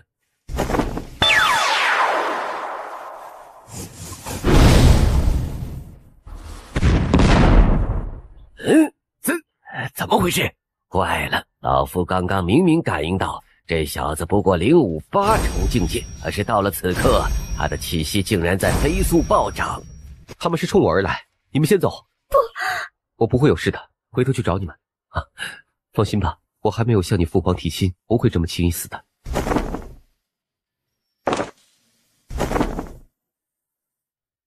这小子体内似乎封印了一股极为可怕的力量，修为气息暴涨如此惊人，很可能是那股力量解封的缘故。你们猜对了，今日我已是必死无疑，但说不定你们两人会一起给我陪葬。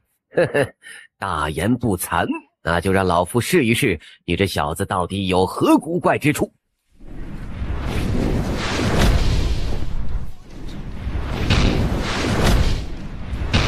呵呵，小子，有本事你别躲呀！这小子到底是什么怪物？这小畜生体内力量极为古怪，不要拖大，一起出手，今日定要斩杀了他，绝不容有任何差池。出手！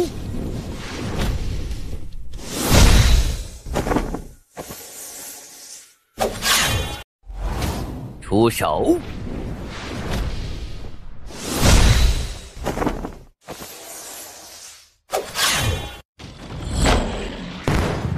虽然还不知道你们奉了谁的命令，但既然想要杀我，就要付出足够的代价。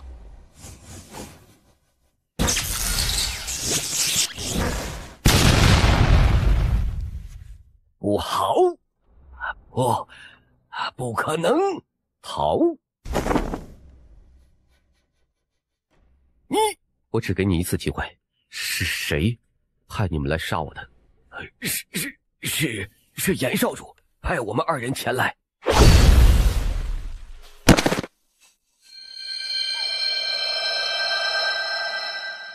这是什么？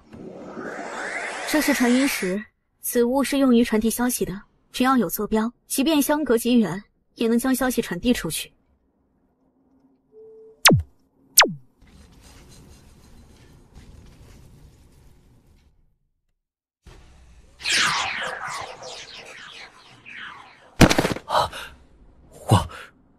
我这是要死了吗？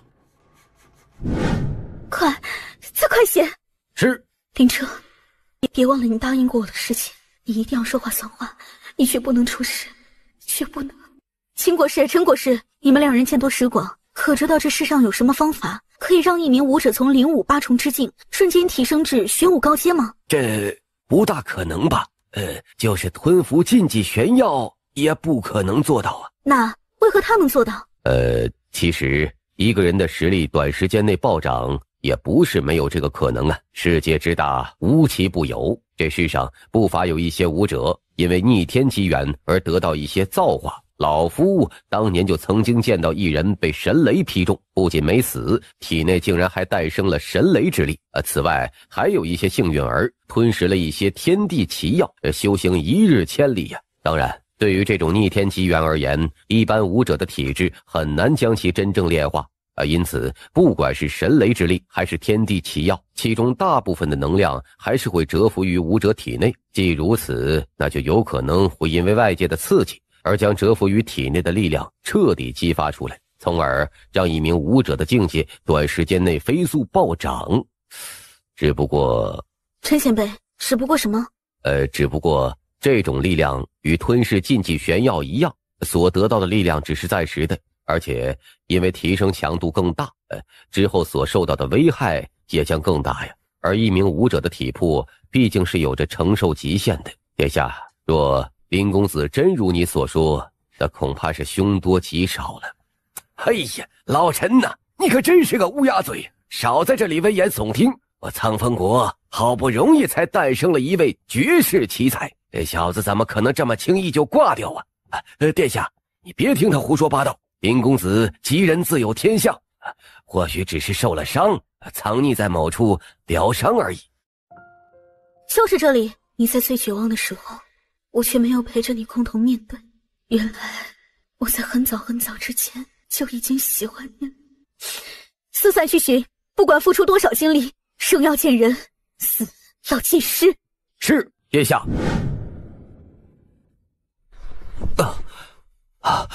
头好痛，我这是已经死了吗？不对，死了怎么还会有痛觉和意识啊？这样说来，我没有死啊。可这是哪里？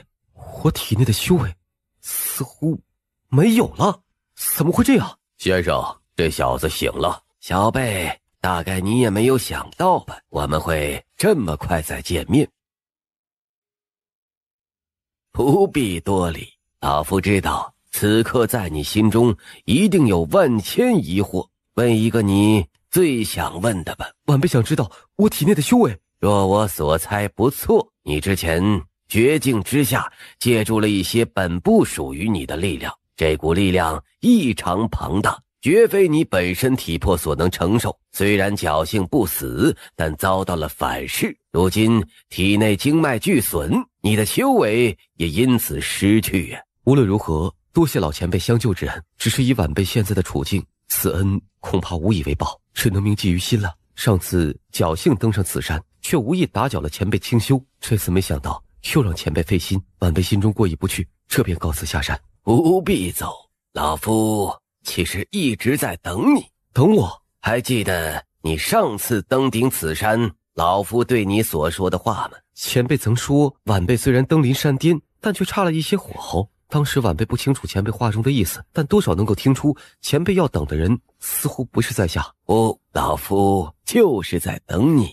简单而言，老夫耗费毕生心血创造这一处秘境，又等待了万载岁月，就是在等你这个天命之子的出现呢。我是天命之子？前辈，你莫不是误会了？晚辈现在修为尽失，怎么可能是前辈要等之人呢？实不相瞒，老夫正是算到了你命中当有此劫，要等的也正是你修为尽失的这个时机，所以上次我才说你差了一些火候，正是让你下山去历劫呀。小贝，莫紧张啊，老夫对你并无恶意。是小贝，你进入圣武遗迹之前，多少也该听闻过老夫创造这片秘境的一些传闻吧？传言中，前辈创造圣武遗迹是因为一个伟大构想，要证明天武之境并非是武道修炼的尽头。这些传言倒也是基本不错，但其中也有偏颇之处啊。半年之前，老夫曾为天武大陆的气运卜了一卦。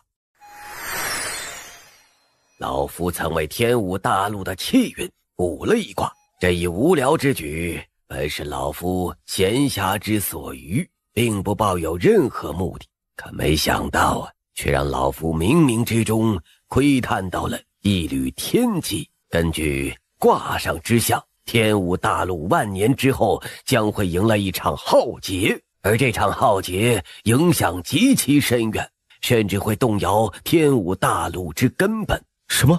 老夫得出此卦之后，虽然感觉惶恐，但万年之久，届时老夫也应早已化作一捧黄土，便不想予以理会。但又感念我辈修士当以天下为己任，况且老夫自幼成长于天武大陆，若苟且偷生，岂是大丈夫所为呀？因此老夫便以拼着寿元受损为代价，再次向天问卦，想要为天武大陆寻出一线生机。而老夫寻得的一线生机便是你呀。我？不错，根据卦中显示，那场浩劫降临之际，只有你是一个变数，无在劫中。准确来说，老夫虽然冥冥中感应到了你的存在，但却无法洞悉你的命格，甚至连你的姓名都无法测算出来。也正因此，老夫才创造圣武遗迹，就是为了将你寻找出来。终于，皇天不负有心人呢，从见到你第一面，老夫就已经可以肯定，我一直等待的人正是你呀。前辈，我想你一定是误会了，晚辈现在修为尽失，不过是一个废人而已。又怎么可能成为挽救天武大陆的变数啊？孩子，老夫说过，早已为你测算过命数，你命中本就该有这一劫。不过莫要担心呢，其实这一劫难度过之后，才是你真正浴火涅槃之时。你是剑修，若老夫所观不错，你此前已达到剑意圆满之境，只差一步就能成为一名剑主。小辈，你可知对于武者而言，最强的领域是什么？好像是将6大自然元素全部掌握之后所创造出的领域。哦，将6大元素掌握，只能称之为圆满领域，在此之上却还有完美领域的存在。而想要创造完美领域，方法只有一个，那就是融合。将6大自然元素尽数掌握，在天武大陆已经是凤毛麟角的存在，而将这6大元素融合，古往今来却从无一人能够做到。小辈，不知你可愿一试啊？如果是之前，晚辈还可以尝试一番，可现在我修为尽失，怎么可能？修为尽失才是一个绝佳的机会。准确而言，想要将6大自然元素融合，有着一个最苛刻的前提，那就是必须是平凡之身。一名武者随着修炼，其体魄也会变得强大，到了一定境界，刀兵难伤，水火不侵呢。但恰恰是因为体魄变得强大了，却丧失了作为一个凡人本该更为清晰的感受。试想，若一个人不惧雷霆，又怎么能感受到雷霆之威？若不惧水火，那么对风暴巨浪、熊熊烈火、种种灾难便失去了敬畏之心。因此，想要将全属性融合，必须是凡人之身，对天地间各种元素都心存敬畏，又能最真切地感受到其中的能量。可是一个从未修炼的凡人，又怎能领悟到全属性元素啊？最终就必须是一个天资超凡之辈，领悟全属性之后，又碰巧失去了修为。而现在的你满足了所有的条件，老夫这样说，你应该明白了吧？前辈，我愿尝试。好，好啊！事不宜迟，那咱们现在就开始。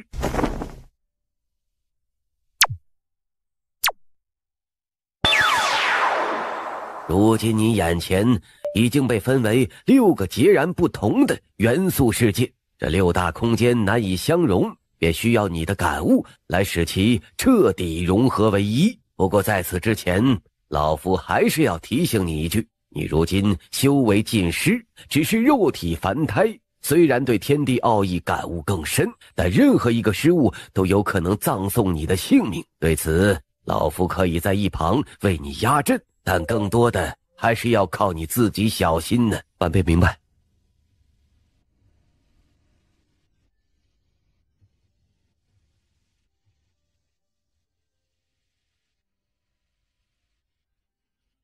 那就先从简单的开始吧。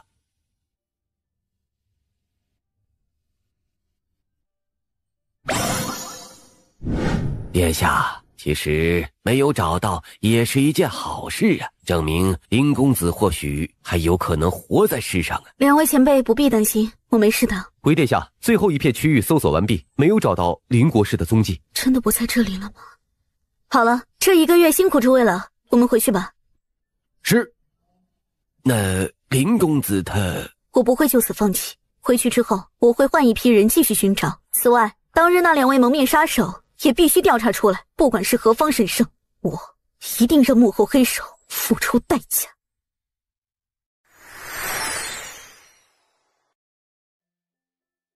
给我融！真的做到了！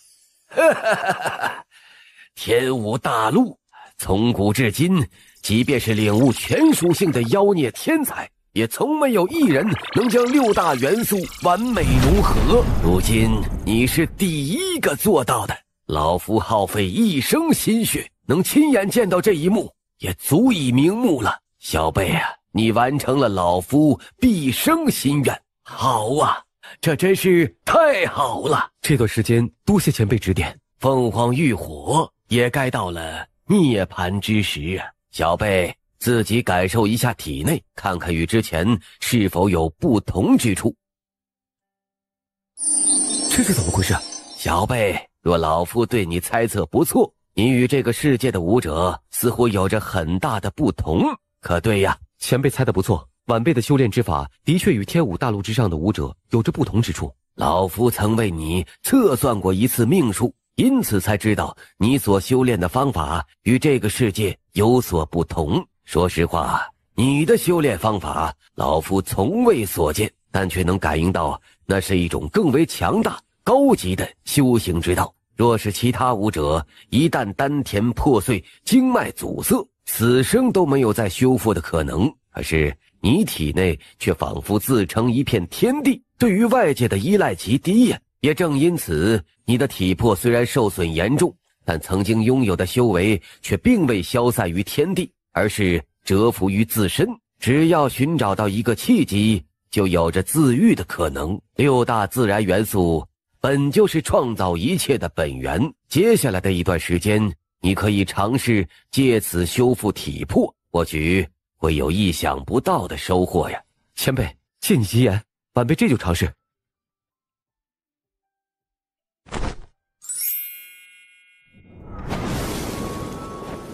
我体内气海已经彻底崩溃，每一条经脉也都已经破裂，简直比我想象中还要糟糕啊！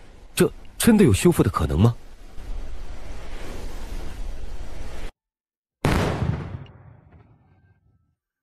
这是领域，看来这次我真的算是因祸得福了。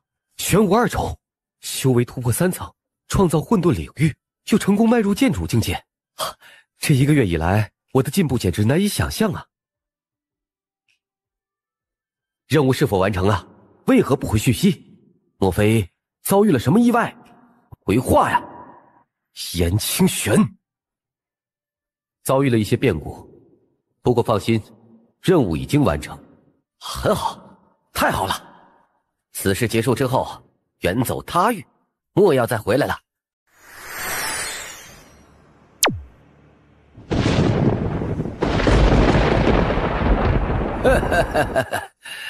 御空飞行应该是每一位武者最初的梦想。你如今以不足20岁的年龄便抵达了这一梦想，怕是不知要让多少人为之羡慕啊！晚辈大难不死，还能因祸得福，获得这种种成就，全都是仰仗老前辈您的帮助，如此大恩，晚辈毕生难忘。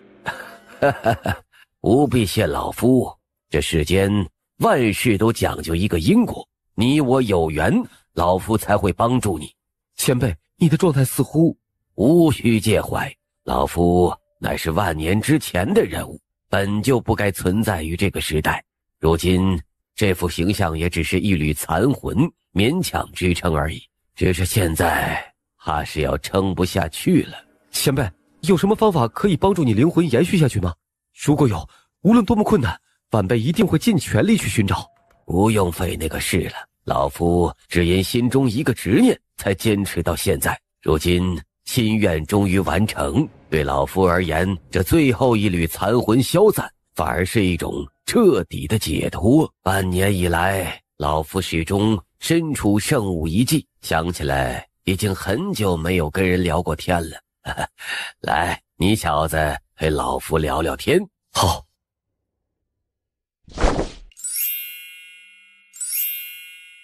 以前在圣武一迹看着这些风景，总觉得时间过得太慢，没想到如今垂垂暮年，再回过头看，时间却又如白驹过隙呀。老夫这一生就要这样走完了。想不想听听万年之前那个时代的风土人情，以及老夫当年的一些事迹？想听，前辈请讲。万年之前，老夫的武道在大陆之上算不上顶尖，但凭借因果推演之术，曾为当时大陆不少大人物测算过命数，并且最终都一一应验。也正因如此，使得我在当时的大陆上创下了不小的名气。那时无论是一方掌教，还是什么世家老祖，为了求得老夫一卦，也必须要低声下气，极尽巴结之能事啊。所以说，老夫在万年前的大陆上，可是不折不扣的风云人物，风光无限啊！对了，还有一事的说明。老夫年轻的时候，那可是出了名的美男子，什么玉树临风、潇洒倜傥，都不足以形容老夫年轻时的风采。也正因此啊，我当年迷倒了万千少女，不知多少人曾对老夫芳心暗许、魂牵梦绕。不过可惜呀，老夫一心求道，他们最终也只能是抱憾终身呢。别看你小子也长得人模人样的，跟老夫当年比，那可是差得远了。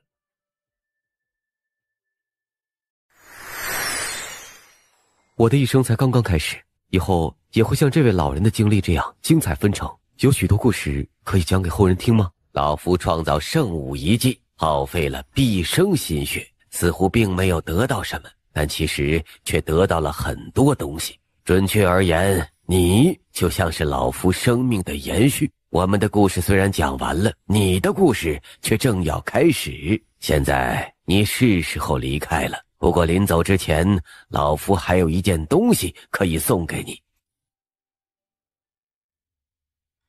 此物名为千幻面具，佩戴之后能改变一个人的容貌体态，即便是道武境的强者也无法洞察。之前你受人追杀，想必是得罪了一些势力，这个东西应该是用得上。前辈，好了，不必说了，去吧，去吧。前辈，保重。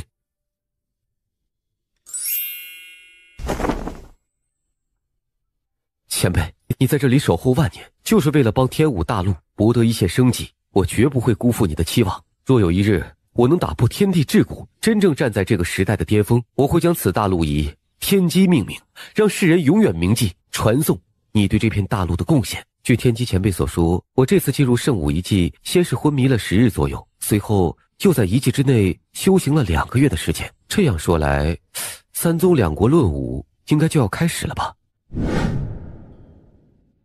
你们听说没？这一届的论武将会在炎龙宗举行。我曾听闻，这届论武本该在秦国举办的，但1月之前却有一则消息传出，那就是炎龙宗向秦国主动提出，想要成为这一届盛会的承办方，而秦国考虑一番之后啊，最终同意了。这按理来说，作为承办此事一方，虽然是一次向世人展现实力的机会，但无疑也会耗费巨大的财力、物力、人力。炎龙宗此举是否有着什么特殊的含义啊？那谁知道呢？不过自从圣武遗迹结束之后，炎龙宗就展现出了一种无可阻挡的崛起势头，形势也变得无比高调起来。据说2月之前，在炎龙宗少主从圣武遗迹刚刚归来，炎龙宗便以雷霆之势将其宗门附近大大小小势力尽数吞并，将原来的地盘足足扩充了数百里有余啊！而如今再结合这2件事来看，种种迹象无不表明，炎龙宗似乎已经不再满足于北荒域如今的格局，要做一些惊天动地的大事啊！怎么可能啊？三宗两国相互鼎立的局面都已经维持了数百年之久了。炎龙宗若真想一家独大，难道其余4大势力便会无动于衷，眼看其壮大起来，然后将他们一一吞并？炎龙宗就算再有魄力，我看也绝不可能以一己之力改变北荒格局。你这话可就太无知了。就是以往的炎龙宗或许无力改变什么，但如今炎龙宗少主炎清玄成为了传说中的天命之子，有这样一位绝世天骄存在，又有何人可以阻挡炎龙宗问鼎北荒的步伐呀？你们若是不信的话，那咱们就拭目以待。天命之子炎清玄，你也配吗？你我本来无冤无仇，你却想要置我于死地。既然这次我侥幸不死，那你就等着吧，小爷我一定会给你一个惊喜的。天命之子终究还是只有本少主才能与之相配，2位玄武巅峰境界的杀手，即便你有10条命，也不可能再生还了。林彻，即便你登上了圣山之巅，又能如何呀？事实证明，与我生在一个时代，你注定只能是一个悲剧，而且还是一个不为世人所知的悲剧。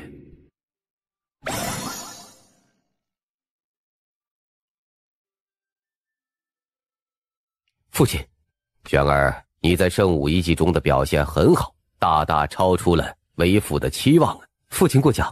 玄儿，这次虽然你成为世人眼中公认的天命之子，但却不能就此懈怠。数日之后便是三宗两国论武，你一定要谨慎对待才行。父亲放心，这次三宗两国论武，孩儿有着十足的信心。这次论武或许会与之前有所不同，因此你必须要夺魁，绝不容有任何差池。和以往有些不同？不错，以三宗两国论武的影响力只局限于北荒域内，但这次圣武一季出现在北荒，必定会吸引更多瞩目，影响极其深远。据为父所知，这次中土神州将会有超级势力前来观战。什么？中土神州？对于中土神州那些存在而言，从前是根本不屑于关注四大荒域的，可这一次他们却屈尊降贵来到北荒域，要观看三宗两国论武。其最主要的原因应该还是为了你呀，所以这一次你一定要好好表现。若是能得到中土神州那些超级势力的青睐，我炎龙宗一统北荒域的日子就不远了。父亲放心，这一次三宗两国论武有着这样一层含义，那孩儿更是志在必得，绝不会让父亲失望。哈哈哈哈！好，我儿乃天命之子，放眼北荒域年轻一辈，又有何人能够与我儿相提并论呢？为父对你自然是信心十足啊！来了，快看，那似乎是秦国与合欢宗的队伍啊！呵呵，两位大人亲自降临，当真是让我炎龙宗蓬荜生辉啊！在下炎龙宗长老严四海，在此恭候多时了。怎么，我等前来还不至于让严宗主亲自迎接吗？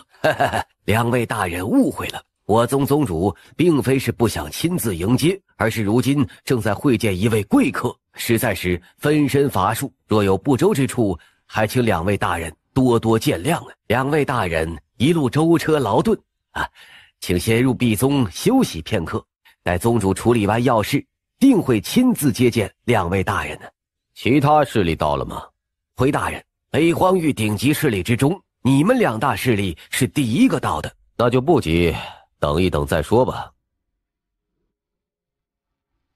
这是雪域灵雕，只有在皓月宗领地千里雪山之内才会见到，如今出现在这里，莫非皓月宗诸位仙子要到来了？若是没有猜错，那位就是皓月宗第一美女，也是皓月宗年轻一辈第一天才的灵月仙子了吧？当然，这世上除了灵月仙子，还有谁拥有如此倾世之貌啊？太美了啊！我感觉仅仅是看了一眼，我就要死了。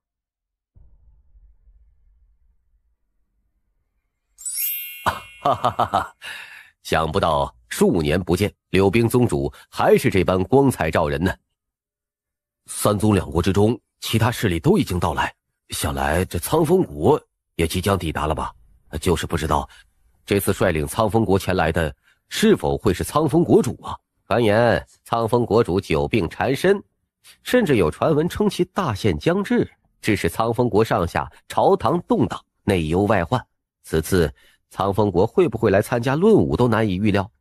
我看这次你们快看，那似乎就是苍风国的队伍吧？天哪，这次苍风国的队伍竟然依旧是苍风国主亲自率领。等等，苍风国主身后那两位大小美女是？谁能告诉我这两位美女到底是谁啊？这两位美女面容有着几分相像啊，而且周围苍风国诸人都对二人流露出敬畏之色。若猜得不错的话，应该是苍风国两位公主殿下，分别是三公主李清婉以及七公主李子月。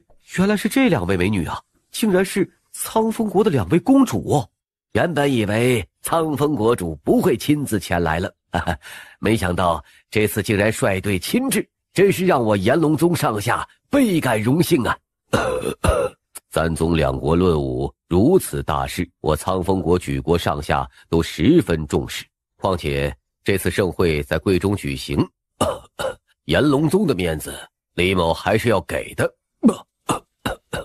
诸位，如今三宗两国各大势力均已到齐，论武之期将在3日之后正式开始。在此之前，我炎龙宗作为东道主，自当好好招待各位远道之贵客。诸位一路舟车劳顿，便请一同随老朽进入壁宗休息吧。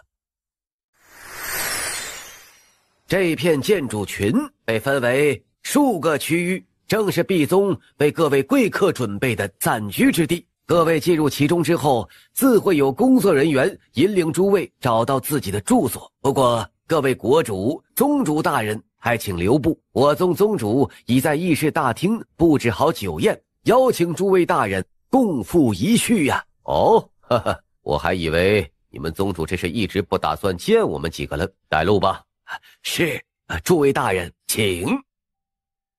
三公主殿下，林公子似乎不在你们队伍之中，莫非不准备参加此次论武吗？圣武一击结束之后，我们在路上遭到杀手伏杀，彼此失散，他如今生死未知。啊，怎会如此？当初那名叫做林彻的少年，在圣武一击内锋芒极盛，是少数有资格攀登圣山的天才之一呀。没想到在短短数月时间而已，竟然横遭不测。这样一位少年天才，本该在未来大放异彩，没想到却遭人嫉恨，被人行扼杀之时，那幕后黑手当真卑鄙无耻。林月姐姐，林大哥虽然遭遇伏杀，但如今也不能确定是否遇害。我想林大哥既然自有天相，或许有着逢凶化吉的可能。林公子在圣武一击之时，曾展露出非凡的天赋与能力。如果到至今还未找到他踪迹的话，或许他真的已经逃过这一劫也说不定。诸位大人先请坐，我宗宗主稍后就到啊。什么意思啊？之前在山门处，严宗主不出现也就罢了，但这次设宴，我们这些客人都已经到了，他竟然还不出现，依旧让我们在这里等候，未免也太不将我等放在眼中了吧。宗主如此吩咐，老朽也只是奉命行事罢了，诸位大人还请息怒啊。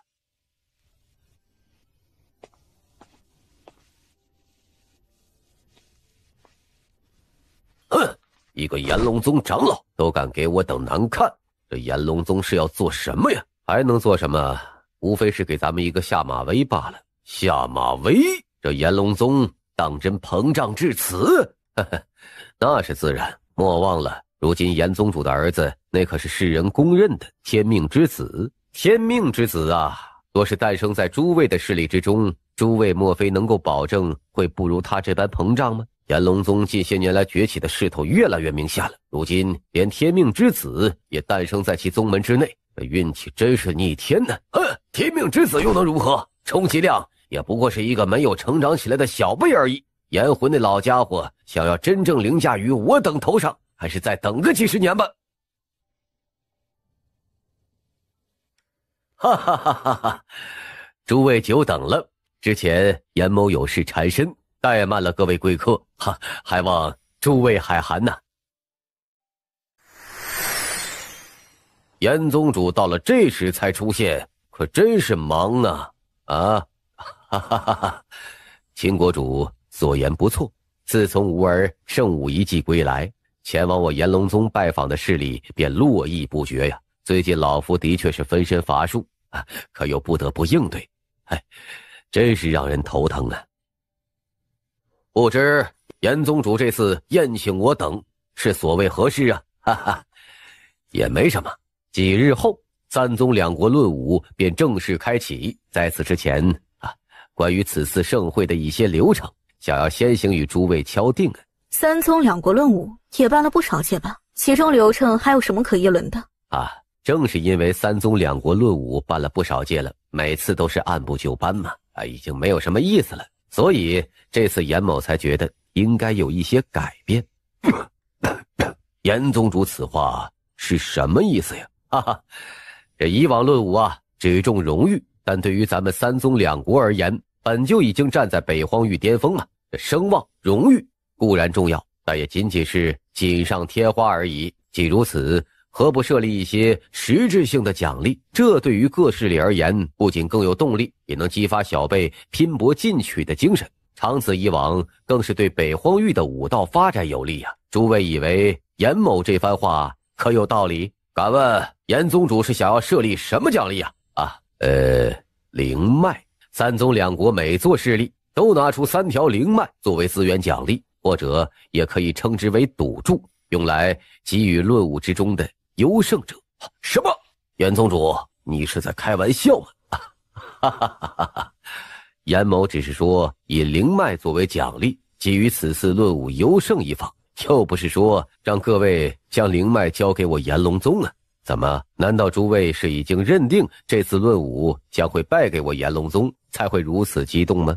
严宗主，往年三宗两国论武，大家旗鼓相当，也不见你如此提议。但如今世人都知道你炎龙宗在此届论武之中最为有力，是夺冠的大热门，你便要加大筹码，这样做是否有些太不厚道？不错，无论如何，此事我秦国绝不同意。事实上，炎龙宗作为此次论武的东道主，有权制定规矩，根本不需要与诸位商议。你说什么？严宗主，灵脉对于各方势力而言都堪称禁挛，你此举究竟有着什么图谋？莫非以为我等都是傻子看不出来吗？严宗主，小心步子迈得太大，扯着蛋呢。呵呵，你炎龙宗最近确实有崛起之象，但具备问鼎北荒的实力可还差得远呢。如今便如此膨胀，小心适得其反，不要在阴沟里翻船才好啊。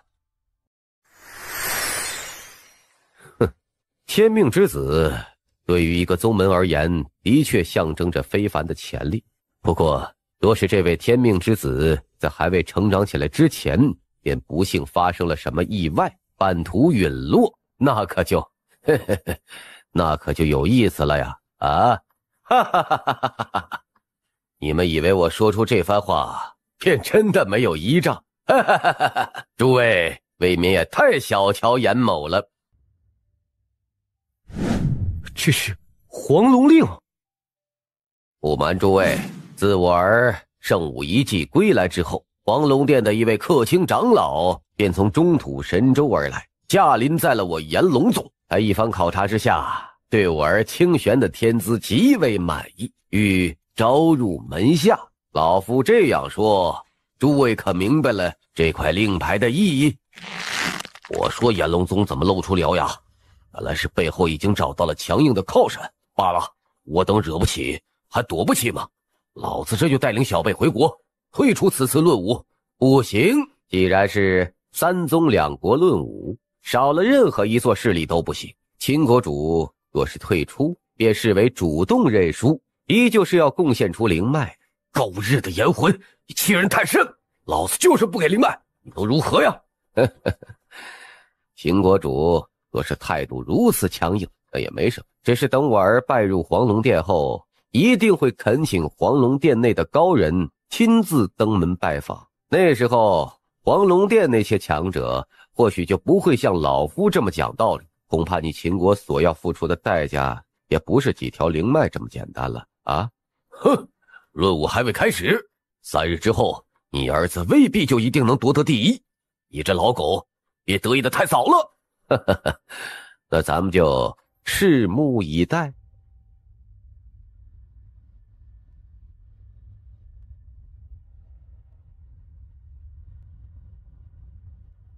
哈哈哈哈哈哈！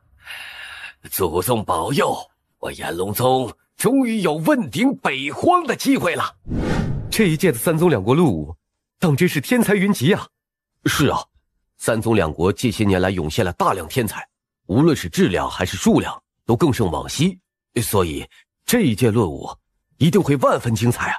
快看，那些大人物也入场了，这是怎么回事啊？莫非今日还有贵宾到来？不可能吧，北荒域内凡是身份超然的大人物，不是已经悉数在场了吗？此届三宗两国论武，我炎龙宗作为东道主，欢迎各大势力的到来啊！但此刻，请大家以最崇高的敬意，欢迎一位远道而来的贵客。这位贵客便是中土神州黄龙殿的客卿长老商洛大人。商长老啊，您不远万里从中土神州驾临此地，不仅是我炎龙宗的荣耀，更是整个北荒域的荣幸。若必总有招待不周之处，还望老先生海涵呐。老夫此次前来，对你们北荒域这些势力之间的小打小闹丝毫没有兴趣，只因天命之子一事，还勉强愿意耽搁几天。此次论武结束，严宗主别忘了对老夫的承诺就好啊！商长老放心，论武一结束，小儿便会随老先生一同返回中土神州，拜入黄龙殿门下，绝不敢耽误阁下的时间呢。那就好，既然这次有幸请到商长老观战，那毫无争议的，此次商老先生便是此届论武的公证人。与以往有所不同啊，此届论武开始之前，严某就曾与各位参赛的国主、宗主商议，决定设置一些彩头。灵脉？什么？这届论武，三宗两国居然以灵脉作为赌注，这次论武居然玩得这么大！可是，在明知道这次炎龙宗是夺冠的最大热门之后，其他势力还要如此做赌，这真的好吗？道气，在下炎龙宗宗主，不知诸位，我等来自赤云帝国，莫非也是为了那个人而来？哪一位是天命之子？小儿便是。诸位前辈，在下严清玄，你曾登上圣山之巅，是可愿入我赤云帝国？贺连奇，你说这番话是没有将老夫放在眼里吗？哦，原来是黄龙殿的商洛长老，哈哈哈，龙皇殿动作倒是挺快的啊！哼，知道就好。你来晚了一步，如今此子已经答应加入我黄龙殿，赤云帝国这一次恐怕是要空手而归了。哈哈哈哈哈！有时候先行做出的选择未必就是适合自己的。赤云帝国在中土神州绝不弱于黄龙殿，你若跟我走，之前黄龙殿给予的好处，我赤云帝国给双倍。贺连奇，莫要太过分了。商长老，公平竞争而已嘛，何必如此动怒呢？公平竞争？哼，此子已经答应加入我黄龙殿，贺连统领还要这样做，老夫是否可以认为这是赤云帝国有意挑起与我黄龙殿的争端？商长老若非要这样认为，本统领也没办法呀。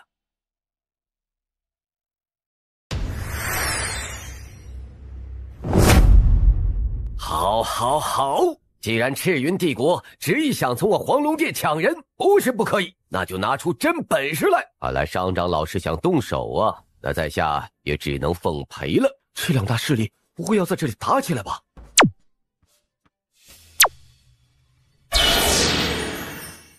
两位远道而来，皆是我炎龙宗的贵客呀！不妨看在老夫的面子上，彼此消消火气。如今正值北荒域3年一度的盛世，诸位可以先坐下观战，待论武之事一结束，再行定夺犬子究竟加入哪一势力，如何呀？如何定夺？既然两位都是为了犬子而来，不妨就将这个决定权交给犬子，待论武结束，让老夫那不成器的儿子亲自决定所要加入的势力。诸位以为如何呀？这主意倒是不错，本统领同意了。严宗主，做人要讲信义，太贪心，小心最后竹篮打水一场空啊！商长老息怒，待论武结束之后，必会给商长老一个答复。诸位，之前发生了一些波折但不妨碍论武的正常进行。此刻，老夫便宣布三宗两国论武正式开启。依据抽签结果，此届论武揭幕战，秦国王萧对决苍风国李子越。这丫头好像长高了一些啊！子月，姑娘真是好名字呀。李子月。李姑娘，没想到揭幕战第一场便是你我二人对上，这不得不说是一种特殊的缘分呢。若是之后在下有什么得罪之处，还望姑娘见谅。不必说这些废话，出手吧。得罪了。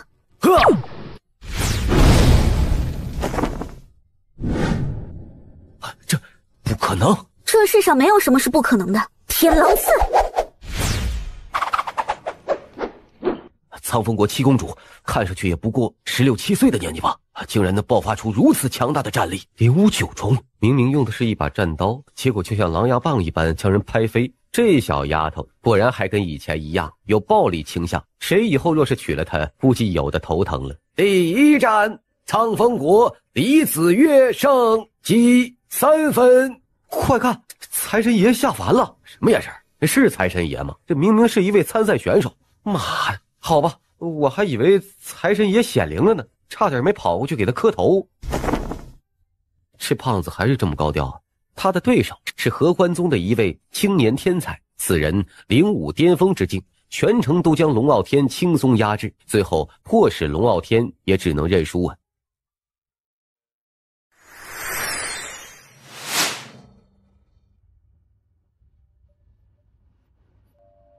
这位美女是谁呀？不清楚，但看其服饰，似乎是苍风国的参赛选手。天哪！传闻中皓月宗美女如云，但现在看来，这苍风国竟然也丝毫不弱呀！之前2位公主已经足够惊艳，没想到这位美女居然也是来自苍风国。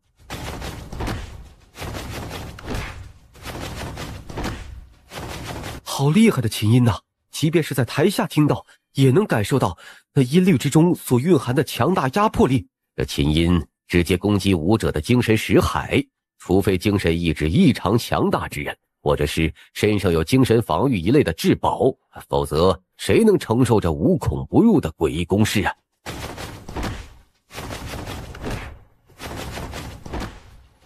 这一战，苍风国云瑶胜。这些年来，听说苍风国日渐势弱，但这一届论武，苍风国几位选手所展现的实力却依旧不俗啊！以苍风国这一代小辈的优秀程度而言，若苍风国主的身体没有问题，能够支撑到年轻一代成长起来，或许苍风国的气运还能延续下去。如今呢，可惜了。109号选手合欢宗白玉楼对决43号选手散修无名。等了这么久，终于轮到我了。白玉楼，听闻合欢宗白玉楼乃是一位散修，16岁领悟剑士，20岁踏入了剑意境界，如今25岁已经达到了剑意圆满之境，足见其剑道天赋非凡呐。甚至有老一辈强者断言，此人35岁之前必定能成为一名剑主。他的第一场对决很让人期待啊。可是他的对手又是何人呢？是一名散修。白师兄，首战一定要为我们合欢宗争光啊！那还用说，以白师兄的实力，仅仅是入围赛，那还不是手到擒来吗？放心，区一个散修而已，甚至连名字都不愿意透露，又有什么能耐啊？此战我必胜。此人就是要在这一战中与白玉楼交手之人，看上去不怎么样啊。你也是剑修，竟然还是一柄凡铁长剑，连灵气都算不上了。这种人是怎么有勇气参加3宗2国论武的？是啊，你还真好意思承认呢。这世上可不是什么垃圾角色都配称之为剑修的。你是自己下去，还是让我送你下去啊？想让我认输，那得看你的本事。哼，我已经给你台阶，你却不下，一会儿输得太丢脸，那可就别怪我了，是你自找的。好强大的剑道意志啊！这怎么可能呢？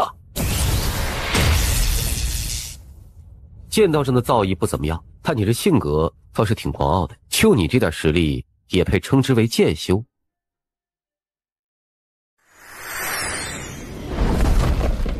能如此轻易击败白玉楼，只有2种可能：一是剑道造诣更胜对方；2是武道境界超出对方太多呀。可白玉楼的境界已经是玄武1重，那么此人又该达到了何等境界呀？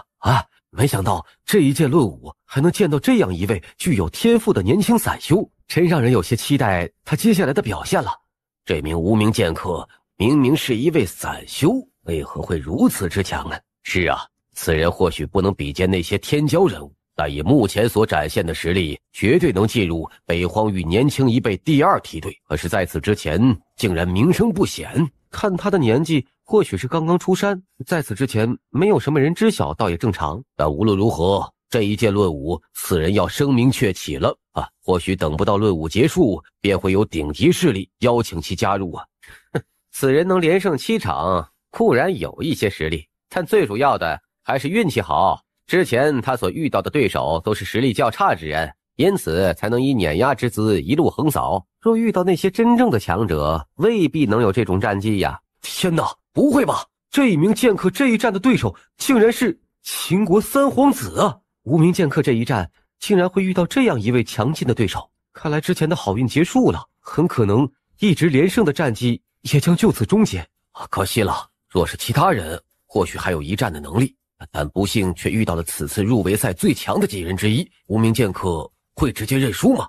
身为一个散修，你之前表现得不错，但遇上本皇子，只能算你倒霉了。若你现在主动认输，本皇子可以考虑给你一个进入秦国的机会，从此追随于本皇子，追随于你。身为散修而言，能有一个进入北荒域顶级势力的机会，难道你不觉得这是一种恩赐？人往高处走固然不错，但与其让别人施舍，我还是喜欢自己争取。况且让我追随于你，恐怕你还没有这个资格。你是在故意激怒本皇子。我说的只是事实，至于怎么理解，那是你的问题。哼，好，你小子如此狂妄，本皇子倒要看看你有什么本事。既然给你机会你不珍惜，那便被我碾压。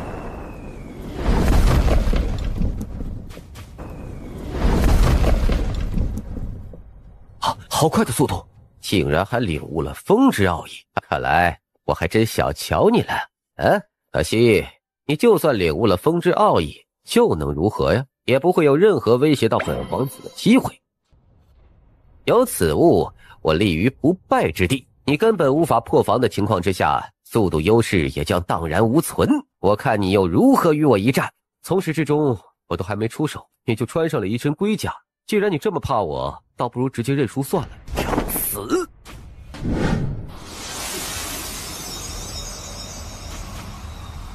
以秦3皇子这一拳的力量，分明是覆盖了整座站台。除非无名剑客主动退出站台范围，否则任其速度再诡异，也不可能避开呀。可是正面对抗，他又怎么可能抵挡啊？秦3皇子催动了血脉之力的霸道攻势。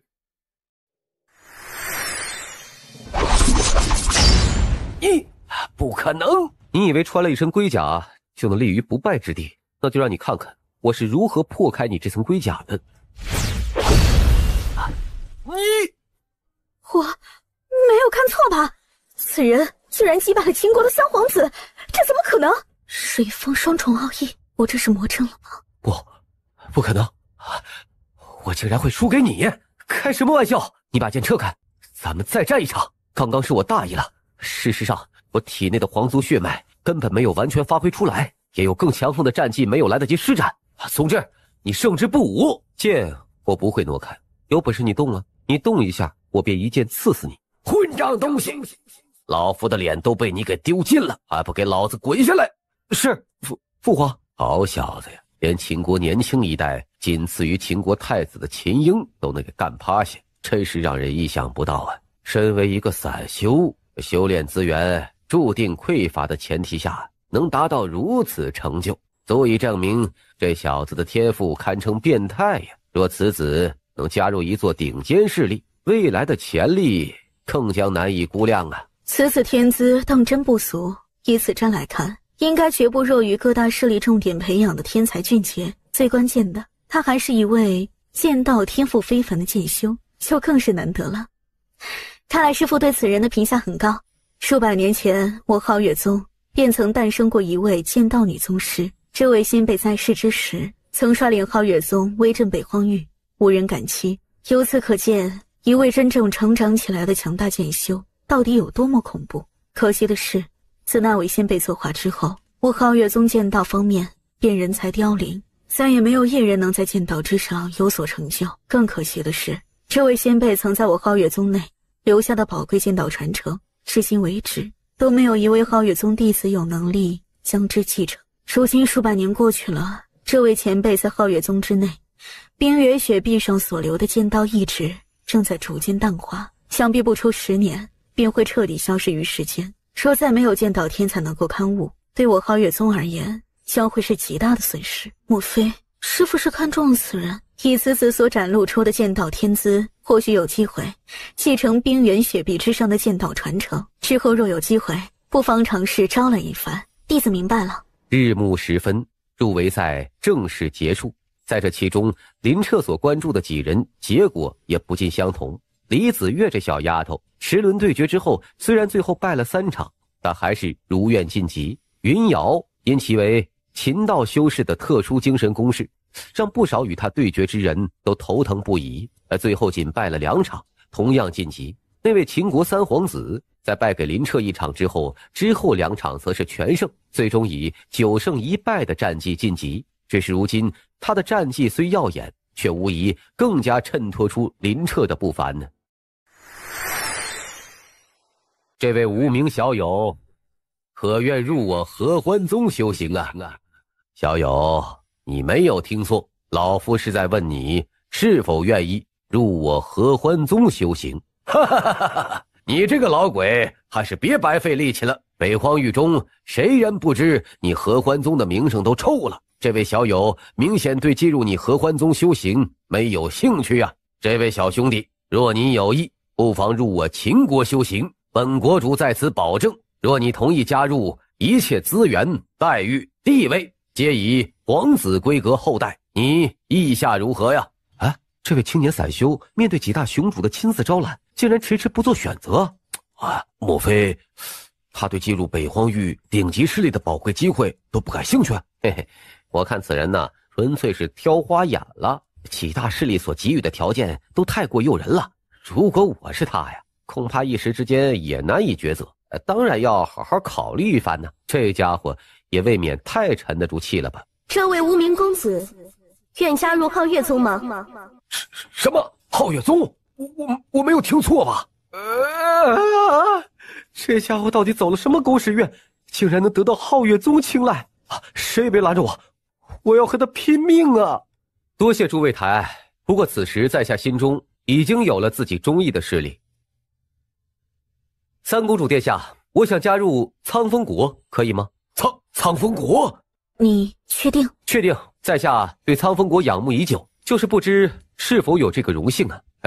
这家伙仰慕苍风国是假呀，我看呢，8成是看上了苍风国如花似玉的三公主殿下，简直无耻之极。可是不应该呀，若这家伙真是好色之徒，那灵月仙子的美貌程度绝不弱于苍风国三公主，而且有机会进入美女云集的皓月宗，会是更好的选择吗？这多半是他早就对苍风国三公主心生倾慕，此次参加3宗2国论武，或许也只是为了三公主一人而来啊！啊，有道理，有道理啊！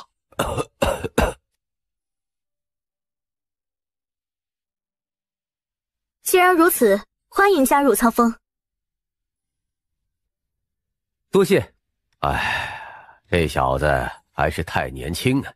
就这么被无视了吗？当初圣武遗迹之中，那名叫做林彻的少年剑修，似乎也是同样的选择吧。仿佛昔若青云之蔽月，飘摇兮若流风之回雪。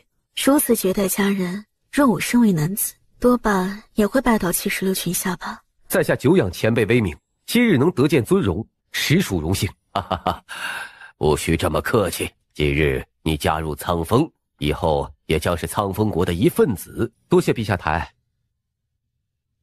虽然只有短短3个月时间，但却仿佛过了很久，终于又见到你了。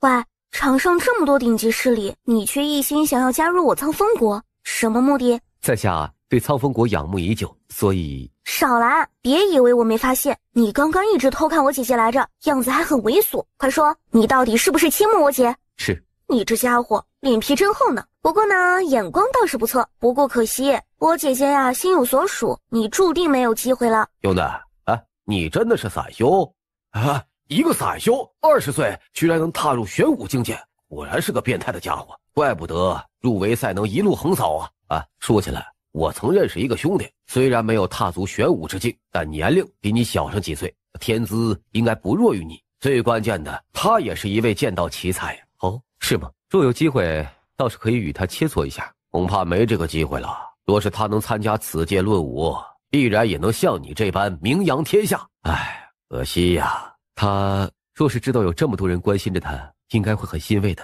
诸位，入围赛已经结束，接下来便进行此届论武最后一个赛程。往届论武入围赛结束之后，接下来便会进入淘汰赛，从而一层层角逐出16强、8强、4强、半决赛、决赛，如此耗时几场，对参赛选手的精力也消耗极大。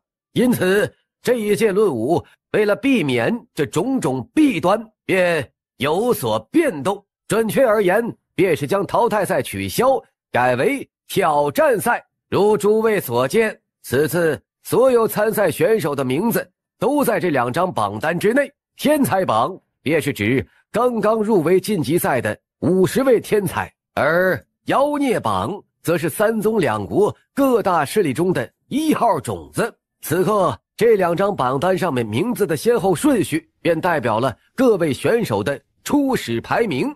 所谓挑战赛，就是指低排名之人向高排名之人发起挑战，若胜则可取代其排名，若败排名不变，直到场上再无一人发起挑战之时，这榜单上最后的排名将会成为此届论武最终的结果。兄弟你的名字好像排在了天才榜第3位，怎么样？有没有信心冲击一下天才榜第1呀？天才榜第1吗？没兴趣。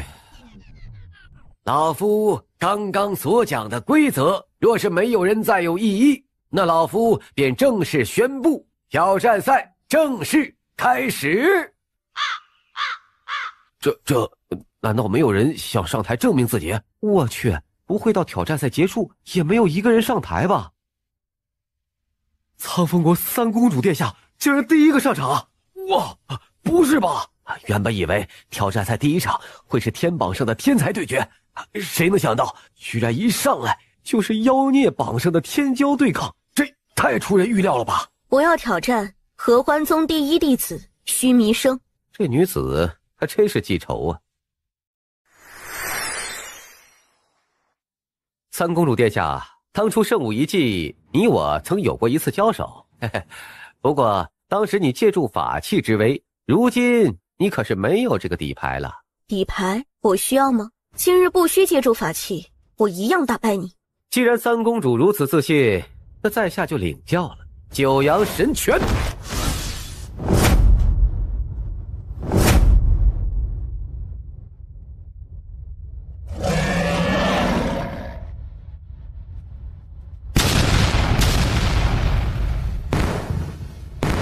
这2人交手太可怕了，这么远的距离都能遭到波及呀！你苍风国的九龙御天功法虽然强大，但可惜你似乎刚刚修习不久，仅只能发挥出五龙之力。3公主，若是你没有其他倚仗，这一战怕是要至此结束了。这样说来，你还有底牌未出？哈哈哈，不错，那就让3公主你看看我真正的底牌——天狼噬月功。这股强大的气息，似乎是有上品玄气才能散发出的恐怖威势。什么？须弥生竟然掌握有上品玄气？不公平！论武比拼的是武者自身的修为，仰仗上品玄气之威，这是作弊！作弊啊！论武之前没有任何一条规定言明武者不得动用上品玄气，若怪也只能怪你们苍风国自己准备不够充分嘛。可恶！3公主，在下是怜香惜玉之人，若你现在认输的话，我保证绝不会伤恩。认输？你尽管出手便是。既如此，那就别怪我辣手摧花了。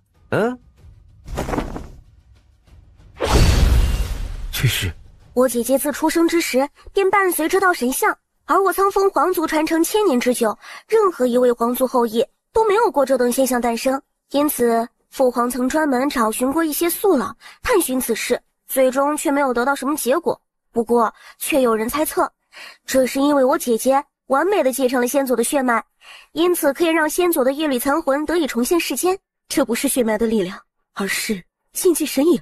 天女前辈，禁忌神影是什么？这些东西我也不能确定具体，不过可以肯定的是，这小丫头身后那尊神像来历很不简单。好恐怖的威势啊！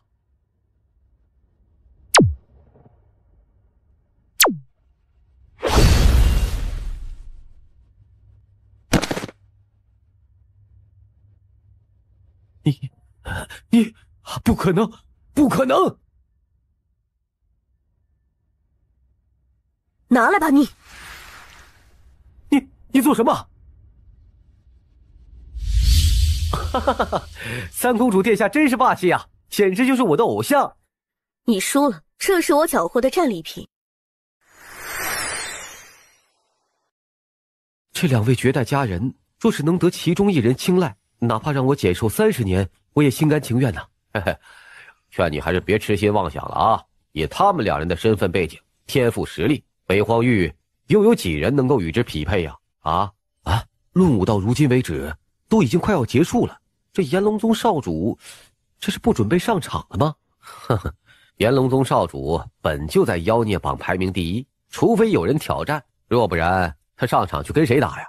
不过由此看来，严清玄的威名果然并非浪得虚名啊！妖孽榜上的天骄，另外4人皆有交锋，也只有他，让人连挑战的勇气都难以诞生啊！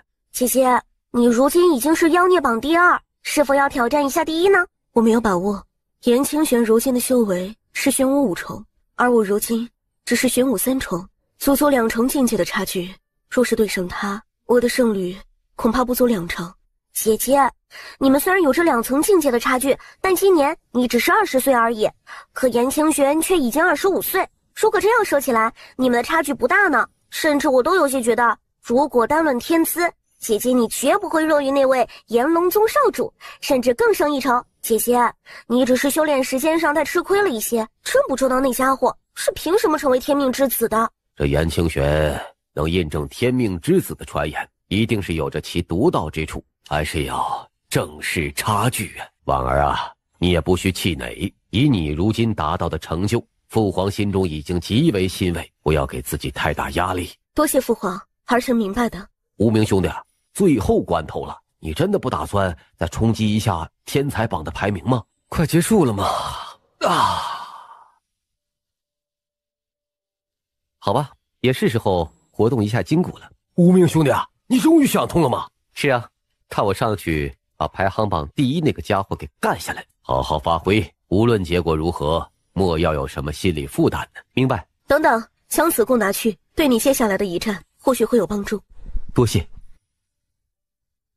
是他，是那位青年剑修啊！这位无名剑修在入围赛发挥相当亮眼呐，但自从挑战赛开始就没有了声音。是啊，我还以为他会一直沉寂下去，真没想到他会再次上场。不过此人如今在天才榜排名第3，能够挑战之人无外乎天才榜前2，那么他最终将挑战何人呢？你如今上台是要挑战？是。那你要挑战何人呢？严清玄。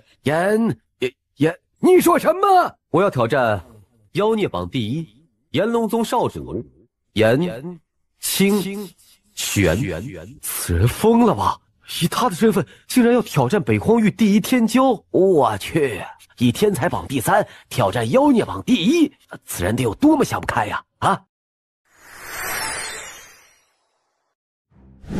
我靠！无名兄弟说要上去干排行榜第1，原来不是指的天才榜，而是妖孽榜第1呀！你确定吗，小伙子？我再给你一次机会，你还是收回刚刚那些话吧。怎么？莫非我的挑战不符合论武规则？那倒不是，只是有些事情最好还是量力而行啊，莫要因一时冲动，则成为了世人眼中的一个笑话。这就不劳老先生担心了，我既然登上战台，就已经做好了一切准备。接下来的一战，天才榜第3无名挑战妖孽榜第1严清玄。竟然真的要挑战严清玄！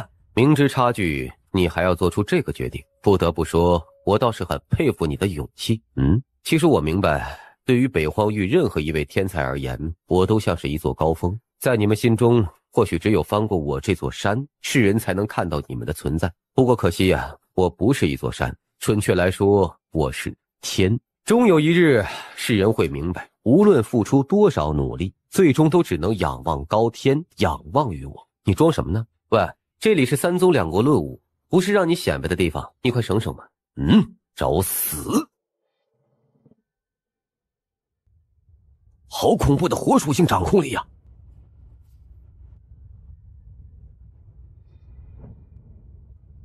什么？这怎么可能呢？还真是小瞧了你了啊！天哪！天哪！我看到了什么？那位无名剑修居然又一次破碎了严清玄爆发出的攻势，而且是仅凭一柄凡剑便做到了这一步啊！此人好可怕的剑道感悟啊！如此看来，这位青年剑修的实力甚至足以与各大顶尖势力的天骄所媲美。他真的只有20岁吗？这究竟是如何修炼的？身为一名散修，竟然比那些顶级势力中倾注无数资源所培养的嫡系传人还要变态。唐风国这次真是捡到宝了！我既为天命之子，北荒域内真正有资格与我交手之人，便如凤毛麟角。你究竟师承何处？天命之子严清玄，你也配吗？狂妄！念你之天赋，我本无意伤你，但你执意寻死，本少主便成全你。演武黄山印，这是地阶战绩啊！看来炎龙宗少主是真的被此人激怒，已经不再有任何保留了。不错呀，但是能让严清玄施展地阶战绩，即便那青年剑修这一战败了，应该也足以自傲了。就是不知他接下来能否在此战中全身而退呀？即便你现在认输，也已经没有机会了。跪下求饶，或许我可以饶你一命。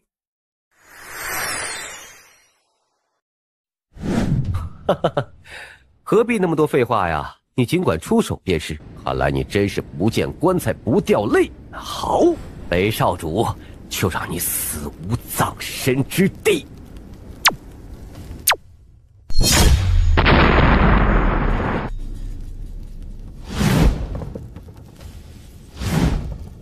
糟了，我没有看错吧？这天狼噬月弓本是合欢宗宝器，可是合欢宗第一弟子此前都无法召唤出气魂，此人竟然做到了！哇，真是太让人震惊了！这岂不是意味着他比合欢宗第一天才更能得到此功的认可，甚至能将此上品玄器的威力发挥到极致啊！哈哈哈，好功！严清玄，看我破了你的地阶武技！我的妈呀，这两位还是人吗？这得多么可怕的力量才能造成这种破坏力呀！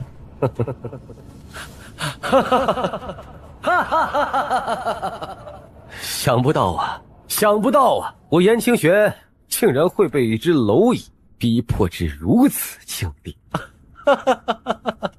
该死啊！真该死！我真没想到你竟然隐藏得如此之深呢。不过你今日彻底激怒于我，接下来我会让你这个杂碎彻底明白，你最终不过是我脚下的一块踏脚石而已。为了回报你带给我的狼狈，我发誓今日一定会将你碎尸万段。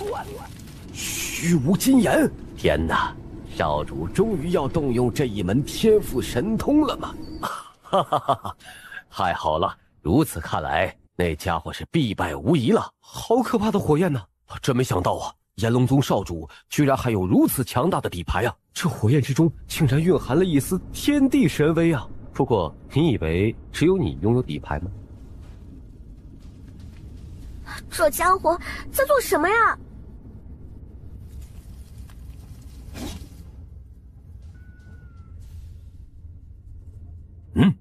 我怎么感觉那小子此刻的剑道气息似乎发生了翻天覆地的变化？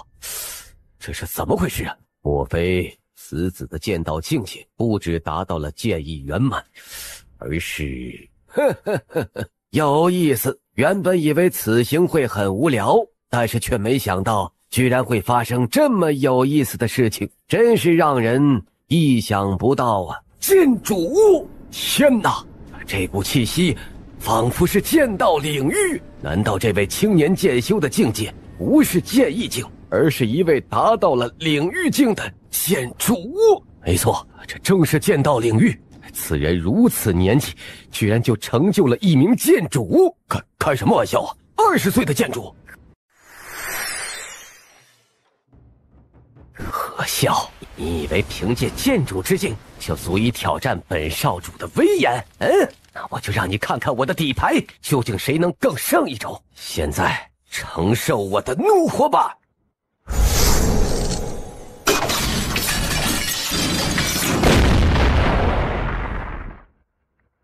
不可能！我的虚无金炎乃是上天授予，可焚灭天地间万物，你不可能阻挡得下来。严清玄，结束了。天哪！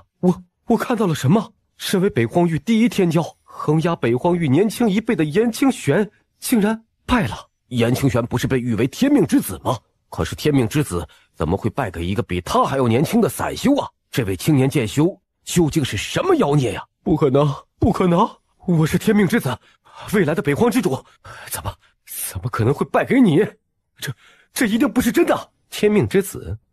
严清玄，你到了这一刻还在自欺欺人。我问你，你真的曾登上过圣山之巅吗？你说什么？我是问你，从来没有登上过圣山之巅，为何要冒名顶替，对外界言称自己是天命之子？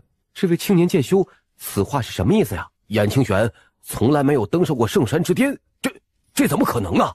数月之前，圣武一季开启，共有6人有资格对圣山发起冲击，结果最终却只有1人成功登顶。然而那唯一一位登临山巅的，却绝对不是你这位炎龙宗少主，准确而言，是你严清玄冒名顶替，掠夺了他人登顶圣山的成就，欺骗了天下世人。不仅如此，你更是在圣武一季结束之后，不惜派出2位玄武巅峰的杀手，前往暗杀那位真正登顶圣山之人，目的就是为了杀人灭口。严清玄，我这些话可有虚言？你是在妖言惑众？哼，你不承认没有关系，我让你们暗杀那名少年，不许有任何差池。任务是否完成？为何不回续息呀？莫非遭遇了什么意外？回话呀！严清玄身为炎龙宗少主，居然真的曾派出杀手劫杀过一名少年？难道这青年剑修之前所说的一切都是真的？你到底是谁？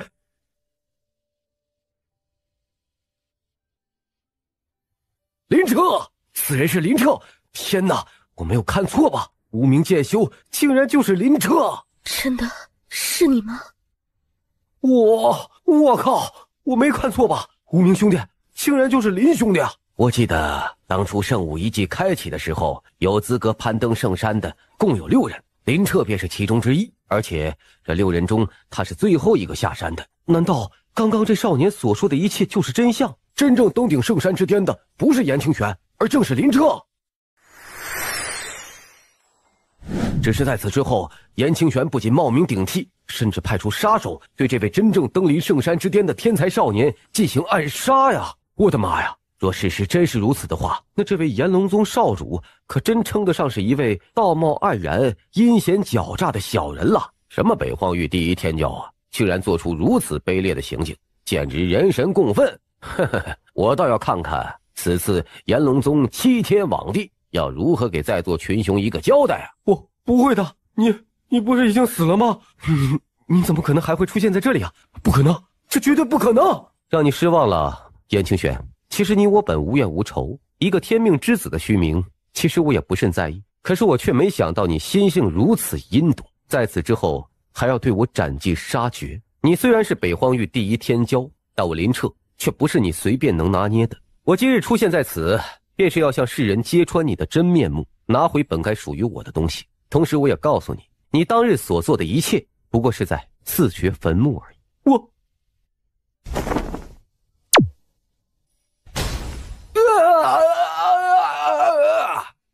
你竟然毁了我的天赋神通！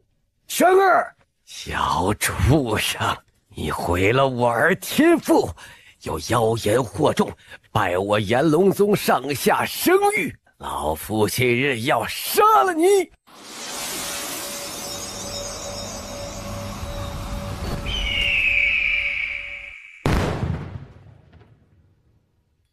这女子是一尊道武境强者，四象神功楚夭夭。原以为我来晚了一步，没想到却碰巧见到了这样精彩的一幕。身为老辈强者，却出手扼杀一名小辈天才，有趣，真是有趣。你很不错，可愿加入四象神功？楚夭夭，你这句话是什么意思？不错，你四象神功固然势大，但也总要讲个先来后到吧。我们两大势力早已到来多时，你一句话便想截胡，可曾将我们两大势力放在眼里？林小兄弟，以你的天资，小小的北荒域已经不可能再提供给你足够的成长空间，你早晚要进入更为广袤的中土神州，而我赤云帝国绝对是你最佳的选择呀！实不相瞒，我赤云帝国有几位公主殿下正待字闺中，每一位都生得沉鱼落雁，才貌双全，正在觅寻良配呀！若是小兄弟你肯与我回到帝国，陛下见到你一表人才说不定便会将其中一位公主许配于你，到时候你便成为了我赤云帝国的驸马爷，地位权势美人是应有尽有。我想林小兄弟你是聪明人，应该不会错过这场足以改变人生的机遇吧。林小友，我黄龙殿虽然没有公主可以许配于你，不过以你的天赋，若是加入黄龙殿，必将得到殿主大人的亲自教导，届时你便是殿主大人的亲传弟子。这个身份，我想林小友应该很清楚意味着什么，不知林小友意下如何呀？小弟弟，我给出的条件可没有那么诱人，不过你若是肯进入我朱雀神宫，姐姐承诺以后罩着你，让你在朱雀宫内绝不受人欺凌，你觉得怎样？这姐姐，你的条件可没有之前的两位前辈给的让人心动啊。小弟弟，你可千万别被这两个家伙给忽悠了。他们二人，一个不过是黄龙殿的客卿长老，另一个也只是负责给帝国皇室看家护院的统领而已。在他们各自的势力中，只能属于边缘人物。既如此，他们又怎么有权利将一位公主许配给你，或是让你成为黄龙殿主的亲传弟子？做出这些承诺，不过是信口开河，想着先将你诓骗过去，最后却根本无法予以兑现。小弟弟，若你真的听信这些话语，去了他们二人所在势力，再想后悔的话，可就晚了。岂有此理！你这丫头简直胡说八道！老夫在黄龙殿中虽然地位不高，但威望可不小。你这丫头竟然敢如此轻视老夫，简直气煞我也！你们两个都这么大把年纪了，在各自势力中却仅仅担任客卿长老统领一职。本姑娘说你们人微言轻，难道说错了吗？还是你们能保证这位少年若是进入你们势力，你们真的能兑现刚刚的承诺？你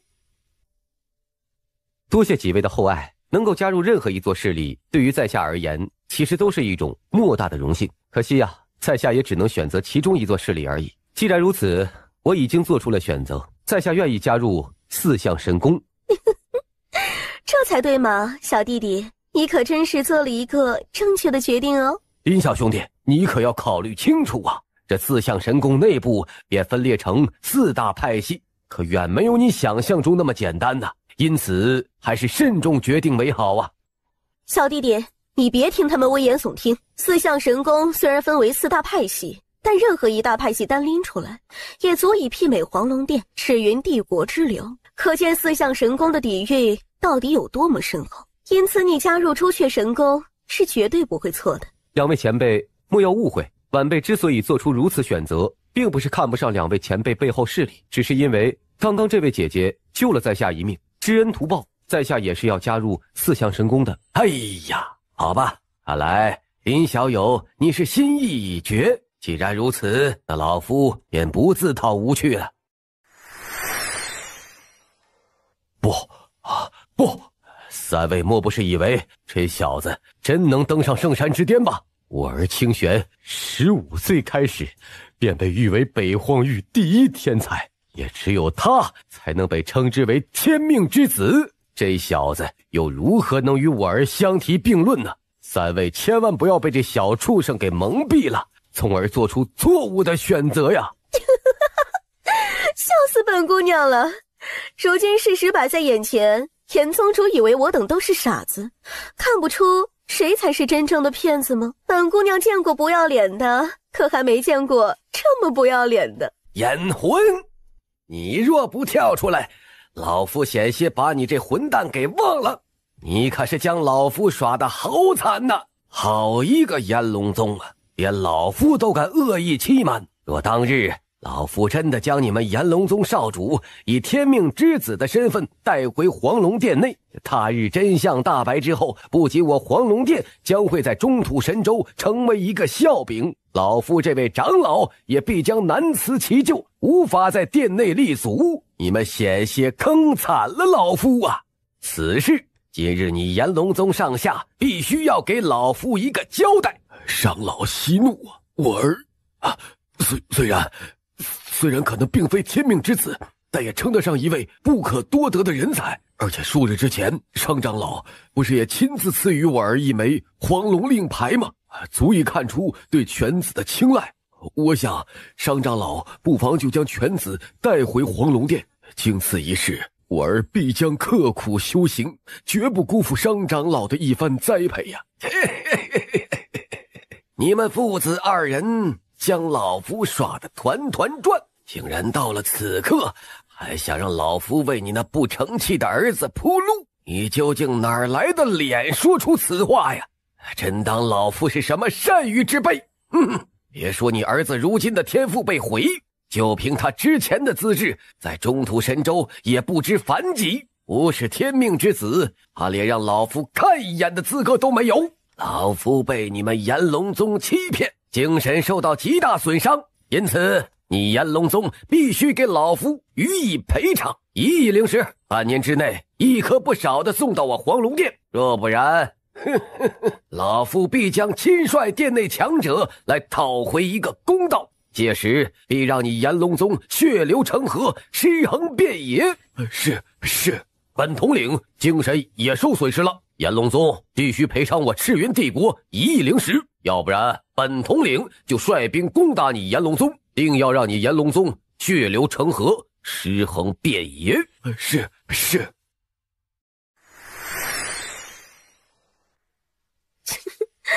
你们两个老家伙因为没有邀请到天命之子加入自己的势力，就勒索一个北荒域的小势力来泄愤，如此行径与强盗有何不同？况且你们想打劫就直说，还要找什么精神损失的借口索要赔偿，简直欺人太甚。我与你们不同，根本不会找什么借口。我承认我就是强盗，1亿灵石半年之内送到朱雀神宫，少1颗灵石，我让你炎龙宗血流成河，尸横遍野。这女子真狠，这一届论武居然发生了如此多精彩之事，简直太让人惊讶了。我还以为以后再也见不到你了呢，我到了现在还不敢相信，真的是你吗？当然是我回来了，对不起啊，我之前没有机会将自己还活着的消息传回，让你……不，只要你还能出现在我面前，我就已经很感激了。之前所有的一切都不重要了。姐姐，自从你上次从圣武遗迹回来，这还是你第一次展露笑颜呢。大哥哥，你可还记得我吗？那当然了，咱们当初可是共患难过，我怎么会忘了你这么一个可爱的小姑娘呢？这还差不多，不过现在我应该叫你姐夫了吧？这个月儿，不许胡闹！微臣林彻参见陛下。之前以散修身份参加论武，对陛下多有隐瞒，到了此刻才表露身份，还望陛下莫要怪罪。朕岂会怪罪于你呀？好啊，这次论武你表现得很好，你是我苍风国的英雄。陛下过奖了。林公子，之前在10万无主之地，你遭遇伏杀，我们都很担心。现在能看到你平安归来，又在三宗两国论武之中大放异彩，我们真是发自内心的替你感到开心呢。不错，不错呀，林兄弟，我就知道，在北荒域年轻一代中，绝对没有人的剑道造诣能够在你之上。没想到这无名剑客竟然真的是你呀！不过话说回来，你到底是如何修炼的？简直太让人佩服了。这几个月时间，我有着一些奇遇，能够取得如今的成就，也只是运气好而已。林弟弟，这次姐姐出来的时间有限，还要尽快赶回去复命。既然你已经见过这些熟识之人，简单交代一番，咱们这就出发前往中土神州吧。这么快？楚姐姐，我在北荒域中还有很多事情没有解决，而且这次要前往中土神州这么遥远的地方，短时间内也没有做好准备，可以多给我一些时间吗？等我处理好了在北荒域的一切事宜之后，再前往中土神州吧。好吧，不过姐姐这次出来的时间有限，就不能一直在这里等你了。我可以给你一些时间，不过之后你恐怕要独自一人前往中土神州了。多谢姐姐。5个月之后就是四象神宫招收弟子的大选之日，所以你要在5个月之内赶到四象神宫，万万不要错过了这个时间。大选之日？哦，这是四象神宫祖师曾定下的祖规，对每一位进入四象神宫的弟子都要进行一次考验，无一例外。你虽然是天命之子，但想要成为四象神宫弟子，也要遵从这个规定。当然，我想以弟弟你的天赋实力，想要通过这个考验，轻而易举，只是走一个过场而已，所以根本无需担心。原来是这样，我明白了。哦，对了，这块传音石和令牌你拿着，这传音石之中有我的传音印记，能够覆盖万里范围。若是你到了四象神宫，便可以凭借此物来联系我。至于令牌，是我四象神宫的象征之物，到了中土神州之后，可保你一路畅通无阻。小师弟，姐姐我就先行一步了，5个月后咱们在四象神宫见吧。好，师姐再见。哈哈哈哈哈！恭喜林彻小友成为四象神宫的弟子啊！嘿嘿，不错，以林小兄弟的天资啊，若是进入了中土神州这个更为广阔的舞台，以后啊，必定能够散发出更为耀眼的光芒啊！我是天命之子，我才是真正的天命之子啊！你们有眼不识泰山，会后悔的！你们一定会后悔的。这位炎龙宗少主不会是承受不住打击就此疯癫了吧？嘿嘿嘿，就算是真疯了，那也是自食恶果而已呀！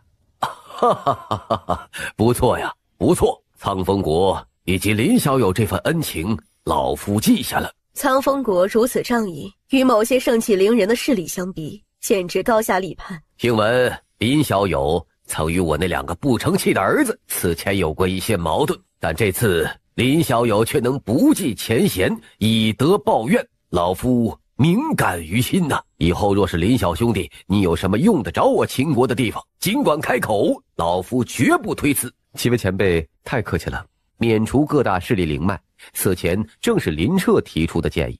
你这次前往中土神州，应该会很久不回来吧？你不想我去？要我说实话吗？当然。说实话，我一点也不想你去中土神州。好，那我不去就是了。你怎么这么听我的话呀？去内有什么办法？那你还是去中土神州吧。我可不想堂堂北荒域第一天才，最后落下一个惧内的名声。那别人也会说我是悍妇的。我想跟林公子聊聊，可以吗？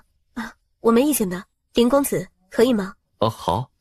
林公子难道就不好奇，小女子这次前来是所谓何事吗？既然灵月仙子亲自前来，就算我不问，仙子应该也会忍不住说出来吧。生无一计之内也就罢了，没想到那无名剑客也是你。哼，我早就该猜到的，也只有你才能做出这种事情。林公子果然是聪明之人。其实我这次来是为了请林公子帮一个忙。哦，什么忙？灵月姑娘请说。此次论武之中，林公子所展露的非凡实力，称得上是当之无愧的北荒域第一天才，并且林公子在剑道上的天赋也是有目共睹，年纪轻轻便踏足剑主境界，更是让人望尘莫及。其实小女子这次就是为了林公子那非凡的剑道天赋而来。随后凌月便是将此次前来的目的娓娓道来。剑道修行者，若真的如凌月姑娘所言，皓月宗曾诞生过这样一位剑道强者，带领整个宗门走到了一个全新的高度，那足以证明这位强者无论是修为还是成就，应该更胜过贵宗此前的历代前辈。可是为何？林公子是否想问，既然我皓月宗这位剑道前辈如此强大，为何现在的皓月宗没有成为主修剑道的宗门？宗内弟子为何也不是以剑道见长？我的林大公子，你莫不是以为人人都像你一般剑道天赋如此超凡出众吧？先不说这世上真正有资格修习剑道之人本来就极少，就是没有这个限制，以我皓月宗那位前辈留下的剑道传承，也不是随意一人就能参悟的。当年那位前辈在世之时，皓月宗内就没有弟子能够有资格得到他的真传，所以在他逝世之前，便将自己所有的剑道感悟留在了皓月宗内一面冰壁之上，期待宗门后辈中能够诞生一位剑道天才，有一天能够将他所有的剑道感悟传承下去。可惜我来寻找林公子就是因为这个目的。距离那位前辈留下剑道传承已经过去数百年之久，那些剑道意志也正在随着时间的流逝而淡化，最多再过几年，那些剑道意志便会彻底消散。而这位前辈对皓月宗所做的贡献，居功至伟，若是最后他的一生所悟在我们这些后辈手中断绝，那我们这些后辈弟子真可谓罪孽深重。无奈之下，我皓月宗只能放宽界限，在北荒域不断寻找一些剑道天才，想着若是能寻找到一位能够参悟冰壁之上的剑道奇才之后，再让其加入皓月宗，也不算辜负了那位前辈的期望。原来是这样。林公子，小女子这次来满怀诚意，就是第3次想要邀请林公子前往一趟皓月宗。多谢凌月姑娘以及贵宗对在下的抬爱，只是我本就是苍风国人，后来又加入4项神功，若是……林公子误会了，以林公子如今的成就，又进入了4项神功这等中土神州的超级势力，我皓月宗自然不敢奢求林公子会拜入皓月宗。而小女子这次前来，也只是单纯的想请林公子帮忙参悟那剑道前辈留下的感悟而已，除此之外再没有其他奢望。既然那剑道传承是贵宗一位前辈一生感悟，对贵宗而言应该极为珍贵，我作为一个外人前往参悟，恐怕不太好吧？不，我皓月宗上下对林公子的人品都十分信任，况且放眼北荒域，或许也只有林公子一人具有参悟那些剑道传承的可能。现在人人皆知，林公子要不了多久就会前往中土神州，再回到北荒域也不知何年何月。皓月宗上下商议之后，不想错过这个机会，师尊这才派遣小女子前来相邀，万望林公子不要再拒绝。既然如此，那在下便恭敬不如从命。林公子是答应了？当然，这几个月内我会找时间前往皓月宗拜访一番的。那真是太好了。天色很晚了，我们回去吧。你难道不好奇他跟我聊了什么吗？你是怕我吃醋吗？那你吃醋了吗？我相信你。他说他喜欢我。我刀呢？哎，我开玩笑的，人家是皓月宗第一美女，怎么可能会看上我呢？既然那位皓月宗前辈留下的剑道传承这么厉害，若是你能有所收获，那我也会替你开心的。况且你既然已经做出决定，我自然是全心支持你的。只不过这样一来，你陪我的时间恐怕又要少一些了。即便我以后进入中土神州，也一定会经常回来的，毕竟有你在的地方才是我的归宿。好。哈哈哈，林小兄弟，以后若是有空，可随时去我秦国坐一坐呀！啊，哈哈哈，林小友，我合欢宗也随时欢迎，届时老夫必会亲自陪同啊！真没想到咱们苍风国也会有这么风光的一天啊！是啊，天女前辈，天武大陆之上似乎从没有人将6大元素融合，创造出混沌领域。那么在天女前辈你所知的世界，是否有人做到这一步呢？有，但很少。准确来说，混沌领域即便是那些上位世界，达到的人也是少之又少。你能够做到，证明你对于天地感悟有着得天独厚的天赋。那创造出混沌领域之后又将如何呢？以你的境界，这些东西我就算跟你说了也没有什么意义，还是等你以后真正走到这一步，我再告诉你吧。况且你身上还有太多的秘密，也只能等你慢慢成长起来，才能逐一揭开。现在根本不用急于一时。我身上有很多秘密？比如说你的父母、你的身世以及你的体质。天女前辈是说我的体质有什么特殊之处？我也不是很清楚，以我的见识，曾经见过这世上不少顶尖体质，譬如能发挥10倍战力的狂战圣体，能吞噬他人修为的吞噬魔体，甚至是滴血重生的不灭之体。当初本天女已经足够强大，但是你的父母能够将我封印在神域空间之内，所以证明你的父母应该是更强大到难以想象的地步。所以我就曾有过怀疑，作为他们儿子的你是否继承了什么超级体质。因此在你的灵石第一次进入了神域空间，我就曾暗中探查过一番。不过让我意外的是，你的体质竟然没有任何特殊之处，与凡人无异。既如此，那为何天女前辈又说我的体质似乎很特殊啊？这只是我的一个猜测而已，而我之所以有这个猜测，正是因为你能融合6大自然元素，创造出混沌领域。要知道，即便是那些上位世界的绝世天才，能够做到这一步也少之又少。你能够做到，这可绝对不是单单的凭借运气而已。本天女曾经听过一个传言，如同吞噬魔体、不灭战体这些超级体质，数万年也难诞生一例。固然强大，但却依旧不是这世上最顶尖的体质。而这世上最顶尖的体质，谓之先天道体。先天道体？传言中先天道体返璞归真，在没有彻底觉醒之前，与凡人近乎没有区别，但却对于天地间的一切能量都更为亲近。而在彻底觉醒之后，则会展现出无穷的潜力，将会远远超越这世上所有的超级体质。什么？这先天道体居然如此变态？难道说，我的体质竟然是传说中的先天道体？以你现在的表现来看，或许有着这种可能，但是先天道体只是一个传言而已，就连本天女也从未讲过，所以我也不能断定。看来这次返回苍风国，我有时间一定要再去一次苍兰城，最少也要寻找到当年的一些蛛丝马迹。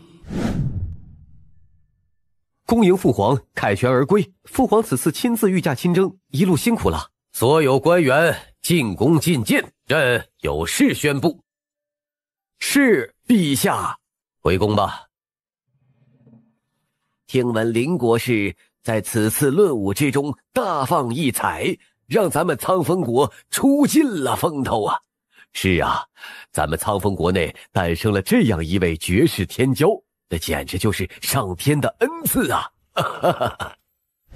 这2个家伙暗中看你的目光很不善。他们2人都对苍风国的皇位有着强烈的觊觎之心，都觉得自己胜券在握，而在这个时候自然不希望国内有人的声望会凌驾在他们之上，这会让他们2人感到失去掌控啊。这句话倒是不错，你如今在苍风国百姓心中的声望已经远远超过这2位皇子，功高盖主，自古以来在权力之中就是大忌。我猜这2个家伙中若真有一人能够顺利登上皇位，所想的应该也是第一时间将你这个隐患除去。不过可惜啊，这2人想登上皇位之后再对付我，恐怕这辈子也没有这个机会了。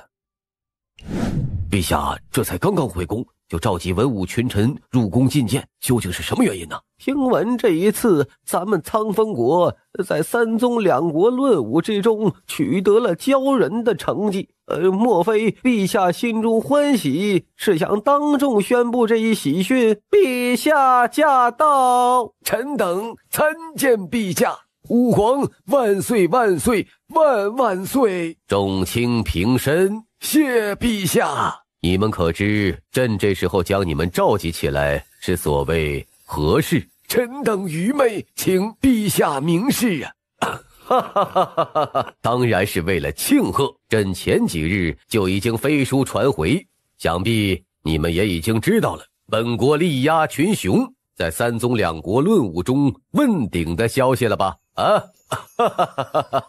恭贺陛下！咱们苍风国能够成为此次论武第一，不仅证明了本国的实力，更是彰显了咱们国内年轻一辈武者的巨大潜力呀！实在是可喜可贺呀！陛下英明啊！这次咱们苍风国能够力压群雄，在论武之中夺得第一，一定与陛下的督促是分不开的。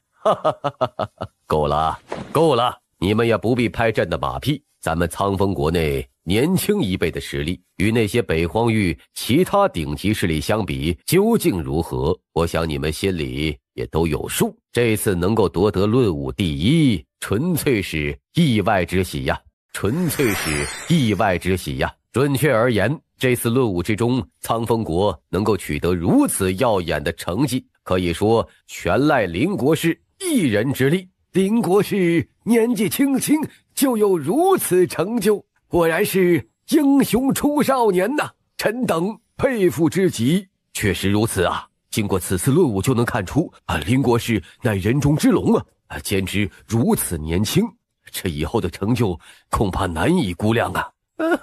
能够拥有如此少年英才，可真是苍风国之幸啊！朕心甚慰，传旨下去，朕将大赦天下，免除国内3年赋役，举国同庆。陛下英明臣等代国内百姓感谢陛下洪恩呐。此外，林国士作为此次苍风国最大功臣，朕决定加封其为一字并肩王。怎么，莫非众爱卿有什么异议？林国士为苍风国立下如此大功，能得到陛下如此赏识也是应该的，臣等自然没有什么负议。等等，启奏父皇，儿臣认为此事不妥。林彻虽然有些天赋，但年纪尚轻，资历浅薄，若是被封为一字并肩王，实在难以服众啊。不错，若是林彻如此年纪就被封王，必然会居功自傲，小小年纪就位极人臣，以后也必定会滋生野心。儿臣也觉得父皇这个决定太过草率了。这林国士未来会不会谋权篡位，朕不清楚，不过朕心中却是明白，在场之中应该是有人很期待朕驾崩，然后染指皇位的。陛下明察呀，臣等誓死效忠苍风国，绝不敢生出任何异心呐。陛下明察，陛下明察呀！林彻封王之事，朕心意已决，其他人无需多言。林彻受封吧。谢陛下隆恩。除了林彻册封为王，朕还有更重要的一事宣布。朕这些年身体每况愈下，恐怕也支撑不了多久了，也该是时候设立储君了。朕已决定立朕的女儿苍风国三公主为下一任苍风帝皇，择日登基。这三妹她身为女子，怎么能继承大统啊？不，这不会是真的。父皇，你一定是在开玩笑吧？朕没有开玩笑。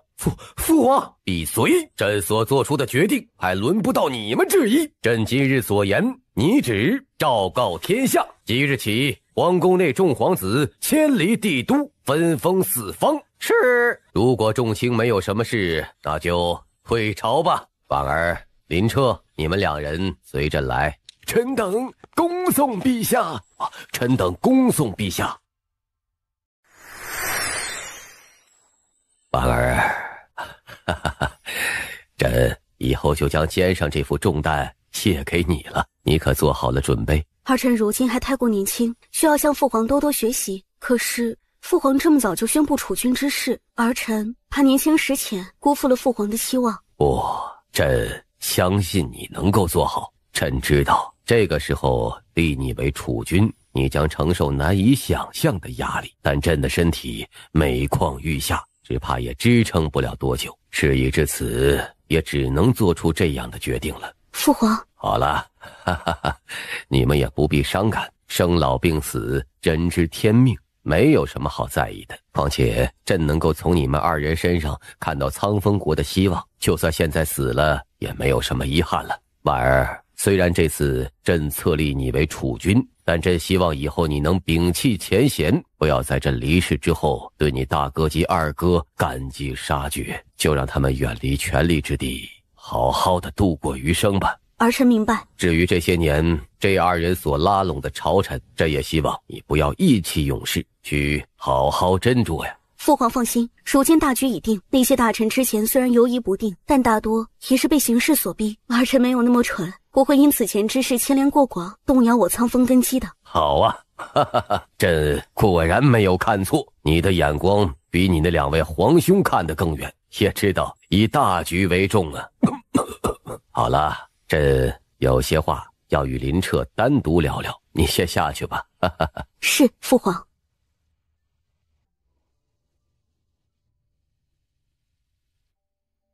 朕将你留下，是有件事要问你。哦，陛下请问。你与婉儿是什么时候开始的呀？你也不许隐瞒，朕还没有到老糊涂的地步，你们两人之间的关系自然还是看得出来的。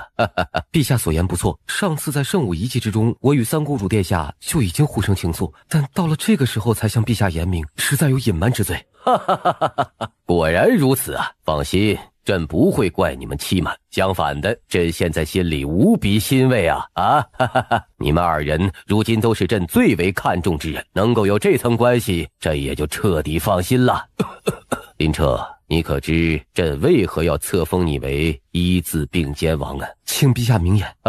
很简单，一字并肩王可以见圣上而不贵，这也是为你的以后考虑啊。要不然等婉儿登基之后，你每次见到自己的媳妇儿都要大礼相见，那可就不好了，你说是吧？陛下英明。好了，说正事吧。记得你上次夺得青云榜第1，朕就答应过你可以提一个要求，现在你又为苍风国立下大功，就将这个要求说出来吧。无论什么事情，朕一定满足你。陛下，在下的确有一个请求。1年之期一到，风飞扬，北凌沉。1年之前，你们对我而言就仿佛两座难以逾越的大山，曾带给我诸多压力与屈辱。如今我再次回来，也该是你们还债的时候了。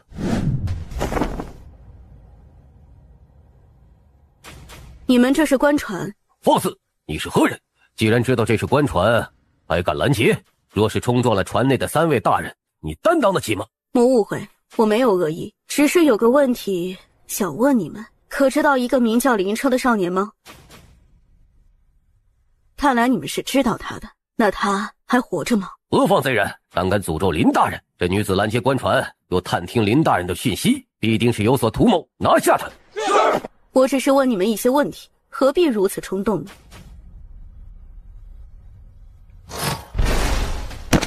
好强！这女子很强，莫要大意，结阵！住手！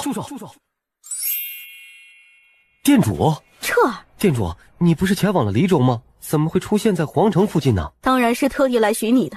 李州距离帝都较远，消息有一定的滞后性，但我听到你遭遇劫杀的消息之后，第一时间便前往了10万无主之地，目的就是为了调查此事。可谁曾想，还没等本店主调查出个结果，外界却传闻你并未遇害，反而在3宗2国论武中大放异彩，成了整个苍风国的英雄。你的事迹一夜之间传遍国内，我虽听闻，但也觉得难以置信。为了确定此事，于是我便赶来了皇城，碰巧遇上了这艘从皇城而来的官船，于是我便将之拦截下来，想探听一些关于你的消息。谁成想，原来你就在这艘云剑之上。太巧。对了，这次可不只是我一人来寻你的，咱们武殿的人都来了，现在他们就在下方一座山脉附近。真的？哥，小瑶，你的眼睛？哥，我的眼睛好了，是药王伯伯帮我医治好的。这小丫头虽然眼睛受过不轻的伤，但好在双目肌理未毁，恰巧老夫有一对宝物，唤作碧玺灵狐瞳，再加上老夫以特殊的手法将那宝物与这小姑娘的眼睛融合之后，才能使得这小姑娘双目恢复如初啊！碧玺灵狐乃是天地灵物，尤其是一双眼睛得天地日月精华，比之人类的双目更具灵性。这小姑娘将之融合之后，不但不会有什么影响，甚至随着修炼，或许还将觉醒一些特殊天赋。因此，林公子尽管放心好了。药王前辈妙手回春，这次帮舍妹医治好眼睛，在下感激不尽，以后定当厚报。林公子不必客气，其实这小丫头聪明伶俐，老夫甚是喜爱，帮她医治也是自愿，可不敢奢求林公子的回报啊。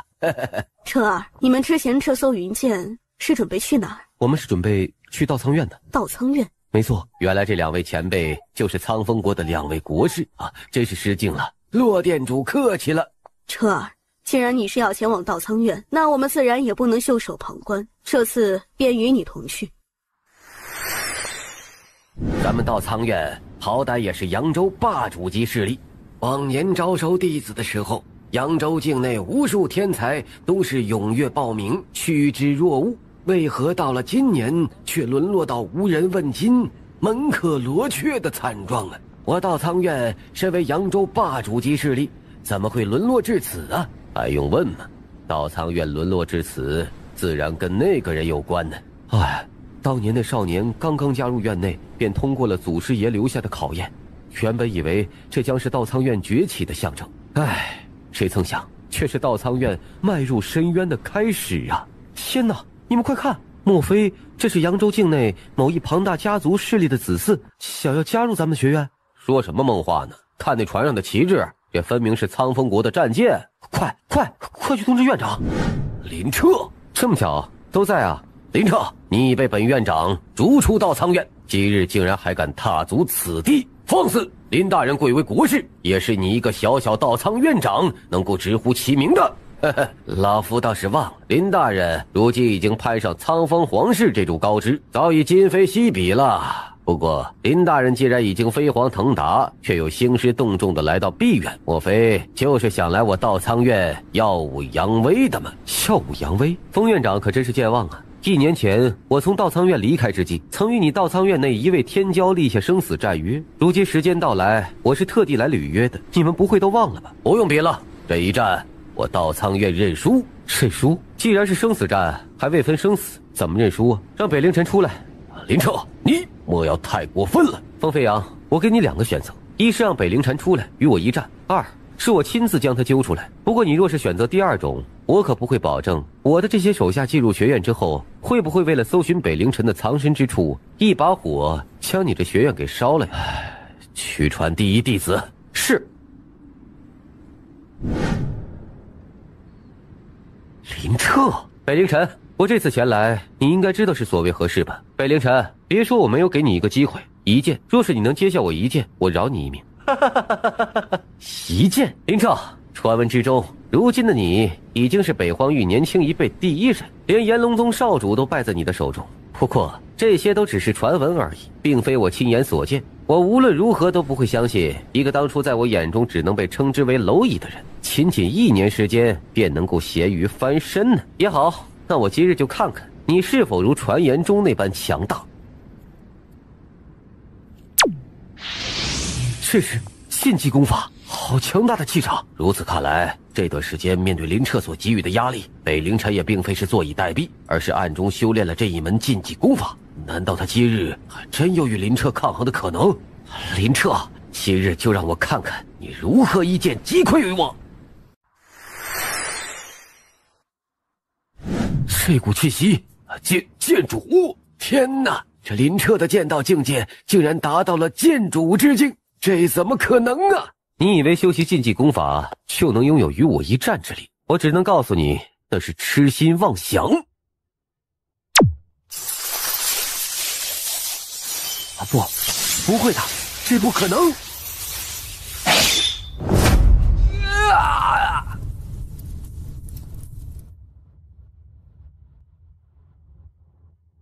其实我很忙的，但既然我曾与北凌晨定下了生死之战，我还是特地赶来赴约了。谁让我是守信之人呢？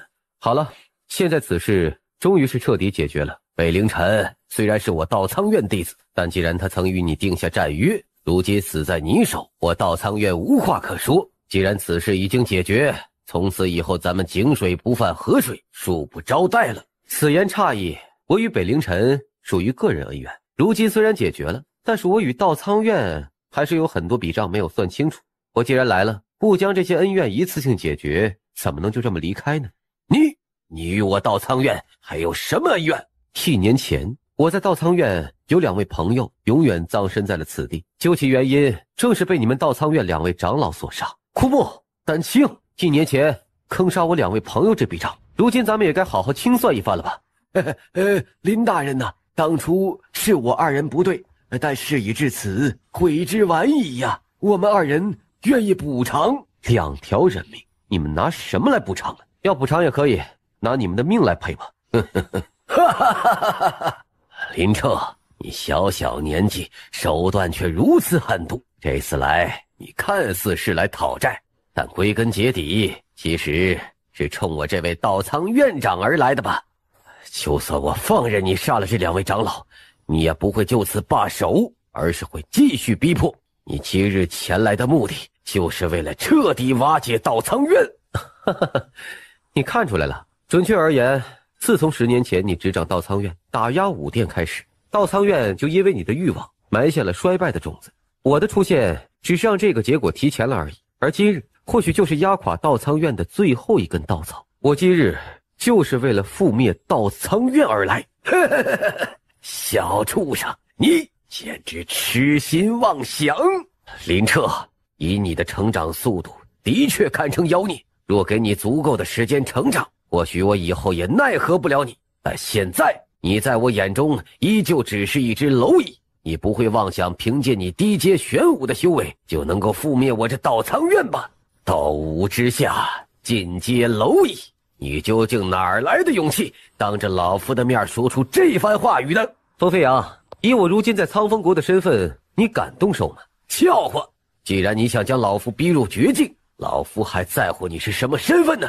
今日这小畜生想要覆灭道仓院，道仓院众长老可愿随本院长一同诛杀这小畜生？不错，既然苍风国容不下我等，那咱们就跟随院长杀出一条血路，大不了之后投靠苍风国敌对势力，再不济也可以离开北荒域，总好过在这里引颈受戮啊！一位将军若平日善待下属，严明纪律，即便身陷绝境，也会有战士浴血追随，慷慨赴死。但是你风飞扬，回顾这10年来你执掌道仓院的历史，你真的曾对这个学院做出过什么贡献吗？没有，非但没有，这屹立万年的古老学院还因为你的一己私欲，最终一步步沦落到如此境地，得道多助，失道寡助。风飞扬，你到了如今还想让人卖命追随于你，我问你，你有何资格？小畜生，你妖言惑众！老夫之所以沦落到如今这个下场，都是因为当初没有果断将你抹杀。不过今日，老夫绝不会再犯同样的错误，无论付出何等代价，也一定要你葬身此地，给老夫死！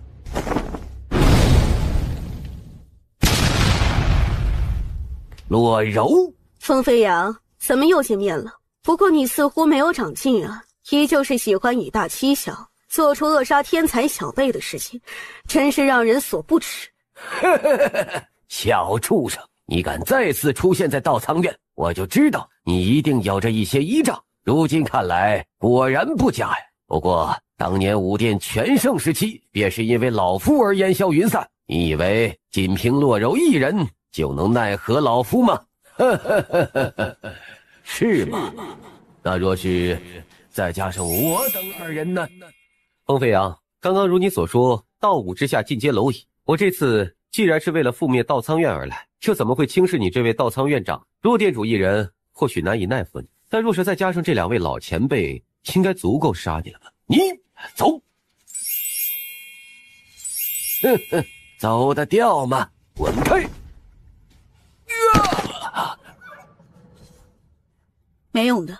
若是面对2无大武境，你拼着耗损本源，或许还有着一线生机。但现在我们3人对付你，即便你燃烧精血，也根本没有一丝一毫逃离的可能。风飞扬，你今日已经必死无疑，就不要做无谓的挣扎了。不可能！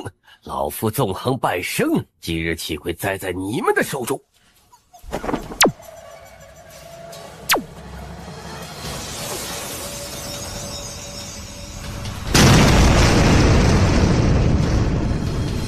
大家都是道武境的宗师，如今你们3人联手围攻老夫一人，传扬出去也不怕天下英雄耻笑。有本事也选出1人与老夫公平切磋，若是老夫败了，甘愿受死；若我胜了，你们放老夫离去如何？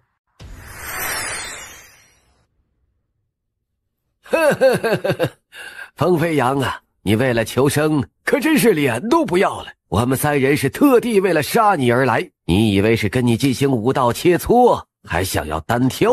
我呸！简直白日做梦！废话少说，今日就是你的死期！杀！风飞扬，一切也该结束了，受死！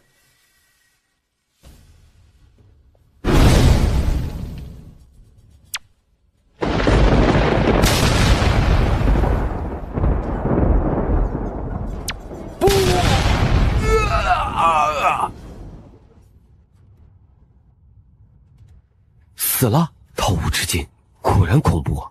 不知何时我才能迈入道物境界，也能掌控这种近乎鬼神般的可怕力量啊！风飞扬这老小子还真是有些本事啊！即便我们3人联手杀他，都耗费了不少的精力呀。不过还好，这家伙的积蓄倒是不少，也不枉耗费这么大的力气杀他了啊！今日能够将风飞扬斩杀，3位乃是主力，所以这枚空间戒指作为战利品，也应该归3位所属。彻儿，你是在跟我见外吗？武殿如今已经不在，这里的东西我自然不再需要，因此不必将我考虑在内。林小友啊，我们2个老东西别的不敢说，但论武道资源，这一生所积攒的数字绝对远远超过这一枚空间戒指。再说了，我们2个家伙资质有限，能够步入道物之境已经是极限了，而且也到了这个岁数了，再多的财富也已经是身外之物。倒是林小兄弟你天纵之资潜力无穷，显然要比我们更需要这些东西，所以这枚戒指还是你收下为好啊。可是，小兄弟呀，你若是再推脱，那可就是瞧不起我们2个老哥了。既然如此，那晚辈就却之不恭了。饶命啊！还请林大人饶过我等性命。这些人全都给我杀了！是，饶命啊！林大人若是饶过我等性命，我等甘愿做牛做马，报答林大人不杀之恩呐！恳求林大人高抬贵手，把我们当个屁给放了吧！我不想死啊！我不杀你们，多谢林大人。我虽然不屑杀你们，但接下来的话你们给我听清楚了。从今日起，道苍院就此消失，你们这些长老弟子就地解散。若是以后让我听到你们在以道苍院的名义聚集，那就别怪我心狠手辣，将你们赶尽杀绝了。明白。都走吧。是。风飞扬这一生为了自己的欲望，或者说为了夺掌道苍院，可以说是煞费苦心，甚至不惜一切代价，但最终却是落得这个下场。他落得这个下场，也算他咎由自取，怨不得别人。不过他应该怎么也想不到，自己纵横一生，最终却是因一位小辈而灭亡。由此可见，果真是少年可畏啊！进去走走。好啊。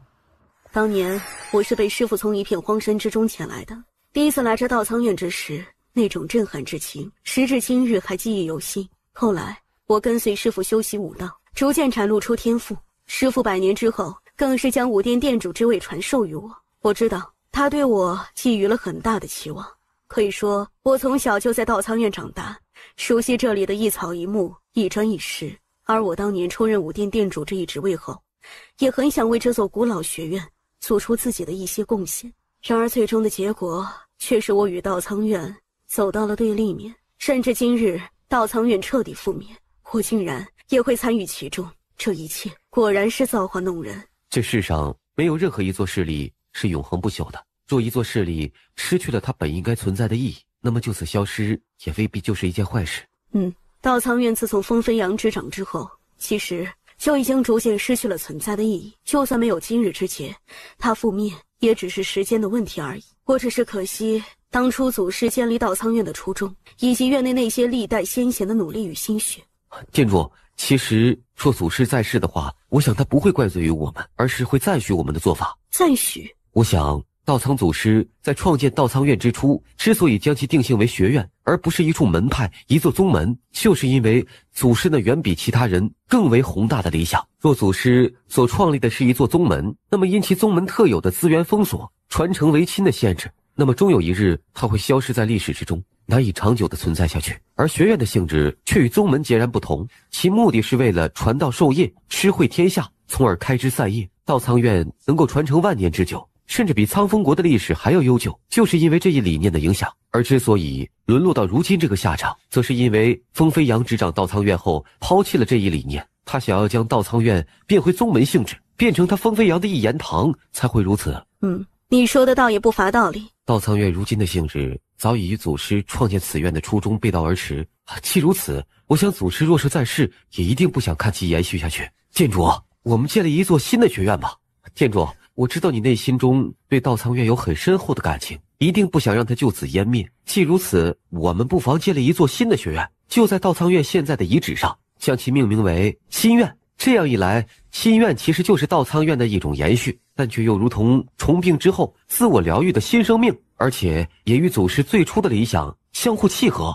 店主，你这么看着我干嘛呀？难道我说错了什么吗？没有，只是觉得你这1年真的成长了很多。若祖师还在世的话，知道他所创建的道苍院培养出了你这样一位弟子，应该会很欣慰吧。好，那我们就创建一座心院，只是这心院的院长必须由你来出任。我？不错，说建立心院的话，一切都要从头开始。首先便要解决生源的问题。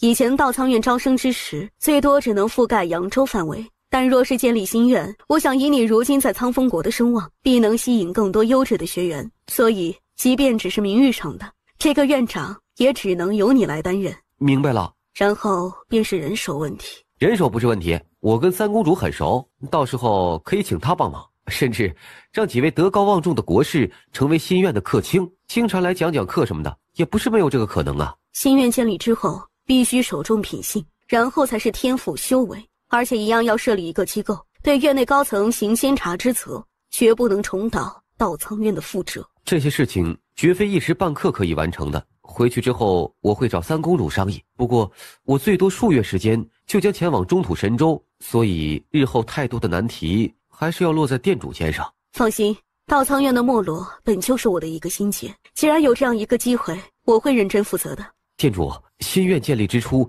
一定需要大量资金，这些东西还是交给你吧。可是，放心吧，店主，我还年轻。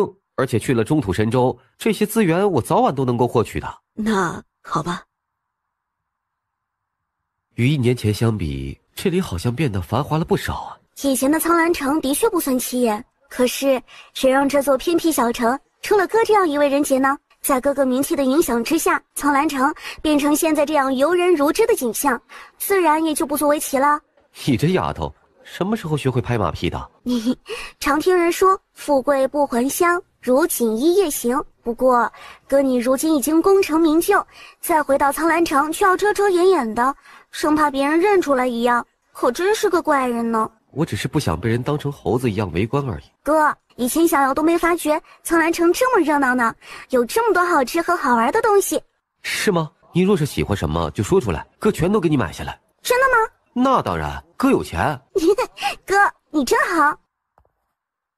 你们一路护送姚小姐返回扬州道苍院，路上不得有半点差池。是。哥，你这次不回去吗？哥还有些事情要办，回去后你跟骆店主说一声，然后让秦国师2人先行返回皇城，不必等我。哦。这里已经是极北之地了，到了这里，想必再过1-2个时辰，就能见到传说中的皓月宗了。不得不说，这倒真是一处极美的地方。只不过就是太冷了，对于武者而言还好，但对于寻常人应该很难抵御住这股寒冷，也不会想要在这里居住。这或许也就是皓月宗选择将宗门建立在这里的初衷吧。在这片人迹罕至的冰原之上，虽然少了一些人气，但却也远离了凡尘俗世的喧嚣。怎么了？好像有几道气息正在向这里接近，而且已经到了附近。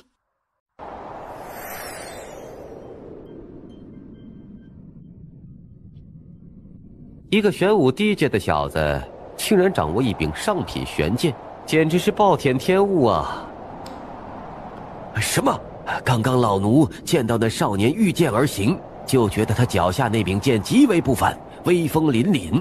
没想到那竟然是一柄上品玄剑呢！以本剑子的眼力，自然不会看错。4大荒域之中，上品玄器固然不少，但这一级别的剑类法宝却不多见的。连本剑子都没有资格掌握一柄，可是这小子居然大摇大摆地驾驭一柄上品玄剑，可真是让人不爽啊！剑子所言不错，以剑子大人的身份都没有奢侈到如此地步，那小子又何德何能，居然掌握一柄上品玄剑？以老奴来看，不如折返而回，将其……不必，这片地域已经接近皓月宗，在这里杀人夺宝，一旦消息走漏，有损本剑子的威名，而且一旦给皓月宗留下不好的印象，未免耽误了本剑子的大事。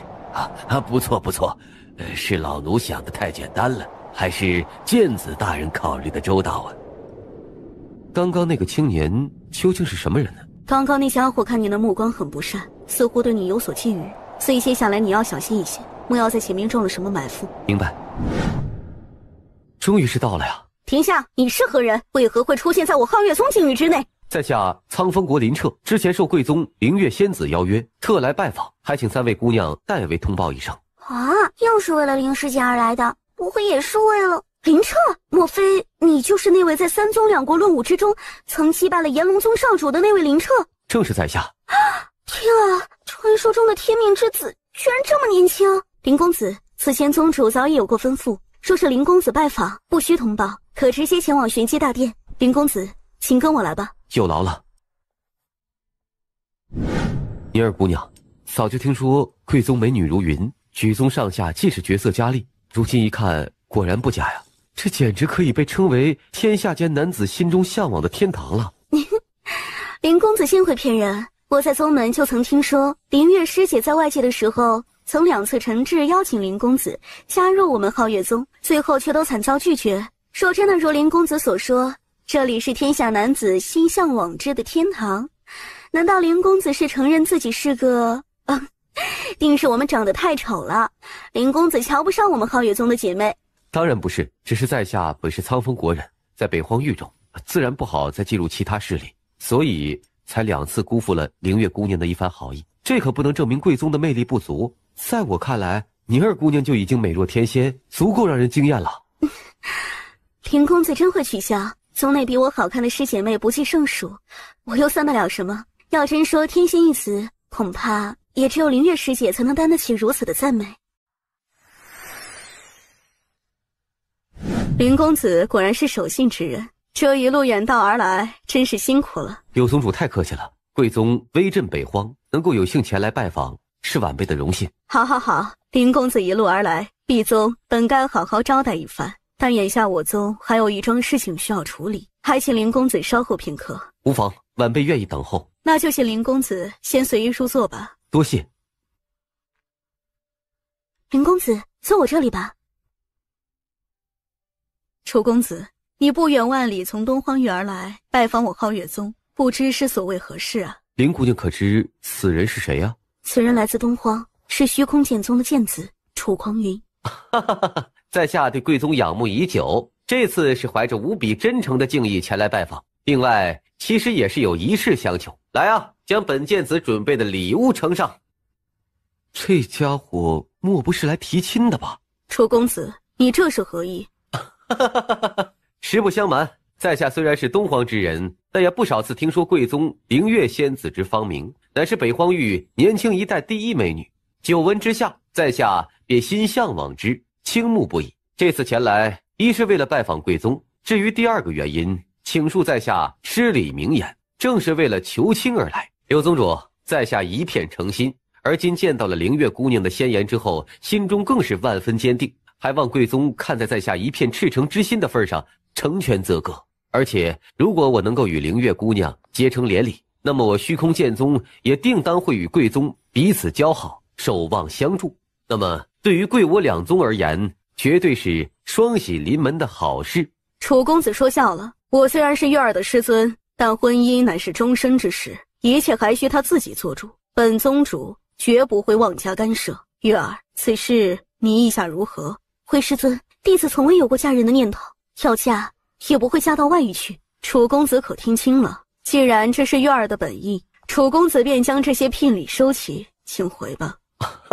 在下初次拜访，实属冒昧，或许是让灵月姑娘对我产生了什么误会，才会拒绝于我。既然是这样，那在下想要在贵宗多讨扰一些时，或许相处下来，灵月姑娘便会对我有所改观。这家伙可真能胡搅蛮缠呢。楚公子既然来我皓月宗拜访，就应该知道我皓月宗内的情况。我宗上下尽是女子，千百年来都鲜少有男子被允许踏足宗内。如果能让楚公子入宗一叙，已经算是破坏规矩了。若是再让楚公子在这里住下，不仅多有不便，也有可能为我宗招惹一些非议，所以请恕怠慢。楚公子还是请回吧。柳宗主之前所言，怕是有虚吧。若是真的如柳宗主所言，皓月宗严禁男子涉足其中，那么此人又为何出现在这里啊？难道贵宗的宗规竟然还有区别对待吗？连公子是受我皓月宗邀请而来的贵客，与你自然不一样。邀请？怕这不是皓月宗搪塞本剑子的理由吧？我倒想知道，凭借本剑子的身份都不能在皓月宗内久留，而这个乳臭未干的小子又凭什么能够受到贵宗的邀请？林公子受到我宗邀请，乃是因为数百年前我皓月宗的一位先贤曾在逝去之前留下了一些剑道感悟，但可惜迄今为止宗内无人可以参透，而林公子的剑道天资在北荒域内无人能出其左右者，所以我宗才会诚挚邀请他前来，意在帮助我宗取决那位先贤所留下的剑道传承。原来是这样啊！这样看来，本剑子来得正巧。众所周知，我虚空剑宗以剑道立宗，我敢说天下剑道无出我虚空剑宗之藩篱。既然本剑子亲至，贵宗又何必舍近求远呢？既然让我知晓皓月宗如今的困境，那这个忙我帮了。不必了，既然我皓月宗已经邀请林公子前来，就不劳楚公子费心了。相信以林公子的剑道资质，未必在楚公子之下，足以帮助我宗了。哼，就凭他？你知道林公子是何人？什么人？正是不久前登上了圣上之巅的那位。我这样说，楚公子是否还觉得自己有轻视于林公子的资格？天命之子。我听闻北荒域出了一位绝世天才，不仅印证了天命之子的传言，更是在三宗两国论武之中横压北荒域年轻一辈。原本还以为此人到底有多么妖孽呢，结果却是因为北荒域无人呢。我林彻的确算不得什么妖孽天骄，但不久前在北荒域论武之中，承蒙各大势力谦让，侥幸得了个第一。既如此，林彻必须维护这一声誉。今日你单单羞辱我，我不会与你计较，但你却言称北荒域无人，如果再隐忍，我林彻还有脸面对北荒域所有武道同仁吗？虚空剑宗的剑子，切磋一下。你要与我切磋？好啊，既然你如此自不量力，本剑子倒是不介意给你这位天命之子上一课，让你知道何为天高地厚。林公子，我要受他言语相讥。林公子少年英才，名扬于北荒，迄今为止也不过18岁而已。而你今年有多大了？你与林公子在年岁之上相差如此之大，如今却要林公子与你交手，你觉得有什么公平可言吗？此言差矣，我与他年龄上的差距本就存在，难道我等他再成长几年，这个年龄上的差距就会消失？玄武低阶如今在我眼里就是蝼蚁一般的存在。此言差矣，我与他年龄上的差距本就存在，难道我等他再成长几年，这个年龄上的差距就会消失？玄武低阶如今在我眼里就是蝼蚁一般的存在，这是不争的事实。而在武道世界之内，也是以实力为尊，其余的一切都是空谈。凌月姑娘不会不明白这个道理吧？你好了，武道世界以实力为尊，楚公子所言不乏道理，但实则却有失偏颇。你与林公子并非生死大敌，既然是切磋，那也是要讲究公平的。我倒是有一方法，或许可以忽略境界之上的差距，让你们二人在剑道天赋之上一较高下，就是不知二位是否愿意一试。论剑道天赋，本剑子何惧之有啊？当然没有意见，晚辈听凭前辈吩咐就是。好，那两位请随我来吧。咦，师兄率领众人这是要去哪里啊？你还不知道吧？我刚刚听说东荒域的楚狂云公子想要与咱们北荒域的林彻公子切磋，师尊正是要带他们二人前往比试之地呢。天哪，不会是真的吧？听说楚狂云是东荒域虚空剑宗的剑子，乃是东荒名副其实的第一天骄，而林彻公子则是咱们北荒域第一天才。这二人的比试岂不是意味着两大荒域最强天才之间的碰撞？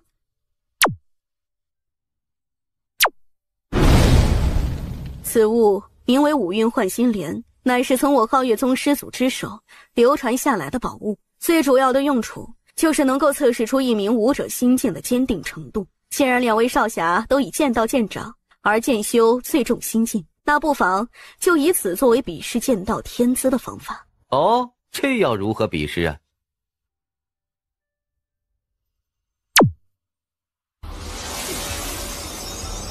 好强的幻术！如两位所见，面前的7朵青莲连接成了一条路线，因此只需在幻想之中走出7步，就能通过这一考验。当然，对于你们2人的天资而言，这应该过于简单了，因此还需要加大一点难度，那就是2位通过幻想之时，不能以武力灌注双眼来看破眼前的幻境，以此来测试2位剑心的坚定程度。2位觉得如何？仅仅是通过一个幻想而已，这有何难呢？既然如此，2位谁先？我先来吧。等等，怎么了？单纯的比试那有什么意思呀？你我不妨设置一些赌注如何？好，你想跟我赌什么？就赌你身上那柄上品玄剑。你想与我做赌，那你的赌注又是什么？本剑子的赌注就是之前我作为聘礼的那200万颗灵石，你觉得如何呀？我觉得不怎么样。好啊，既然如此，那我就再加上一件宝物。这是我虚空剑宗至宝虚灵神柱印，其作用能够修复天气级别之下的任何宝物。若是你赢了，这一瓶神液连同200万灵石尽数归你，这样你总满意了吧？好，我跟你赌了。好好好，当着众目睽睽之下，你若是输了，可莫要反悔才行啊。这句话也是我想对你说的。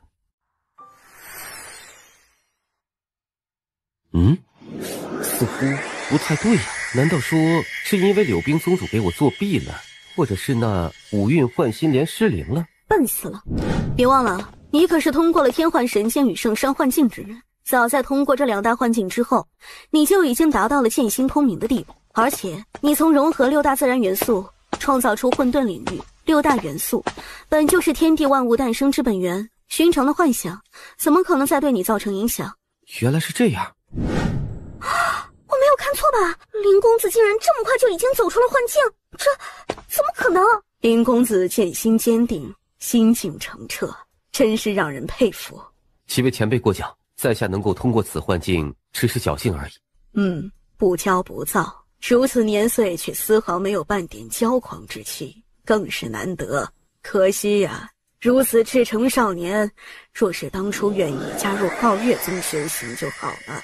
这是做什么？比试还没结束呢，怎么好像这小子已经赢了一样了？虽然他的确通过了考验，但本剑子难道就会比他差吗？你们看好了，连一个玄武低阶之人都能如此轻而易举地通过试炼，难道会比对方差吗？难道身为剑修的心境都是如此强大吗？如果照这个速度的话，恐怕他与林公子所用的时间将会极为接近。啊，来啊，灵月小宝贝儿，让本剑子好好宠幸你一番。你可知道，本剑子第一次见到你就已经为你神魂颠倒了，发誓一定要将你得到手。只要你从了我，本剑子保证你以后荣华富贵享之不尽呐。灵月小宝贝儿，不要跑啊！若不然让本剑子抓到，可是要好好惩罚你一番哦。放肆！这成何体统？简直是放肆！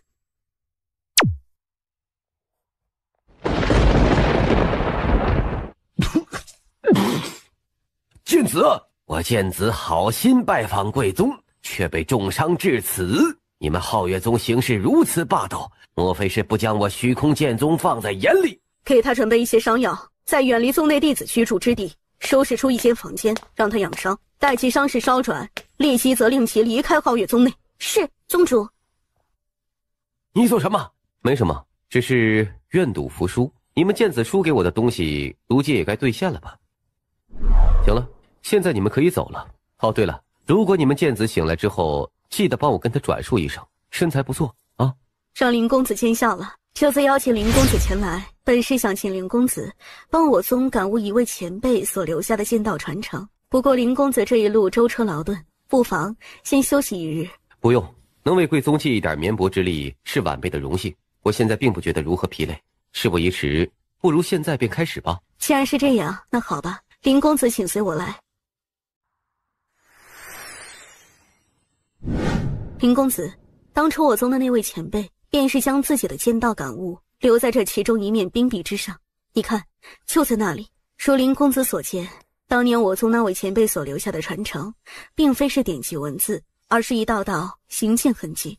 而在那位前辈逝世之后，我宗剑道一脉就逐渐衰落。说来真是惭愧，数百年来，竟然无一人能够参透这位前辈所留下的剑道真意。近些年，这面冰壁有逐渐崩塌趋势。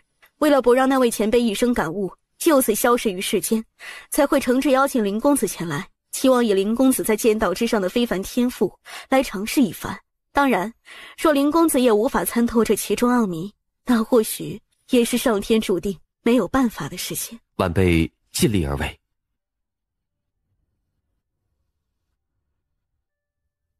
莫非林公子也不能？这位前辈所留下的每一道剑痕，都仿佛蕴含了极为深奥的真意，能否领悟，我如今也不太敢肯定，但总归是需要一些时间的。因此，晚辈想在这里闭关一段时间，专心感悟。原来是这样，林公子在此闭关期间，任何人不得前来打扰，听清楚了吗？是，宗主。林公子尽管在此闭关，不过在此期间，还请林公子不要在这附近随意走动。前辈放心，我知道皓月宗之内尽是女子，我身为一个男子多有不便，因此不会走出这片峡谷的。啊，不，林公子误会了，我宗相信林公子的品性，又岂会限制林公子在我宗之内的自由？我的意思是说，皓月宗之内林公子可任意出入，但这片峡谷深处，还请林公子不要随意进入。哦，这冰川峡谷深处乃是我宗历代先辈安息之地，所以才会有这个要求。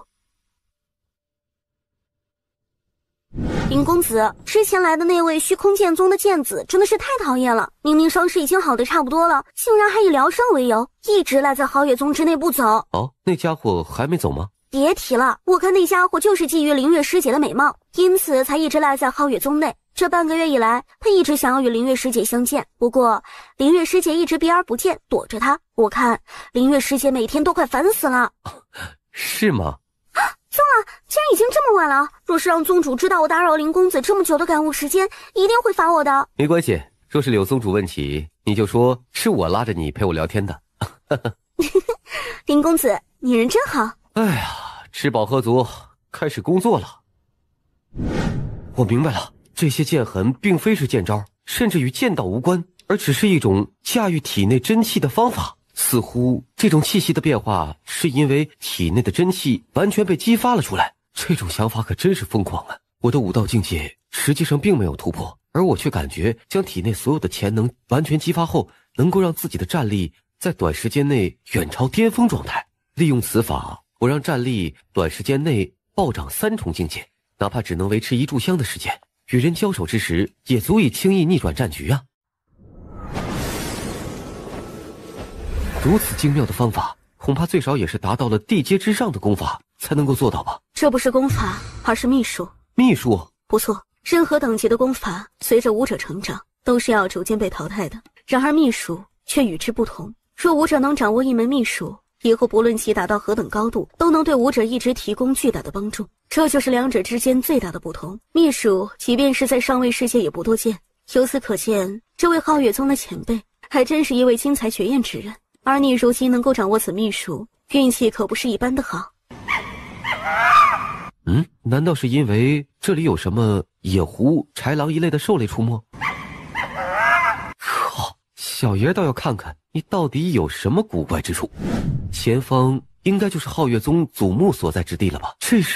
这应该是天葬之法。那里好像有几口棺材是掉落下来的，难道是因为其悬挂的铁链经过岁月侵蚀，因此断裂了吗？等等，这些棺材竟然是空的，里面的尸骸呢？不，并非是空的，你看那里。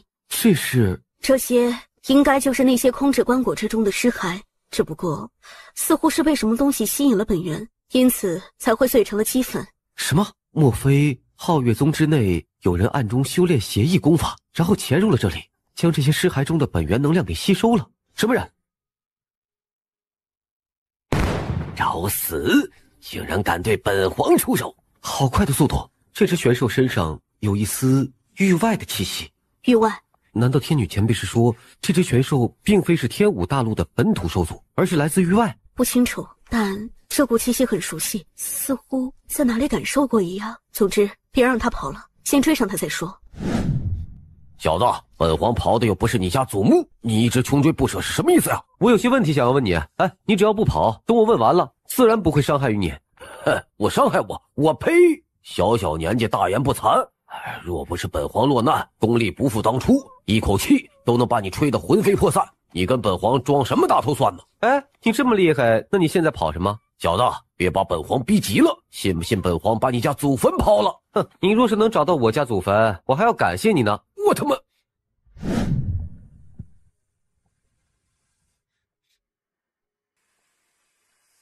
什么人？好像有人在偷看咱们洗澡。我靠！灵儿师姐，看清楚那人是谁了吗？没看清，不过从刚刚的掌力可以肯定，此人修行的并非兵器功法，也就绝不是咱们皓月宗之人啊。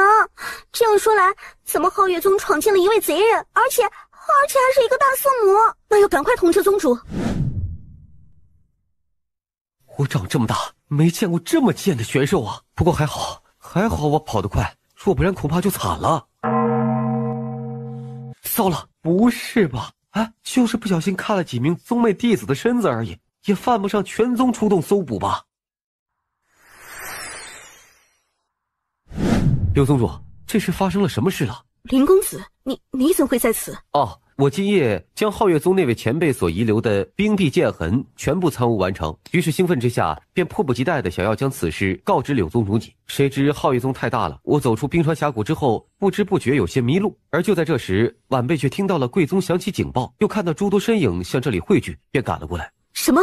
林公子，你当真将我皓月宗先贤所留下的剑道感悟全部参透了？当然。太好了，这真是太好了！自从我宗那位先贤在那峡谷冰壁上留下传承之后，数百年来，我皓月宗都无人可以将之参悟出来。没想到林公子如此天资卓绝，竟然真的做到了。哦，对了，晚辈之前听到贵宗警报长鸣，莫非是因为贵宗发生了什么紧急之事吗？不瞒公子，我宗闯入了一位淫贼，如今正在抓捕之中。宗主，我宗的搜灵大阵覆盖之下，除了林公子与虚空剑宗的楚剑子等人之外，并没有发觉任何陌生之人的气息。没有发现任何陌生之人的气息，我知道了，一定是那个无耻之徒。都随我来。这个方向不会是……不管了，先去看看再说吧。什么人胆敢惊扰本剑子休息？你这个无耻孽畜，给我滚出来！哎，柳宗主，这是何意啊？呸！你这个无耻淫贼，做出如此卑鄙下流之事，竟然现在还装出一副一无所知的样子。淫贼？哎，本剑子怎么就成淫贼了？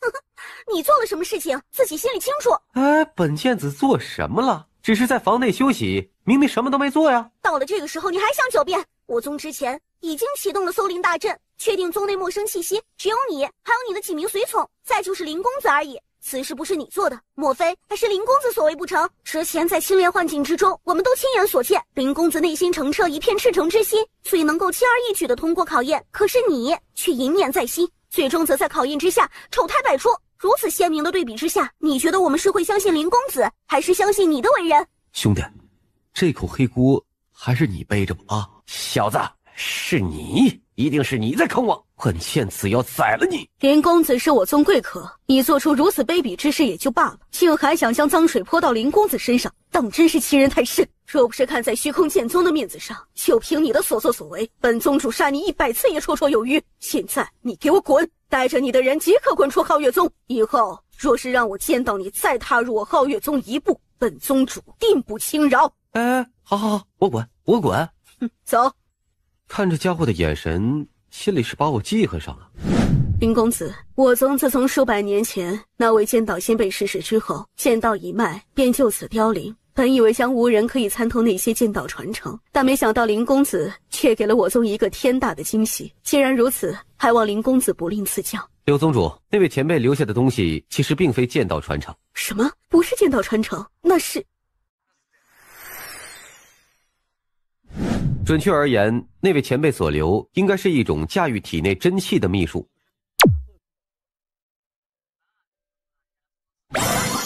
林公子，你的境界……如诸位所见，那位前辈留下的传承，其实就是将武者的气息短时间内提升到一个全新的高度，能够维持1炷香的时间，而且在这股力量消逝之后，不会像修习禁忌功法或者是吞噬禁忌玄药一般有任何的反噬。柳宗主，我将那位前辈的传承完全领悟之后，便将其中的修炼步骤以及方法以意念的形式封存在了这卷轴之内，请过目。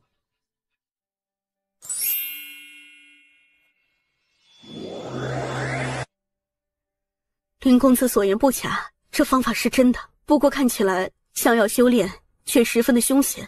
柳宗主，此秘术虽然珍贵，但若是悟性不够，强行修炼一定会造成难以估量的损失，所以还请柳宗主慎重对待。林公子所言极是，将此卷轴列于藏经阁最高秘法之列，没有我的允许，宗门内不得有人擅自翻阅。柳宗主，晚辈这次受贵宗所托，就是为了那冰壁传承而来，现在总算是幸不辱命，完成了任务。既然如此，那晚辈也不敢再给我讨扰，这便告辞了。林公子，你要离开，何必要那么匆忙呢？不妨在宗内多住几日。在下对于北荒域逗留的时间本就有限，而且在苍风国之内也有一些事情需要处理，所以也只能辜负诸位仙子的一番美意了。既然如此，那就不强留林公子了。等一下，我去送送林公子吧。好啊。林公子这样盯着我看，难道那一晚还没有看够吗？那是什么那一晚？看够什么了？怎么灵月姑娘你这句话怪怪的呀？那一晚我第一时间冲出，虽然某人的逃离速度已经很快了，但我还是捕捉到了一个背影。那背影似乎与林公子你很像呢。灵月姑娘，我要说当时我不是有意偷看，你信吗？相信。若不是相信你并非有意，我早就禀明师尊了呢。你相信我？为什么？我之前2次邀请你加入皓月宗，都被你无情拒绝了。你心里定然是瞧不上我的，又怎么会冒着这么大风险来？而且上次千炼幻境之中，你能那么快的通过，我也相信你不是那么龌龊之人。你是不是快要去征途神州了？是。上次4象神宫那位师姐给了我5个月的时间，如今已经过去了3个月了，最多还有2个月时间，我便会离开北荒域。那你还会回来吗？当然。那你下次回来记得来娶我。什么？你看光了人家的身体，不用负责的吗？你认真的？当然是开玩笑的啊！放心，我知道你心里已经有了苍风国的3公主殿下了，不会那么不识趣，破坏你们感情的。让你这个家伙2次拒绝我，吓一吓你也是应该的。可惜啊，我还以为是真的呢，害我白高兴一场。你这家伙很不老实。林姑娘，就到这里吧，不必再送了。林公子，后会有期。再见。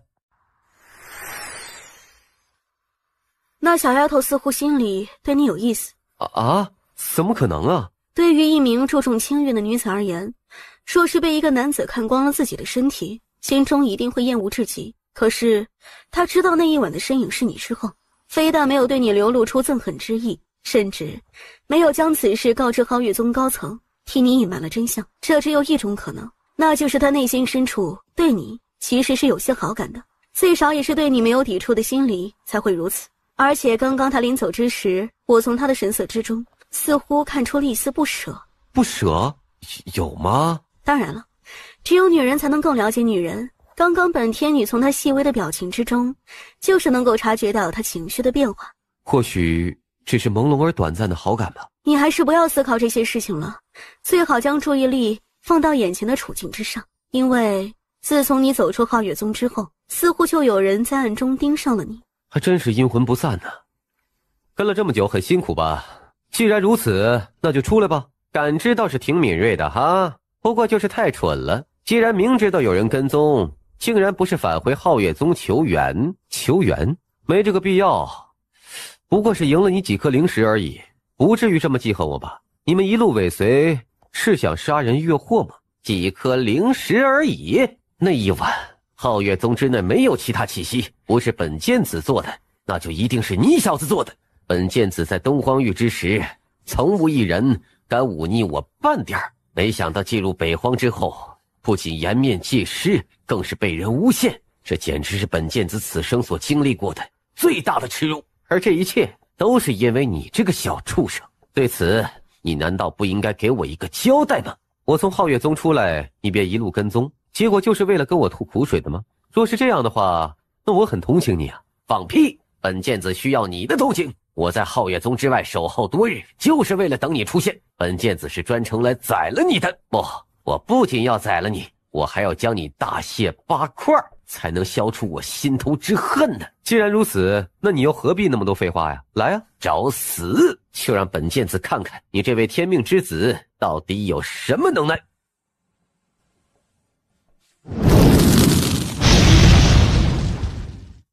竟然能够抵挡下来，这怎么可能啊？看来本剑子还真是低估你了，看你是否能承受住本剑子这一剑。散剑攻防一体，不可能！给你2次出手的机会，你都伤不了我。虚空剑子，你也不过如此。哼哼，不过借助上品玄器才能抵挡本剑子的攻势而已。不过你以为本剑子真的就只有这点能耐？那就让你看看我真正的底牌。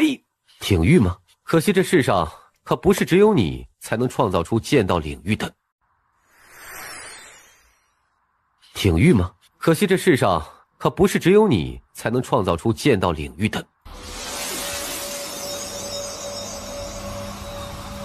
剑主？不可能，这绝不可能！就凭你也能步入剑主之境？可恶！本剑子的天资在东荒域无人可以相提并论，怎么可能会输给你？我要杀了你！我今日一定要杀了你！你剑道领域之内究竟融入了多少门属性啊？我所创造这一领域乃是天武大陆古今往来最强，你第一次见到很惊讶，我能理解。胡说八道！原本我以为祭出领域便能将你轻易斩杀，没想到你小子还真能负隅顽抗啊！很好，这可是你逼我的。炼血禁诀，地阶上品战绩。林彻，你将本剑子逼迫至此，也足以自傲了。现在一切都该结束了，给我死！地阶上品战绩的威力果然可怕。看来你支撑不住了呀！啊，即便你是天命之子如何呀？即便你天资如妖又如何？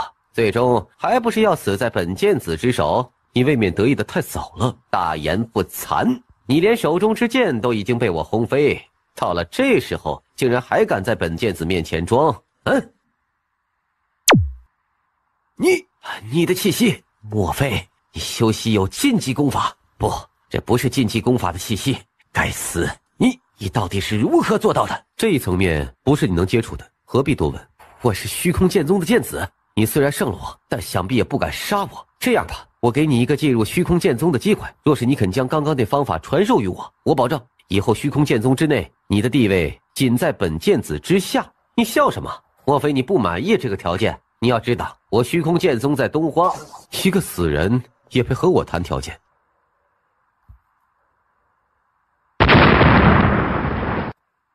倩子死了！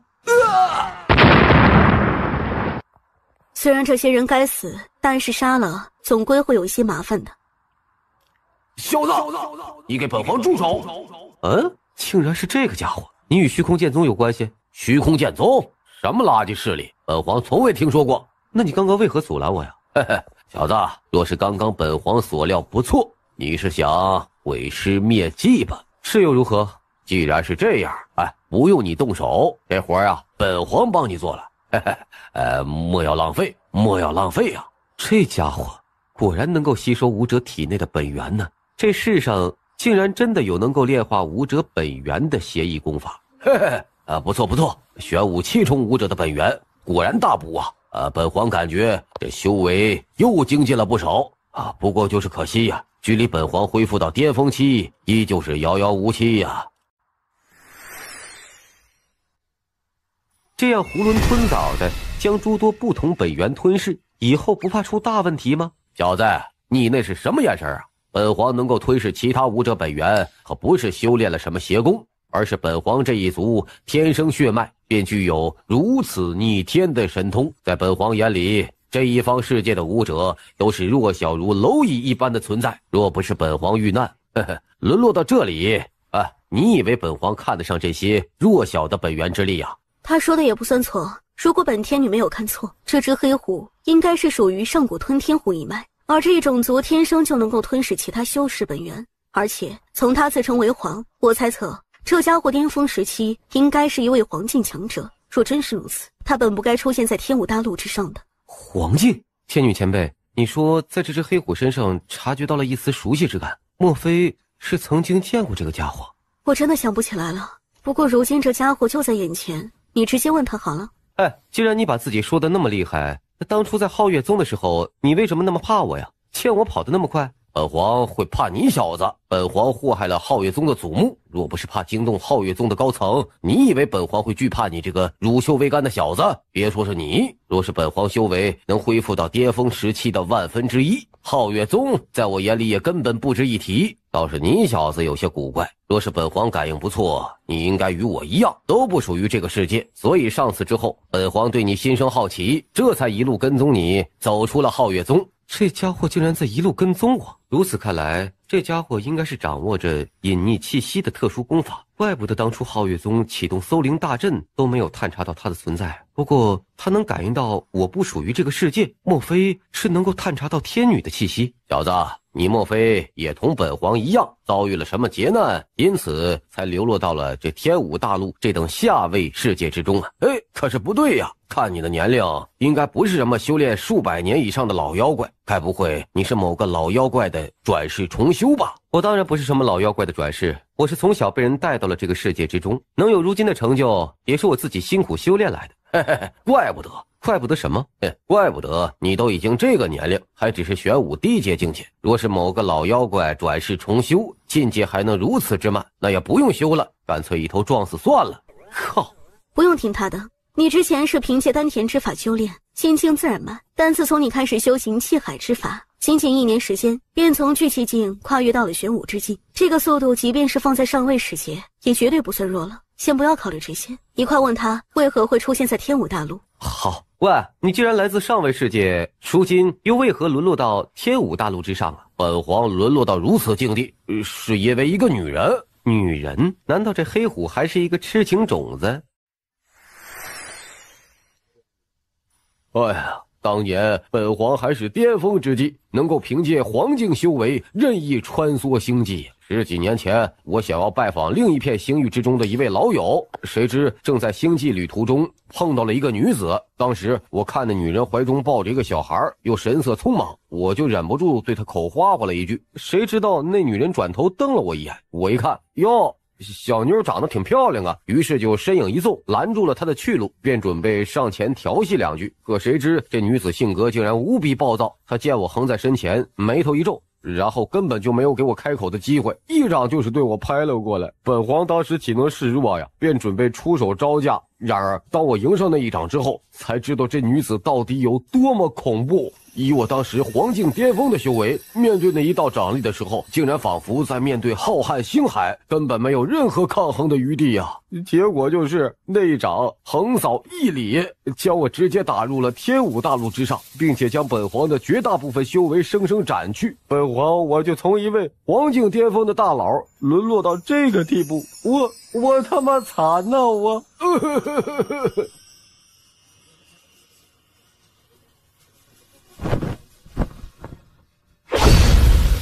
你说什么？小子，本皇第一次见到你的时候，就从你的体内感应到了一股极为强大的本源气息。那已经不能称之为强大，应该说绝无仅有。本皇有生以来所见过的人中，即便是黄境修士，也不及你体内的本源诱人呐。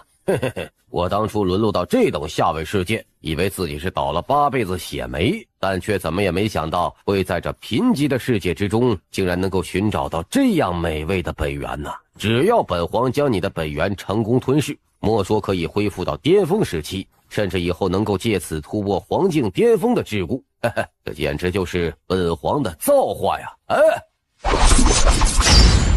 该死，这结界究竟是由什么能量铸成，竟然如此坚不可摧？小子，你就不用白费力气了。这结界乃是本皇最为强大的手段，其中蕴含了一丝空间法则之力。空间法则知道是什么吗？对了，以你这种下位世界的小角色，是绝对接触不到如此高层次的能量的。但你只需要明白，以你现在的修为，根本不可能破坏本皇的结界就够了。你还是乖乖认命吧。他这哪里是空间法则之力，最多也不过是掌握了空间法则的一丝皮毛而已。真正的空间法则，可要比你眼前所见到的不知道恐怖多少倍。不过从某些方面而言，他说的倒也不错，空间法则是远远凌驾于这个世界的高阶能量，有着更高维度、更高层次的压制之力，哪怕只是一丝皮毛，也不是你如今能够破解的。不对，怎么会这样？小子，你体内有古怪。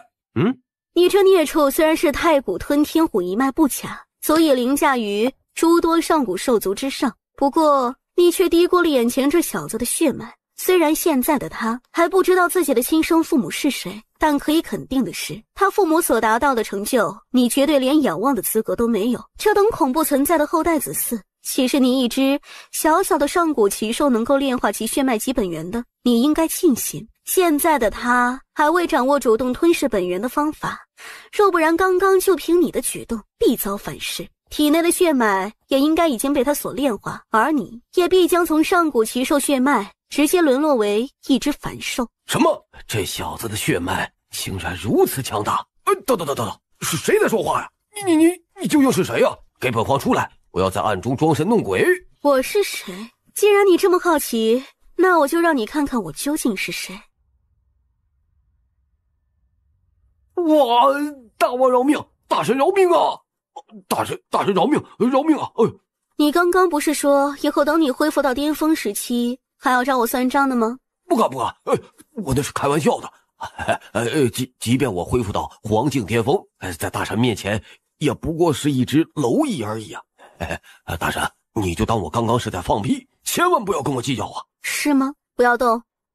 是。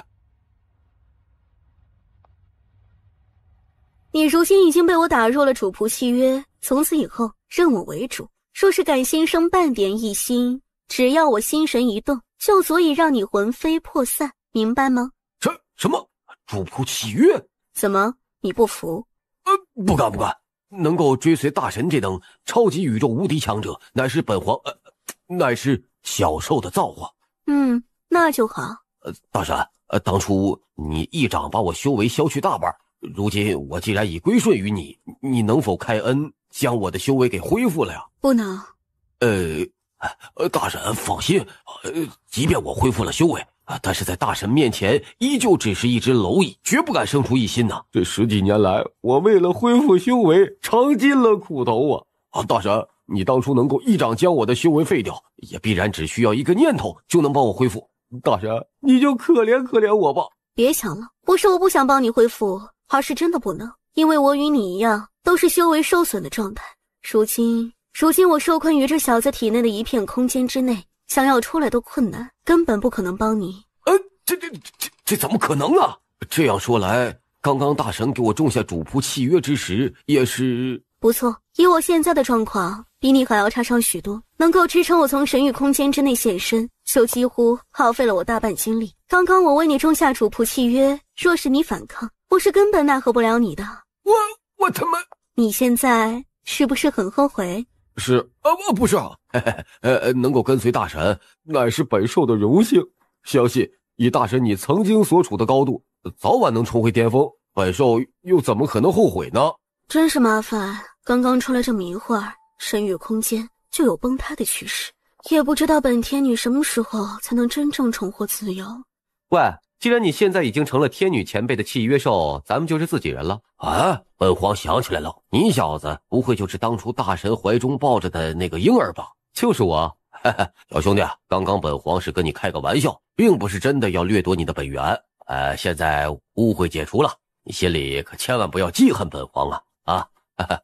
我知道你对本皇还有些误会，不过你放心，既然是跟大神关系这么好，而我现在也归顺了大神，咱们以后就是好兄弟了啊！身为老大哥是绝对不会算计自己的兄弟的啊！好兄弟，你告诉我你家祖坟祖籍何地呀？家里有几口人呢？家里有几口人呢？你问这个干嘛？不是打算以后就跟着我吧？哎呀，实不相瞒呐，本皇自从沦落到这天武大陆之后，就一直颠沛流离。如今终于结识了你这样一位好兄弟，当然要结伴而行，一起闯荡天下呀！大可不必。林彻，其实你想将他甩开，那也容易，而且还能借机让他帮你办一件事，解决你眼前的隐患。我眼前的隐患。那楚狂云身为虚空剑宗的剑子，如今死在北荒，虽然已经被毁尸灭迹，虚空剑宗就算调查此事，未必能找到你头上。可是，你觉得虚空剑宗会因为查不到凶手而就此善罢甘休吗？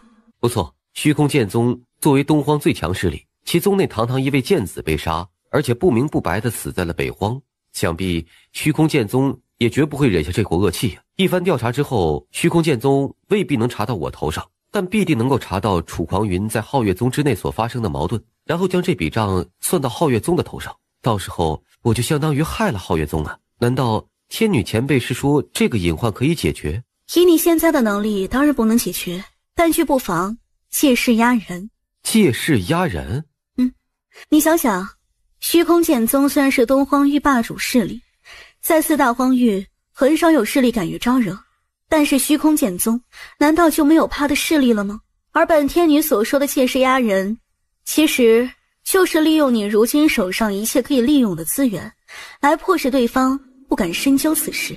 虎兄，其实你以后想跟着我那也简单，不过在此之前你得帮我办一件事儿。哦，什么事儿？你将此物送去东荒域虚空剑宗。我明白了，你小子杀了虚空剑宗的剑子，准备以这块令牌来避祸。虎兄猜得不错，你将这块令牌送去之后，只需要帮我带一句话就好。放心，不用你教，本皇知道该说什么。你知道？当然，本皇到了那里之后，就说你虚空剑宗的剑子不长眼，冲撞了四象神宫的一位前辈高人，致使那位前辈高人雷霆大怒，当场将其灭杀。随后那位前辈高人便将此令交给我，让我送来你虚空剑宗作为警告，若是不服，尽管去四象神宫讨债就是了。你将这块令牌送到之后，不要暴露踪迹，确定没有被人跟踪之后再回来找我。没问题，本皇帮你办完事，回头上哪儿找你小子呀？炎龙宗。到了那里之后，你就说你是我林彻的好大哥，他们一定会好好招待你的。好，本皇去也。虽然我坑了你一次，但你之前也想弄死我，咱们最多算扯平了。天女前辈，我记得你之前说过自己难以走出神域空间，可这一次却能在外界现身，莫非你已经可以脱离神域空间的束缚了吗？我之前说过，随着你修为的增长，我也会逐渐恢复一些力量，但现在我还远远不能摆脱你体内空间的束缚，即便能在外界现身，也只能是很短暂的时间，所以你以后遇到危险还是要依靠自己，而不能指望我帮你解决。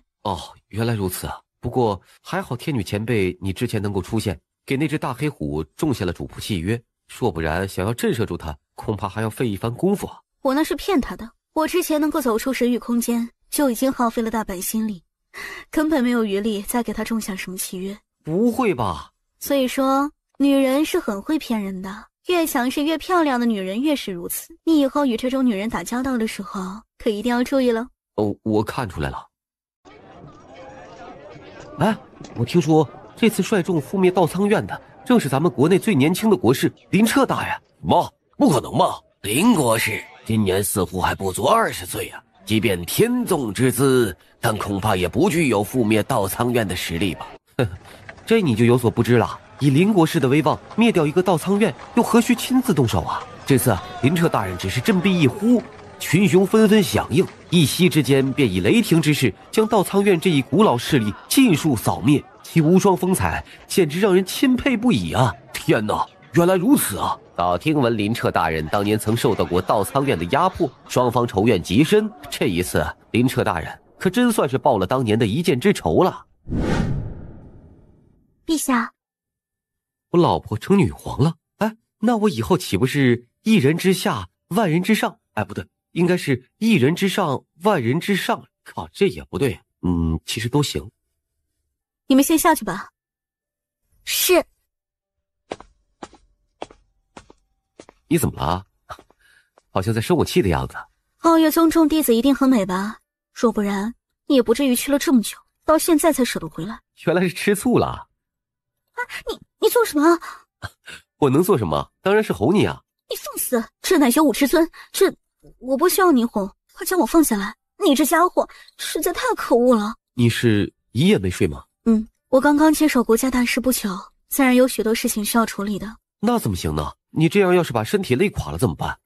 吾这又不同于寻常之人，只是熬个夜而已，身体哪有那么容易累垮的呀？那也不行，还是要注重劳逸结合。现在去床上休息，好好睡一觉，我陪你。你滚啊！别以为我不知道你在想。林超，不要在这里，那是我平日累了用来小憩的地方。那里有一张床。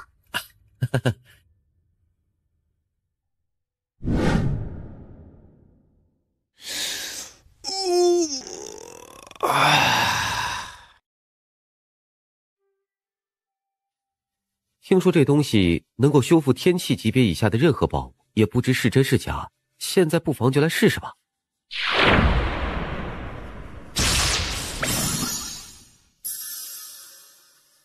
这是怎么回事啊？剑灵？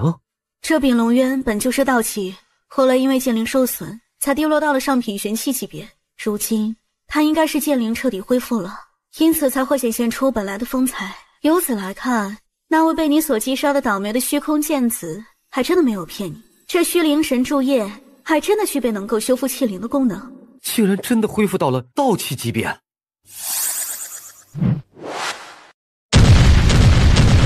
原来这就是道器的力量。那是自然，玄器与道器虽然只有一字之差，但两者之间却天差地别。不过我还需提醒你一声，以你现在的实力，即便施展秘术，想要完全掌控一柄道剑，还是有些勉强。因此你目前最好还是将重点放在提升自身的实力上。明白。苍风国地域辽阔，除了官方势力，在各个地方也有着诸多江湖势力。但既然是江湖势力，本质便离不开争地盘、抢资源的侠义理念，再加上地处偏远，很难受到官府的管辖，行事一向蛮横霸道。他们发展的越好，越是为祸一方，有不少地方百姓便深受其害。而这些势力之所以能够发展起来，主要原因便是人们向往武道，却没有一个可以修行的地方，或是他们只能加入这些江湖势力，才能获取到修炼的方法与资源。如果能够将心愿建立起来，便能将那些天才吸引过来，从根本上遏制这些势力的发展，同时将各地天才培养起来之后，通过层层选拔，也能为朝堂提供源源不断的新鲜血液，简直一举多得呀！而这些就是我想要建立心愿的初衷。近些年来，苍风国内忧外患，除了父皇身体的原因之外，有很大一部分原因便是来自那些江湖势力的动荡。而你所说的这些的确是一个好办法，因此我们不只要建立一座心愿，而且要在苍风国内各个地方都设立分院，让国内所有具有天资之人都有踏足武道的机会，能够为国效力，施展自己的抱负。这样一来，或许短期看不到什么成效，但10年后必然可以让苍风国的国力迎来一个质变。我就是这个想法。不过说实话，我本想将心愿的总院设立在帝都的，毕竟与帝都相比，扬州的影响力还是稍逊一筹。不过可惜，洛柔前辈却不愿来帝都，是不是？你怎么知道？洛柔前辈对帝都如此抵触，或许可能是与我父皇有关啊。准确来说，洛前辈年轻之时，我父皇曾追求过他，但却遭到了洛前辈的拒绝。不过此后，我父皇却没有死心，一直对洛前辈死缠烂打。只是那几年，洛前辈一见到我父皇，便退避三舍。我想洛前辈不来帝都，应该是些麻烦吧。居然还有这种事儿？这些事情我也只是听我娘无意间提起过一次，但我想那毕竟是我父皇年轻时候的想法。但如今父皇身体一日不复一日，时过境迁，或许早已放下了心中的执念。或许吧。身为一国之主，追求了店主这么多年，最终都没有如愿。由此看来，无论是贵为天子还是一介布衣，当舔狗都没有什么好下场啊。你心里就是这么编排自己未来岳父的吗？莫生气啊，开个玩笑。建立心愿的事情，过几日呢，我会亲自去扬州与洛前辈商议，你尽管放心好了。不过你应该快要前往中土神州了吧？明天就该启程了。没想到这段时间过得这么快啊，那我明天送送你吧。已经送了很远了，就到这里吧。不，再走走吧。好吧。真的不用送了，你是不是特别舍不得我走啊？好了，我又不是小孩子，况且你现在是一国之君，若离开皇城，不知道多少人要为之担心呢。所以真的不要送了。你到了中土神州，凡是莫要逞强，就算为了修炼资源，也不要拿命去拼。要知道，在一个遥远的地方，有一个人心里始终在记挂着你。记住了，那我真走了，等我回来。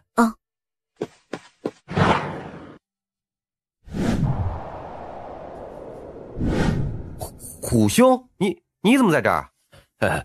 你小子不讲道义，让本皇跑到东荒为你办事儿，结果事情办妥之后，却将本皇骗到了炎龙宗。老子跑到炎龙宗找你，说了一句我是林彻的大哥，让林彻出来见我，结果被人当成挑衅，一个宗门的人都要出来干我。还好老子机灵跑得快，要不然这条老命非要交代在那里不可。你小子敢这样耍本皇，本皇跟你拼了！哎，等等，哎，你可要考虑清楚了。你身上被天女前辈种下了主仆契约，若是跟我动手，你这辈子也别想将那契约解除了。难道你小子耍我这笔账就这么算了？我耍你也是因为你之前想要吞噬我的本源，现在咱们最多算是扯平了。况且你不是想要跟着我吗？大不了我以后让你跟着就是了。小子，这可是你说的啊！那咱们以后就是绑在一条绳上的蚂蚱，以后一起狼狈为奸，你可不能再耍本皇。行，那以后咱们就是有福同享、有难同当的好兄弟，彼此之间肝胆相照，谁也不能在暗中算计对方了啊！对啊，本皇就是这个意思。有福同享，有难同当。还是你小子有文化呀！啊，对了，你小子为何跑到西荒来了？让本皇在后面追的那叫一个辛苦啊！不会是为了专门躲避本皇吧？哎，当然不是，我是准备前往中土神州的。中土神州太好了，本皇早就在四大荒域待腻了，也想去中土神州看看了。这次正好如本皇所愿。不行，进入中土神州之后，必须要想个办法把这家伙给甩了，要不然早晚的也会上身呢。不过这家伙到底是怎么找到我的呀？应该是他当初利用诡异结界困住你的时候，便在你体内打下了印记，也是凭此找到你的。走吧。这位老哥，请问这里是否就是传闻中的绝望之海？不错，这里就是。那是否只要穿过了这条海域，就能抵达中土神州啊？对岸的确就是传说中的中土神州，不过看你们的样子，不是准备直接横穿这片海域吧？的确有这个打算，莫非有什么问题吗？年轻人呐，你应该是第一次来这里吧？若不然，应该也不会有这么荒诞的想法。你可知这里为何叫做绝望之海呀？还请老哥指教。这片海域无比辽阔，虽然对岸就是中土神州，但中间相隔的距离甚至比四大荒域相加还要遥远。而且你别看从海岸线看过去似乎风平浪静，但其实在那海域深处风暴聚集，有着种种可怕而神秘的禁制，甚至传说中还有深海巨妖的存在。即便是玄武境的强者进入这片海域深处之后，也会凶多吉少，有很大概率会葬身其中，所以这里才会叫做绝望之海。原来这片海域之内竟然这么凶险。老哥，我听说四大荒域之中每年也有不少武者前往中土神州，既然这片海域如此危险，他们又是如何抵达中土神州的呢？自然是通过传送阵。在那里的海岸之处有着一座巨型传送阵法，可以直接传送至中土神州之地。传送阵法？这座传送阵是西荒中某座势力建造起来的吗？自然不是，即便是西荒那些顶级势力也没有这个能力建造这样一座大阵。准确而言，这座大阵正是中土神州一些势力联合建造起来的，因此这座大阵的背后归属也是中土神州。明白了，多谢老哥指点。以这大阵之内所传来的强烈波动来看，这应该是一座天阶大阵。就是不知中土神州那些势力在四大荒域之中建立这座阵法传送阵的目的是什么呀？难道真的只是方便四大荒域的武者进入中土神州？你小子把中土神州那些势力想的也太心善了吧？啊，我想他们之所以建造这座大阵，也是利益使然。本皇猜测，想要借助这大阵前往中土神州的花费一定不低呀。这倒也是，过去问问就知道了。这大阵开启一次便能收获数百万灵石，除去启动大阵的消耗，也能获利巨大呀。我现在总算明白中土神州那些势力要在这里建造此阵的原因了。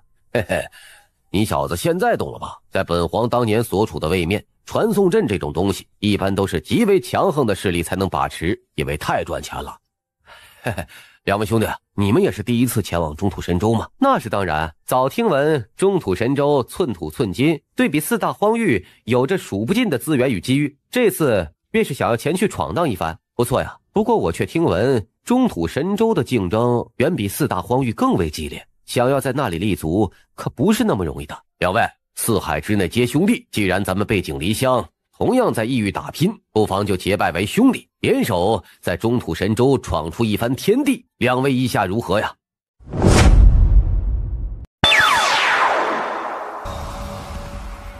这次前往中土神州本是为了发财，但没想到还未抵达，便先消耗了足足50万灵石，这可是老子大半积蓄啊！想起来老子都快心疼死了。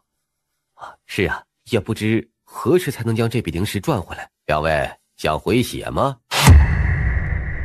小子，看来这3个家伙是把你当成一只肥羊了，你之后可要小心了啊！天哪，这就是中土神州吗？与荒域相比，中土神州的繁华程度果然超出想象啊！哇，我能感应到此地的灵气无比浓郁，若是能够长久在此修行，简直就是上天的恩赐啊！狗兄，我们走吧。3位，这是何意啊？小子，你小小年龄就能掏出50万灵石，必然是一位家境不俗的世家公子吧？既然如此，我们找你借点钱花花啊！既然知道我背后的家族不弱，你们不怕引祸上身吗？你以为这一路上我们为何隐忍到现在才动手啊？这里已经是中土神州，即便你在荒域的家世再不简单，死在这里之后也不会掀起一丝波澜。毕竟每年前往中土神州闯荡，最终陨落的荒域武者太多太多了。小子，我给你2个选择，一是……什么？此人是一位剑兄？不好，咱们低估了这青年的实力，这次踢到铁板了，快逃！既然已经出手了，现在想逃，不觉得太晚了吗？这青年男子看上去平平无奇，但没想到实力如此强横，出手如此狠绝呀！没想到刚刚踏入中土神州，便让我破了杀戒，看来接下来的一段路程注定要不平静，将是一场腥风血雨啊！靠，这小子居然比本皇还能装叉啊！那3个家伙还真是够穷的呀！嘿嘿，这些人刚刚从荒域中进入中土神州，身上当然没有什么财富啊。你若真想发财，不妨跟着本皇做一票大的啊！咱们物色一个中土神州的大势力，寻找到其祖墓所在啊！一般这种墓穴中都埋葬着无数珍宝啊！只要咱们能进入其中，出来之后就能大发一笔横财。不知道你小子有没有兴趣啊？没兴趣啊，现在还是先赶往4象神宫才是关键。不过好在4象神宫距离这里倒不算很远，看来到了4象神宫还是要尽快搞到资源，要不然我都升不了级了。这里就是4象神宫吗？看样子虽然路上耽搁了一点时间，但我赶来的却正是时候。既如此，这个入门考核还是要参加的。我要去参加4象神宫的入门考核了，你要一起吗？开什么玩笑！以本皇的身份，岂会加入一个下位世界中的势力，并且还只是成为其中一名弟子？本皇才不参加呢！好吧，那我自己去了啊。你小子不会一去不回吧？放心，等我过关了就回来接你。你小子可不要骗本皇啊！若不然，本皇定去掘了你家祖坟。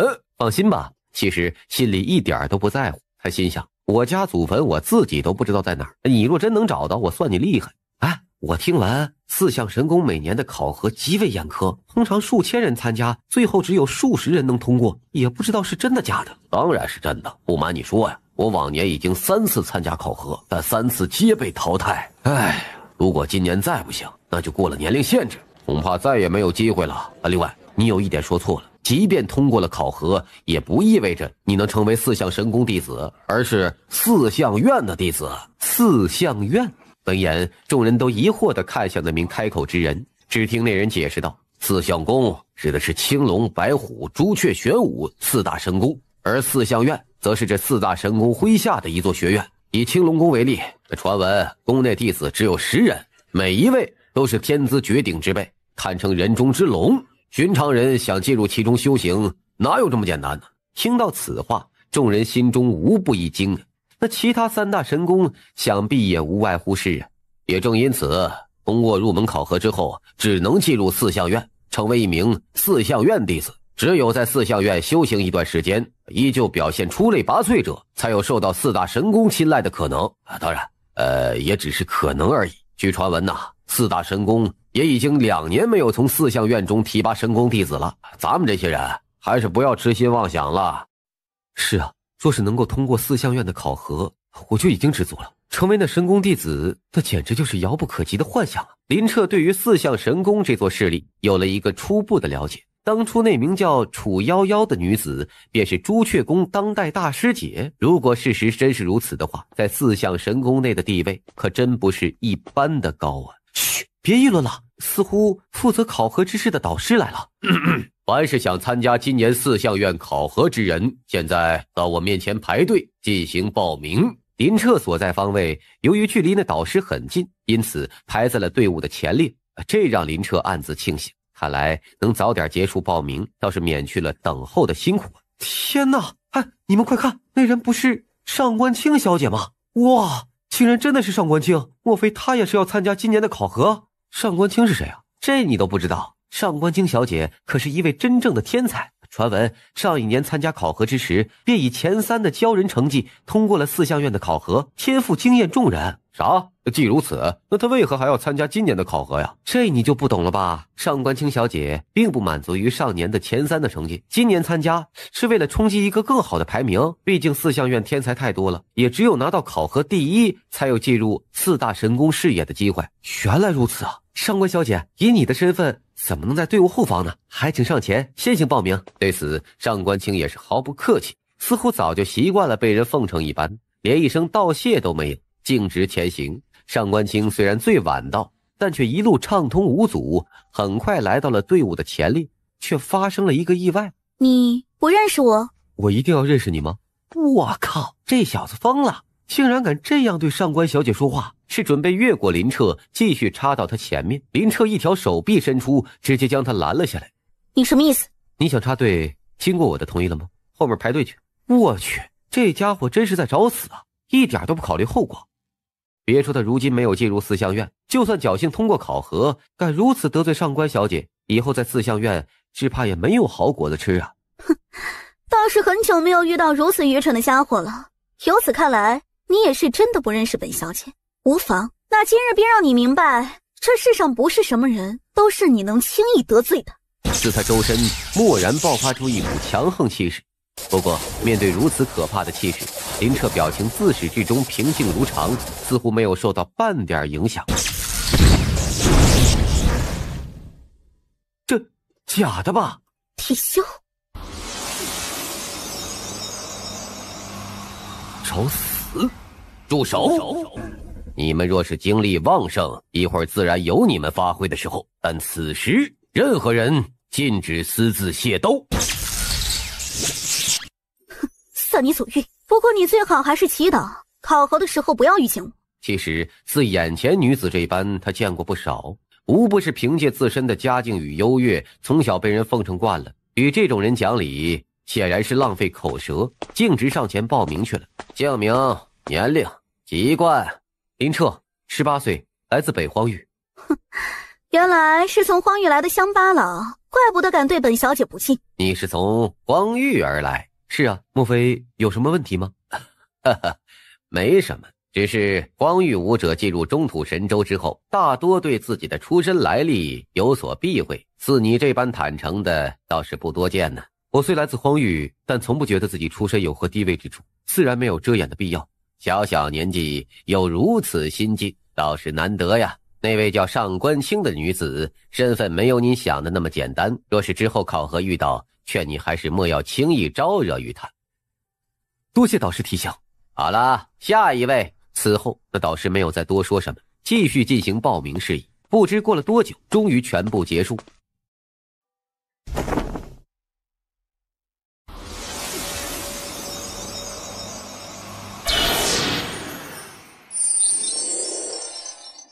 这片山脉名为万寿山脉，顾名思义，其中栖息着数量众多的凶横蛮兽，而你们的这次考核便是要闯过这片万寿山脉啊！闯过这片山脉，一会儿你们所有人进入其中之后，不能结伴同行，只能凭借自己的力量横穿山脉，而穿过这片山脉之后，便能抵达四象院山门之处。到时候会以你们抵达终点的顺序作为此次考核的最终成绩。记住，此次考核只取10人，也就是说，只有最先穿过山脉的10人才会被4相院招收，而剩余之人全部淘汰。这片山脉之中很凶险，一旦进入其中，甚至可能有性命之忧。所以奉劝各位考虑清楚，若是现在想退出，还来得及。闻言，的确有不少人打起了退堂鼓。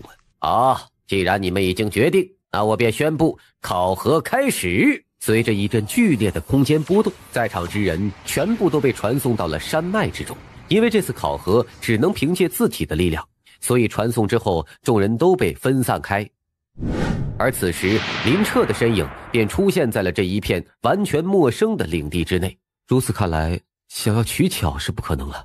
所有武者进入山脉之后，御空能力都被压制，只能凭借自己的力量与沿途所遇见的蛮兽进行正面搏杀，才有走出这片山脉的希望啊！这一路上，他碰到了不少蛮兽，都是高阶灵兽。即便碰到了1、2只玄兽，也只是1阶、2阶的玄兽。林彻可以说是轻松无比。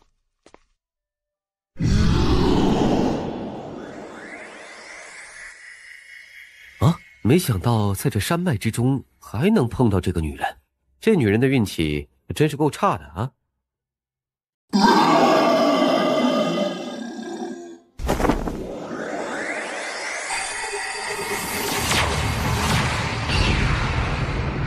愣在那里做什么？还不出手？我说上官大小姐，你是不是脑子有坑啊？别说咱们之前有过矛盾，就是没有之前的矛盾，那位导师也曾说过，进入山脉之后，只能凭借自己的能力通过考核，绝不能协助他人，否则便按照作弊处理。让我违反规则帮你，你倒是没什么，我却要面临淘汰的风险。哎，你怎么想的？废话少说，你到底帮不帮？白痴！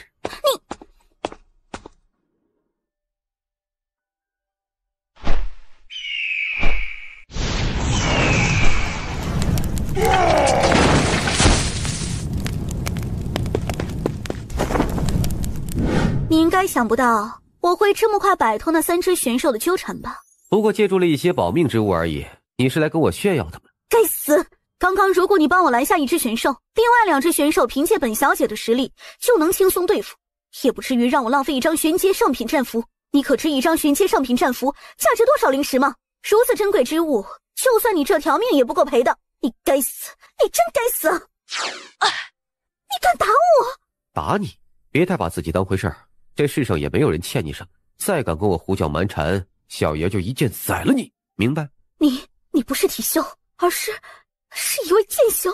你猜对了，我就是一名剑修。说实话，以你这点实力，根本连让我出剑的资格都没有。所以奉劝你有点自知之明，别再来招惹我，否则我不介意一剑宰了你。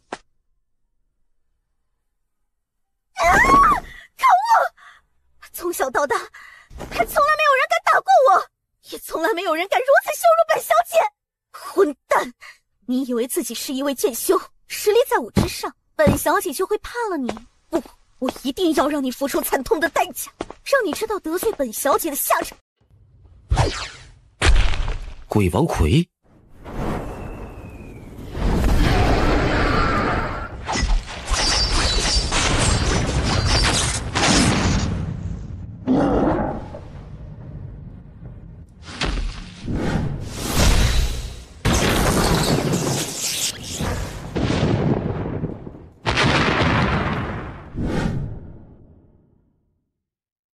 莫非这就是4相院的山门，也是这次考核的终点？你是此次参加考核之人？回前辈，在下正是此次参加4相院考核之人，请问我这样应该算是过关了吧？你叫什么名字？在下林彻。林彻，请问我是否过关了？过关？你没有过关，在这里等着吧。前辈，这是何意啊？老夫让你等着，你等着就是了，哪来这么多问题？爷爷，爷爷，好孙女，你这次通过万寿山脉的时间比上一年提前了半日左右啊，不错不错呀，这个成绩拿到此次考核的第1名，绝对算是实至名归了。我比他提前2日抵达此地，你说他是此次考核第1？考核之事由老夫全权负责。我说他是第1名，你莫非有什么异议不成？你要为你孙女铺路，我认了。但他现在已经如愿拿到第1，那么我是否也通过了考核呀？老夫怀疑你这么快通过万寿山脉有作弊的嫌疑，因此需要好好考证一番。那考证结果何时出来呀？等。好，我等。呵呵，这小子真是够蠢的。果然是从荒域来的蛮夷，竟然能够天真到这等程度。哎，考核开始之前，此人曾展露出不弱的实力。哎，似乎是一位体修，不知这次考核他的成绩如何呀？他没通过。什么？没通过？这不可能吧？哎，此人似乎比咱们还要提前抵达此地，咱们都已经通过了，他怎么可能没有通过呀？还用问吗？别忘了，这次负责考核成绩记录之人可是上官雄长老，也正是上官清的爷爷。此人之前得罪了上官清，又怎么会有通过的可能啊？10人的名额已经全部诞生，此次考核正式结束，凡是被老夫记录下名字之人，都可以随老夫进入山门了。上官长老，我的考核成绩你是否已经考证出结果？这小子可真是不撞南墙不死心呢。考核已经结束，10人的招生名额也已满，你下一年再来吧。忘了告诉你，下一年的招生长老还是老夫。叫人？难道这小子在四象院内还有靠山？哼哼，老夫倒要看看，凭你小子能在四象院叫出何人来撑腰。好美的女子啊！这女子是四象院内的一位师姐吗？难道那小子在四象神宫的靠山竟然是他？不可能！小弟弟，你可真是一个守信之人呢。楚师姐，我既然答应过要在5个月内赶到四象神宫，自然不会食言。林师弟，上来，我带你去见师尊。恐怕不行。怎么了？我没有通过入门考核，如今进入不了四象神宫。林师弟所言可是事实？你是什么人？看你的年纪，应该是四象院的弟子吧？我爷爷是四象院长老，你见到他不行礼也就罢了，居然还敢以这样的语气跟我爷爷说话，你眼中可有尊卑之分？闭嘴！上官长老，我的问题你还没有回答呢。老朽徇私舞弊，玩忽职守，还请少公主降罚呀！你肯认罚就好。上官雄，你身为四象院长老，以权谋私，为了给自己的孙女铺路，欺压真正的天才。综上所述，便将你从长老一职贬为执事，此生再不得参与院内任何考核事宜。至于你的孙女，由于作弊，终生不得进入四象院。什么？我这一判罚，你若不服，可随时状告到院内高层那里。老朽不敢。林师弟，之前我不知道你遭受了如此不公的待遇，让你受委屈了。不知师姐的判罚你可满意？多谢师姐为我主持公道。那这一次林师弟可以跟我走了吧？好，没想到这位从荒域而来的青年居然在四象神宫拥有如此强大的人脉啊！是啊，以神宫弟子超绝的身份，竟然对那位荒域青年也表现得和颜悦色。那么此人又到底是什么来历啊？此山名为朱雀山，咱们朱雀神宫便是建立在此地。师尊，进来吧。是。师尊，这位林师弟就是数月前通过了圣武一界考验的天命之子。晚辈林彻见过前辈。圣武一界存在了这么多年，以往也曾在中土神州出现，但从来没有人能够登顶圣山之巅。真没想到，竟然在北荒域被人打破了这个记录。由此看来，你这小家伙必然有着非凡之处。前辈过奖。真笨，这个时候还叫前辈吗？还不赶紧叫师傅！你这丫头当真胡闹！我何时说过要收她为徒？师傅二字也是可以随意称呼的。师尊，林师弟可是天命之子，师尊当初让我前往北荒，将林师弟带来，不是因为起了惜才之心，才……你所言皆是不错，但想入我朱雀宫却不是那么容易的事情。听闻你此次入门考核拿到了第一，感受如何？其实没有什么难度。你既已在荒域声名鹊起，若是通过一个入门考核还感到有难度的话，那本公主必然会失望至极，让夭夭去荒域寻你也就没有任何意义了。不过仅仅拿到一个新生第一的成绩，却不意味着你就能进入朱雀宫，甚至是拜在本公主的门下，这一点希望你能清楚。林彻，现在本公主问你，你想进入朱雀宫吗？想。你犹豫什么？那个成为朱雀宫弟子资源多吗？那是自然，别的本公主不敢保证，但身为朱雀神宫弟子，享受的资源绝对是最顶级的。想，不瞒前辈，晚辈做梦都想成为朱雀神宫弟子啊。每一位进入朱雀宫的弟子，本公主都曾设置过一些考验，你自然也不例外。那请问前辈给我设置的考验是什么？四香院大比，说你能在3年之内通过四香院大比夺得院内第一，本公主便允许你拜入朱雀宫，你觉得如何？3年，师尊，以四香院的修行进度，只怕3年时间还没有登堂入室，这未免太难了一些吧？既然是天命之子，难一些也是正常的，你可有意见？3年，晚辈愿意接受这个考验。那你去吧。出了大殿之后，自有人带你前往四香院的一山。晚辈告辞。林师弟，我送送你。瑶瑶，你留下，为师有话与您说。是，师尊。为师今日对此子的态度，你是否觉得难以理解？是，记得数月前是师尊亲自吩咐弟子前往北荒，邀请林师弟加入四象神宫。可是如今林师弟来了，师尊对他为何又是一副冷冰冰的态度？要知道，林师弟可是印证了天命之子的传言，曾受到诸多势力青睐。若是不满在四象院内的冷遇，或许会……原来你是担心有势力捷足先登，将此子招揽过去。不会的，为师问你，这次前往北荒的中土神州势力共有几座？算上咱们朱雀宫，共有3座势力。那另外2座势力派出的是何人？一位是赤云帝国的统领，还有一位是黄龙殿的克钦长老。一位统领，一位克钦长老，皆是在各自势力中没有实权的人物，而且以中土神州之广袤，强横势力多不胜数。你可曾想过，为何一个天命之子出世，却只有区3座势力前往？天机老人毕竟是万年前的人物，其影响力传至今日，早已不复当年。况且连天机老人自己都没有达到天武极境，创造一个圣武遗迹，预言万年之后的事情，信服力又能有几成？这个时代，不说最为顶上的黑暗神教，便是其他稍弱一些的势力，其中也不乏达到了天武境界的强者。他们在武道上的成就，不弱于万年前的天机老人。与其相信虚无缥缈的命数，他们更相信自己走过的路，让他们去笃定一个荒域中走出的小辈人物，一步步成长，最终成为这个时代的巅峰。这本身就不太现实。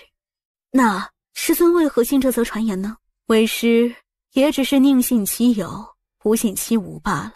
至于你之前所说的另外2座势力，他们估计也是尝试过一次也就算了，真要说将此子看得多么重要，多半是不会的。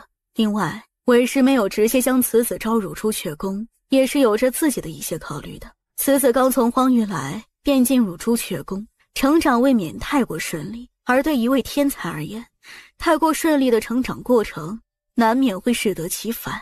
圣武遗迹的风波刚刚结束不久，多少还是会有一些影响的。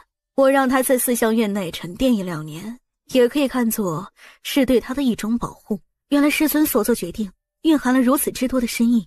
可是师尊就算考验林师弟，也不必让他前往一山吧，给他设立一个更高的起点不好吗？既然是考验，起点低一点又有何妨呢？林公子，公主大人早有吩咐，说与你会面之后，便由婢子带你前往四象院内的一山。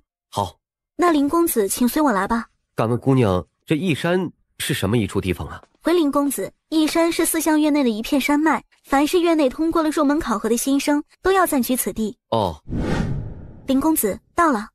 这里就是一山？这里就是一山。在这片地域之中，能找到这样一处绝地，恐怕也不容易吧？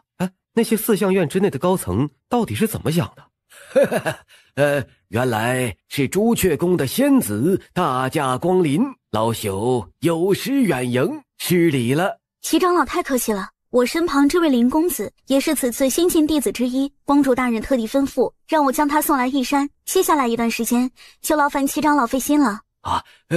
既然是公主大人吩咐，老朽定然不敢怠慢。齐长老理解错了，公主大人吩咐，林公子虽是朱雀宫送来，但不需要任何特殊照顾，一切如常就好。这老朽明白了。好，既然如此，那齐长老、林公子，弟子这就告辞了。随我来吧。快看呐，又有一个新生要进入异山了。还真是啊，看这小子的年纪，似乎比之前那些新生都要小上一些呀。也不知道这家伙究竟要多久才能适应异山的生活呀？这是什么情况啊？齐长老，这些弟子聚集在异山附近，到底在看什么呀？自然是看你们这些新生弟子。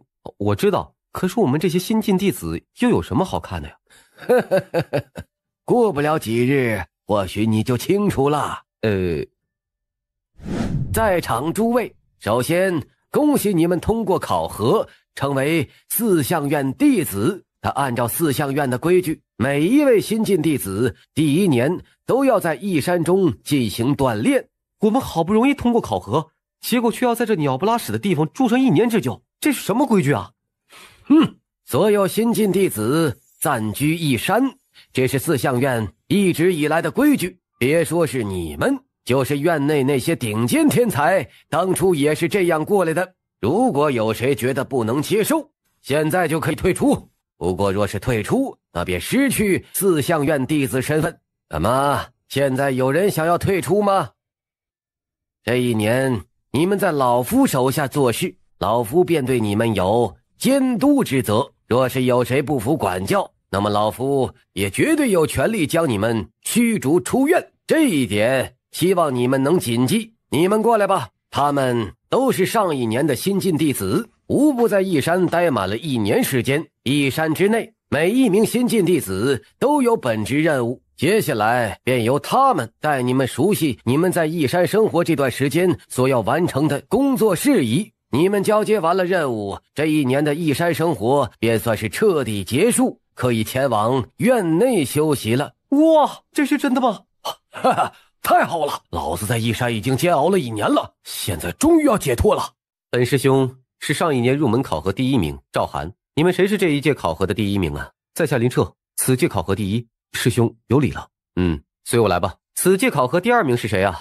跟我来。此届考核第3名，到了。赵师兄，这里是星辰大森林，应该也是接下来1年时间内你最为熟悉的地方。师兄，这句话是什么意思呀？师弟啊，不瞒你说，凡是每年进入四象院的新生，都要在这异山之中锻炼1年时间，而在此期间，每天所要完成的任务，其实与奴役没有什么不同，因此这里才叫做异山。而师弟你的任务就是每天要在这片森林中伐木，一天必须要伐够50棵星辰古树，若不然就要接受一定程度的惩罚。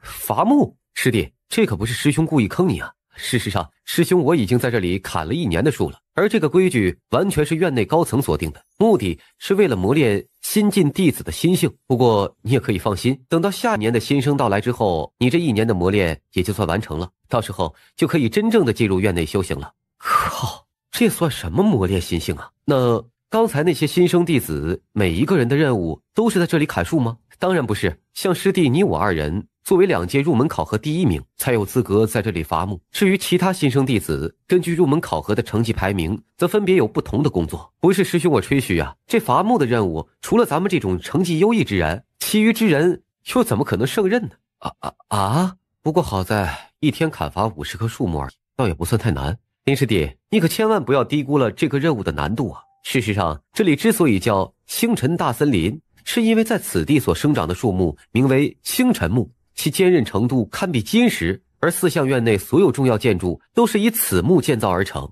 即便不需阵法覆盖，也能屹立1000年不倒。因此，对于玄武低阶武者而言，想要砍倒1棵星辰木都非常困难，更不要说50棵了。所以之前我才说，只有历届入门考核第1之人才有能力胜任这个工作。还有这种事情？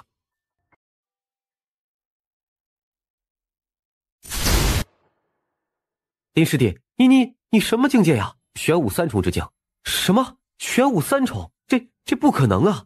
林师弟，你若是拥有如此实力，以后在异山中的日子就好过多了，也根本不用再担心完不成任务而遭受惩罚了。那就承蒙赵师兄吉言了。想让老子在这里砍树，而且还要砍1年之久，我可没这个闲工夫。看来得想想办法脱离异山这个苦海。林师弟，今日你第一次熟悉在异山之中的工作，因此只需要砍伐5棵星辰木，就算完成任务了。明白了？对于我如今的实力而言，每天砍伐50棵星辰木倒是不难，但从赵师兄口中所知，在异山之中接受锻炼的弟子，即便是完成了每日任务，也不能随意走出异山范围之外，这可真是让人头疼了。看来只能走一步看一步了。不错，第一天就能够如此顺利地完成工作，看来你对异山的生活应该会适应得快一些。不过明日你每天所要砍伐的星辰木便要增加到50棵，所以最好早点过来。好了，今日你可以回去休息了。各位兄台，你们在异山之中的任务分别都是做什么呀？别提了，异山给我分配的任务竟然是搬运巨石，足足10余丈大小的巨石让我背在身上，差点没把我活活压死啊！就这样，每天要搬运100块巨石，一天下来，我感觉我的老腰都要断了。这样下去，老子非要活活累死在这里不可。你就知足吧。哎，你可知我的任务是什么呀？是什么？做饭。做饭这有什么难的？靠，做饭当然不难，但我的任务是以后供应4相院1/3弟子的一日3餐，院内上下弟子数千人之多呀。也就是说，我每次要做100份饭菜，一天3次，而且每5日之内都不能重样。想我好歹也是一个家族之内的少爷，平常连吃饭都有人专门伺候，没想到进入4相院之后，竟然沦落到如此下场，这简直比杀了我还要难受啊！这个任务还真是够折磨人的哈。兄弟，你在异山的任务又是什么呀？掏粪。异山给我的任务是每日都要清理4相院内所有的茅房，如果打扫不干净，不许吃饭。我太惨了，早知道老子打死也不会参加4相院的考核。兄弟，工作本无高低贵贱之分，只要你不妄自菲薄，相信别人也不会因此而轻视于你，所以莫要多想了。林师兄言之有理啊，受教了。林师兄，听闻楚夭师姐在朱雀宫地位非凡，以你跟楚师姐的关系，又怎么会跟我们一样来到这异山受苦呢？你猜啊？我知道了，一定是林师兄品性高洁，即便在4相神宫有强硬靠山，也不愿意动用关系，因此主动来到异山之中，想要凭借自己的力量一步步成长。不错呀，我曾听闻进入4相院的新生，只要与院内高层有些关系，基本都不会进入异山受苦。由此可见，林师兄这份心境当真让人佩服啊！原本还想低调一些的，没想到却被你们看穿了，惭愧啊，惭愧！诸位，咱们辛辛苦苦进入4相院，本以为前途无量，可是谁成想，竟然要在异山之中做这些苦累的工作，还要足足浪费1年的修行时间。我建议咱们明日就前去与齐长老理论，必须要为咱们的合理权益奋力力争，不知大家意下如何呀？说的倒是轻巧。难道你没有见到今日齐长老的态度啊？他明确说过，凡是不想在异山工作的，可以随时离开。但这也就意味着将被逐出4相院。你们有谁愿意放弃4相院弟子的身份吗？如此看来，莫非真的要在异山之中煎熬1年吗？长老，我们已经受够了这里的生活，实在是坚持不下去了。对啊，异山的工作实在是太艰苦了。长老，能否通融一下，就让我们离开此地，进入4相院修行吧，哪怕是减少一些任务，那也可以啊。看来你们这帮家伙终于不堪忍受了。不过也不奇怪，几乎每一届新生弟子都会有一个这样的过程。4相院早就知道你们这些新生进入异山之后是不会甘心的，因此早就有一个规定，凡是想要脱离异山磨练之人，倒的确有一个方法。请问长老，是什么方法呀？参加狩猎秘境。狩猎秘境顾名思义，就是一处秘境，与你们之前见到的万寿山脉一样，同样也是一处4相院之中的考核之地。你们之前通过了万寿山脉的考核，因此成为了一名4相院弟子，而狩猎秘境则是对异山弟子的考核，只要能够通过狩猎秘境，那么就能直接免除接下来1年时间在异山的磨练，从而直接进入4象院修行。什么？七长老，既然有这种考核，为什么不早说呢？若不然这10天时间，我们也不至于在异山之中受苦受罪了。并非老夫之前故意不跟你们说呀，而是这狩猎秘境通过的几率微乎其微，你们确定要尝试吗？必须的。哎，哪怕通过狩猎秘境几率再低，我也一定要尝试一番。总之，我是绝对不想在异山多待1刻钟了。不错，试一试又不会死，万一运气好通过了呢？好吧，既然你们如此执着，那老夫就成全你们。凡是想要参加狩猎秘境之人，都可以来老夫这里报名。太好了，我要报名。